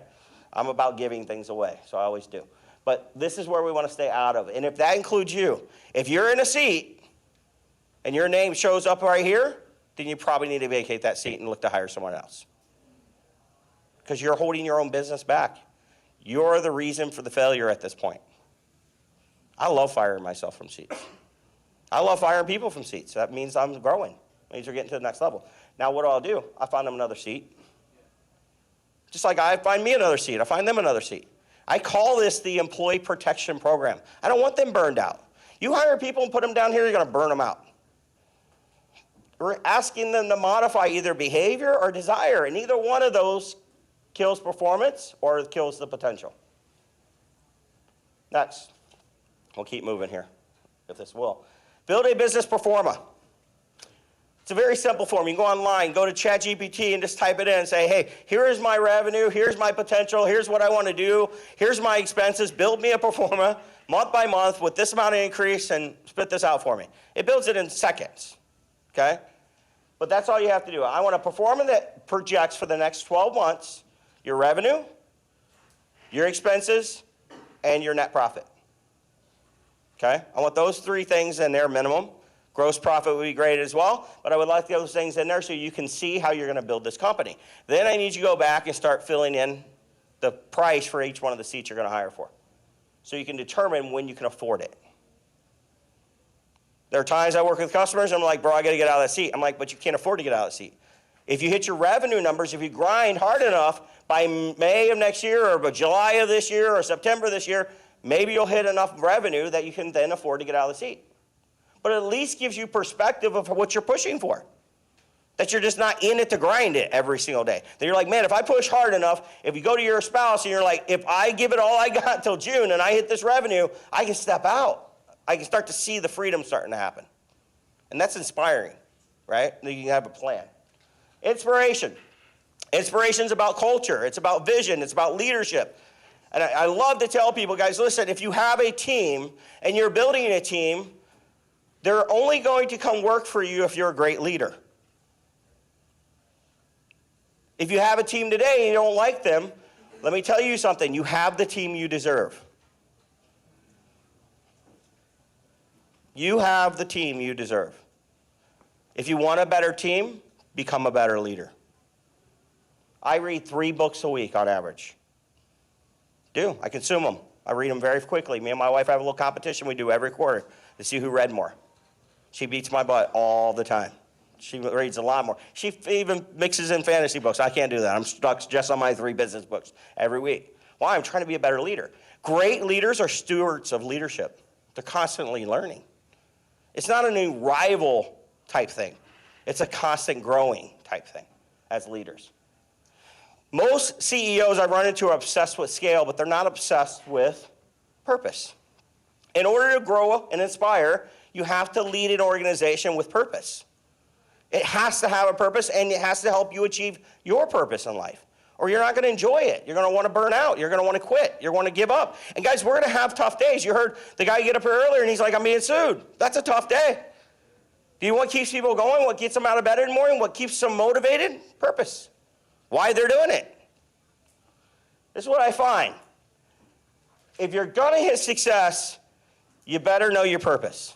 Purpose isn't a feel-good thing, though. Everybody always wants to mix this up and think it's the way you feel. It's not. Disney's purpose is to make people happy, period. Sharper's purpose is to do a good work that supports God's work. That's our company purpose. There's no feeling behind that. It's just a statement. But when we add a measurement to the purpose, it creates a passion. Sharper's purpose is to do a good work that supports God's work. Our measurement for our purpose is what I call our key purpose indicator, is to give $2.6 million away a year to God's work. That fuels a passion. We get very passionate about that in our company. 1% of all our, actually 2 now, 2% of all our revenue every Tuesday comes out, goes into a bank account called the OPM account, other people's money account, and every month one of our leaders on our team gets to designate where that money goes to as long as it's to God's work. And I determine God's work based on one very simple verse in the Bible. If you've done it unto the least of them, you've done it unto me. That's what it is to me. It's not church. It's just helping people in need. So that's where we designate it to. And every month that gets reviewed, approved, and sent out. And that's what we get excited about, but that drives a passion. Guys, if you have a purpose without a measurement, you're never going to get passionate about it. It's not attainable. But that passion then creates an obsession. If you're ever going to be successful, you're going to have to get obsessed about what you're doing. You know, obsession is what lazy people call us. You're obsessed. Yeah, you're darn right I'm obsessed. I want to win. Why? Because I'm passionate about. What are you passionate about? My purpose. And that's the most important thing in the world to me right now. So I'm obsessed about it. An obsession will make you focus. Focus is that acronym. Follow one course until successful. Guys, quit trying to do too many things. You see people up on stage like this, and they have 14, 15 businesses, and I'm no different. I have them all. But listen, I'm not focused on those businesses. I've hired someone and given them 30 to 49% to do what? Focus. And if at any point they get unfocused, they're gone. Because it's their job to stay focused on growing that company. It's not my job. I don't want to be focused. I don't want to own a job anymore. But my focus now is fulfilling my purpose. And my purpose is to give God's work $2.6 million. And that's what I'll consider success. The year that happens, which is going to be 2026, that will be success for me. And then I'll define a new purpose. And then I'll start the path again because I'm never going to give in. I'm never going to quit. I'm going to keep going to fulfill purpose in life. Do you know the word retirement? How many of you guys want to retire one day? Some hands are going up. You know where the word retirement came from? No, it came from Germany. They were trying to force retirement because they realized and figured out that if you retire, your average lifespan is 3 to 5 years. Yeah, it's a way to end your life. That's what retirement is. Other cultures don't allow the word retirement in it. They have other words that have a meaning behind them, which means a purpose to get up every morning. Guys, stop working for what might be and start working for today. None of us are guaranteed tomorrow anyway. And if you want to get really motivated, you get 4,000 weeks in your life if you live to be 76 years old. How many weeks do you have left? I have about 1,020. How many weeks do you have? 76 minus your age times by 52. Or by that'll tell you exactly how many weeks you have left. How many weeks do we have left? Company's purpose is what we got to focus on. If you're in this stage of business, we got to figure out your company's purpose. Let me tell you how to do that real quick. Write down 3 areas of life. That's where purpose comes from. The past, the present, and the future. Those are the 3 areas of purpose. The past gives you what you love to do. It gives you your experiences already. I love going to Disney. I go about 14 times a year. I love it. It's one of the things I love to do. Right? I also love tuna, ahi tuna. You know why? Because I've had it before. How many of you guys don't love ahi tuna? All right, I'm back. Have you ever had it? Sucks, yeah. You had it? At least he's experienced it. At the end of the day, though, that's where our love for things come from. We have an experience with them. The present is the second area that you're going to evaluate. What gift do you have that the world could benefit from? And third is the future. That's where life is. It's the past, the present, and the future. The future is what do you want to be remembered for? Take those 3 answers, and within that lies your purpose. The things you love to do, the gifts you have that the world could benefit from, and what you want to be remembered for.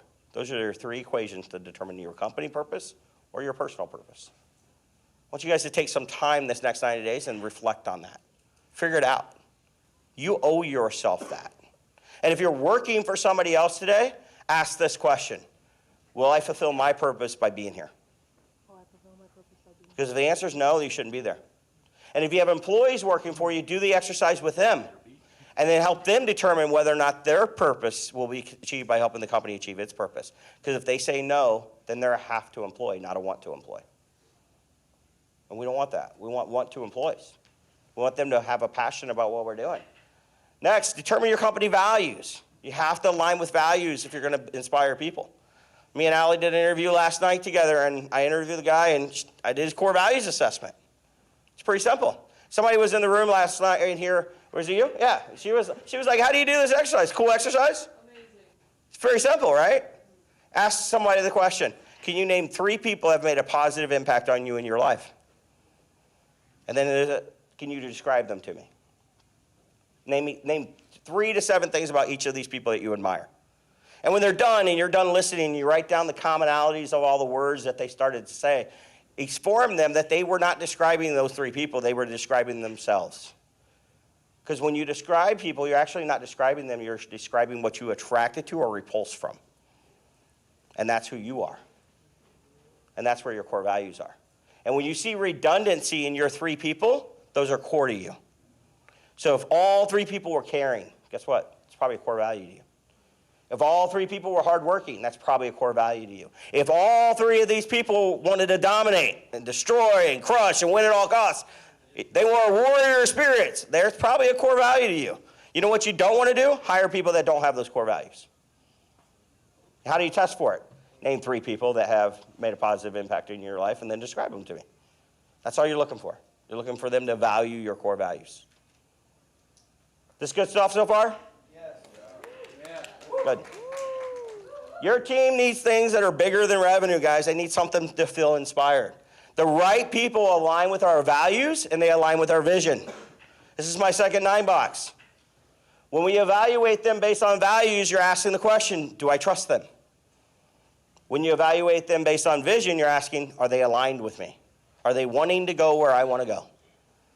And we want both. We want values and vision. We want to trust with values, and we want to align with vision. And if we don't trust with values, you got to move on.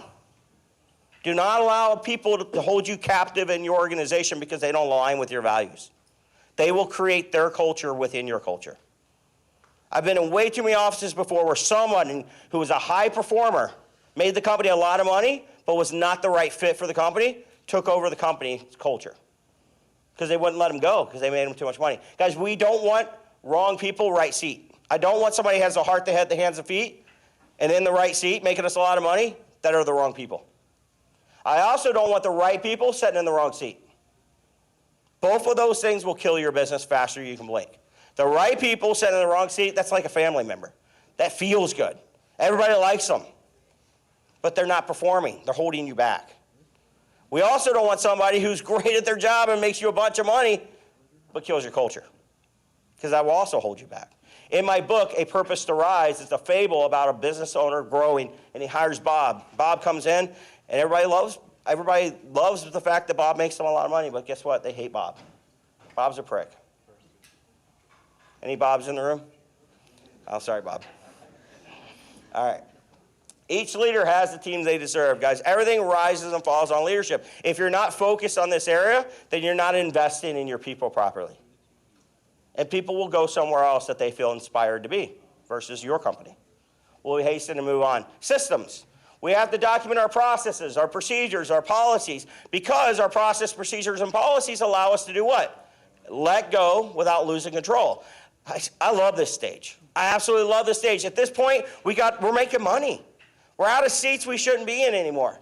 We've got people inspired. We're all gathering together for a purpose. We're gelling. They're drinking the Kool-Aid, if you will. Right? But we have to be able to let go and still get the same productivity out of people that we got out of ourselves.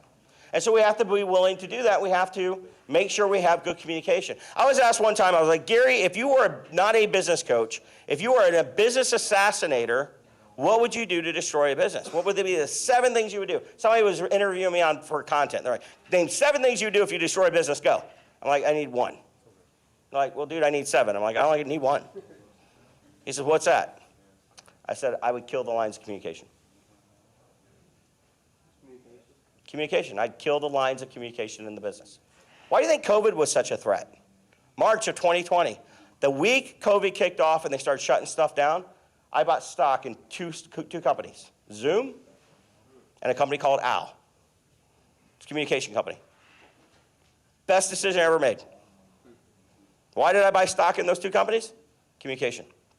The world was going to have to figure out how to communicate without being face-to-face. And people were scrambling. Businesses were going to shut their doors. Nike was filing bankruptcy by July. Taco Bell filing bankruptcy by July. Why? They struggled to communicate.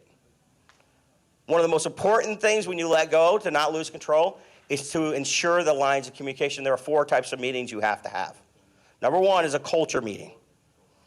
This meeting happens at least once a quarter where you talk about the values, the vision, the purpose of the organization, and where it's going to make sure people still align with it. Number 2, a strategic meeting, a strategy session where you come together every 90 days and you build the strategy for the next 90 days. That's funny. I was sitting in front of Ryan Pineda January 2020, and I told him, I was like, bro, you're only a 13-week business. We got to come back here every 13 weeks and redo the strategy. He's like, man, I don't agree with that. I don't agree with that. I think I'm more than a 13-week business. I'm like, no, you're not. You're really only a 13-week business. And we got in this little tit and tat for whatever, and we disagreed to disagree until May. And he called me in May. He's like, bro, I'm only a 13-week business. I'm like, yep.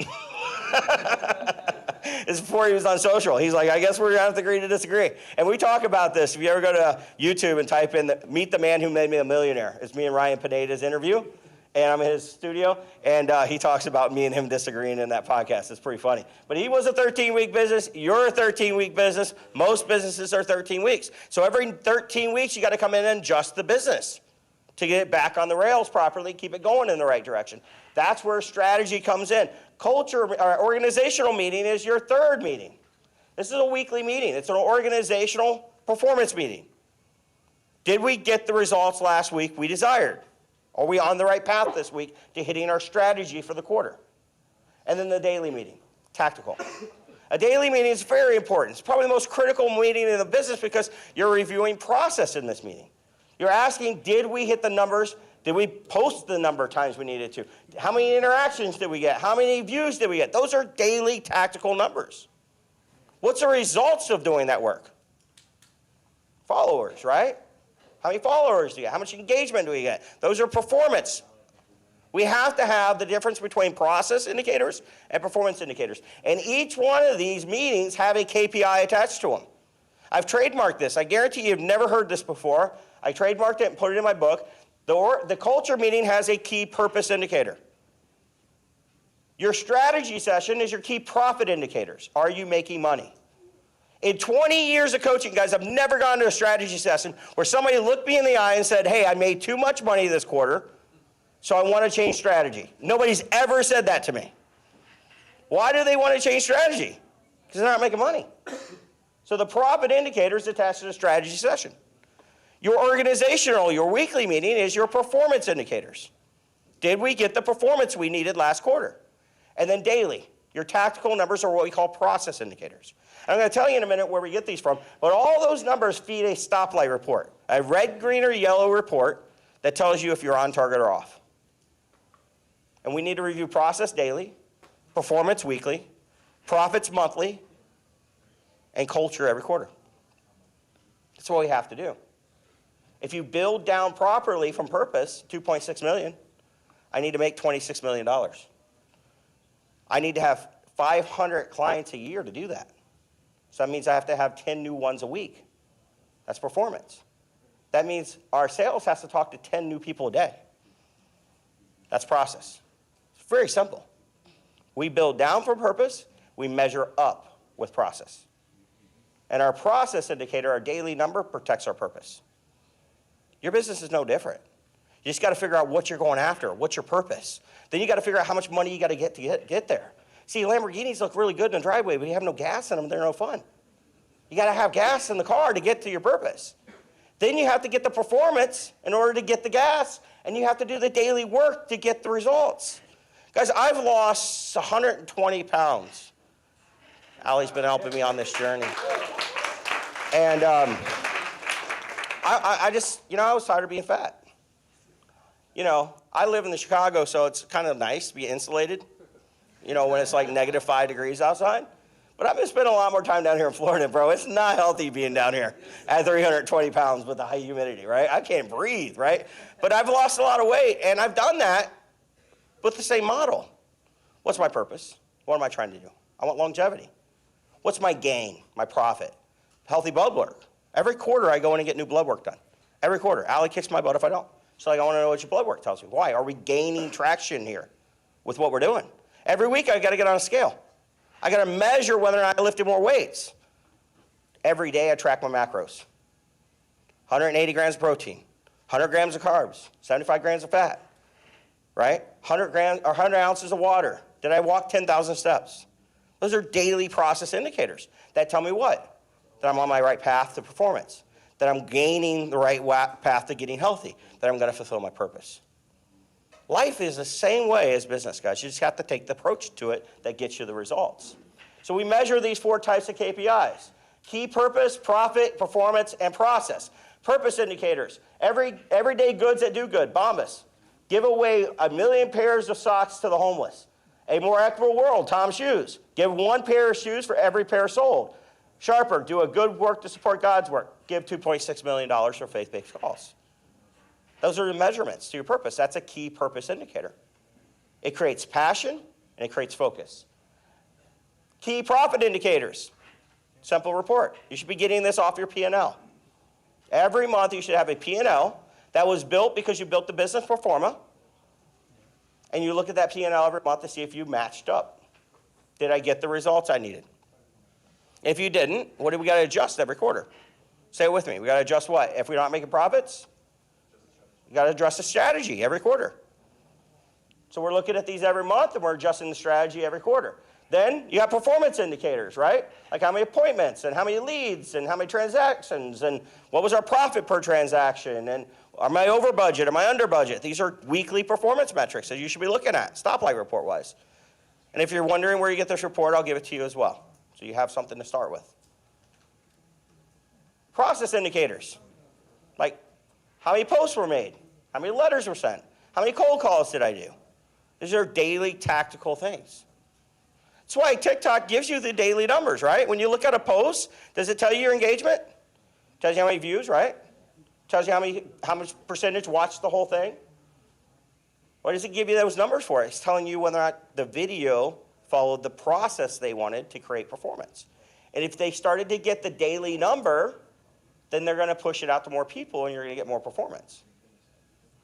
That's what Ryan taught you up here all day. What is he teaching you? He's teaching you process. We do the process editing here. We take out the process of taking this out. And we take this process and we cut that. And what is he teaching you? He's teaching you process.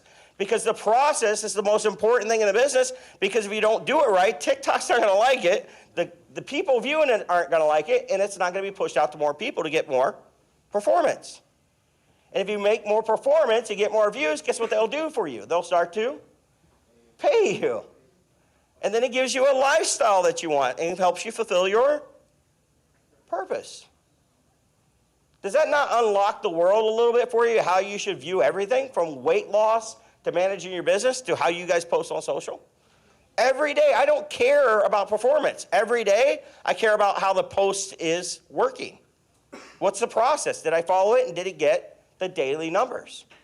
Because I know that will compound to the results. Every business that we have, Ryan's business, my business, we have gone through every week and done a System 60s meeting, and we process map each one of his steps. I don't know, Katie in here? Where's she at? How many process maps do you guys have done right now? Do you guys know? Katie, I'm putting you on the spot. Katie doesn't like being on the spot. She doesn't like conflict. Hey, Katie, how many processes have we done? Minimum.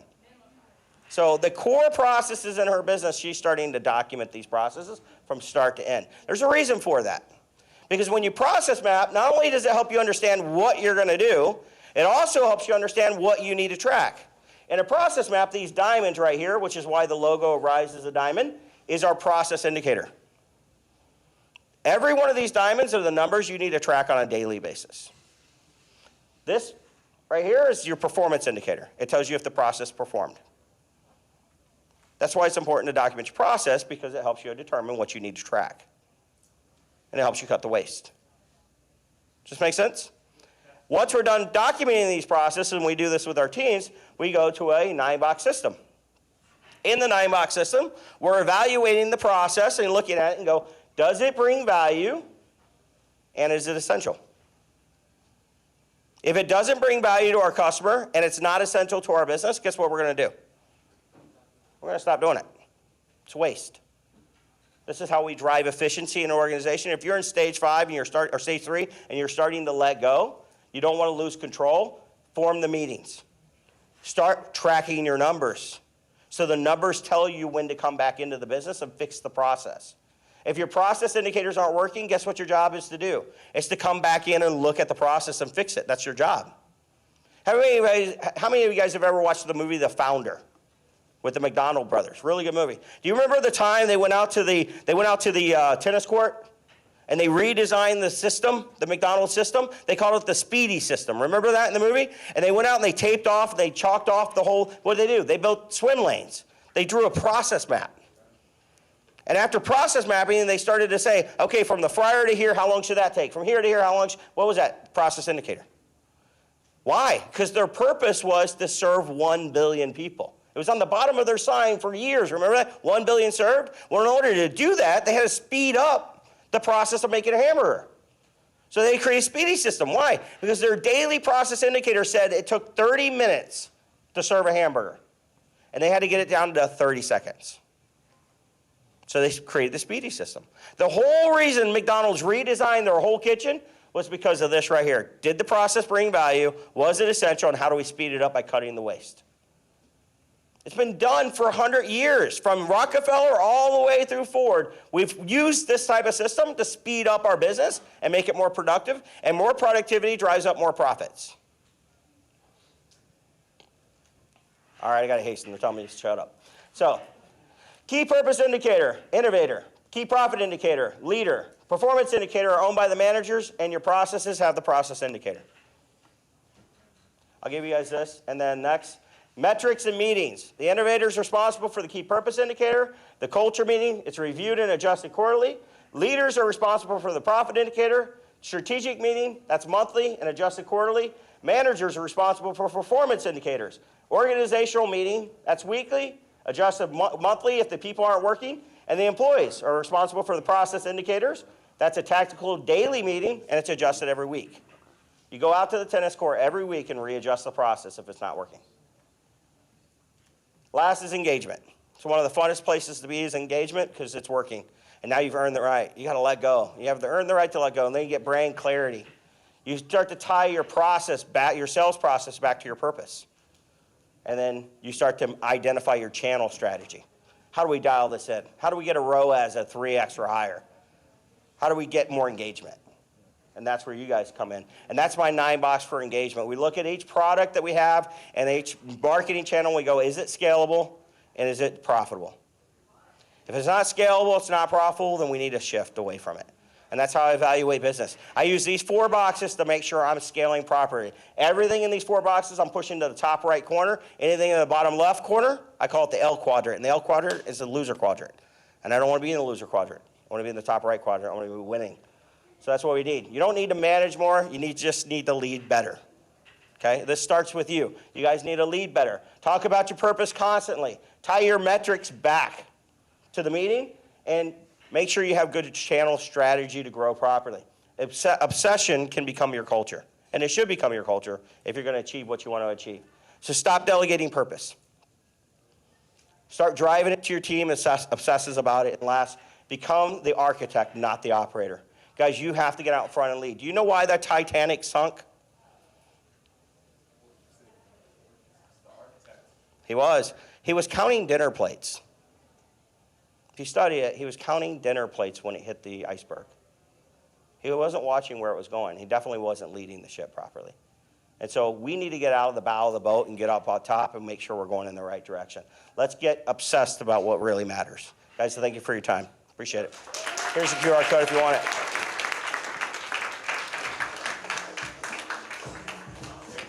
Yes, sir. Yes, sir. Sorry. Every time you change, it's a new day. Did Gary do a great job, guys? Thank you, Gary. Thank you so much. I know what I need. Was that helpful for everybody? I know it's not like, and there's no disrespect to Gary and Susan's knowledge. It's like, it's not as exciting as like, let's go get millions of views. But when you get a certain point, this is like all that matters. And you're like, I'm stuck here. So my next talk, which is me, I was going to break apart like my $4 million business. But I've been doing that a lot all day. So what I want to do is like, if you have more than a couple employees, raise your hand. And I said couples like 2 or 3. Okay. Actually, scratch that. If you're making 10K plus per month, raise your hand. Okay, that's nice. Good job, guys. What about 20? Okay, 30. Okay. We'll go 50 for this round. Okay, so predominantly most of you are under $20,000 a month, right? So I guess from collectively, is there anything I haven't kind of talked about yet that you feel like would stop you from going from like 20 to 50? Based on what you've heard. No, nothing? It's perfect. We can end the event now. No, just kidding. Okay. Well, I think you have talked a lot about the business side of the agency. And Yeah. I was looking forward to talking about like what else your other streams of income, like Okay. your personal brand. I don't know if anybody else is interested in that. I think I can make people interested in that. So, and what was that? Lead gen? Okay, I can do that. So, I guess, I've had some mindset shifts for my agency quite a bit in the last year. And it's come because I've been fortunate to work with some of the clients I've been able to work with. And specifically, live stream and DA, we worked with the people with the purple book, and they had a lot of, They had a lot of great insights. And I will say, like, I think an underrated aspect of being a videographer is the amount of knowledge you can absorb if you're working with the right people. And if you are filming people, like, I would encourage you to film people that are really smart, like, because you pick up a lot. And we'll call this, I mean, it's 2025 now, but like my future, like where I want things to go and kind of what I've built is different now as it was like when I was like at 20K a month or like trying to scale. And a lot of things that I did in my business were based on, I was doing them out of necessity. Like yesterday, the VIP day, I talked about filming with clients, although is one of the best things I can tell everyone to do for your business, because you can charge more and you will literally make yourself hard to unplug. And I learned the concept of plug in, plug out from Hermosi. You know, it's, you want to be, when somebody unplugs you or your service, you want that pain of that unplug to be as great as possible. And this is kind of like when it comes to sales and lead gen, this is kind of how you have to position everything that you do. So one thing that I've done really, really well in specifically my agency that has transferred into now what is, you know, Ryan Magin personal brand is I have always been a client of my own service. And this is now, you know, there's benefits of all kinds of ways to do this, but I was at Eddie Malouf's mastermind, or Agency Founders, which if you guys can afford it, he does one once a year. It's an incredible event. It's very expensive, like $5K for the ticket, and I think the next one's in Dubai. I'm like, great, that's a fucking flight. Like, but, and Eddie, he's purchased multiple agencies and he keeps growing his agency, which is bad marketing. He just acquires agencies. And a lot of people ask him, like, Eddie, are you gonna sell your agency? And he's like, no, I don't ever plan on selling my agency. And everyone's like, why? And he said, well, one, it is attached to my face, my personal brand to a degree, although he's done a much better job at detaching himself than I have. He said, I would be stupid to disconnect my own media arm.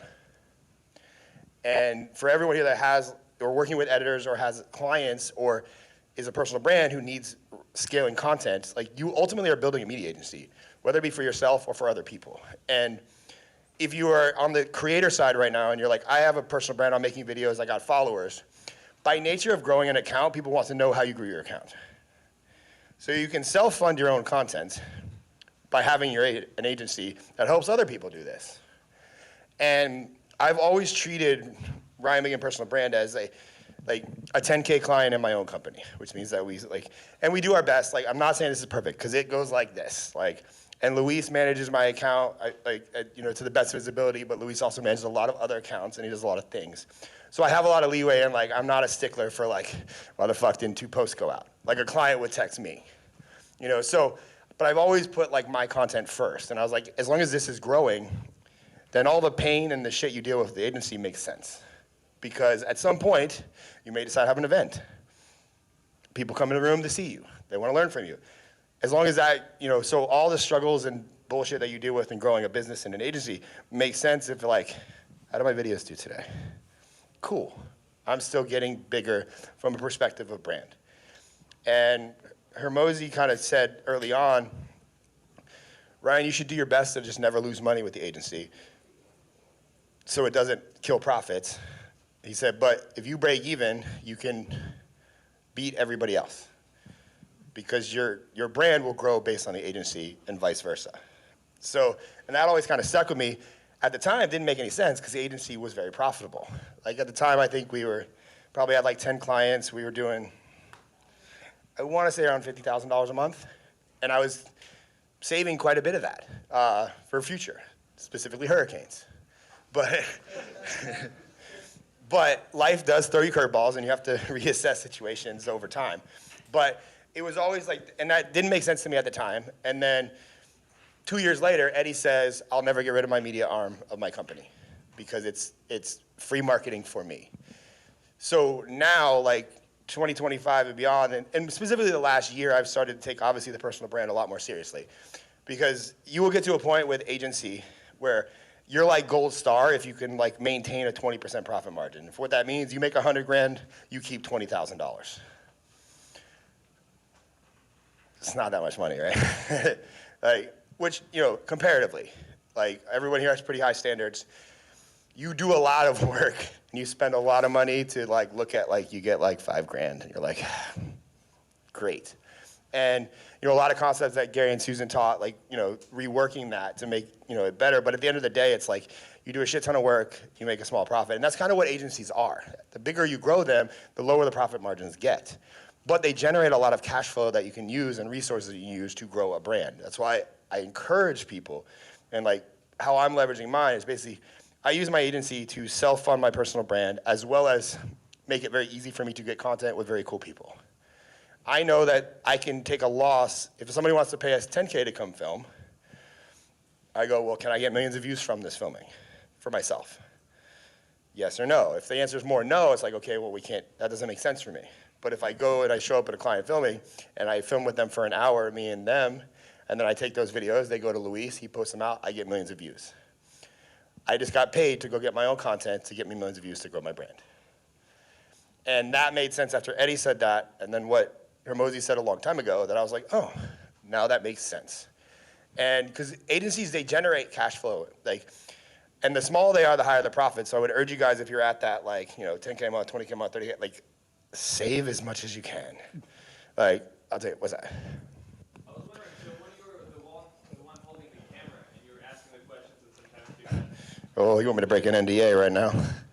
You're live, man. Does that count as your content? No, to a degree. When I put my hand in it, it's my content. And we put it in the contracts now. It's also a fail-safe plan. Specifically like Melissa's here, I partnered with Adley, we did a thing. I guaranteed 1 million views in 90 days. My fail-safe plan was Ryan gets about 1 hour of filming with you on day 2. Based on what we filmed on day 1, what I and I consult with Sav and Kim and Luis, whoever's there, what do you think I can film tomorrow that's gonna guarantee that these videos do well? And then I film those videos. And then those usually, in my mind, those are going at the end of the distribution process if we haven't hit our 1 million view quota for the last 65, 70 days. And I'm like, oh shit, I gotta send them myself. That was my fail-safe for that offer. We haven't had to deal with that yet, but I'm not saying it's not gonna happen, it might. And actually Luis posted one for one client and the first video got 500,000 views, so I'm like, sweet.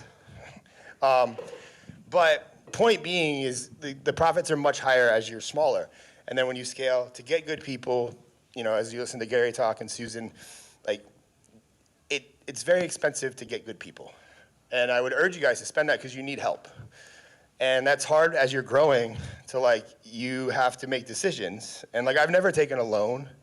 I know some people, I don't really have, partners as far as where you put in money, we split things. It's always been self-generated through everything. And there was a period of, I think it was a little over a year ago where Viral Edits as an agency was losing $15,000 a month. I didn't let anybody go, I let one person go, but that needed to happen. But regardless, nobody else got let go, and I use, transparently, I sold a coaching group last year, which I'm gonna sell to you guys in a minute, so just forward warning on that one. I self-funded through that back into the agency, But the whole point of is, everyone here, you need a media arm of some sort. And in my opinion, an agency, whether you take 2 or 3 clients, you can self-fund all of that. Or you being smaller, you can do videos with your clients and you're paid to be there. And with the collab features and everything you have going on, it makes it very easy for you to get more views and to grow your own brand.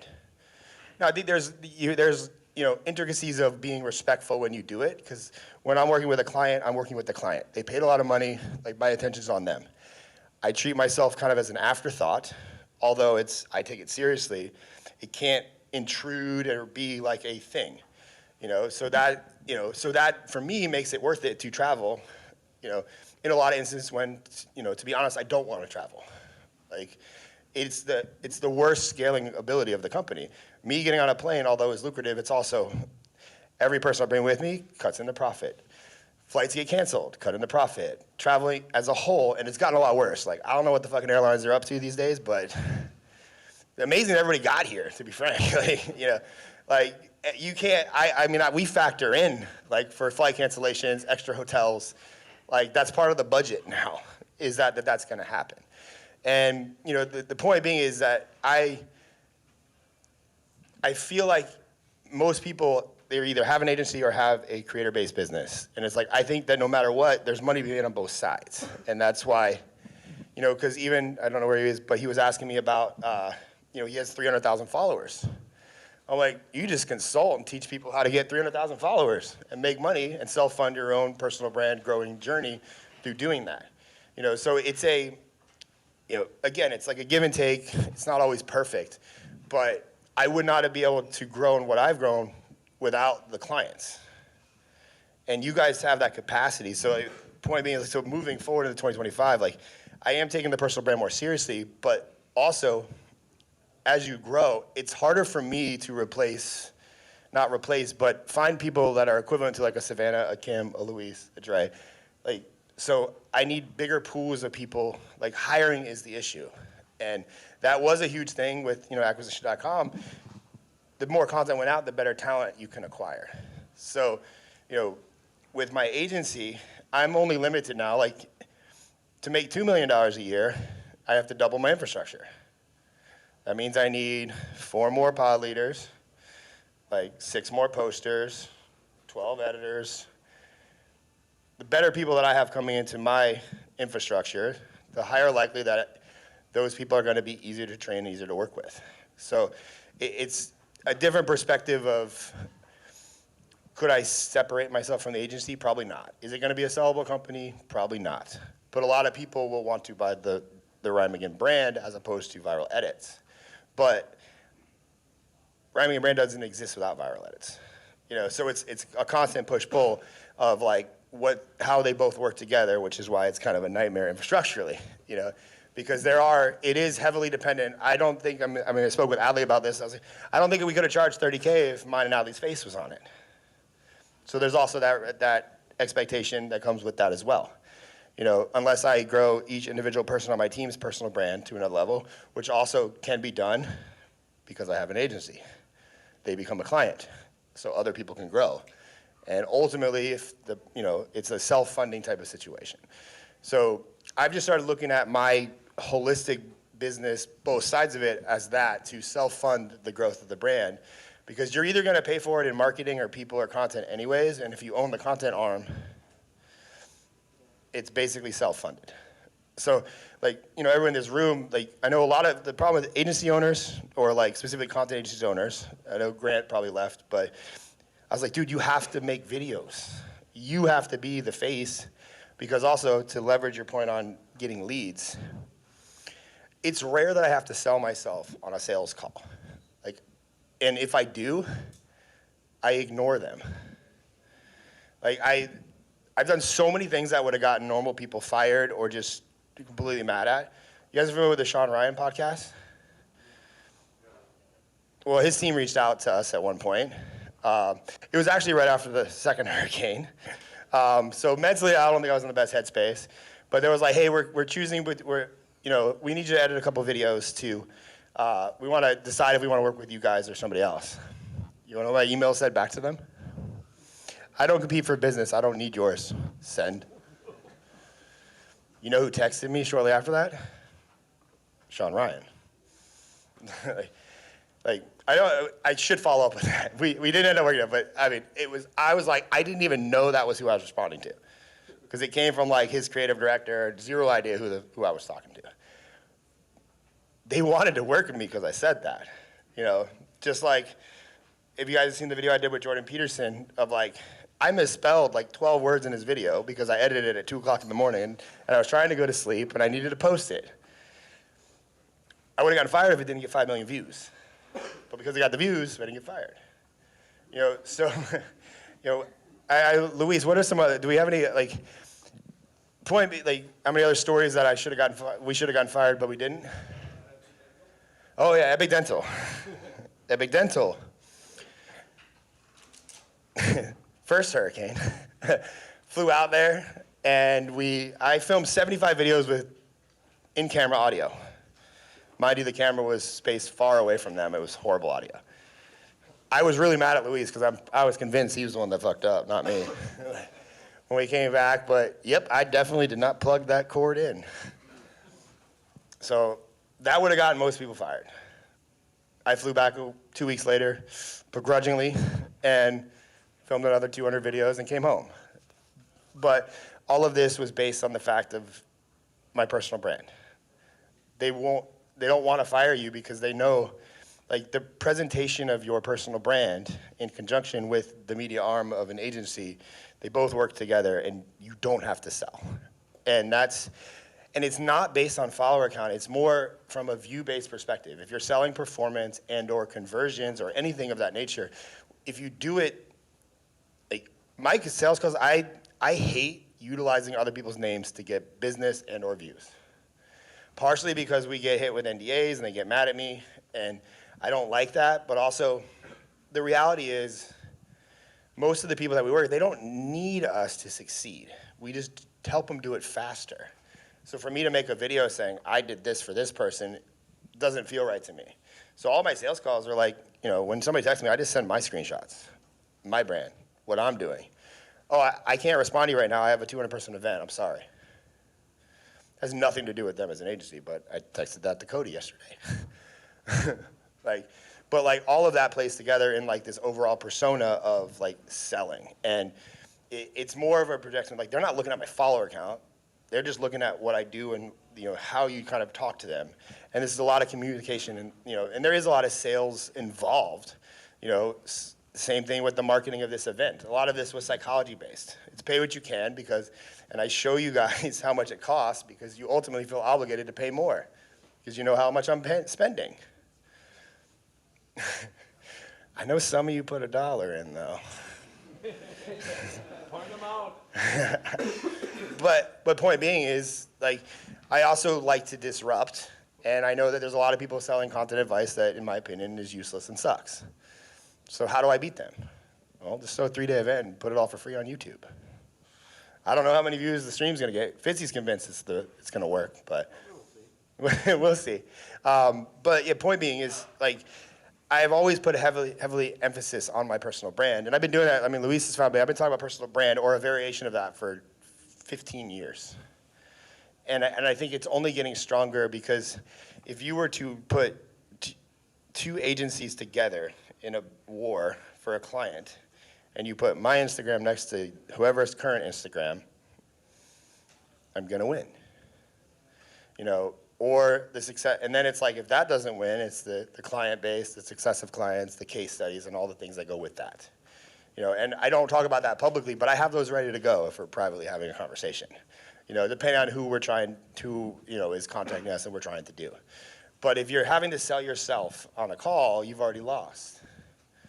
And that's the thing, like, inbound marketing is huge. And the only thing that gives it, whether it's to get clients for an agency, like, I know the more views you guys get on your videos, the more clients you're gonna get for your agency, 100%. Like, you don't have to change a thing. Just focus on getting millions of view videos, and then the clients are gonna wanna work with you. And it's not because they produce an ROI, it's just because it's just look what I did. We can do it. Yeah, go ahead.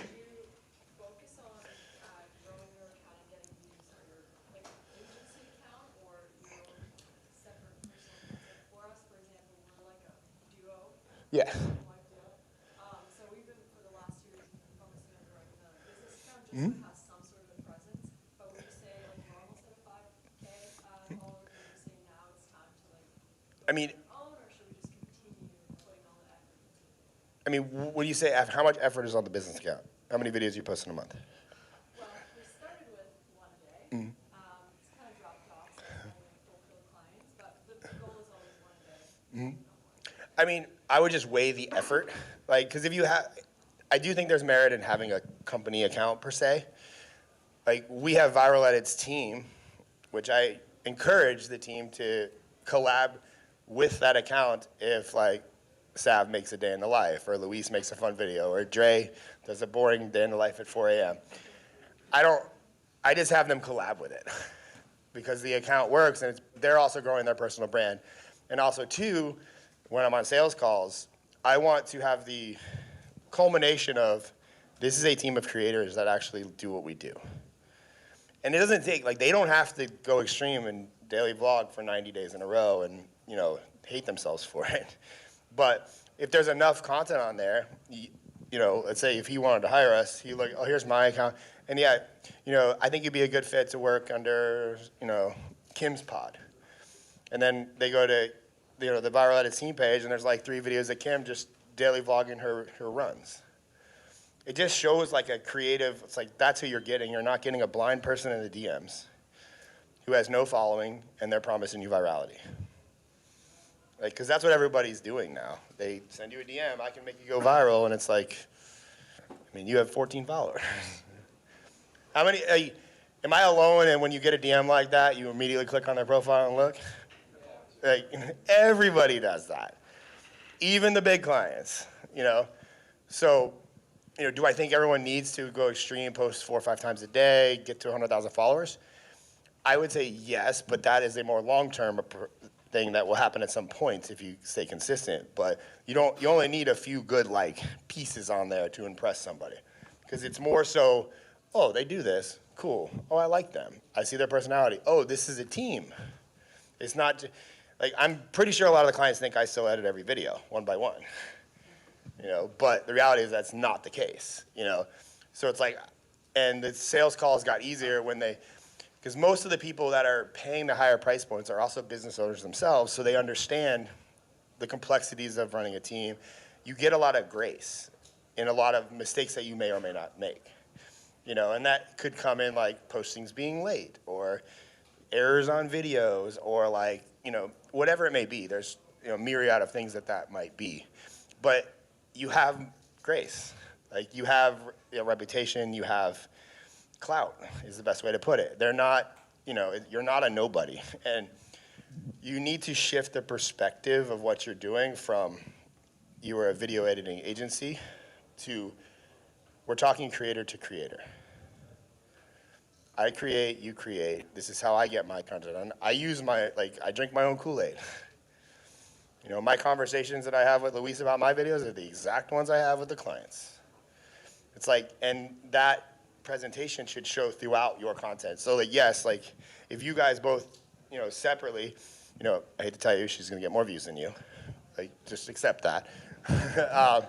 But it also makes 2 people, different arms of the company. You become more legit.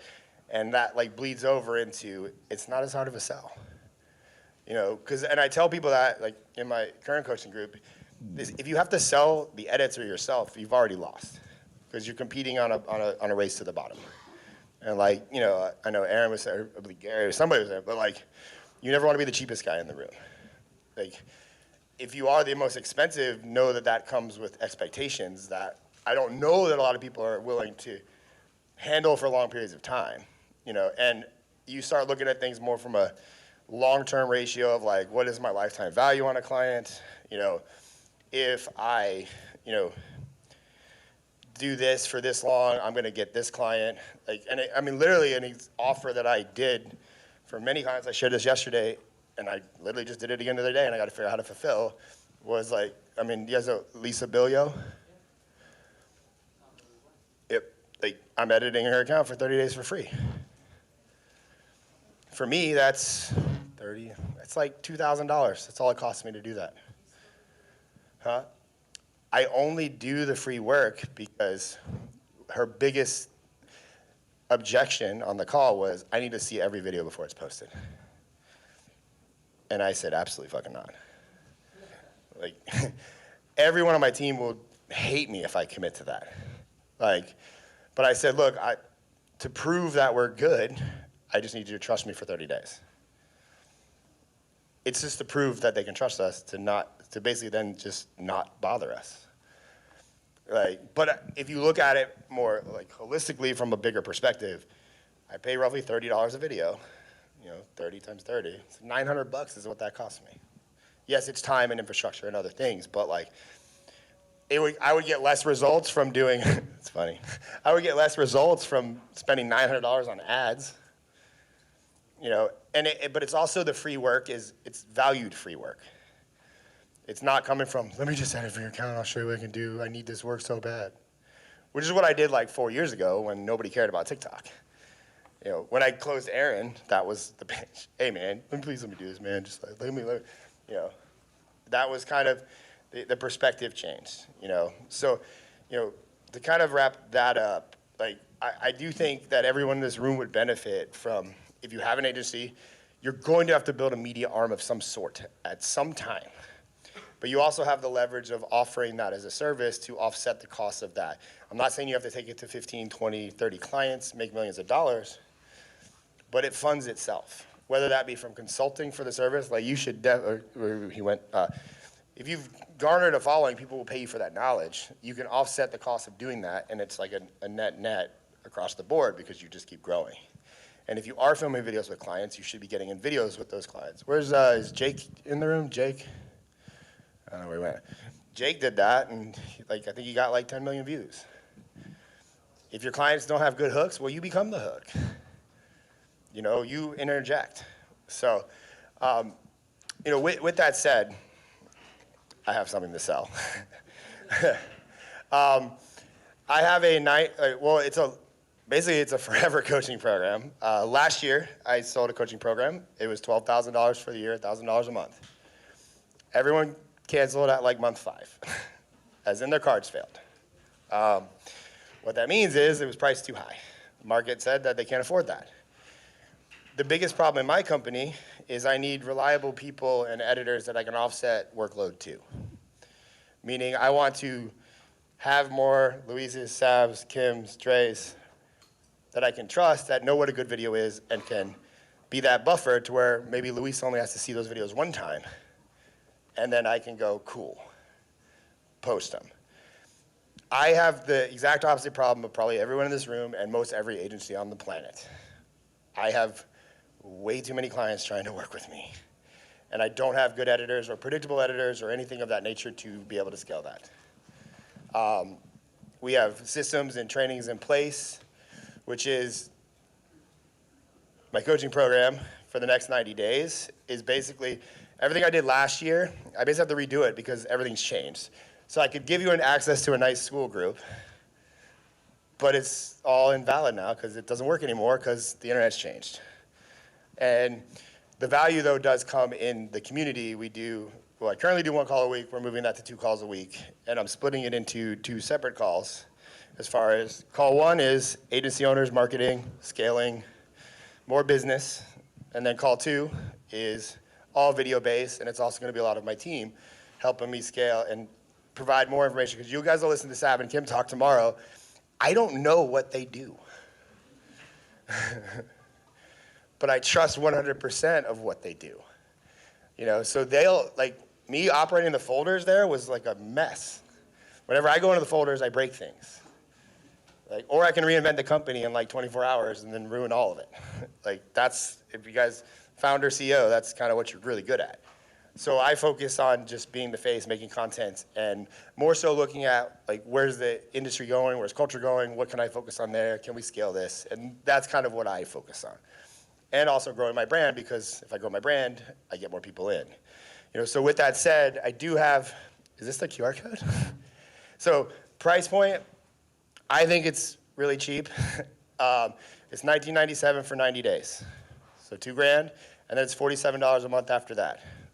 2 calls a week. The first 90 is structured, and if you scan that QR code, there's a list of everything we're going to talk about in the calls. But it is split between Tuesday and Thursday. Oh, that's Gary's QR code. I'm selling Gary's product. Never mind. If you go to ATTN University, which I'll go on my phone. Sorry, I thought I was we got that. And I'm not big on slides, as you guys can tell. I have a single slide I like to draw and talk and really tailor things, which is how the calls go. If Monraj, you're in my group, can you stand up for 1 sec? I'm going to call you. Have you made more money or got more views in the last year?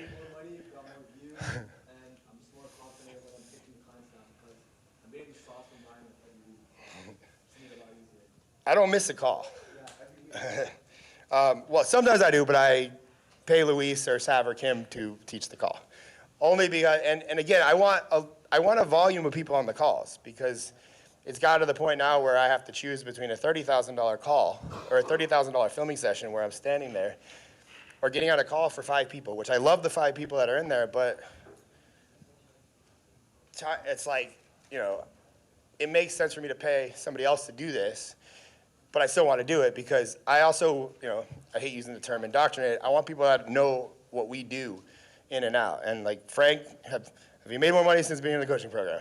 More money, better strategy, a lot of new networks. What else? Just like being with Ryan every week. Like you're here for one day, you get so much. Not seeing him every weekend with you, and just it's been a great experience the past year. So, and just so I like taking care of my people too. So everybody that's currently in the group is grandfathered in for the new thing.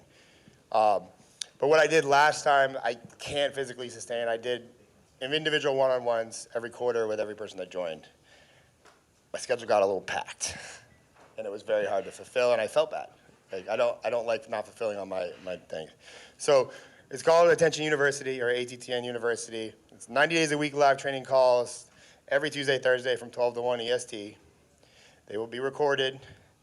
I'm not going to say they're going to be uploaded very quickly because I got to employ them to do that, so their expenses to even run the coaching group. So I wanted to structure the first 90 days to help you guys, one, like if you're making money in your agency, help you make more, but two, also kickstart your personal brand. And I've talked about a lot of this stuff, like I'm just full transparency, like I don't really hold anything back for this stuff, but it's very in-depth. Like Robert, you're in it as well. Is it worth it? Yeah. I signed my biggest client for a gamer to grow the board himself. Hey, give me a round of applause for that. So we have a cool QR, but basically there's a list of 20 things, and there's probably going to be more, but I'll read through them. So the first call, which will be Tuesday, I'm going to try to map out a 90-day strategy. So you guys, I kind of did it there, but I'm going to be way more specific on what to do for the next 90 days so you can start growing your brand. Because to fix lead problems, it's all in conjunction with you making content. The answer to everything is make more videos. You'll learn that from mine. Also, a lot of people struggle crafting their offer. Second call, which will be Tuesday or Thursday, which is crafting your offer to help you make money so we can just go through offers and help you re-strategize. I've tried a lot. Certain things work better for certain things. I've shared a multitude of them, but actually individually, like demographically where you are, what types of clients you work with, what you're actually offering changes from person to person and service. And if I've learned one thing over the last 2 years of running an agency, or 4 years technically, is that I don't like to make promises I can't keep, and I tend to overpromise. And that causes a lot of team infrastructure and a lot of problems on the back end. So we also have how to research topics and generate hooks. Luis is going to kind of go through a section of that tomorrow. But Luis, I made him a verb. He just Luises. And he shares that on the calls when I can't make a call. But we're going to structure that a little bit better this time. Viral filming breakdowns. Inside, I have a school group. I'm going to rename it. But everyone gets access to that. There's probably 30 hours of behind-the-scenes filming footage that we just set up a camera and the whole interaction. The raw files are there. I can do that more. I don't know if people value that, so it'd be good to get feedback on that. I don't know if anything just gets watched inside of the school group, but most people get most of the value from the weekly calls. Sales scripts and taxes land high-paying clients. I don't really gatekeep. I don't gatekeep here, but it's like I'm constantly changing what we sell. It's one of the perks of working with the clients. Like the 30-day free, that was on the spot. I just made it up and it worked. So now it's something that I'm doing. As well as like psychology, I don't think enough people talk about the psychology of content and what goes into it based on a lot of what I post on my page may seem random, but it's not. There's usually thought processes behind it and things of that nature. I'm going to break down more of that. How to optimize your files. You'll get a hint of that tomorrow when Sav and Kim talk, but when you're managing 4,000 videos a month, things get a little messy. We have a really great system for that right now, and it's getting better continuously because I pay people like Gary and Susan to help me do stuff like that, as well as my payroll is about $75,000 a month. So I make a lot of mistakes, I make them fast, and I just share with people what works. All the agency frameworks and SOPs we have, I'm gonna upload those, you get those. We can talk through them, as well as the whole pod structure I revealed, like how to manage that, how to hire for that. File management, I'm gonna, provided how many people join, I can pay people to come on the calls. Self-funds itself. I have a lot of creator friends. I mean, Aaron flew all the way from Atlanta today for 1 hour and he flew home already. Like, that's, Gary and Susan left. Like, when I can pay them to do things, they show up, as well as out of respect to me and working together. I have a lot of friends. I really wanted to get Dan Martell to speak here, but the most valuable person for Dan Martell is Sam, who's been to 2 of my other events. Sam's gonna talk on the calls. They're friends of mine. Most of all the videographers behind creators have consulted or talked to me at some point. They're gonna be on calls. And yeah, anything, like if you're stuck at a certain level, I can break down and walk you through how to get to the next level. Because it's much different going from 0 to 10K, from 10K to 50K, 30K, 30K to 50K. And I mean, I think last month, provided I had a big payment from Adley, it was like $160,000 a month. Like, I'm actively trying to get to the $250,000 a month range with the agency. There's a lot of things that make that hard to do, but I'm spending money and making mistakes along the way that I just literally share on the calls.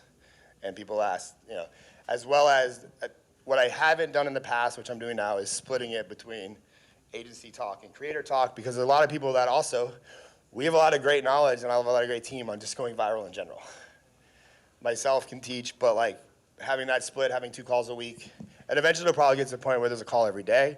I'm just not there yet as far as infrastructure. But like I said, it's $19.97 for 90 days. That is basically a lifetime access. And then it's $47 a month. But all my rich friends say, if you drop out of the 47, you have to repay the 2,000. So if that interests anybody, like Luis, Sav, Kim, Dre, just raise your hand. If you guys don't know them, they can answer questions after they talk tomorrow. Make your decision. I'm not about high pressure, and I'm gonna stand up here for another hour or so and answer questions. Like, not about this. We can talk about other stuff. I hate high pressure. If 2,000's like your last $2,000, please don't buy it. Don't put that pressure on me. I don't want that. Like, but if you need to spend that to make yourself do some shit, by all means, spend that. But also I want people to make money. If anybody came to the VIP day yesterday, was it worth $1,000? Like, I like to see people succeed.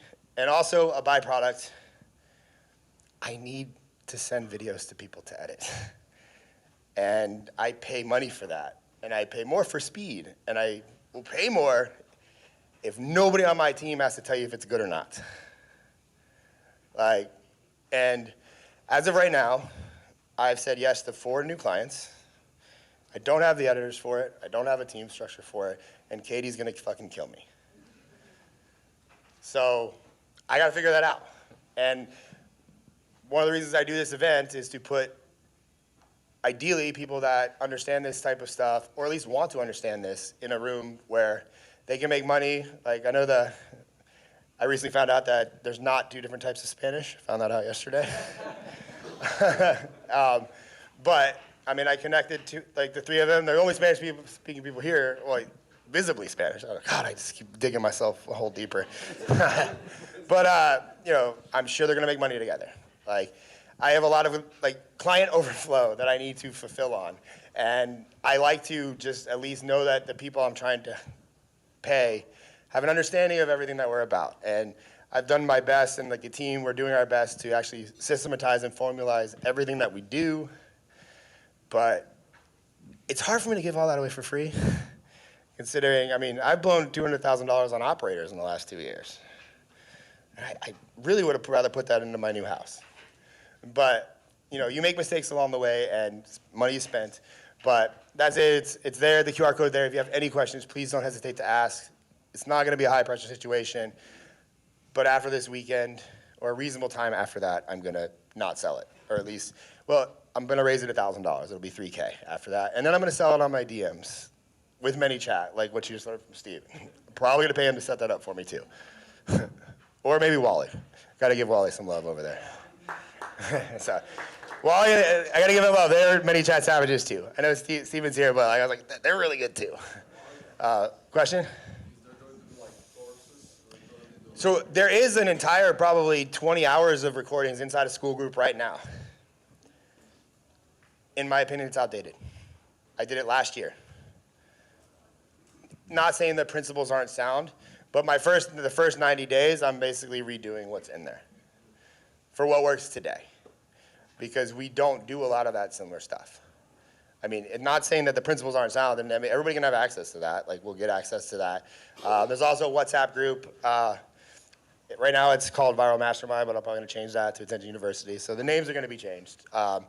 But yes, there's tons of shit.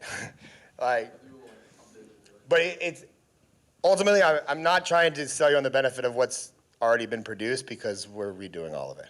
Like, and that's how fast I believe things change. So like the weekly calls are like, I mean, I started vlogging and 2 weeks later I was sharing the results. Like, I haven't done a formal training on vlogging, but I've done a lot of trainings inside the calls showing, hey guys, if you show this, you get this. If you do this, you do this. This is what I'm learning from this. Like, Luis changes his research process every 3 hours. Like, but Sav and Kim, I don't know half the shit that they do on a day-to-day basis, but does it change all the time? Yeah. I mean, I make Katie change things all the time too. Like, so, but I really want to sell the value of the community. Like, that's what I really want to build. You also, if I have events at my studio, like the Attention Summit's free. I mean, it's almost free as a whole. But like, you get access to that. VIP day's free. I do workshops and things at my studio. I invite the mastermind people. I'm going to be doing more of those because I'd like to offset the cost of the studio a little bit better. Sergey is going to make me a podcast studio if he's here. But point being, I think I wish I had it when I started. There's a lot of agency masterminds and things you can do, but I don't know if anybody's doing more volume of content than we are. So I can't give you guys better advice. And I don't think there is anybody out there that could as well. And I'm paying the only other smart person I know, which is Eddie Malouf, to help me, and Gary and Susan. And Gary's $10,000 a month, and Eddie's $30,000 a year. So that's all I got on the pitch. So again, no high pressure. It's not what I'm about. But again, if you have questions or you're nervous or you want to talk to any of us, everyone kind of knows the plan. You can talk to Sav, Kim. If you want to wait till they talk tomorrow to be impressed by them, they're going to be on the calls. If you want Luis to impress you with his research process, he'll be on the calls. You know, Dre is just always happy.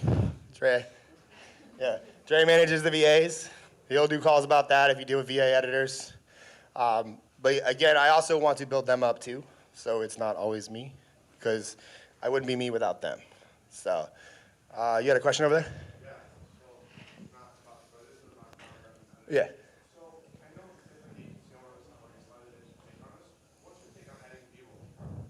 I don't like it, unless it's your own B-roll.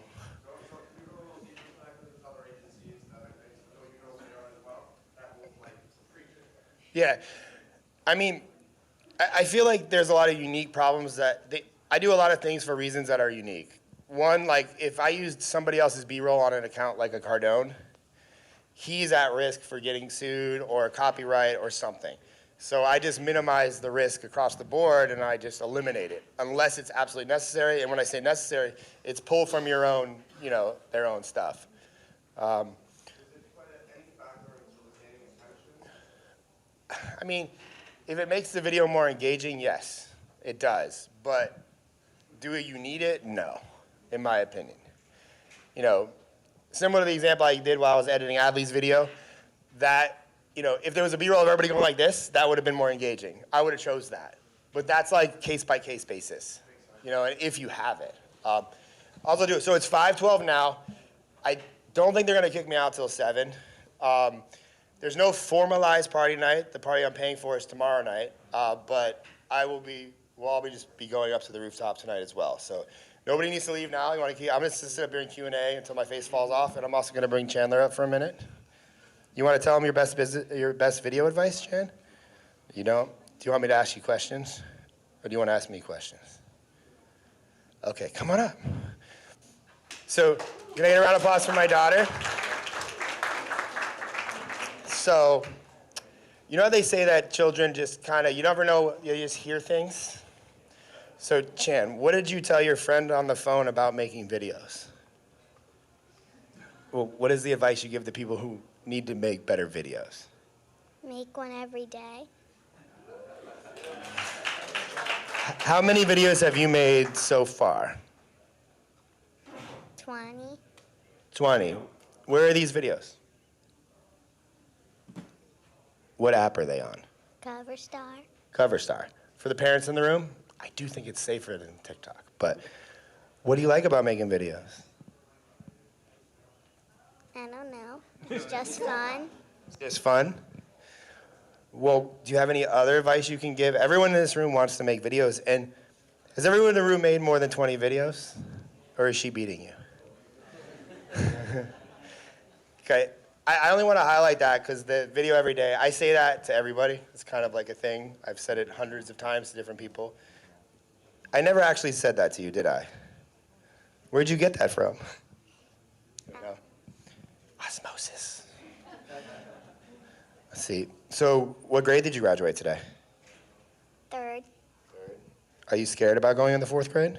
No. What's one thing that most people don't know about third graders? I don't know. It's okay to just have an answer. You can say something. They're good at reading. They're good at reading. Do you like reading or math better? Reading. What's been harder for you, reading or math? Math. But what did you do to get better at math? Practice. What did you do to practice? Homework. Tutoring. But if you had to give everyone in this room the best Chandler advice that they could get, what is one thing you want to tell everybody here? And there's no reason to be nervous. You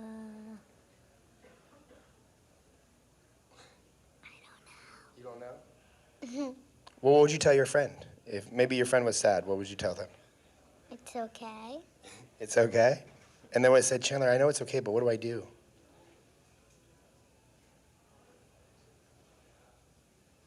I'm putting you on the spot right now. Last year, this is a much longer interview than last year. Are you getting more comfortable talking in front of people? Mm-hmm. Yeah? Does any part about this scare you? No. Do you think you're going to be talking up here instead of me someday? No. What does your necklace say? Viral. I got the team viral necklaces, but well, I love you. I'm gonna go answer more questions now. Can I get a round of applause for Chan? She's been waiting to do that for like 2 months. Thank you, baby. Well, anyways, yeah. So tonight, yes, I like 6:30ish. If you guys want to go eat, feel free to leave. Come back. There's food up there. There's food here. If you have any questions about the offer, I want to switch gears. I really like Q&A. I like helping people individually. So please, I'm going to sit up here and talk for the next hour if you guys want. Or when you guys don't ask me questions, we'll just go upstairs. And, tomorrow we're going to start at 10 a.m. I tried to start at 9 today, and that was a massive fail. Seems 10 a.m. is a good spot because, the bar up there is open until 3 a.m. I don't expect people to say, well, I don't know. Who knows where the night's going to go. But I'm trying to preserve the voice so I can have high energy for you guys tomorrow. Tomorrow I got a lot of really cool people here. Melissa's going to talk tomorrow. Christian, he's going to teach you all the ins and outs of yapping. Sav and Kim are going to break down all the video process and everything they do to basically not get me fired every single day from all the clients. Luis is going to talk about his research process tomorrow and everything he does. Icon, are you still in the room? Icon? Yeah. Icon's going to talk about how he has a cloned AI account and he just recently got reposted, not shared, reposted on Joe Rogan's account. I think he gained like 40,000 followers too. And I don't think Joe Rogan knew it was an AI clone. That's how good Icon's clone is. And then I got some talks tomorrow. Am I missing anybody for tomorrow? I don't think I am. Huh? Jaden. Sorry, Jaden. He was right over there. Jaden is speaking tomorrow about how he grew his account to 250,000 followers. And transparently, I I met Jaden at Funnel Hacking very briefly, and I've seen his content for a very long time, and I was like, I really wanted to bring what I would consider the younger generation. Now I'm 42 in a couple days, so I'm like, shit, man, I'm old. But I think that Jaden, I think the younger demo, there's a group of them. You know, I think they're doing a really great job. And also, Jaden wasn't charging enough for his service. He's like, yo, just come hang out in the room. I think you'll charge more. So I wanted to help him that way. But he's talking tomorrow, and his content's incredible. And I'm excited to hear. I mean, he was one of probably the fastest growing. I would say he has a niche-based account, and he grew faster than, I think Devin was the only, Devin Jotho who grew slightly faster. But Jaden didn't really utilize ManyChat, and Devin did. So I think if I'm holistically looking at it, I think his content's better. So that's why I have him here. And I want to tap into the younger demographic just to show that I still have a pulse on that. So that's transparently why, same thing with Steven today. I think that a lot of people, and we can, if anybody's questions on that, I think if you have a smaller agency and you're not working with very, very well-established clients, I think that you could utilize ManyChat to trackably prove your ROI and leads and sales, and I think you could charge the clients more. I have a lot of unique problems. All of my clients already use ManyChat, so I can't plug into that. But if you set that up for a client, based on his presentation, I hope that it's not as confusing as what many people think it was, that you can start implementing that and actually get paid for the videos and the views that you're making. Because it's the only, as of right now, it's the only way to track ROI on videos. And there's 0 business owners that would get mad at you if you got them a 5,000 person email list of 1 Instagram story. They'll pay a lot for that. So, and I don't think it's, in an addition to a current agency, I don't think that's very complicated for you to add on. And it's something that is mega valuable and ROI inducing. So, yeah. So that's my pitch for tomorrow. So please get here ready to go by 10. I'm going to start bright and early at 10. And yeah, I'm going to sit up here for as long as you guys have and answer questions and have fun. The bar is open over there. I would encourage everybody to drink. Statistically, if you drink, you might buy that coaching program. If anybody wants to know statistics, most all of the coaching sales from last year came from the after party. And also, yeah, if you guys want me to break down the event, a lot of people don't understand why I do it, pay what you can, so I can talk about that. But there's, not only is there psychology, but I ran a lot of the numbers, and quite frankly, they were shocking. 10 of the 22 people that bought the coaching last year put $1 into the box, which defies all logic from marketers. People that spend $1 don't spend money. I was like, I can prove that wrong. Which is partly why I do 90% of the things I do is just to prove people wrong. Or just to see how bad it's gonna be. Because this could wildly fail, and I'm like, shit. I just put a budget on it of this is how much money I'm willing to lose today, for this, and it hasn't happened. I mean, for this event, the VIP day covered the whole thing, so thank you guys. But we'll see how the party goes tomorrow night, if there's profit left over. But yeah, does anybody have any questions? So let's wrap. Scotty.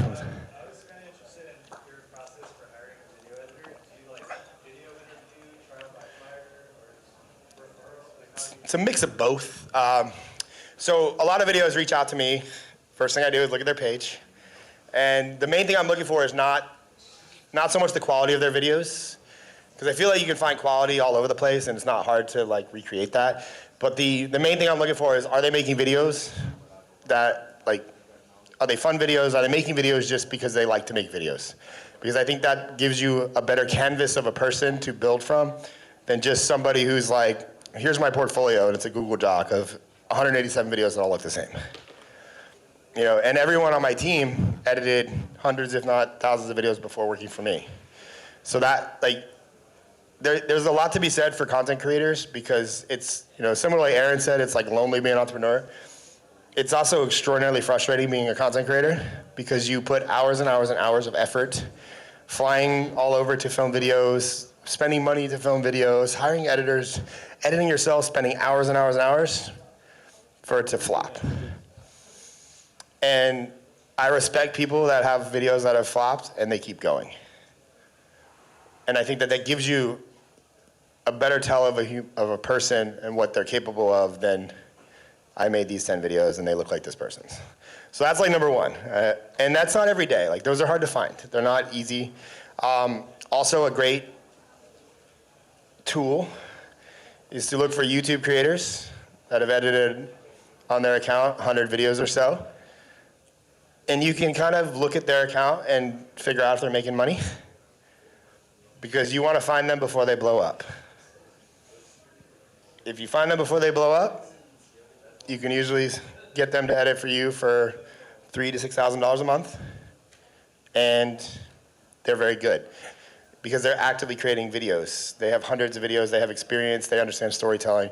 And specifically YouTube editors, if I had to, YouTube editors are, in my opinion, better than short form editors because it's extraordinarily hard to just grow a YouTube channel and get views. I know I would agree with Aaron 100%. It's easy right now to grow. I think it's more accessible, not so much easy. I think that's a bad terminology there.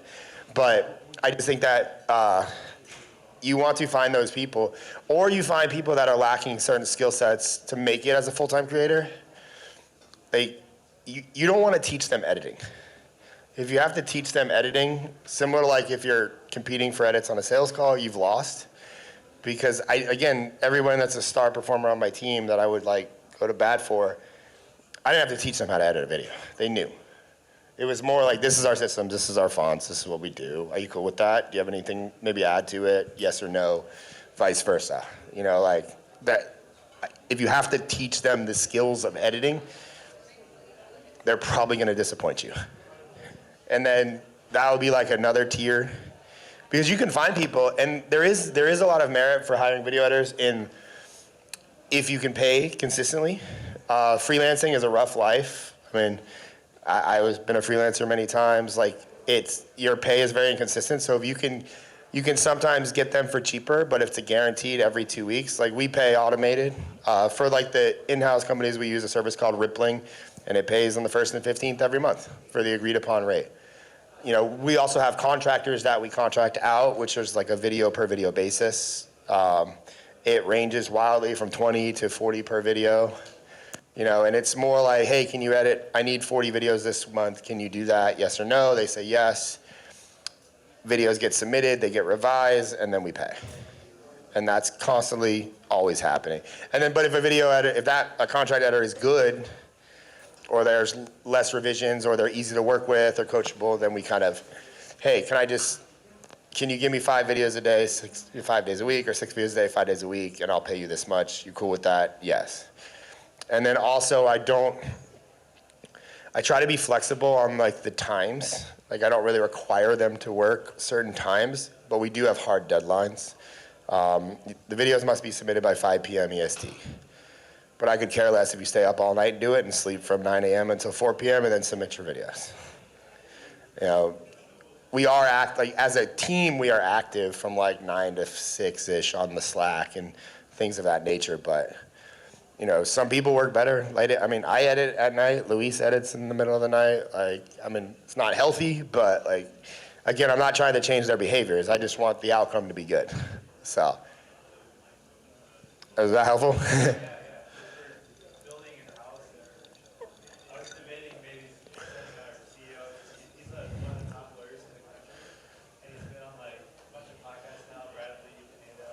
Yeah, I've seen him go.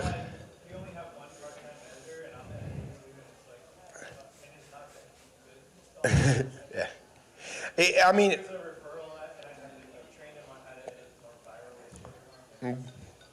It's tough. Training editors is rough, man. It's not easy. And like the guy was asked the question earlier, they're not reliable.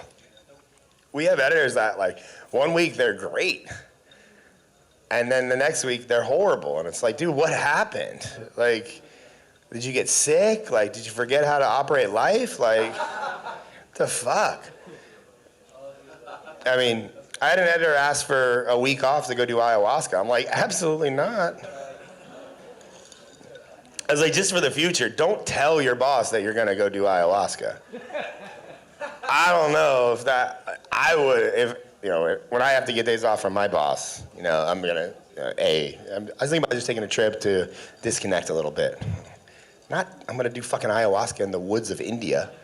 Like, true story, it happened. But yeah, I hate saying it, but you do have to limit some of the creative freedoms that you give the editors, or else they just go off on their own, and you have to like reel them back in. Like, but sometimes those, whatever you want to call it, does make for better videos, but it's not predictable. So, like, yeah.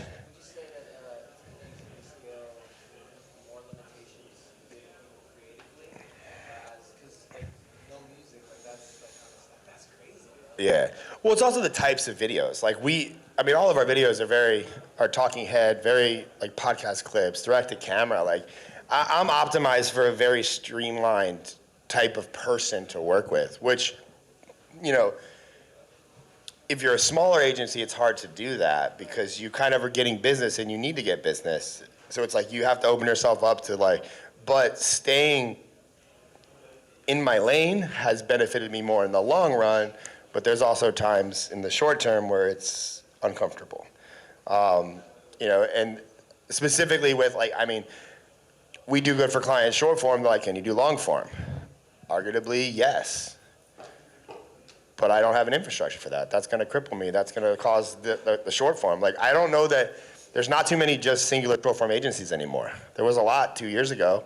There was a lot last year, but they seem to be falling off and people are migrating into more short and long, which is like a hybrid. There's nothing wrong with that. I'm just like, I can't provide the results if I don't just focus on this. So it's also, that has gotten easier. It's gotten easier to say no to things that would derail what we're currently set up to do. If that makes sense. And I do think there has to be a level of that when you start growing, or else you're just all over. It gets very hard. Even just something as simple as I believe you asked about thumbnails on Reels. I'm not optimized for that. If I do that for you, your videos might sacrifice. So it's do you need that, or do you want that? Yeah. So it's getting very clear. And also something, Katie's says it a lot. She's like, people just forget that we're an agency. Which is that stings a little bit to me because I'm more than an agency.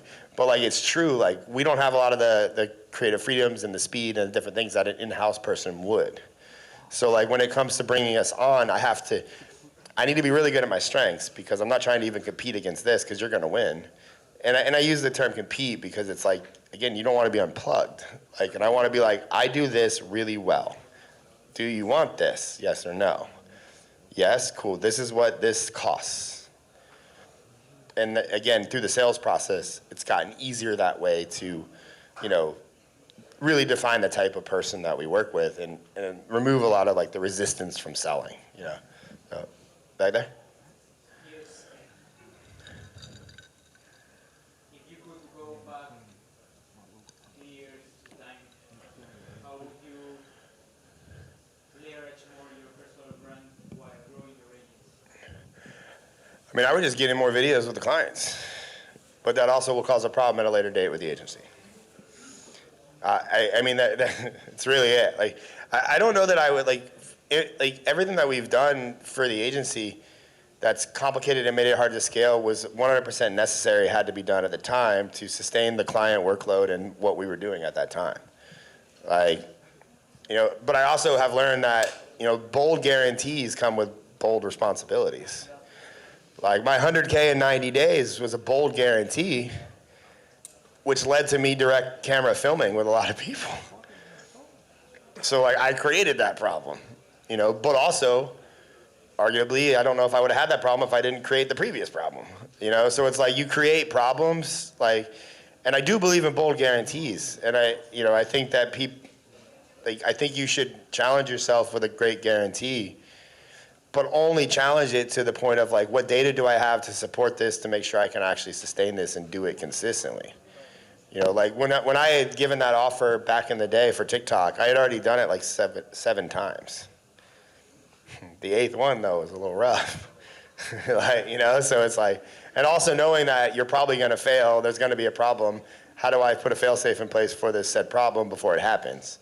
Because that wasn't much of a big deal early on because I was much smaller as like a company, less responsibilities, But it's like, if I lose a 10K a month client now, that means I'm not paying myself for a while. Back then it was like, I got money in savings, we good. So, it's also operating not from scarcity, which is I feel like a lot of agency owners sit in the scarcity type of mode because they're saying yes to every single client that comes in and then it causes them to not really be able to scale because their systems are all over the place, or lack thereof systems, they just don't know what they're doing because they don't have the focus on one specific thing.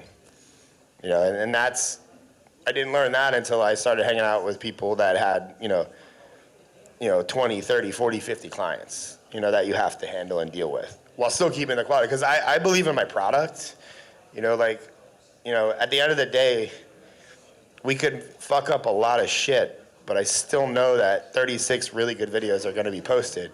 And those videos would be better than, 99% of anything else they could get anywhere else. So I believe in that, so if I didn't have a great product, I couldn't sell or do some of the things I do, and so it's it's cliche, but if you have a great product, you don't have to market, and that's what's gotten us to this point. At the end of the day, the videos perform. That's the product, so, but it's taken a lot to consistently retain that. Yeah. I understand the concept of personal brand content. Mm-hmm. And then how you vlog, so you show people what you do, and that helps with the agency concept. Yes. But if you were to make content to promote your coaching program, what kind of content do you think would be perfect? I mean, for me to promote the coaching program, ideally, a lot of people are on the call. And the call is, on Tuesday and Thursday, I'm daily vlogging. And before 20 or so seconds into the daily vlog, I'm showing my coaching call. And it's really just social proof. To get people to reach out and say, oh, you have a coaching group? How does that work? What's that about? Now they're... And then people on the call, I would get on a Zoom call and pretend to present so there's people on the screen, and I would use the same clip over and over again. I'd be like, in some way, I mean, I don't want to, there's an art to making not cool things look cool. So it's you have to utilize my strengths there. It could just be a B-roll clip of me talking to my screen where you can't see the screen, and I'm coaching a couple entrepreneurs on how to do X. If you need help with that, shoot me a DM. It's more just framing things. I mean, that's marketing as a whole. It's how do I make things, how do I take a weakness and turn it into a strength and market it, make it look better? That's ultimately what I did with fashion. It's wear this shirt, get laid.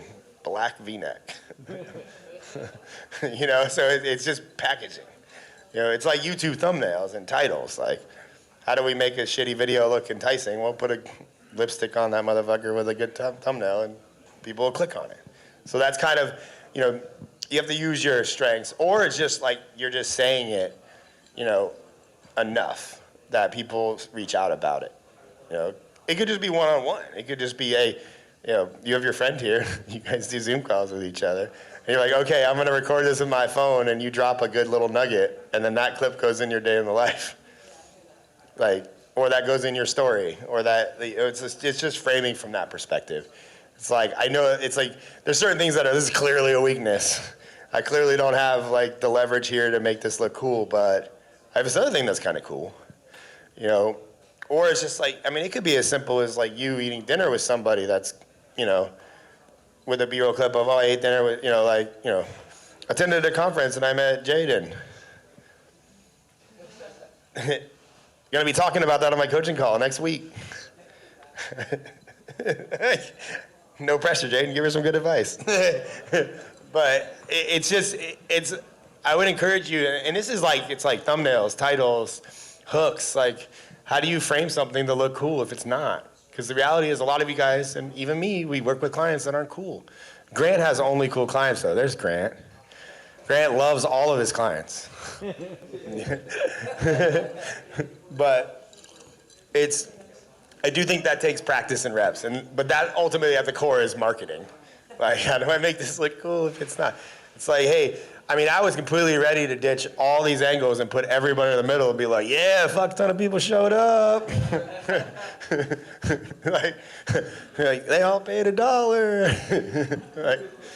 It's like, but I'm giving back to the community, So I think there's an art to that, and that comes with, experience in marketing. And I just try shit. I don't know, that's just trying stuff. That's the same way with videos. Sometimes we don't know if it's gonna work.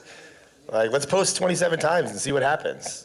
You gotta be willing to what's the worst gonna happen? I lose my account. Oh, that'll suck. But then the first video I'd make if I lost my account? I posted 27 times on Instagram and I lost my account. Here's what I learned. Bad situation, good. Yeah. So, another thing for me is about just environment. Mm-hmm. Being around people that do yourself, dating, for example. Because I think you've gotten getting past this phase tough in 3 months. And now I'm just trying to sustain that growth and scale. Just obviously have SOPs and whatever. But I also feel that caveat too is just being around people that are already doing the things that you're already doing. And I'm just wondering, what did you do as you were growing to be more around people wanting to be the sellers that you want? Yeah, when I was kind of growing stuff, there's mentorships, there's coaching groups, and I think all of them are great. But also too, shameless plug, even if you came on my call, it's 2 hours a week. It's a lot more time you got to fuck up your life that I'm not a part of. Right? So it's I do, your circle of friends, and even ultimately your friends become employees and people you work with. I spend more time, there's months that I'm on the road with Luis all the time. I see Luis sometimes more than I see Kristen. So, that's just a reality. If the travel kicks up, that's just what it is. It's so it's Luis has got to be pretty cool. You got, or at least a good influence. So at least it's not when I'm, stressed out bitching to Kristen while smoking a cigar, editing my vlog that I don't want to edit. I'm going, I fucking hate Luis. I don't want to travel with him. It's so it's and then it's, a couple of my friends will be here tomorrow. They popped in and out today, but you find out most of my friends have businesses. Majority of them are, I'm not gonna say crazy successful, but they all have businesses. Most of them do well over $10,000, $20,000, $30,000 a month. You find those people tend to become your friends. And the ones that aren't there, they drop off. I don't know when that's gonna happen. I don't know, and it's not necessarily a bad thing. I don't have, it's not fuck you, you're not on my level. It's I also compartmentalize my friends. I have friends that we're gonna go out and we're gonna make fun of reality TV and we're gonna get drunk. And then I also have friends that we're gonna get drunk and we're gonna talk about business too. So it's also my mindset going into things, I think, is different. It's not the same. It's I disagree with cutting everybody off just because they're not trying to be entrepreneurs and be successful. I think that's stupid. It's just I know if I hang out with certain people, I know exactly how the conversations are gonna go. So when I go to those circumstances or I'm in those situations, I just open myself up to be, yeah, cool, we're gonna talk about fucking Taylor Swift and football that I know nothing about. Or anything like that. Yeah. And also sometimes you need that as a break. You hang out with entrepreneurs long enough, you're gonna reinvent your life 72 times. You come up with a lot of fucking ideas, So it's sometimes you're dude, I just wanna get drunk and not think about making money. So, I would encourage you to, I think those problems work themselves out. And it's also it's the more successful you get, especially it's amplified with a personal brand. I'm not going to speak for Jaden, but I'm assuming people treat you differently because of your videos. And you don't know that. So some treat you differently in a great way, and you're like, oh, I had no idea you thought like this, or this is dope. But you may find out that somebody just secretly hates you. I'm only speaking that because it recently happened to me. And it, again, is amplified when you share how much money you make. Because people don't understand profit and gross. They don't understand how shit actually works. They see a number and they're like, you're fucking rich. Like, and it's like, oh, well, I mean, I feel okay. I don't know. Like, I'm still, it's like, I got a Porsche, but it's old as fuck and half of the shit breaks on it. Like, I don't know. Like, I have other friends that have McLarens. Like, you know, like, so it's, I just think, I do think the people you surround yourself with matters, but, you know, one of the things that one of the things I did early on was, you know, well, two things. One, I moved down here and I went out by myself quite a bit to force myself to meet people. And I wouldn't just go out by myself. Like, if you go to Central Avenue, we got some bars down there. If I was going out by myself to meet friends, I'm gonna be very strategic on which bars I'm going to. It's a place called $5 Drinkery. Don't go there by yourself. That's just like, you just committing failure. You only go there to drink by yourself if things are really bad. Yeah, but you can go to the Vinoy right over here, and you might run into Melissa hanging out, and you might run into like Adley being there, or you might run into some, because that's like $500 a night. An espresso martini is 27 bucks, maybe 17, I don't know. But point being, to be in that vicinity, the people there are doing something. Whether they're just faking it till they make it, like maybe you are at the time, they're still doing something. You know, so, you know, that, I always believe, and also I'm a big believer in what I call high dollar hobbies. You know, things of, like, I like CrossFit. It's $200 a month. We buy a lot of shoes. We consistently buy gear. It's expensive to do CrossFit, you know. Most people that do CrossFit are also doing peptides and steroids and hormones. It's expensive to do those. You know, like the cost of doing things adds up, so the people that are paying for these costs, like I want to call out my friends. But, you know, point being, like, same thing with cycling. I've always been a cyclist. Cycling isn't the best for, like, you know, when you're cycling, you can't really talk. So it's like, you know, but, you know, I mean, I like pickleball. I don't play pickleball, but, like, the barrier of entry is pretty low. You know, so, but a lot of people do play pickleball. I'd probably try tennis before pickleball if I was trying to, like, meet wealthy people. You know, because with tennis comes country clubs.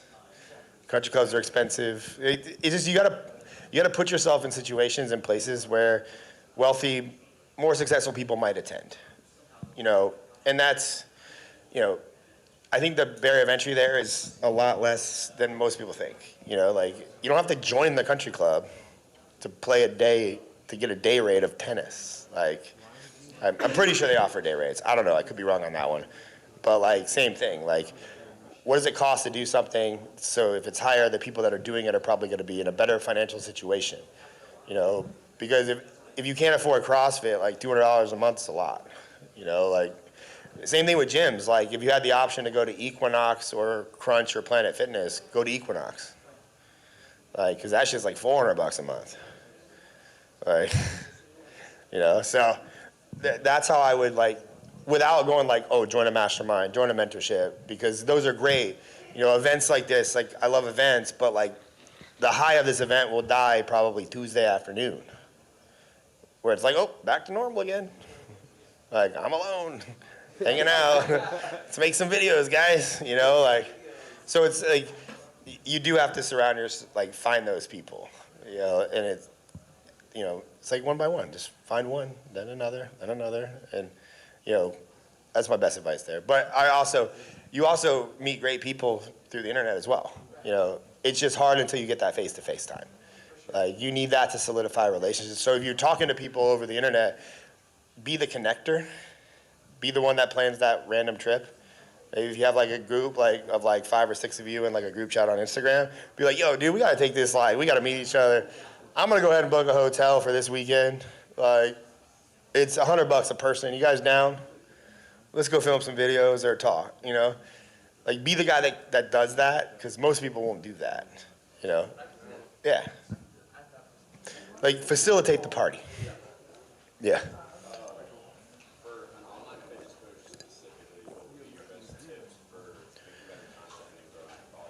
Shirtless. Yeah. I mean, I see your jaw structure. I'm assuming you have abs. So I think fitness is, I think it's one of the easier ones to kind of break through, provided you have abs, live what you preach. It's more so like you're not going to reinvent the wheel. So like I wouldn't like do the typical videos. Like I would probably do challenges, like or do something. I'm a big fan of that. Like when I made the day 1 of, day 2 of, like trying stuff like that, but not like the dumb ones. Like or like it's the more when it comes to content and getting noticed, like the more expensive that it is to get the content or do it, the higher payoff is there, or the more time commitment it takes, or the more effort you have to put into being creative to get the content. I think you're rewarded over time. So if I was like a newer account, I would still do I would get the baseline of videos, but I'm trying to think of like what hasn't been done in the fitness, I mean the sugar diet. Have you seen that stuff? So. Mark Bell, he runs Power Project podcast. He's like sugar fasting, which is basically just eating candy. I don't know. I was actually intrigued. It has popularity right now. So if for you, I would look into it if it falls in lines of what you believe in and stuff. But that's something that's wildly hated, and it's also new and up and coming. Day 1 of sugar fasting, here's the results. Day 2, day 3, day 4, day 5, day 6. People follow for stuff like that because they want to see the results at the end. And then those are very easy, chronologically, they're very easy pieces of content to make. That's why if you go to YouTube, I tried every X. You can look at Mr. Beast's titles and go, how can I do a series or something on short form with this template? Trying every first class seat. You could do trying every coach seat. Shit like that, or trying every bench press bar, trying every belt, there just needs to be and these don't make up the bulk. These are have a consistent, you should just sit down and talk to your phone and give fitness tips and advice, from your perspective. And that's a baseline of getting you 30 videos a month, but then it's okay, how do I break through? How do I think differently? How do I get, more attention on myself quicker? What can I do that's more extreme, than the other person? Within reason. I don't go do stupid shit if it's but people love that stuff. And I think fitness is trying every Red Bull flavor with vodka, so you don't have to. That got 500,000 views. That gained 3,000 followers. That gained more followers than my Jordan Peterson video. So it's you got to kind of test stuff like that, but from a fitness angle. I know Melissa will probably share video ideas and things that they've done, viral videos. But it's how do I take that? It's a proven concept that works and relate it to fitness or something that I want to talk about. And I think those are what I would spend 75% of my time thinking about, while the other content is just designed to just make sure I have videos being posted. And they'll come to you. And those should be fun videos to make. I got really drunk when I filmed that Red Bull video.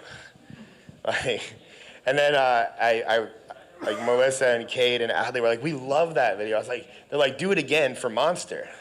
And I was do you know how drunk I got when I did that? I don't want to, I filmed that on a Wednesday at noon. They're oh, yes. She's didn't you know you could use water? Where's the fun in that? You're trying every vodka with Monster with Red. Oh. So funny story with that video. Katie worked diligently very hard to get me a Red Bull sponsorship. Actually, for this event, they were going to drop off 20 cases and bring me a new Red Bull cooler. And then I made that video. And they're we don't support alcohol and consumption with Red Bull. Sponsorship gone. I was 60% of your sales come from vodka, alcohol, and bars. How the fuck you? I don't know if that's a stat that's actually true, but I'm assuming a lot of Red Bull sales come from bars. It's safe to assume that. Nope. They're sorry, we can't associate with that. I'm fuck, man. My athlete dreams almost came true, and then my video killed it. But point being, those videos, like those types of videos, they're higher effort, you know, like they take more planning, but that's, for fitness, that's how you break. Like, was it Jesse James West? He does a lot of, like, you could look at his videos and just do it in a minute. That's a great template. Like, I think, like, I mean, I literally follow an account of drinking every day for a year to prove I'm not an alcoholic and I can stop at any time. He's got 100,000 followers right now. He started that account fucking like a month ago. He's like 30 days in, he's drinking like 17 drinks a day. He's like, still not addicted. I'm like, I cannot look away. I'm like, I want to hang out with this guy. Like, I want to know why you did this. He was mad. He did a video, like recent one. It got, like, if you look at it, all of his views are just huge. Like, it's like brand new account. Maybe it's like 90. He's been doing it for a while. Like, he is committed. He just like, yeah. He's like, I'm sorry, guys. I learned today that I'm not actually addicted because I had to get blood work done and I had to fast for 20 hours. And to be honest, I didn't want to drink. And he's like, so I'm gonna keep going. Another year. I'm like, what the fuck? He like sneaks in at work and drinks. I'm like, this, and he's filming it all. I'm like, I gotta find the guy's name. He just keeps popping up. I just keep making sure when I see him, I watch the video because I'm like, please don't go away. I follow him, but I'm like, bro, just stay in my algorithm. Like, you were incredible. Like, I want to see that's a perfect example of like destruction. Everyone's watching because they want him to destroy his life. And for all I know, it's water. And he's acting, which you can, which they'll teach you all about that tomorrow. So, I got a couple different questions. One, I love it. One with photos, because like photography, it's my baby. It's always been. I know. But also, it's like I'm aware that video is the thing right now. So it's kind of like, where do you see that fitting in? Like photos and video? Like specifically like more photography. Mm-hmm. Because like, I mean, for me, it's like one is kind of like I kind of want to focus more on that, Mm-hmm. just to really dial it up and get it. Well, I mean, the documenting of the shot is probably the best. Like, that's what I would lean into. Like, the BTS of, like, and then similar to kind of what I just told him, like, I would encourage you, you know, one, to just, you know, come with me while I get, you know, this artist in like a unique way, whatever that works out to be. But then also you need, like, some extreme type of video. Like taking pictures of crackheads in the hood of Detroit. Like, I'd watch that. I'd watch a whole YouTube BTS and I want to see the final product. Be like, we got Timmy over here. Timmy got one tooth. You know, Timmy's a good guy. You know, you get their stories. Like, why are you here, man? Can I take a photo of you? Like, I think you would have to be like, have those extreme pieces of content that you're like working towards. And then have your normal day-to-day, like, oh, I'm just going to a photo shoot of, you know, a pretty girl. Come along, I'll tell you what I did. I think that's in my opinion, that's the best way to, like, document it. You know, it's not really about the photo, it's like the journey leading up to said photo. That's where I would get stuck too, because I would make content and I'd be like, oh, I can talk about my lighting, but then I'd get a bunch of photographers. Yeah, the second you talk about actually taking photos, you're gonna get a bunch of photographers talking shit about your photos. The dope shot? Yeah. Yeah, you just want, like, they're more about the experience than the journey. There's a CrossFit photographer, it's technically more than that, I was like doing a disservice. Her name's Carly Creative. She does a really good job, like, of like documenting her stuff. Like, she does more photo-based documentation. She's not great on video, in my opinion, but she documents all of it pretty well. Like, she was, C-Bum hired her to, like, come out and photo document the last time he was at the Olympia. Like, and she just, you know, but she's positioned her whole brand around, like, the BTS style photos of, like, big moments. Which, Carly Creative is her name. I looked her up. I was going to have her come to, like, to do this. But it was, like, $5,000, and I was like, I don't know if I want it that bad. Like, Yeah. Yeah. It's like with photos, I'm leaning more into like, okay, I want to help people with branding with photography. Mhm. So it's like, I know that I can talk about it, but also it's like, I'm trying to think. Because sometimes when it's like, I can come up with ideas for other people, but then Yeah. myself, I draw them out. I mean, you could always resort to documenting what you're doing. Because from a chronological perspective, I do believe in like chronological editing. Like it's heading to like your documentation starts when you pack your bag and ends when you get the shot. I would start it like right when I get ready to start shooting. That's how I start. Yeah, I would start while you're packing your bag. Like, here's what I'm bringing. Here's why. Here's where I'm going to shoot. Here's the problems I think I'm going to have. Here's how I'm going to fix those problems. Here's why I'm doing this. Here's how much I was paid to go do this, or I'm doing it for free. I'm trying to get this. Like, I just think that transparency is, because that's going to, like, if somebody wants to hire you, they're going to see, well, shit, man. He put that much effort into a free photo? What's he going to do for me if I pay him? You know? And then I would always encourage, like, showcase the most unique photo that you got. You know, like, you know, if you, I mean, obviously you take a bunch and you edit them, but like, there's probably the photo that's like the best photo, you know, from like a, you know, let's say you're, you know, I've seen some of your photos. So like, let's say you have a very pretty girl and you're taking a photo of her, and she's got the best angles and she looks the greatest. That would be arguably the best photo. But maybe you're just like flipped your camera upside down and went from the bottom and it was like unique. Like, I would showcase that photo, not the best photo for her. Yeah, yeah, because that's your personality, that photo. So you want to showcase that. In my opinion, I just think that would show me more about you. That it's not just, oh, cool, yeah, she's hot, cool. That's where I wanted to start kind of transitioning away from, because I know it's kind of like, there's another photographer I'm paying for coaching, and Yeah. He basically said like, any act can take pictures of pretty girls, like, Yeah. it takes a real one, like, we'll take pictures of everybody else. I mean, your competition is iPhones, you know, and they're pretty good. But it's your thought process behind the iPhone. Or like the documentation of the said journey to get said photo. Yeah. You were Team Android for a while. Hi, Chan. Love you.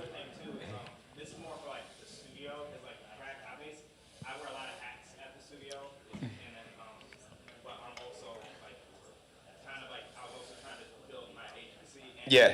So it's kind of like, how do you deal with like being burnt out? Because like when you made the video about editor burnout, it's like I was like literally I'm like sometimes I look at the Pro and I just like wow, even with my own stuff, which made me stop making stuff. I mean, I don't know that I'm dealing with burnout. Like, How do you like, what would you suggest I do? well, you know, to kind of quote Gary and Susan, like, what's making you burnt out? Like, is it you're not getting paid enough, or you're not being creatively inspired enough? But because those are the two reasons for burnout. Or it could be a sheer overwhelm perspective that you just have too much.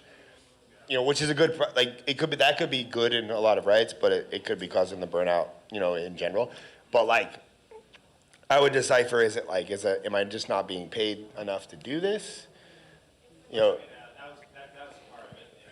And also it's for me, it's like also like, because I mean, you've seen the studio. Yeah. You put a lot of sweat in that place. Yeah, I think it's dope. They have a studio in Michigan that's really badass. You still have the money room? Yeah. How much money is it? Well, I mean, it's prop money, but like on the walls. Yeah, how long did it take to put money all on those walls?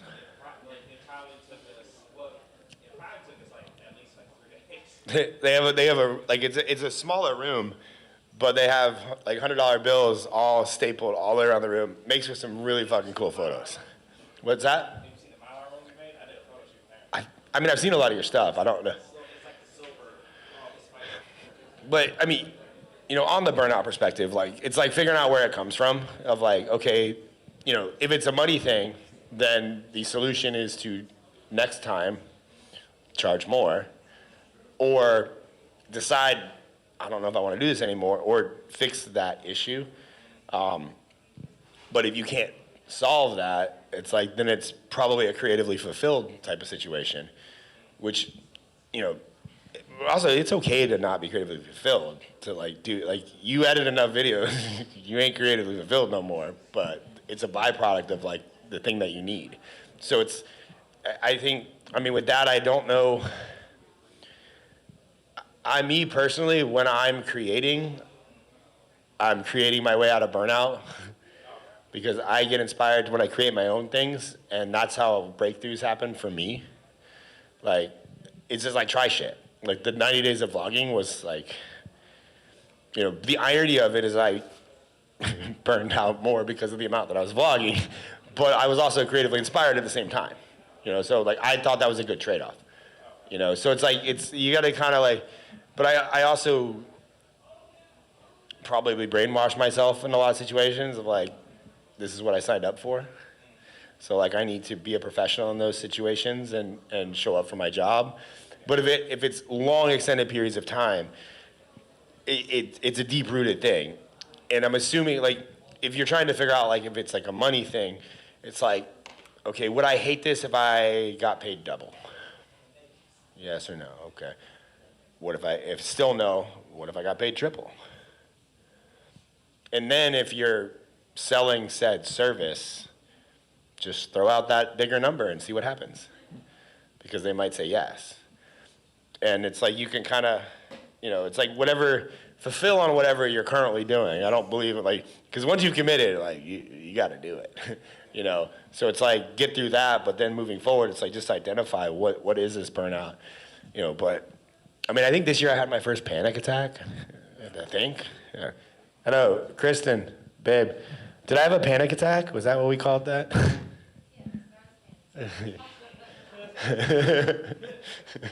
I was like, I don't identify with somebody that gets panic attacks. She's like, no, you're definitely having a fucking panic attack. Like, I don't know, like, I think everybody I've ever talked to gets that. But I think you have to push to that level before you make big changes. Because, like, I've hit many points where I'm like, I should, like, 2 weeks ago when my flight got canceled and I was stuck in fucking Charlotte for, like, the 27th time, I'm like, fucking done traveling. So it takes that level of, you know, I'm still traveling, but, like, I'm, like, actively making changes, you know. And it's scary because you're like, well, am I going to lose money if I do this? Or like, you know, so it's, you know, I don't have a good answer for that. But like, I think you need to recognize where that burnout's coming from. And I learned that from Gary. Like Gary's like, what is causing this? What do you feel? Like, you know, and then it's like, okay, identify it. Can we fix it? Is something broken that would fix it, that would make it easier? You know, and that, I think then you can kind of build out from that. Like, I can't really stop traveling. At least not for the foreseeable, like, next, like, 2-3 months, you know? So it's like, okay, so, like, you know, can I make it easier when I travel? Like, can Katie schedule this stuff for me? Can I make it streamlined? Can I do this? Can I bring somebody else with me? Like, what makes it easier for me to do that said job so it's less creatively taxing? So it's like, and that's different for everybody in every different situation. What happened with me, especially with, like, video editing, it was like I was editing Crack's vlogs. Yeah. I love editing his vlogs and doing his behind the scenes, but also it's like I was doing all the short forms of all these other people, and it's like trying to keep up with that, and then it's like I'm like, oh, I really like editing his vlogs, but then everything quality-wise just like dropping, and then it's like now it's kind of like it was like now the quality of the vlogs wasn't as good, and this wasn't as good, and I'm kind of, but like I was trying to think, what do I really enjoy? I'm like, I love with him, I love filming, I love being. Yeah. But it's like I noticed like when I'm editing, I'm sitting in my house for like hours on end. I'm like, bro, I hate this. My body hurts. Well, so I would ask you that, like, it's going to be uncomfortable because right now you're taking all the profit from that, or you're being paid to do that, or like somebody, could you outsource that? Can you identify, okay, or at least half of it? Like, start small. Like, dip your toe. Like, I'm dipping my toe in this. Like, can he formulate the vlog or structure it for you, and then you edit it? So that would save you 2 hours of time. You know, so it's like, that is like if, you know, I haven't read it yet, but Dan Martell's book, Buy Back Your Time, it's like, you gotta like dip your toe into like the things, you know, to kind of free yourself from things. And that I do think that gets uncomfortable for when you're at a smaller level, and you know, no disrespect on the level, it's just, like if you could only, it's like, okay, I make this much, I'm willing to invest this much to buy back my time. what does that look like? Is it hiring a part-time editor? Is it finding somebody overseas? Maybe it could just be documenting your processes so at some point you can offload that. That is something that I wish I did sooner, was like document the mundane processes that you do, like me doing like one-handed cutting all the clips, like that should be documented somewhere, because you don't think about that while you're doing it, but then if you offload it to him and he wants to help you, he doesn't know that.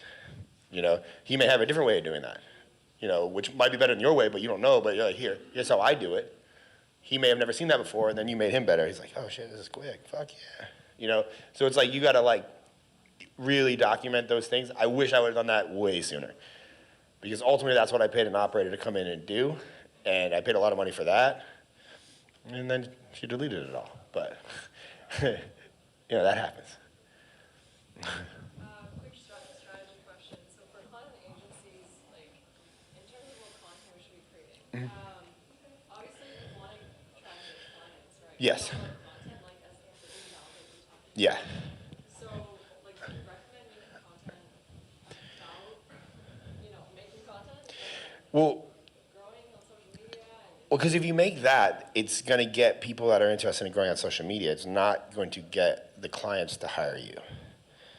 Because what's your ideal, not ideal, I would look for the commonalities of your clientele. They're probably, ironically, Louise, how many of our clients have Teslas? Half of our clients have Tesla. I hate Teslas. But I make videos about hating Teslas. So now when I go visit Nate, I don't need to get a rental car because Nate throws me the keys to his Tesla. Drive the Tesla, I want you to like it. But like, Nate sees videos of Teslas. Like, that's the kind of like, so like, if you make content about making content, it does show a level of expertise. But I would rather you do that to train editors and like help your team. You can post that if you want, but like detached from the result of that is like, this is gonna get me a client.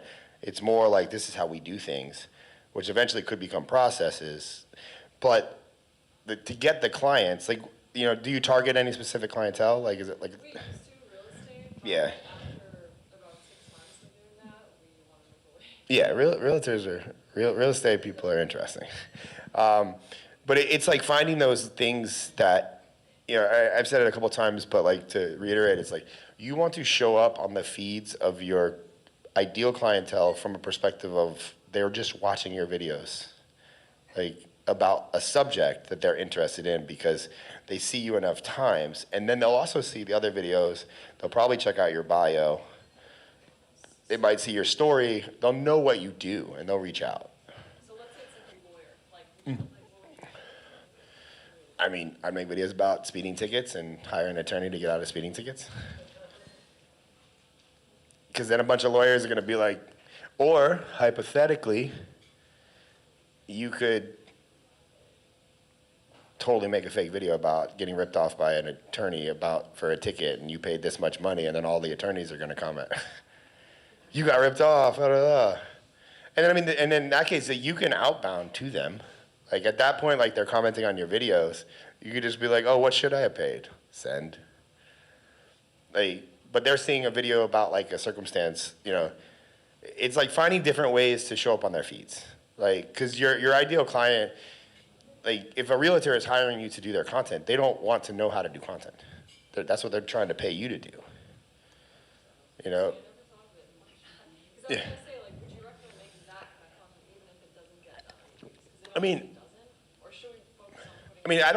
I think you can make that content, yes. Like, if you want to make that content, make that content. Like, I don't think there's going to be harm in doing that. But know that from a psychological, algorithmic perspective, that's like realtors making videos about realtors. They're going to just attract other realtors. And that's what you see on real estate people's videos. Like, it's like realtors commenting on other realtors' videos about how awesome that realtor's video was. Like, whereas like if you're showing like house showings, it's like if you want to work with realtors that only show nice houses, you can make a video of like, I went to every $5 million home in my area and this is what I found.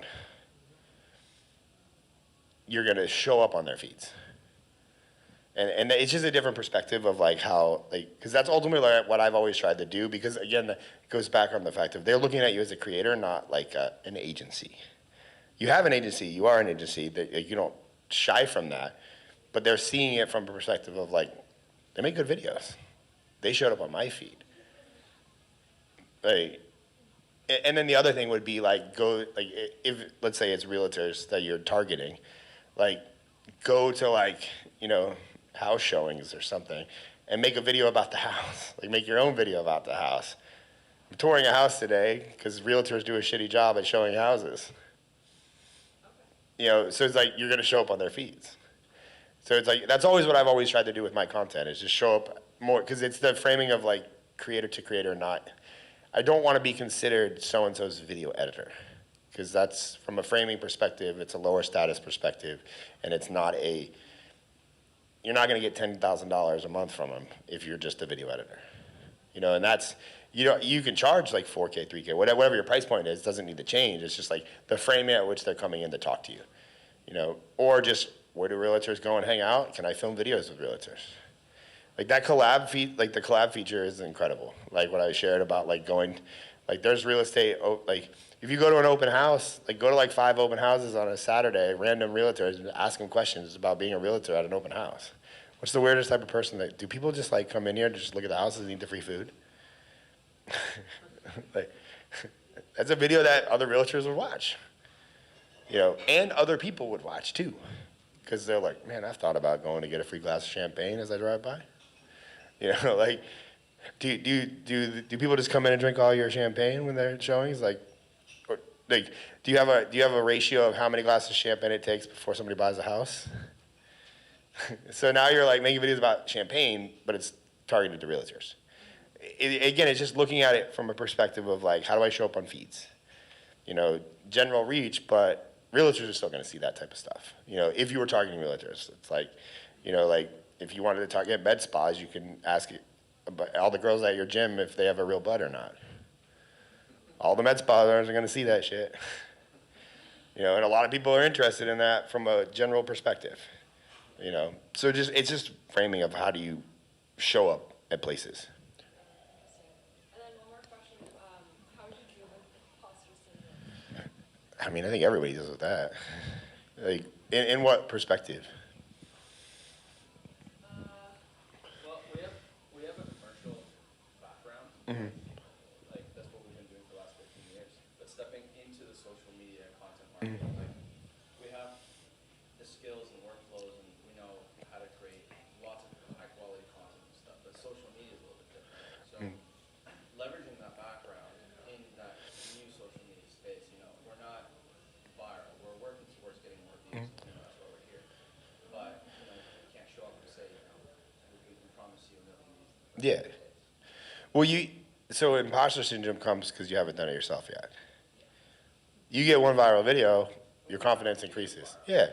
We have one that's almost at 1 million, but I feel like it's a bit of a fluke. It's a text on screen reader. It's not us talking on camera. So. Well, I don't want to say it's a fluke. You just went viral in one format. I haven't had a vlog go get 1 million views. I have a bucket list in my brain. I need to check that. I've had podcast clips get 1 million views. I've had yaps get 1 million views. I've had, up until this week, I hadn't had a yap do it yet. Like, I just put little check marks, you know, because you know, everyone deals with imposter syndrome, but it's like, okay, I went viral once, cool. Can I do it again? Okay, I did it twice. Can I do it 3 times? Like, it's like having those mental, like, you know, gamifying it to a degree for yourself, you know, because that just is going to build your confidence over the course of time, you know, and then it's like, okay, so, you know, we're really good at making podcast clips go viral. Can I do a talking head? Okay, let's try that. Okay, how many videos did it take before we got that? You know, that's where the confidence is built to where ultimately but I think you're still always going to have a level of imposter syndrome. Like, I mean, there's so many different ways you deal with it, you know, like, I struggle with income levels, like, for imposter syndrome. Like, I don't feel like a millionaire. I made $1 million 4 times. But it doesn't show that in my bank account. It doesn't feel like that. So it's like, do I say that? How do I make people trust me? You know, so it's like, I think everybody, it's just different levels of like, just like, you know, yap videos. Like, are people interested in me? I don't know. I'm pretty good at making people triggered. You know, so it's like, you know, I think no matter what, that's always going to be there. Like, Melissa, do you deal with imposter syndrome? Oh, all the time. I'm speaking tomorrow. I have 3,900 followers. Yeah. But I'm just like, but I know how to get views. So I deal with it literally every time I make a video. I'm like, oh, am I good enough to do this? And then I just remember, you're so good at your job. There's someone, we were just talking about this yesterday. There's someone that came through and did training with me for 90 days, had one video get 1,000,000 views, and now they're opening up their viral video agency. And it's like, what do you mean? Oh, I should not have imposter syndrome. If he has enough confidence to have one video that has 1,000,000 views, man, I'm an expert. You know? I think it's, Yeah. Adley has it still. Yeah, I just think it's at every level. It just changes. Like the imposter syndrome is at a different level, or a different topic. Honestly, it's like, I'm not an imposter there anymore, but I am here. You know, but then that's only in your head too. Like, I don't think anybody there is saying that. I mean, there might be some asshole that'll comment that, but I would encourage you not to look at those. But you will. Yeah. So I mean. The more you do something, the more confident you get. It's like experience. Like, and I mean, Kristen told me that Aaron Marino was pacing out there, nervous as fuck, to come talk to everybody today. I found that fascinating. Yeah, he was nervous. He told me, I was like, I cannot believe you were nervous. I would not have expected that. Like, dude's been on Shark Tank twice. Like, there's 100 people in there. I think it was 150 when he was here. Like, was it 150 people? What is that? You were on Shark Tank. You got roasted by Shark Tank and you didn't care. And then you went back to do it again. So I just think that, I don't think that's ever going to go away. Like, I think you just like, oh, fuck it. I just look at it and I know it's bad. I'm like, there's some 19-year-old kid that's going to say the same shit I'm saying. And I don't want him to get that money or that clout. I'm going to take it because I've earned it through experience. You know, just because you ran in a McLaren doesn't mean you're cooler than me. I can go do that too. I just don't fit in them. So I'd say, yeah. But that's the thing too. Like, the more you show, the more you open yourself up to that criticism, which actually deepens the imposter syndrome more because you're like, maybe I am a fraud. Maybe I do this. Oh boy. I would just, I always ask myself, is this a limiting belief? Because it probably is. Yeah. And you have to coach yourself 100% internally too. Like, I can't go talk to my friends, man, I feel like a piece of shit. I've only made $4 million. Am I imposturing? Like, shut the fuck up. Like, that's where it does, getting around good people really does help in those situations. Like, I call them first world problems. It's like, oh, I got first world problems right now. Like, you can't go talk about these to regular people. Yeah. Mm-hmm. Do you feel like it'd be okay, because it was just people like coming to me, like, just like, oh, I know this dude, he's amazing, and what he did, and then just like also on and so forth. Do you feel like as you're scaling, is it better to niche down into like, oh, but you're doing only real estate, or only lawyers, or should I still keep it broad? I mean, I would, based on income, don't turn away money. Like, make as much money as you need, but also look for commonalities in the process of you getting clients and making money. Like, to kind of piggyback what Malik was saying with like burnout and stuff, like, is a certain type of client bringing you money but causing you to hate yourself? Like, maybe I would take less of those clients. Because at the end of the day, like, everyone has a job, some way, shape, or form. There's benefits to working for yourself, there's benefits to working for somebody else. No matter what, you're gonna have a job at some point that you're not gonna feel like doing, but you still have to go to work. Like what Aaron was saying earlier, like, it's not passive. It's like, there's days that I do not feel like filming. Like, Kristen, I've gotten on multiple flights that I did not want to get on. Viral videos still came from those filmings. Like, all the time. Do I say that?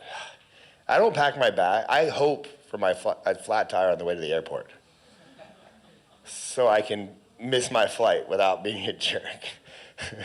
But then it would happen, and then I would immediately buy another flight and feel bad. Like, so it's like, I just think that, I think everyone deals with that, but I do think there's power in staying in your lane. If you are doing something good and the data is showing that this is good, I do think you should double, if not triple or quadruple down on that. That's like, I refuse to do long form, at least as an agency service, because it's just like, we are really good at short form. Like, I mean, we have people reach out to us for ads, for all kinds of things that I know I'd be really good at. I say no.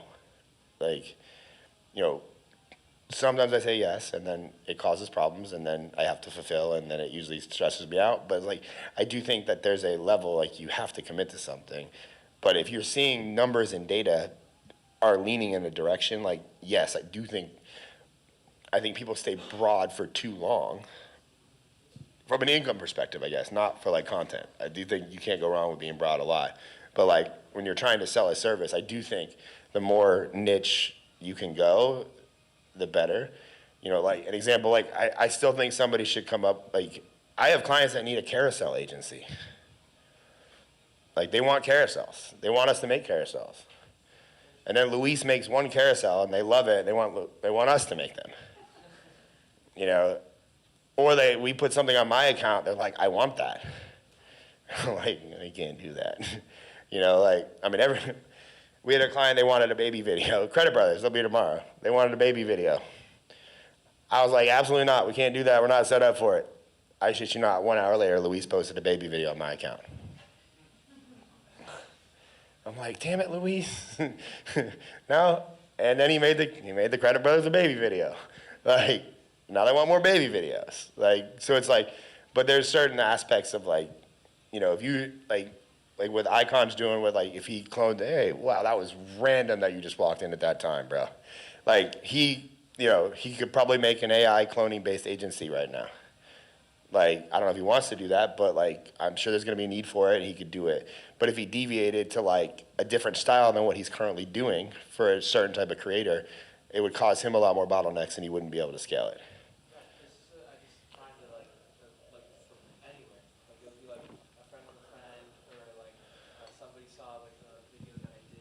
Yeah.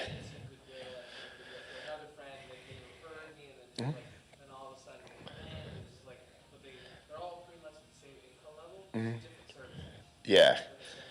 I mean, again, get your bills covered, do what you got to do so you're not homeless, and then decide beyond that, what do you want to do? Like, I do think, like, figure out what can pay your bills and what, because I don't like operating from a scarcity mindset when it comes to like, I need my bills paid. I don't like to do things so I have to make money from it, especially like when a creative type of process, because that puts a bad framing on it. Like, that's why even when we say, like, even for my coaching group, I was like, if this is your last $2,000, please don't spend that. Like, I'd rather you just go, I have plenty of free content, go make some money. I want the $2K to be nothing to you. Like, or you're gonna make it back in some way, and it's not, because it frees up your mental bandwidth, but at the end of the day, though, like, sometimes you need to do things because you got to make money, So, and there's nothing wrong with that. It's just, the universe, data, it tells you things to steer you along that path. It's just don't ignore those cues and like clues that are being given to you, So it's like, but yeah, I mean, I still do shit all the time. Like, well, that's great. I'll do that for money, but. And also you learn to say no more when you're not operating from that, I have to make money for this, I'm worried about this, or yeah. Mm-hmm. And I mean, again, there's nothing wrong. Like, I support anybody selling whatever the fuck they gotta sell to pay their bills. I don't think people should be broke.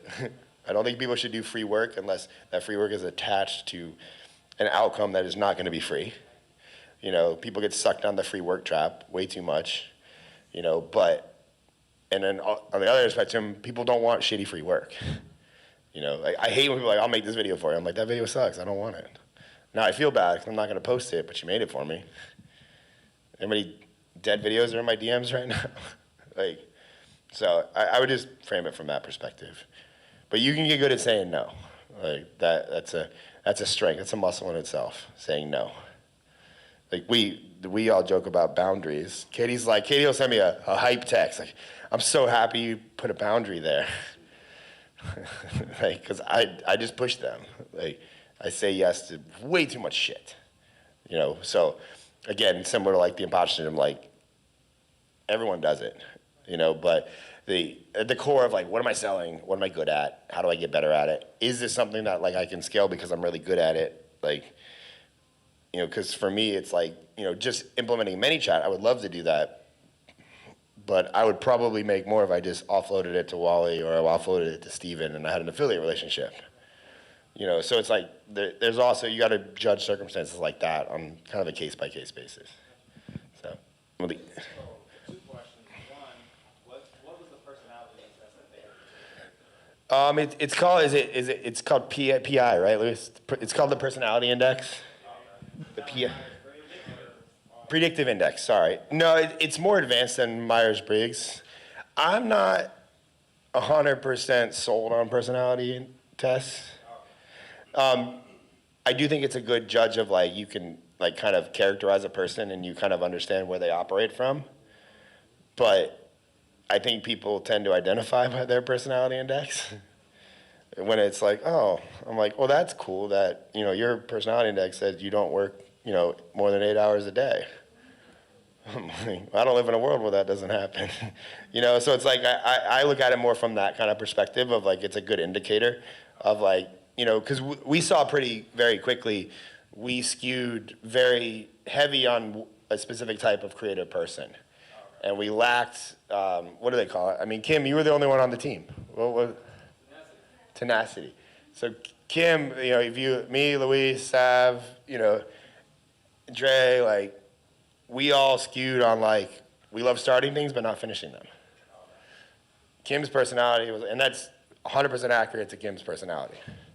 Like, you know, so it's like, it's good to find things. So like, you want to be balanced as like, if you have a team, like holistically, you want to have like an equal amount of this type of person, you know, and then different roles call for different personalities. Like, we hired Gary, like I hired Gary and Susan's recruiting service to find a new operator. And I was very clear of like, I do not want to hire anybody if they even have an inkling of being an extrovert and want to be on camera. Because coming to work for us and being in this with the clients, talking to them, it's like you peel back the curtain of everything that is the dark side of social media and all the secrets and all this shit. It's a crash course in virality, how things actually work. And if you come in, I'm handing you the tools to fuck me at some point.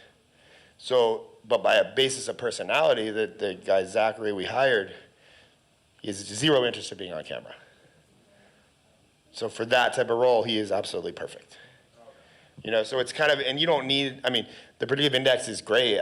Myers-Briggs, you can kind of figure that. I think they're all great. It's just like, but also the personality, the predictive index one was like very in depth. Like it showed a lot more. And then also Gary and them, like, because they run it, they pay, I think it's like 10 grand a year just to have access to do it. And if you work with them, you get access to that. I mean, you can pay individually, I think, from predictive index as a service, I believe.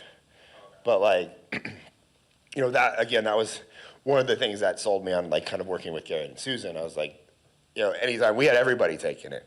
I'm like, yo, send this person this. I want to know what they're about. Like for like a week, everyone that I knew was taking this shit. Because the reason I was curious is I want to take it because that's like at the studio, we're like cracking, I'm basically building a team. And it's Yeah. but also we're learning that, like I'm like Myers-Briggs, I'm an ENTP. I'm great, I told Crack, I'm great at starting a race. Like if this is a 4x1, like I'm getting this out the gate, I'm getting this ahead, but if I have to. Yeah, you need a tenacity, you need a Kim to finish. Yeah, like I burn out, but it's like Yeah. we're realizing we don't have that. I'm like, okay, Like, how do we find those people? you're like a Dre. Dre will run through 5 walls and be like, I ain't cleaned that shit up. Yeah.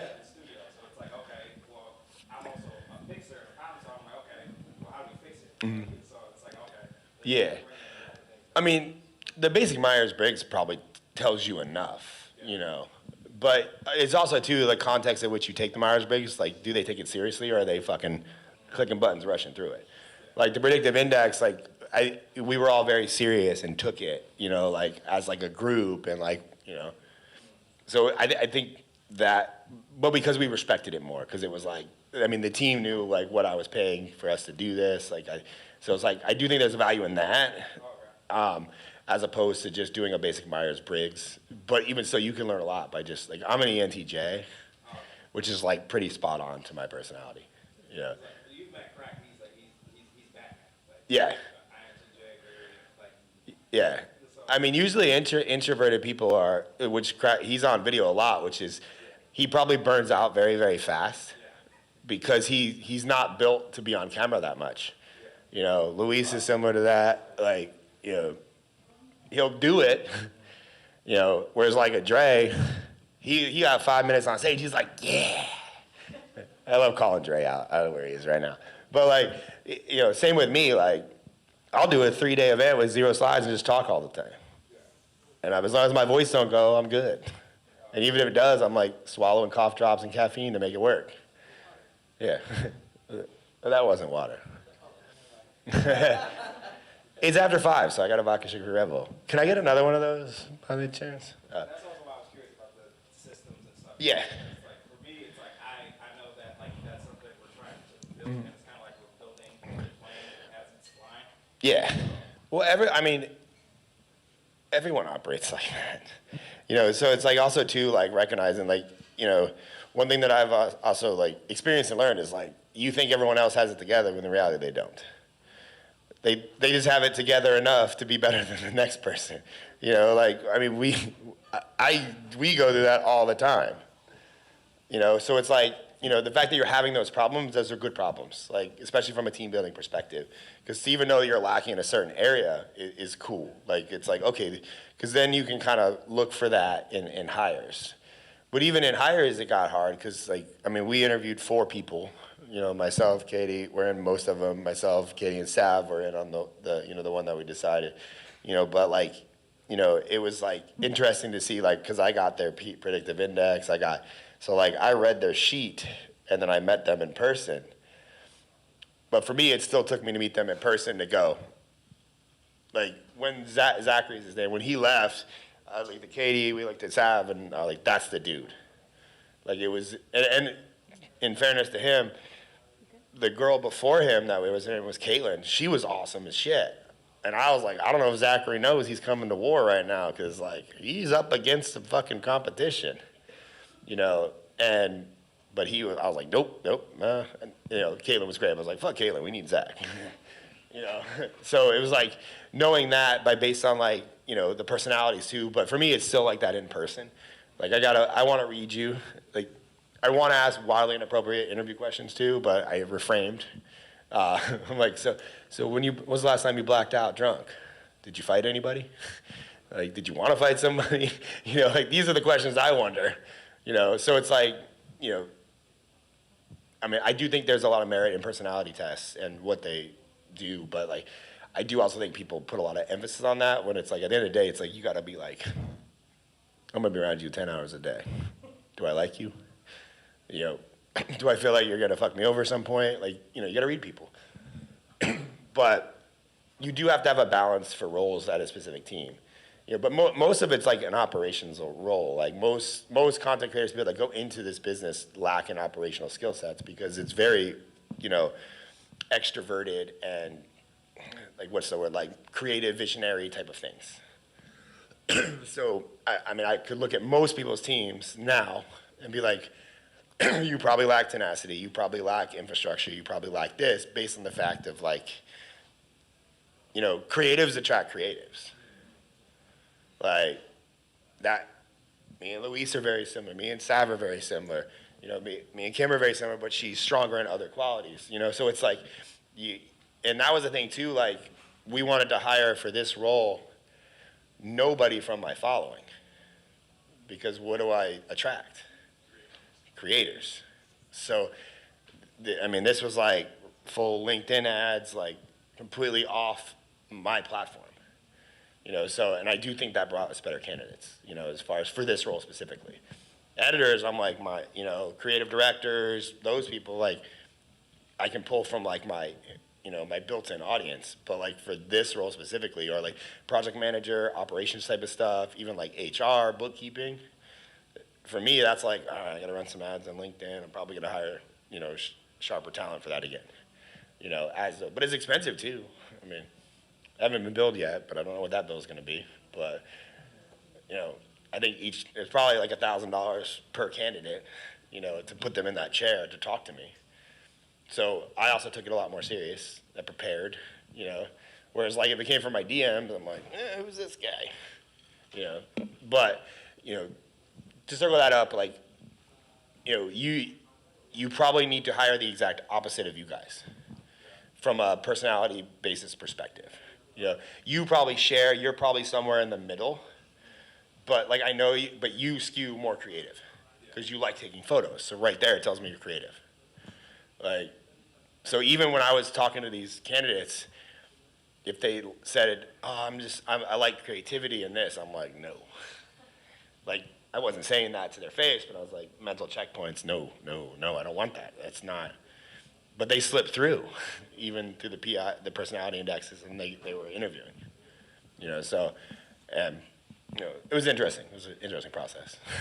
So I hope that answered. I know I went on a rant there, but. And then the second one was, this is what happened to me recently. So I had a client, basically the brother was a previous client of mine, and I made him go live a lot, like he got millions of views on his videos. Mm-hmm. He's not working with his brother at the car dealership, but the brother doesn't understand content, but he does.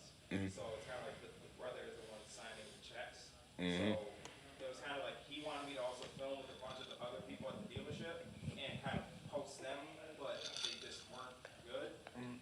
So I was kind of like, the brother's videos would get a lot of views, but also the problem was I had the idea of like, hey, like I know everybody usually talks good about McLaren. Say something like bad about a McLaren.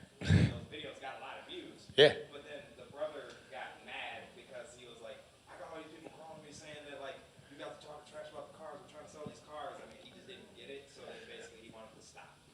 Yeah, I mean, again, that you're gonna deal with that, like no matter what. Especially, so if you're an external agency, you're always kind of unspokenly competing against an internal team. Like they assume you're gonna take their job. Like the nature of hiring an agency means you're replacing an aspect of somebody's business that isn't being fulfilled. So they already don't like you because whoever is hiring you is basically saying you can't do this shit. You're not good. So I gotta hire Malik. So that guy's like looking at you like, who the fuck's this Malik guy? The fuck he know? So it's like, and that's, I just like to know that going in. I'm not saying that's every situation, but like, we've just found that like, again, going back to framing of clients when we talk to like what we're about to do, I make it very clear, like, look, I'm not trying to take your job. I don't want to move to Texas. I don't want to live where you live. I don't want to be there all day. I don't want to leave Florida. I like it here. Like, so it's like, I kind of taper the expectations of like what they can expect, which also helps frame it better. And then he also like, hey, this is what I'd like to do. Where is your comfort boundary on this? Like, because like for him, and then also it's like, if you do those things, it's like, you got to hope they do results. Because if those videos did good, you can be like, hey, brother dude, like, it worked though, man. And that's what like, I was trying to explain to him. But yeah. He was like, I think it was more of like, he was basically saying that other car dealership guys were calling him, and he was so concerned about their opinions that he was like. That means like one of his friends hit him up. Nobody else called. Like, I mean, he's writing the check, but whose name's on the check? The guy that brought you in, correct? Well, I mean, it was like his dealership, but the brother, it's like the brother was the one that like was like the one doing, because he didn't want to get on camera either. I was trying, because I even tried to play up like, well, if the brother says something crazy, you say the opposite, and then we just pro wrestling like this shit. Like. Yeah, I mean, I would just think like, first off, like acknowledge the conversation, like to diffuse it. Like, look, I'm not trying to make you not like the videos I'm making, man. That's not my goal. That doesn't work for anybody. But respectfully, can we show these results to your brother? Because it's his dealership, and ultimately he hired me. My loyalty and my contract is with him. You're impeding on what he hired me to do. And I want to respect you, and I'm not saying that, so it's like, I mean, we've dealt with clients in the past, like, that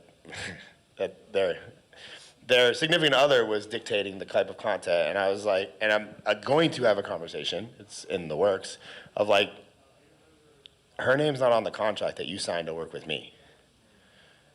Like, I'm working with you, so I need your opinions. I need to speak with you. And that's no disrespect for her. It's just like, but you paid me to do a job. Like, your money, or well, both your money, whatever, how that works in their business. But like, you paid me to do this. You were the one that recruited me. You brought me out, but this person is stopping us from doing this. You know, we need, you know, so it's more just like acknowledge, and then like, who's the decision maker, and are they unhappy? Because if they're unhappy, then you got a problem, you got to fix it. Like, because if they're signing the check, they own the dealership, like, hey, respect, like, I like to think that I'm good enough that I don't need this one type of thing, I'm going to go figure out something else. Unless it's like, hey, is this like a conversation where like you don't want to work with me anymore? Because that's, you know, I don't want to keep going if we're going to continue to have this problem. And that's basically what ended up happening, was like he didn't want to keep going anymore. So like, but that's what I was like, okay. But also I always look at it as like, okay, what are the things that I could do to prevent this from happening again? It's just the framing and the initial conversation. But even still, like, I like think I'm pretty good at it. I failed. That's what Max said to me too. He said, I think you didn't set the right expectations. But, and also, what he also said too, and which is this is why I was focused on like, let me just wrote my own stuff, because he said, he also said like, you also don't got the personal brand, so they're gonna question what you're saying. Exactly. You got results for people that you can show. It's like, you know, if you have it for yourself, they can't question it. So. That is true. But even still, when you have it for yourself, they're still going to question it sometime. Like, I still deal with this. So I'm telling you, like, it's a problem. It's just how, like, when you want to rage text and get really upset and fucking talk shit and fucking be like, fuck you, yada, yada. This happened recently. Kristen was like, put your phone down. Go pick up our kid. I'm like, okay. You know, like, take a minute. Like, another thing I learned is you don't have to respond right away. You can take a minute. I like to just. For me, it was like I was there filming, and like he basically was like, "Hey, come on." Yeah, he bombarded you. Yeah, you know. Again, I would say respectfully, man, I don't want to. I'm trying to work with you guys for a long time. So like, is this something we can work through? But if it is, I'd really like to talk to your brother, because my original deal was with him. I promise you, he's gonna be mad, but you're gonna talk to the brother. You know, and I would just try to go that route. You know, but the more you can keep your cool and not get pissed, even though it's really fucking hard. Yeah, I mean, so. I'm pretty chill. Like for me, for the most part, I'm just thinking, it's like I don't want to problem solve. I'm like, Yeah. Yeah. I mean, you're always gonna have those problems. You know, because you're competing. It's always. Anybody else? All right. How do you, I mean, you probably don't deal with this a lot, but how would you deal with someone who is just really unnatural on camera? How we deal with it? Like, you got to kind of find, like, why are they unnatural? Like, similar to, like, not everybody is used to filming 100 videos in a day. That's unnatural for a lot of people. So, in the process before you work with them, like, kind of read, like, you are trying to set these expectations to minimize the fallout of, like,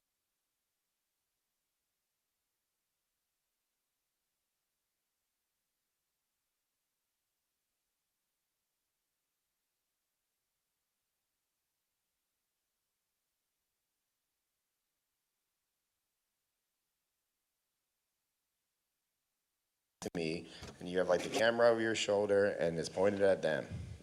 You're not in the video, you're just having the conversation. Like, that's one way, you know, and I've done that many of times. You know, the goal again is me not being in the video, but like, they're having a conversation with you, because most people will have a conversation. Like, they're not afraid to get on a podcast, but they're afraid to film directly to a camera. So it's like, put yourself in the situation where you diffuse it by just asking them questions. Like, that's step one. But if they're really awkward with that, like, and it's just not working again, that's where you know, it's like, hey, look, I just want to, like, I just believe in being transparent. Like, hey, I don't know if this is going to work, you know, based on how we're filming right now. I want to do a good job for you, and you're struggling to kind of open up on camera. Yeah. It's not so much that they struggle, or that this person struggles to open up. It's just more like they'll just look at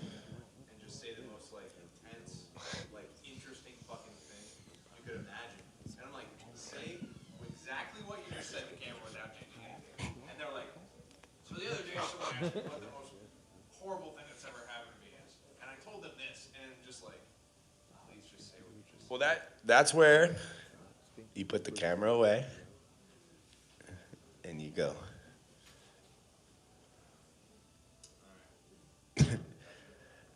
The camera intimidates people, like, and especially people in public. They'll whip out their phone and film anything, but you especially put a camera on a gimbal, and they're fucking terrified. You put a light on that bitch, and they're like, they don't know what to do, you know? And that's where the iPhone is great, you know? But what I would do is, if you're in that situation and you get a bunch of good videos with the iPhone, just tell them, okay, look, there are limitations to this. Like, the lighting is not perfect, but what you said was great. So I'm gonna bank on this. It's like, because what are they gonna say if the videos come out and like they're a little too dark or they're not perfectly lit? And it's like, well, when I did that, you froze like a deer.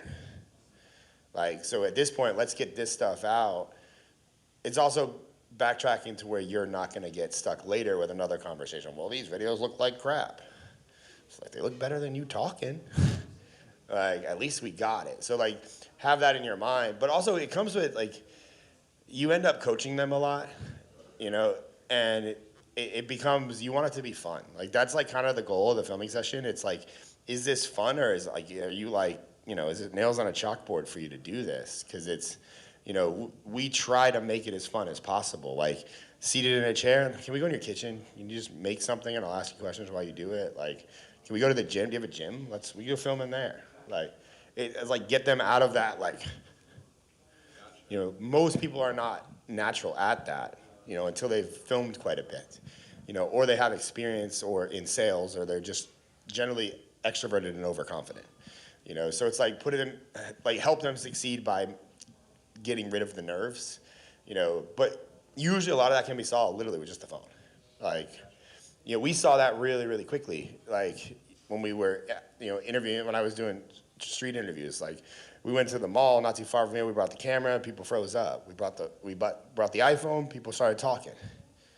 You know, so it's like, same thing with like going to seminars, like, you know, people get weirded out with the phone. Also, the phone, you can film anywhere, nobody cares. Like, even if there's a big sign that says no recording, nothing. You know? I mean, we've even been kicked out of place and be like, oh, we'll put the camera away. Like, I mean, how many times have we done that, Louis? Like the iPhone is like, they've all FaceTimed, you know?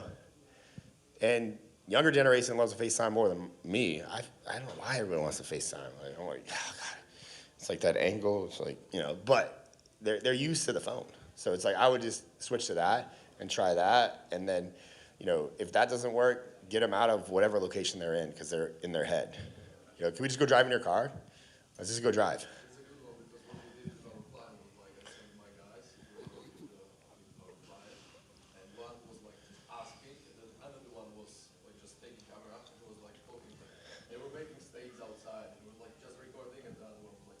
Yeah. Riding car, everything, and just another one is just. You get them away from the act of just filming, but you still get the content. You know, like, that's, you know, I think most people do better in that situation. And then also explain to them, this is a muscle, you gotta work on it, you're not gonna be great at first, it's fine. I promise you, let's get this out, like, you'll be better off after. You know, you gotta reassure them the whole time. You know, especially like, I mean, we do that a lot, because they start sharing things that like they've never shared before. Like, in some cases they get emotional, like they're talking about things literally that they've just never shared. And it, you know, then it's like instantly right after that is like, I've never shared that before. I know that's cue for like, you're gonna wanna delete this video later. So I need to diffuse that right now into some way. You know, so we're like, that was really great. Like, I appreciate you opening it up. Like, have you shared that before? Like, no, oh my God, no. It's like, oh, well, can you, like, are you nervous about us posting this? I'm like, yeah, oh God. It's like, well, do you think anybody else have experienced something like that? Yeah, I'm sure. Yeah, I think we should, you know, I know this might be uncomfortable for you to post, but I think this was probably one of the best videos we filmed today. because they're gonna want to delete it 3 weeks later when you post it. I don't think it's like a nervousness or confidence thing. It's almost like the moment they know they're on camera, they go into like news presenter mode. Yeah. If that makes sense. I think the phone and just take them out of this situation. We'll fix that, But, Jamie.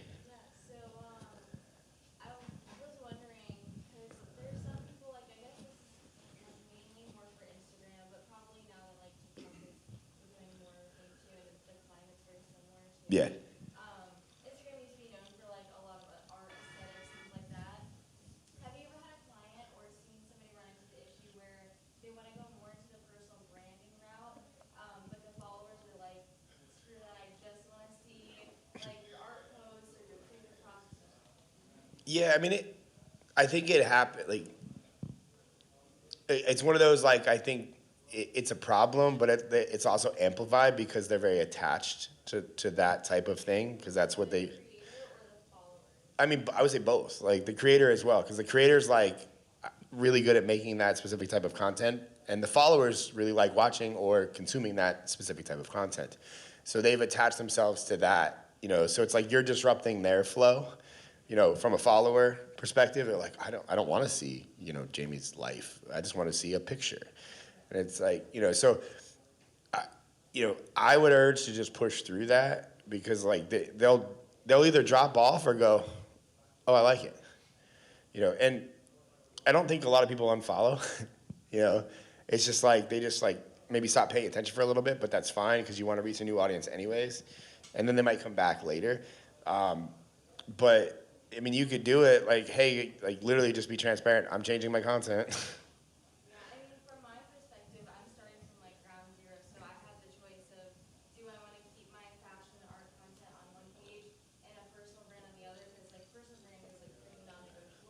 I did decide that I do want that. Yeah. But I also really have some cool ideas that I would like to go into talent and aesthetics portion. And I'm like, would it be unorthodox to keep it on the same page? That would be ideal. Yeah, I would say yes, keep it on the same page. Only like one, because I just think people will adapt to it, and like you're in your head a little bit about it, and you might get some resistance. Like, I'm not saying that won't happen, but like it's really hard to grow one Instagram account. It's twice as hard to grow two.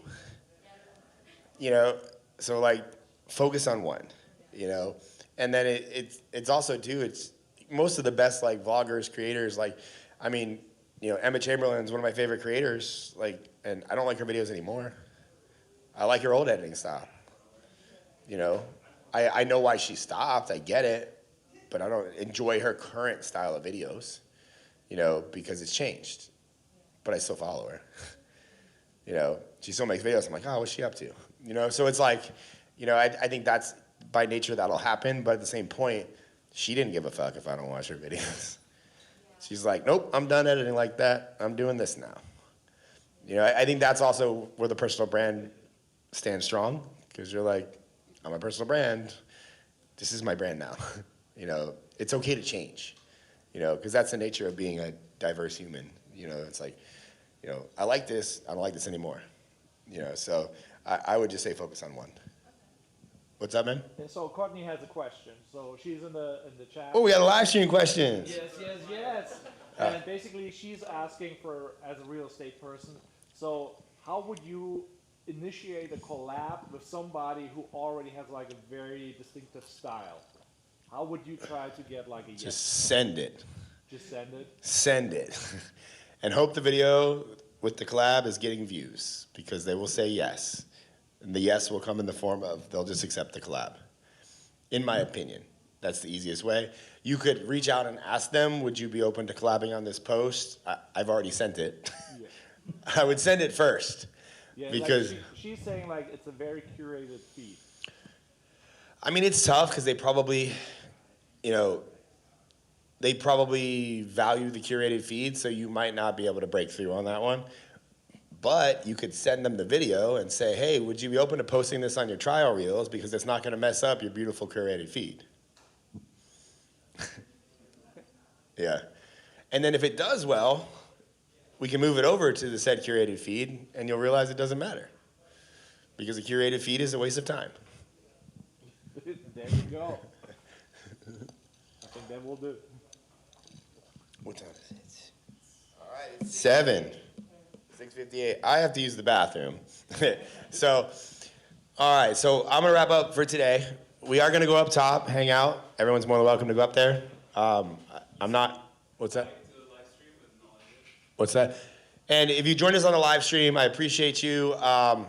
I know I said that I wasn't going to do a live stream, but I'm really glad that I did. I hope it was enjoyable. I know you sat through a lot today. So if you're watching this after the fact and you want to buy my coaching program, DM me. I'll help you. But yeah. And then if you're on the live stream, we'll be back tomorrow morning at 10 a.m. And we're going to live stream all day tomorrow as well. So enjoy. That was a 10-hour live stream, my man. Huh? 10 hours. 10-hour live stream. Was it worth it, Fitzy? I think so. If you're on the live stream, just send me a DM and say thank you. It was worth it, because that makes me want to do it more. But yeah, we're going to go upstairs, hang out. I'll probably buy a couple beer drinks. That's just what I do. But tomorrow is the actual official after party. Tonight is the unofficial after party. But I would encourage everybody to go up there, talk to each other, network, talk about shit. Like, I don't like it when people go to events and they go home when the party starts. Partially because I think you miss out on a lot of the value of events. Like, people are gonna, tomorrow night will be a little more extreme. People are gonna be filming videos. Some of the best content comes. I had multiple people at last year's event that filmed videos in the place with other people. Miro, I don't know if he's coming tomorrow. I know Miro's in my coaching group. He filmed a video. He got a video with Brandon Carter, Collab, that did 1 million views because he took the opportunity to get the video. Brandon Carter didn't even collab with me. I'm like, why the fuck did Miro get it? But point being is, a lot of good stuff comes from just hanging out until the wee hours of the night. Yes, you sacrifice sleep, and we're starting at 10 a.m. tomorrow. I will be here by 8, probably cleaning up. Maybe 9 tomorrow, I don't know. We'll see how tonight goes. But thank you guys, and I'll see you tomorrow.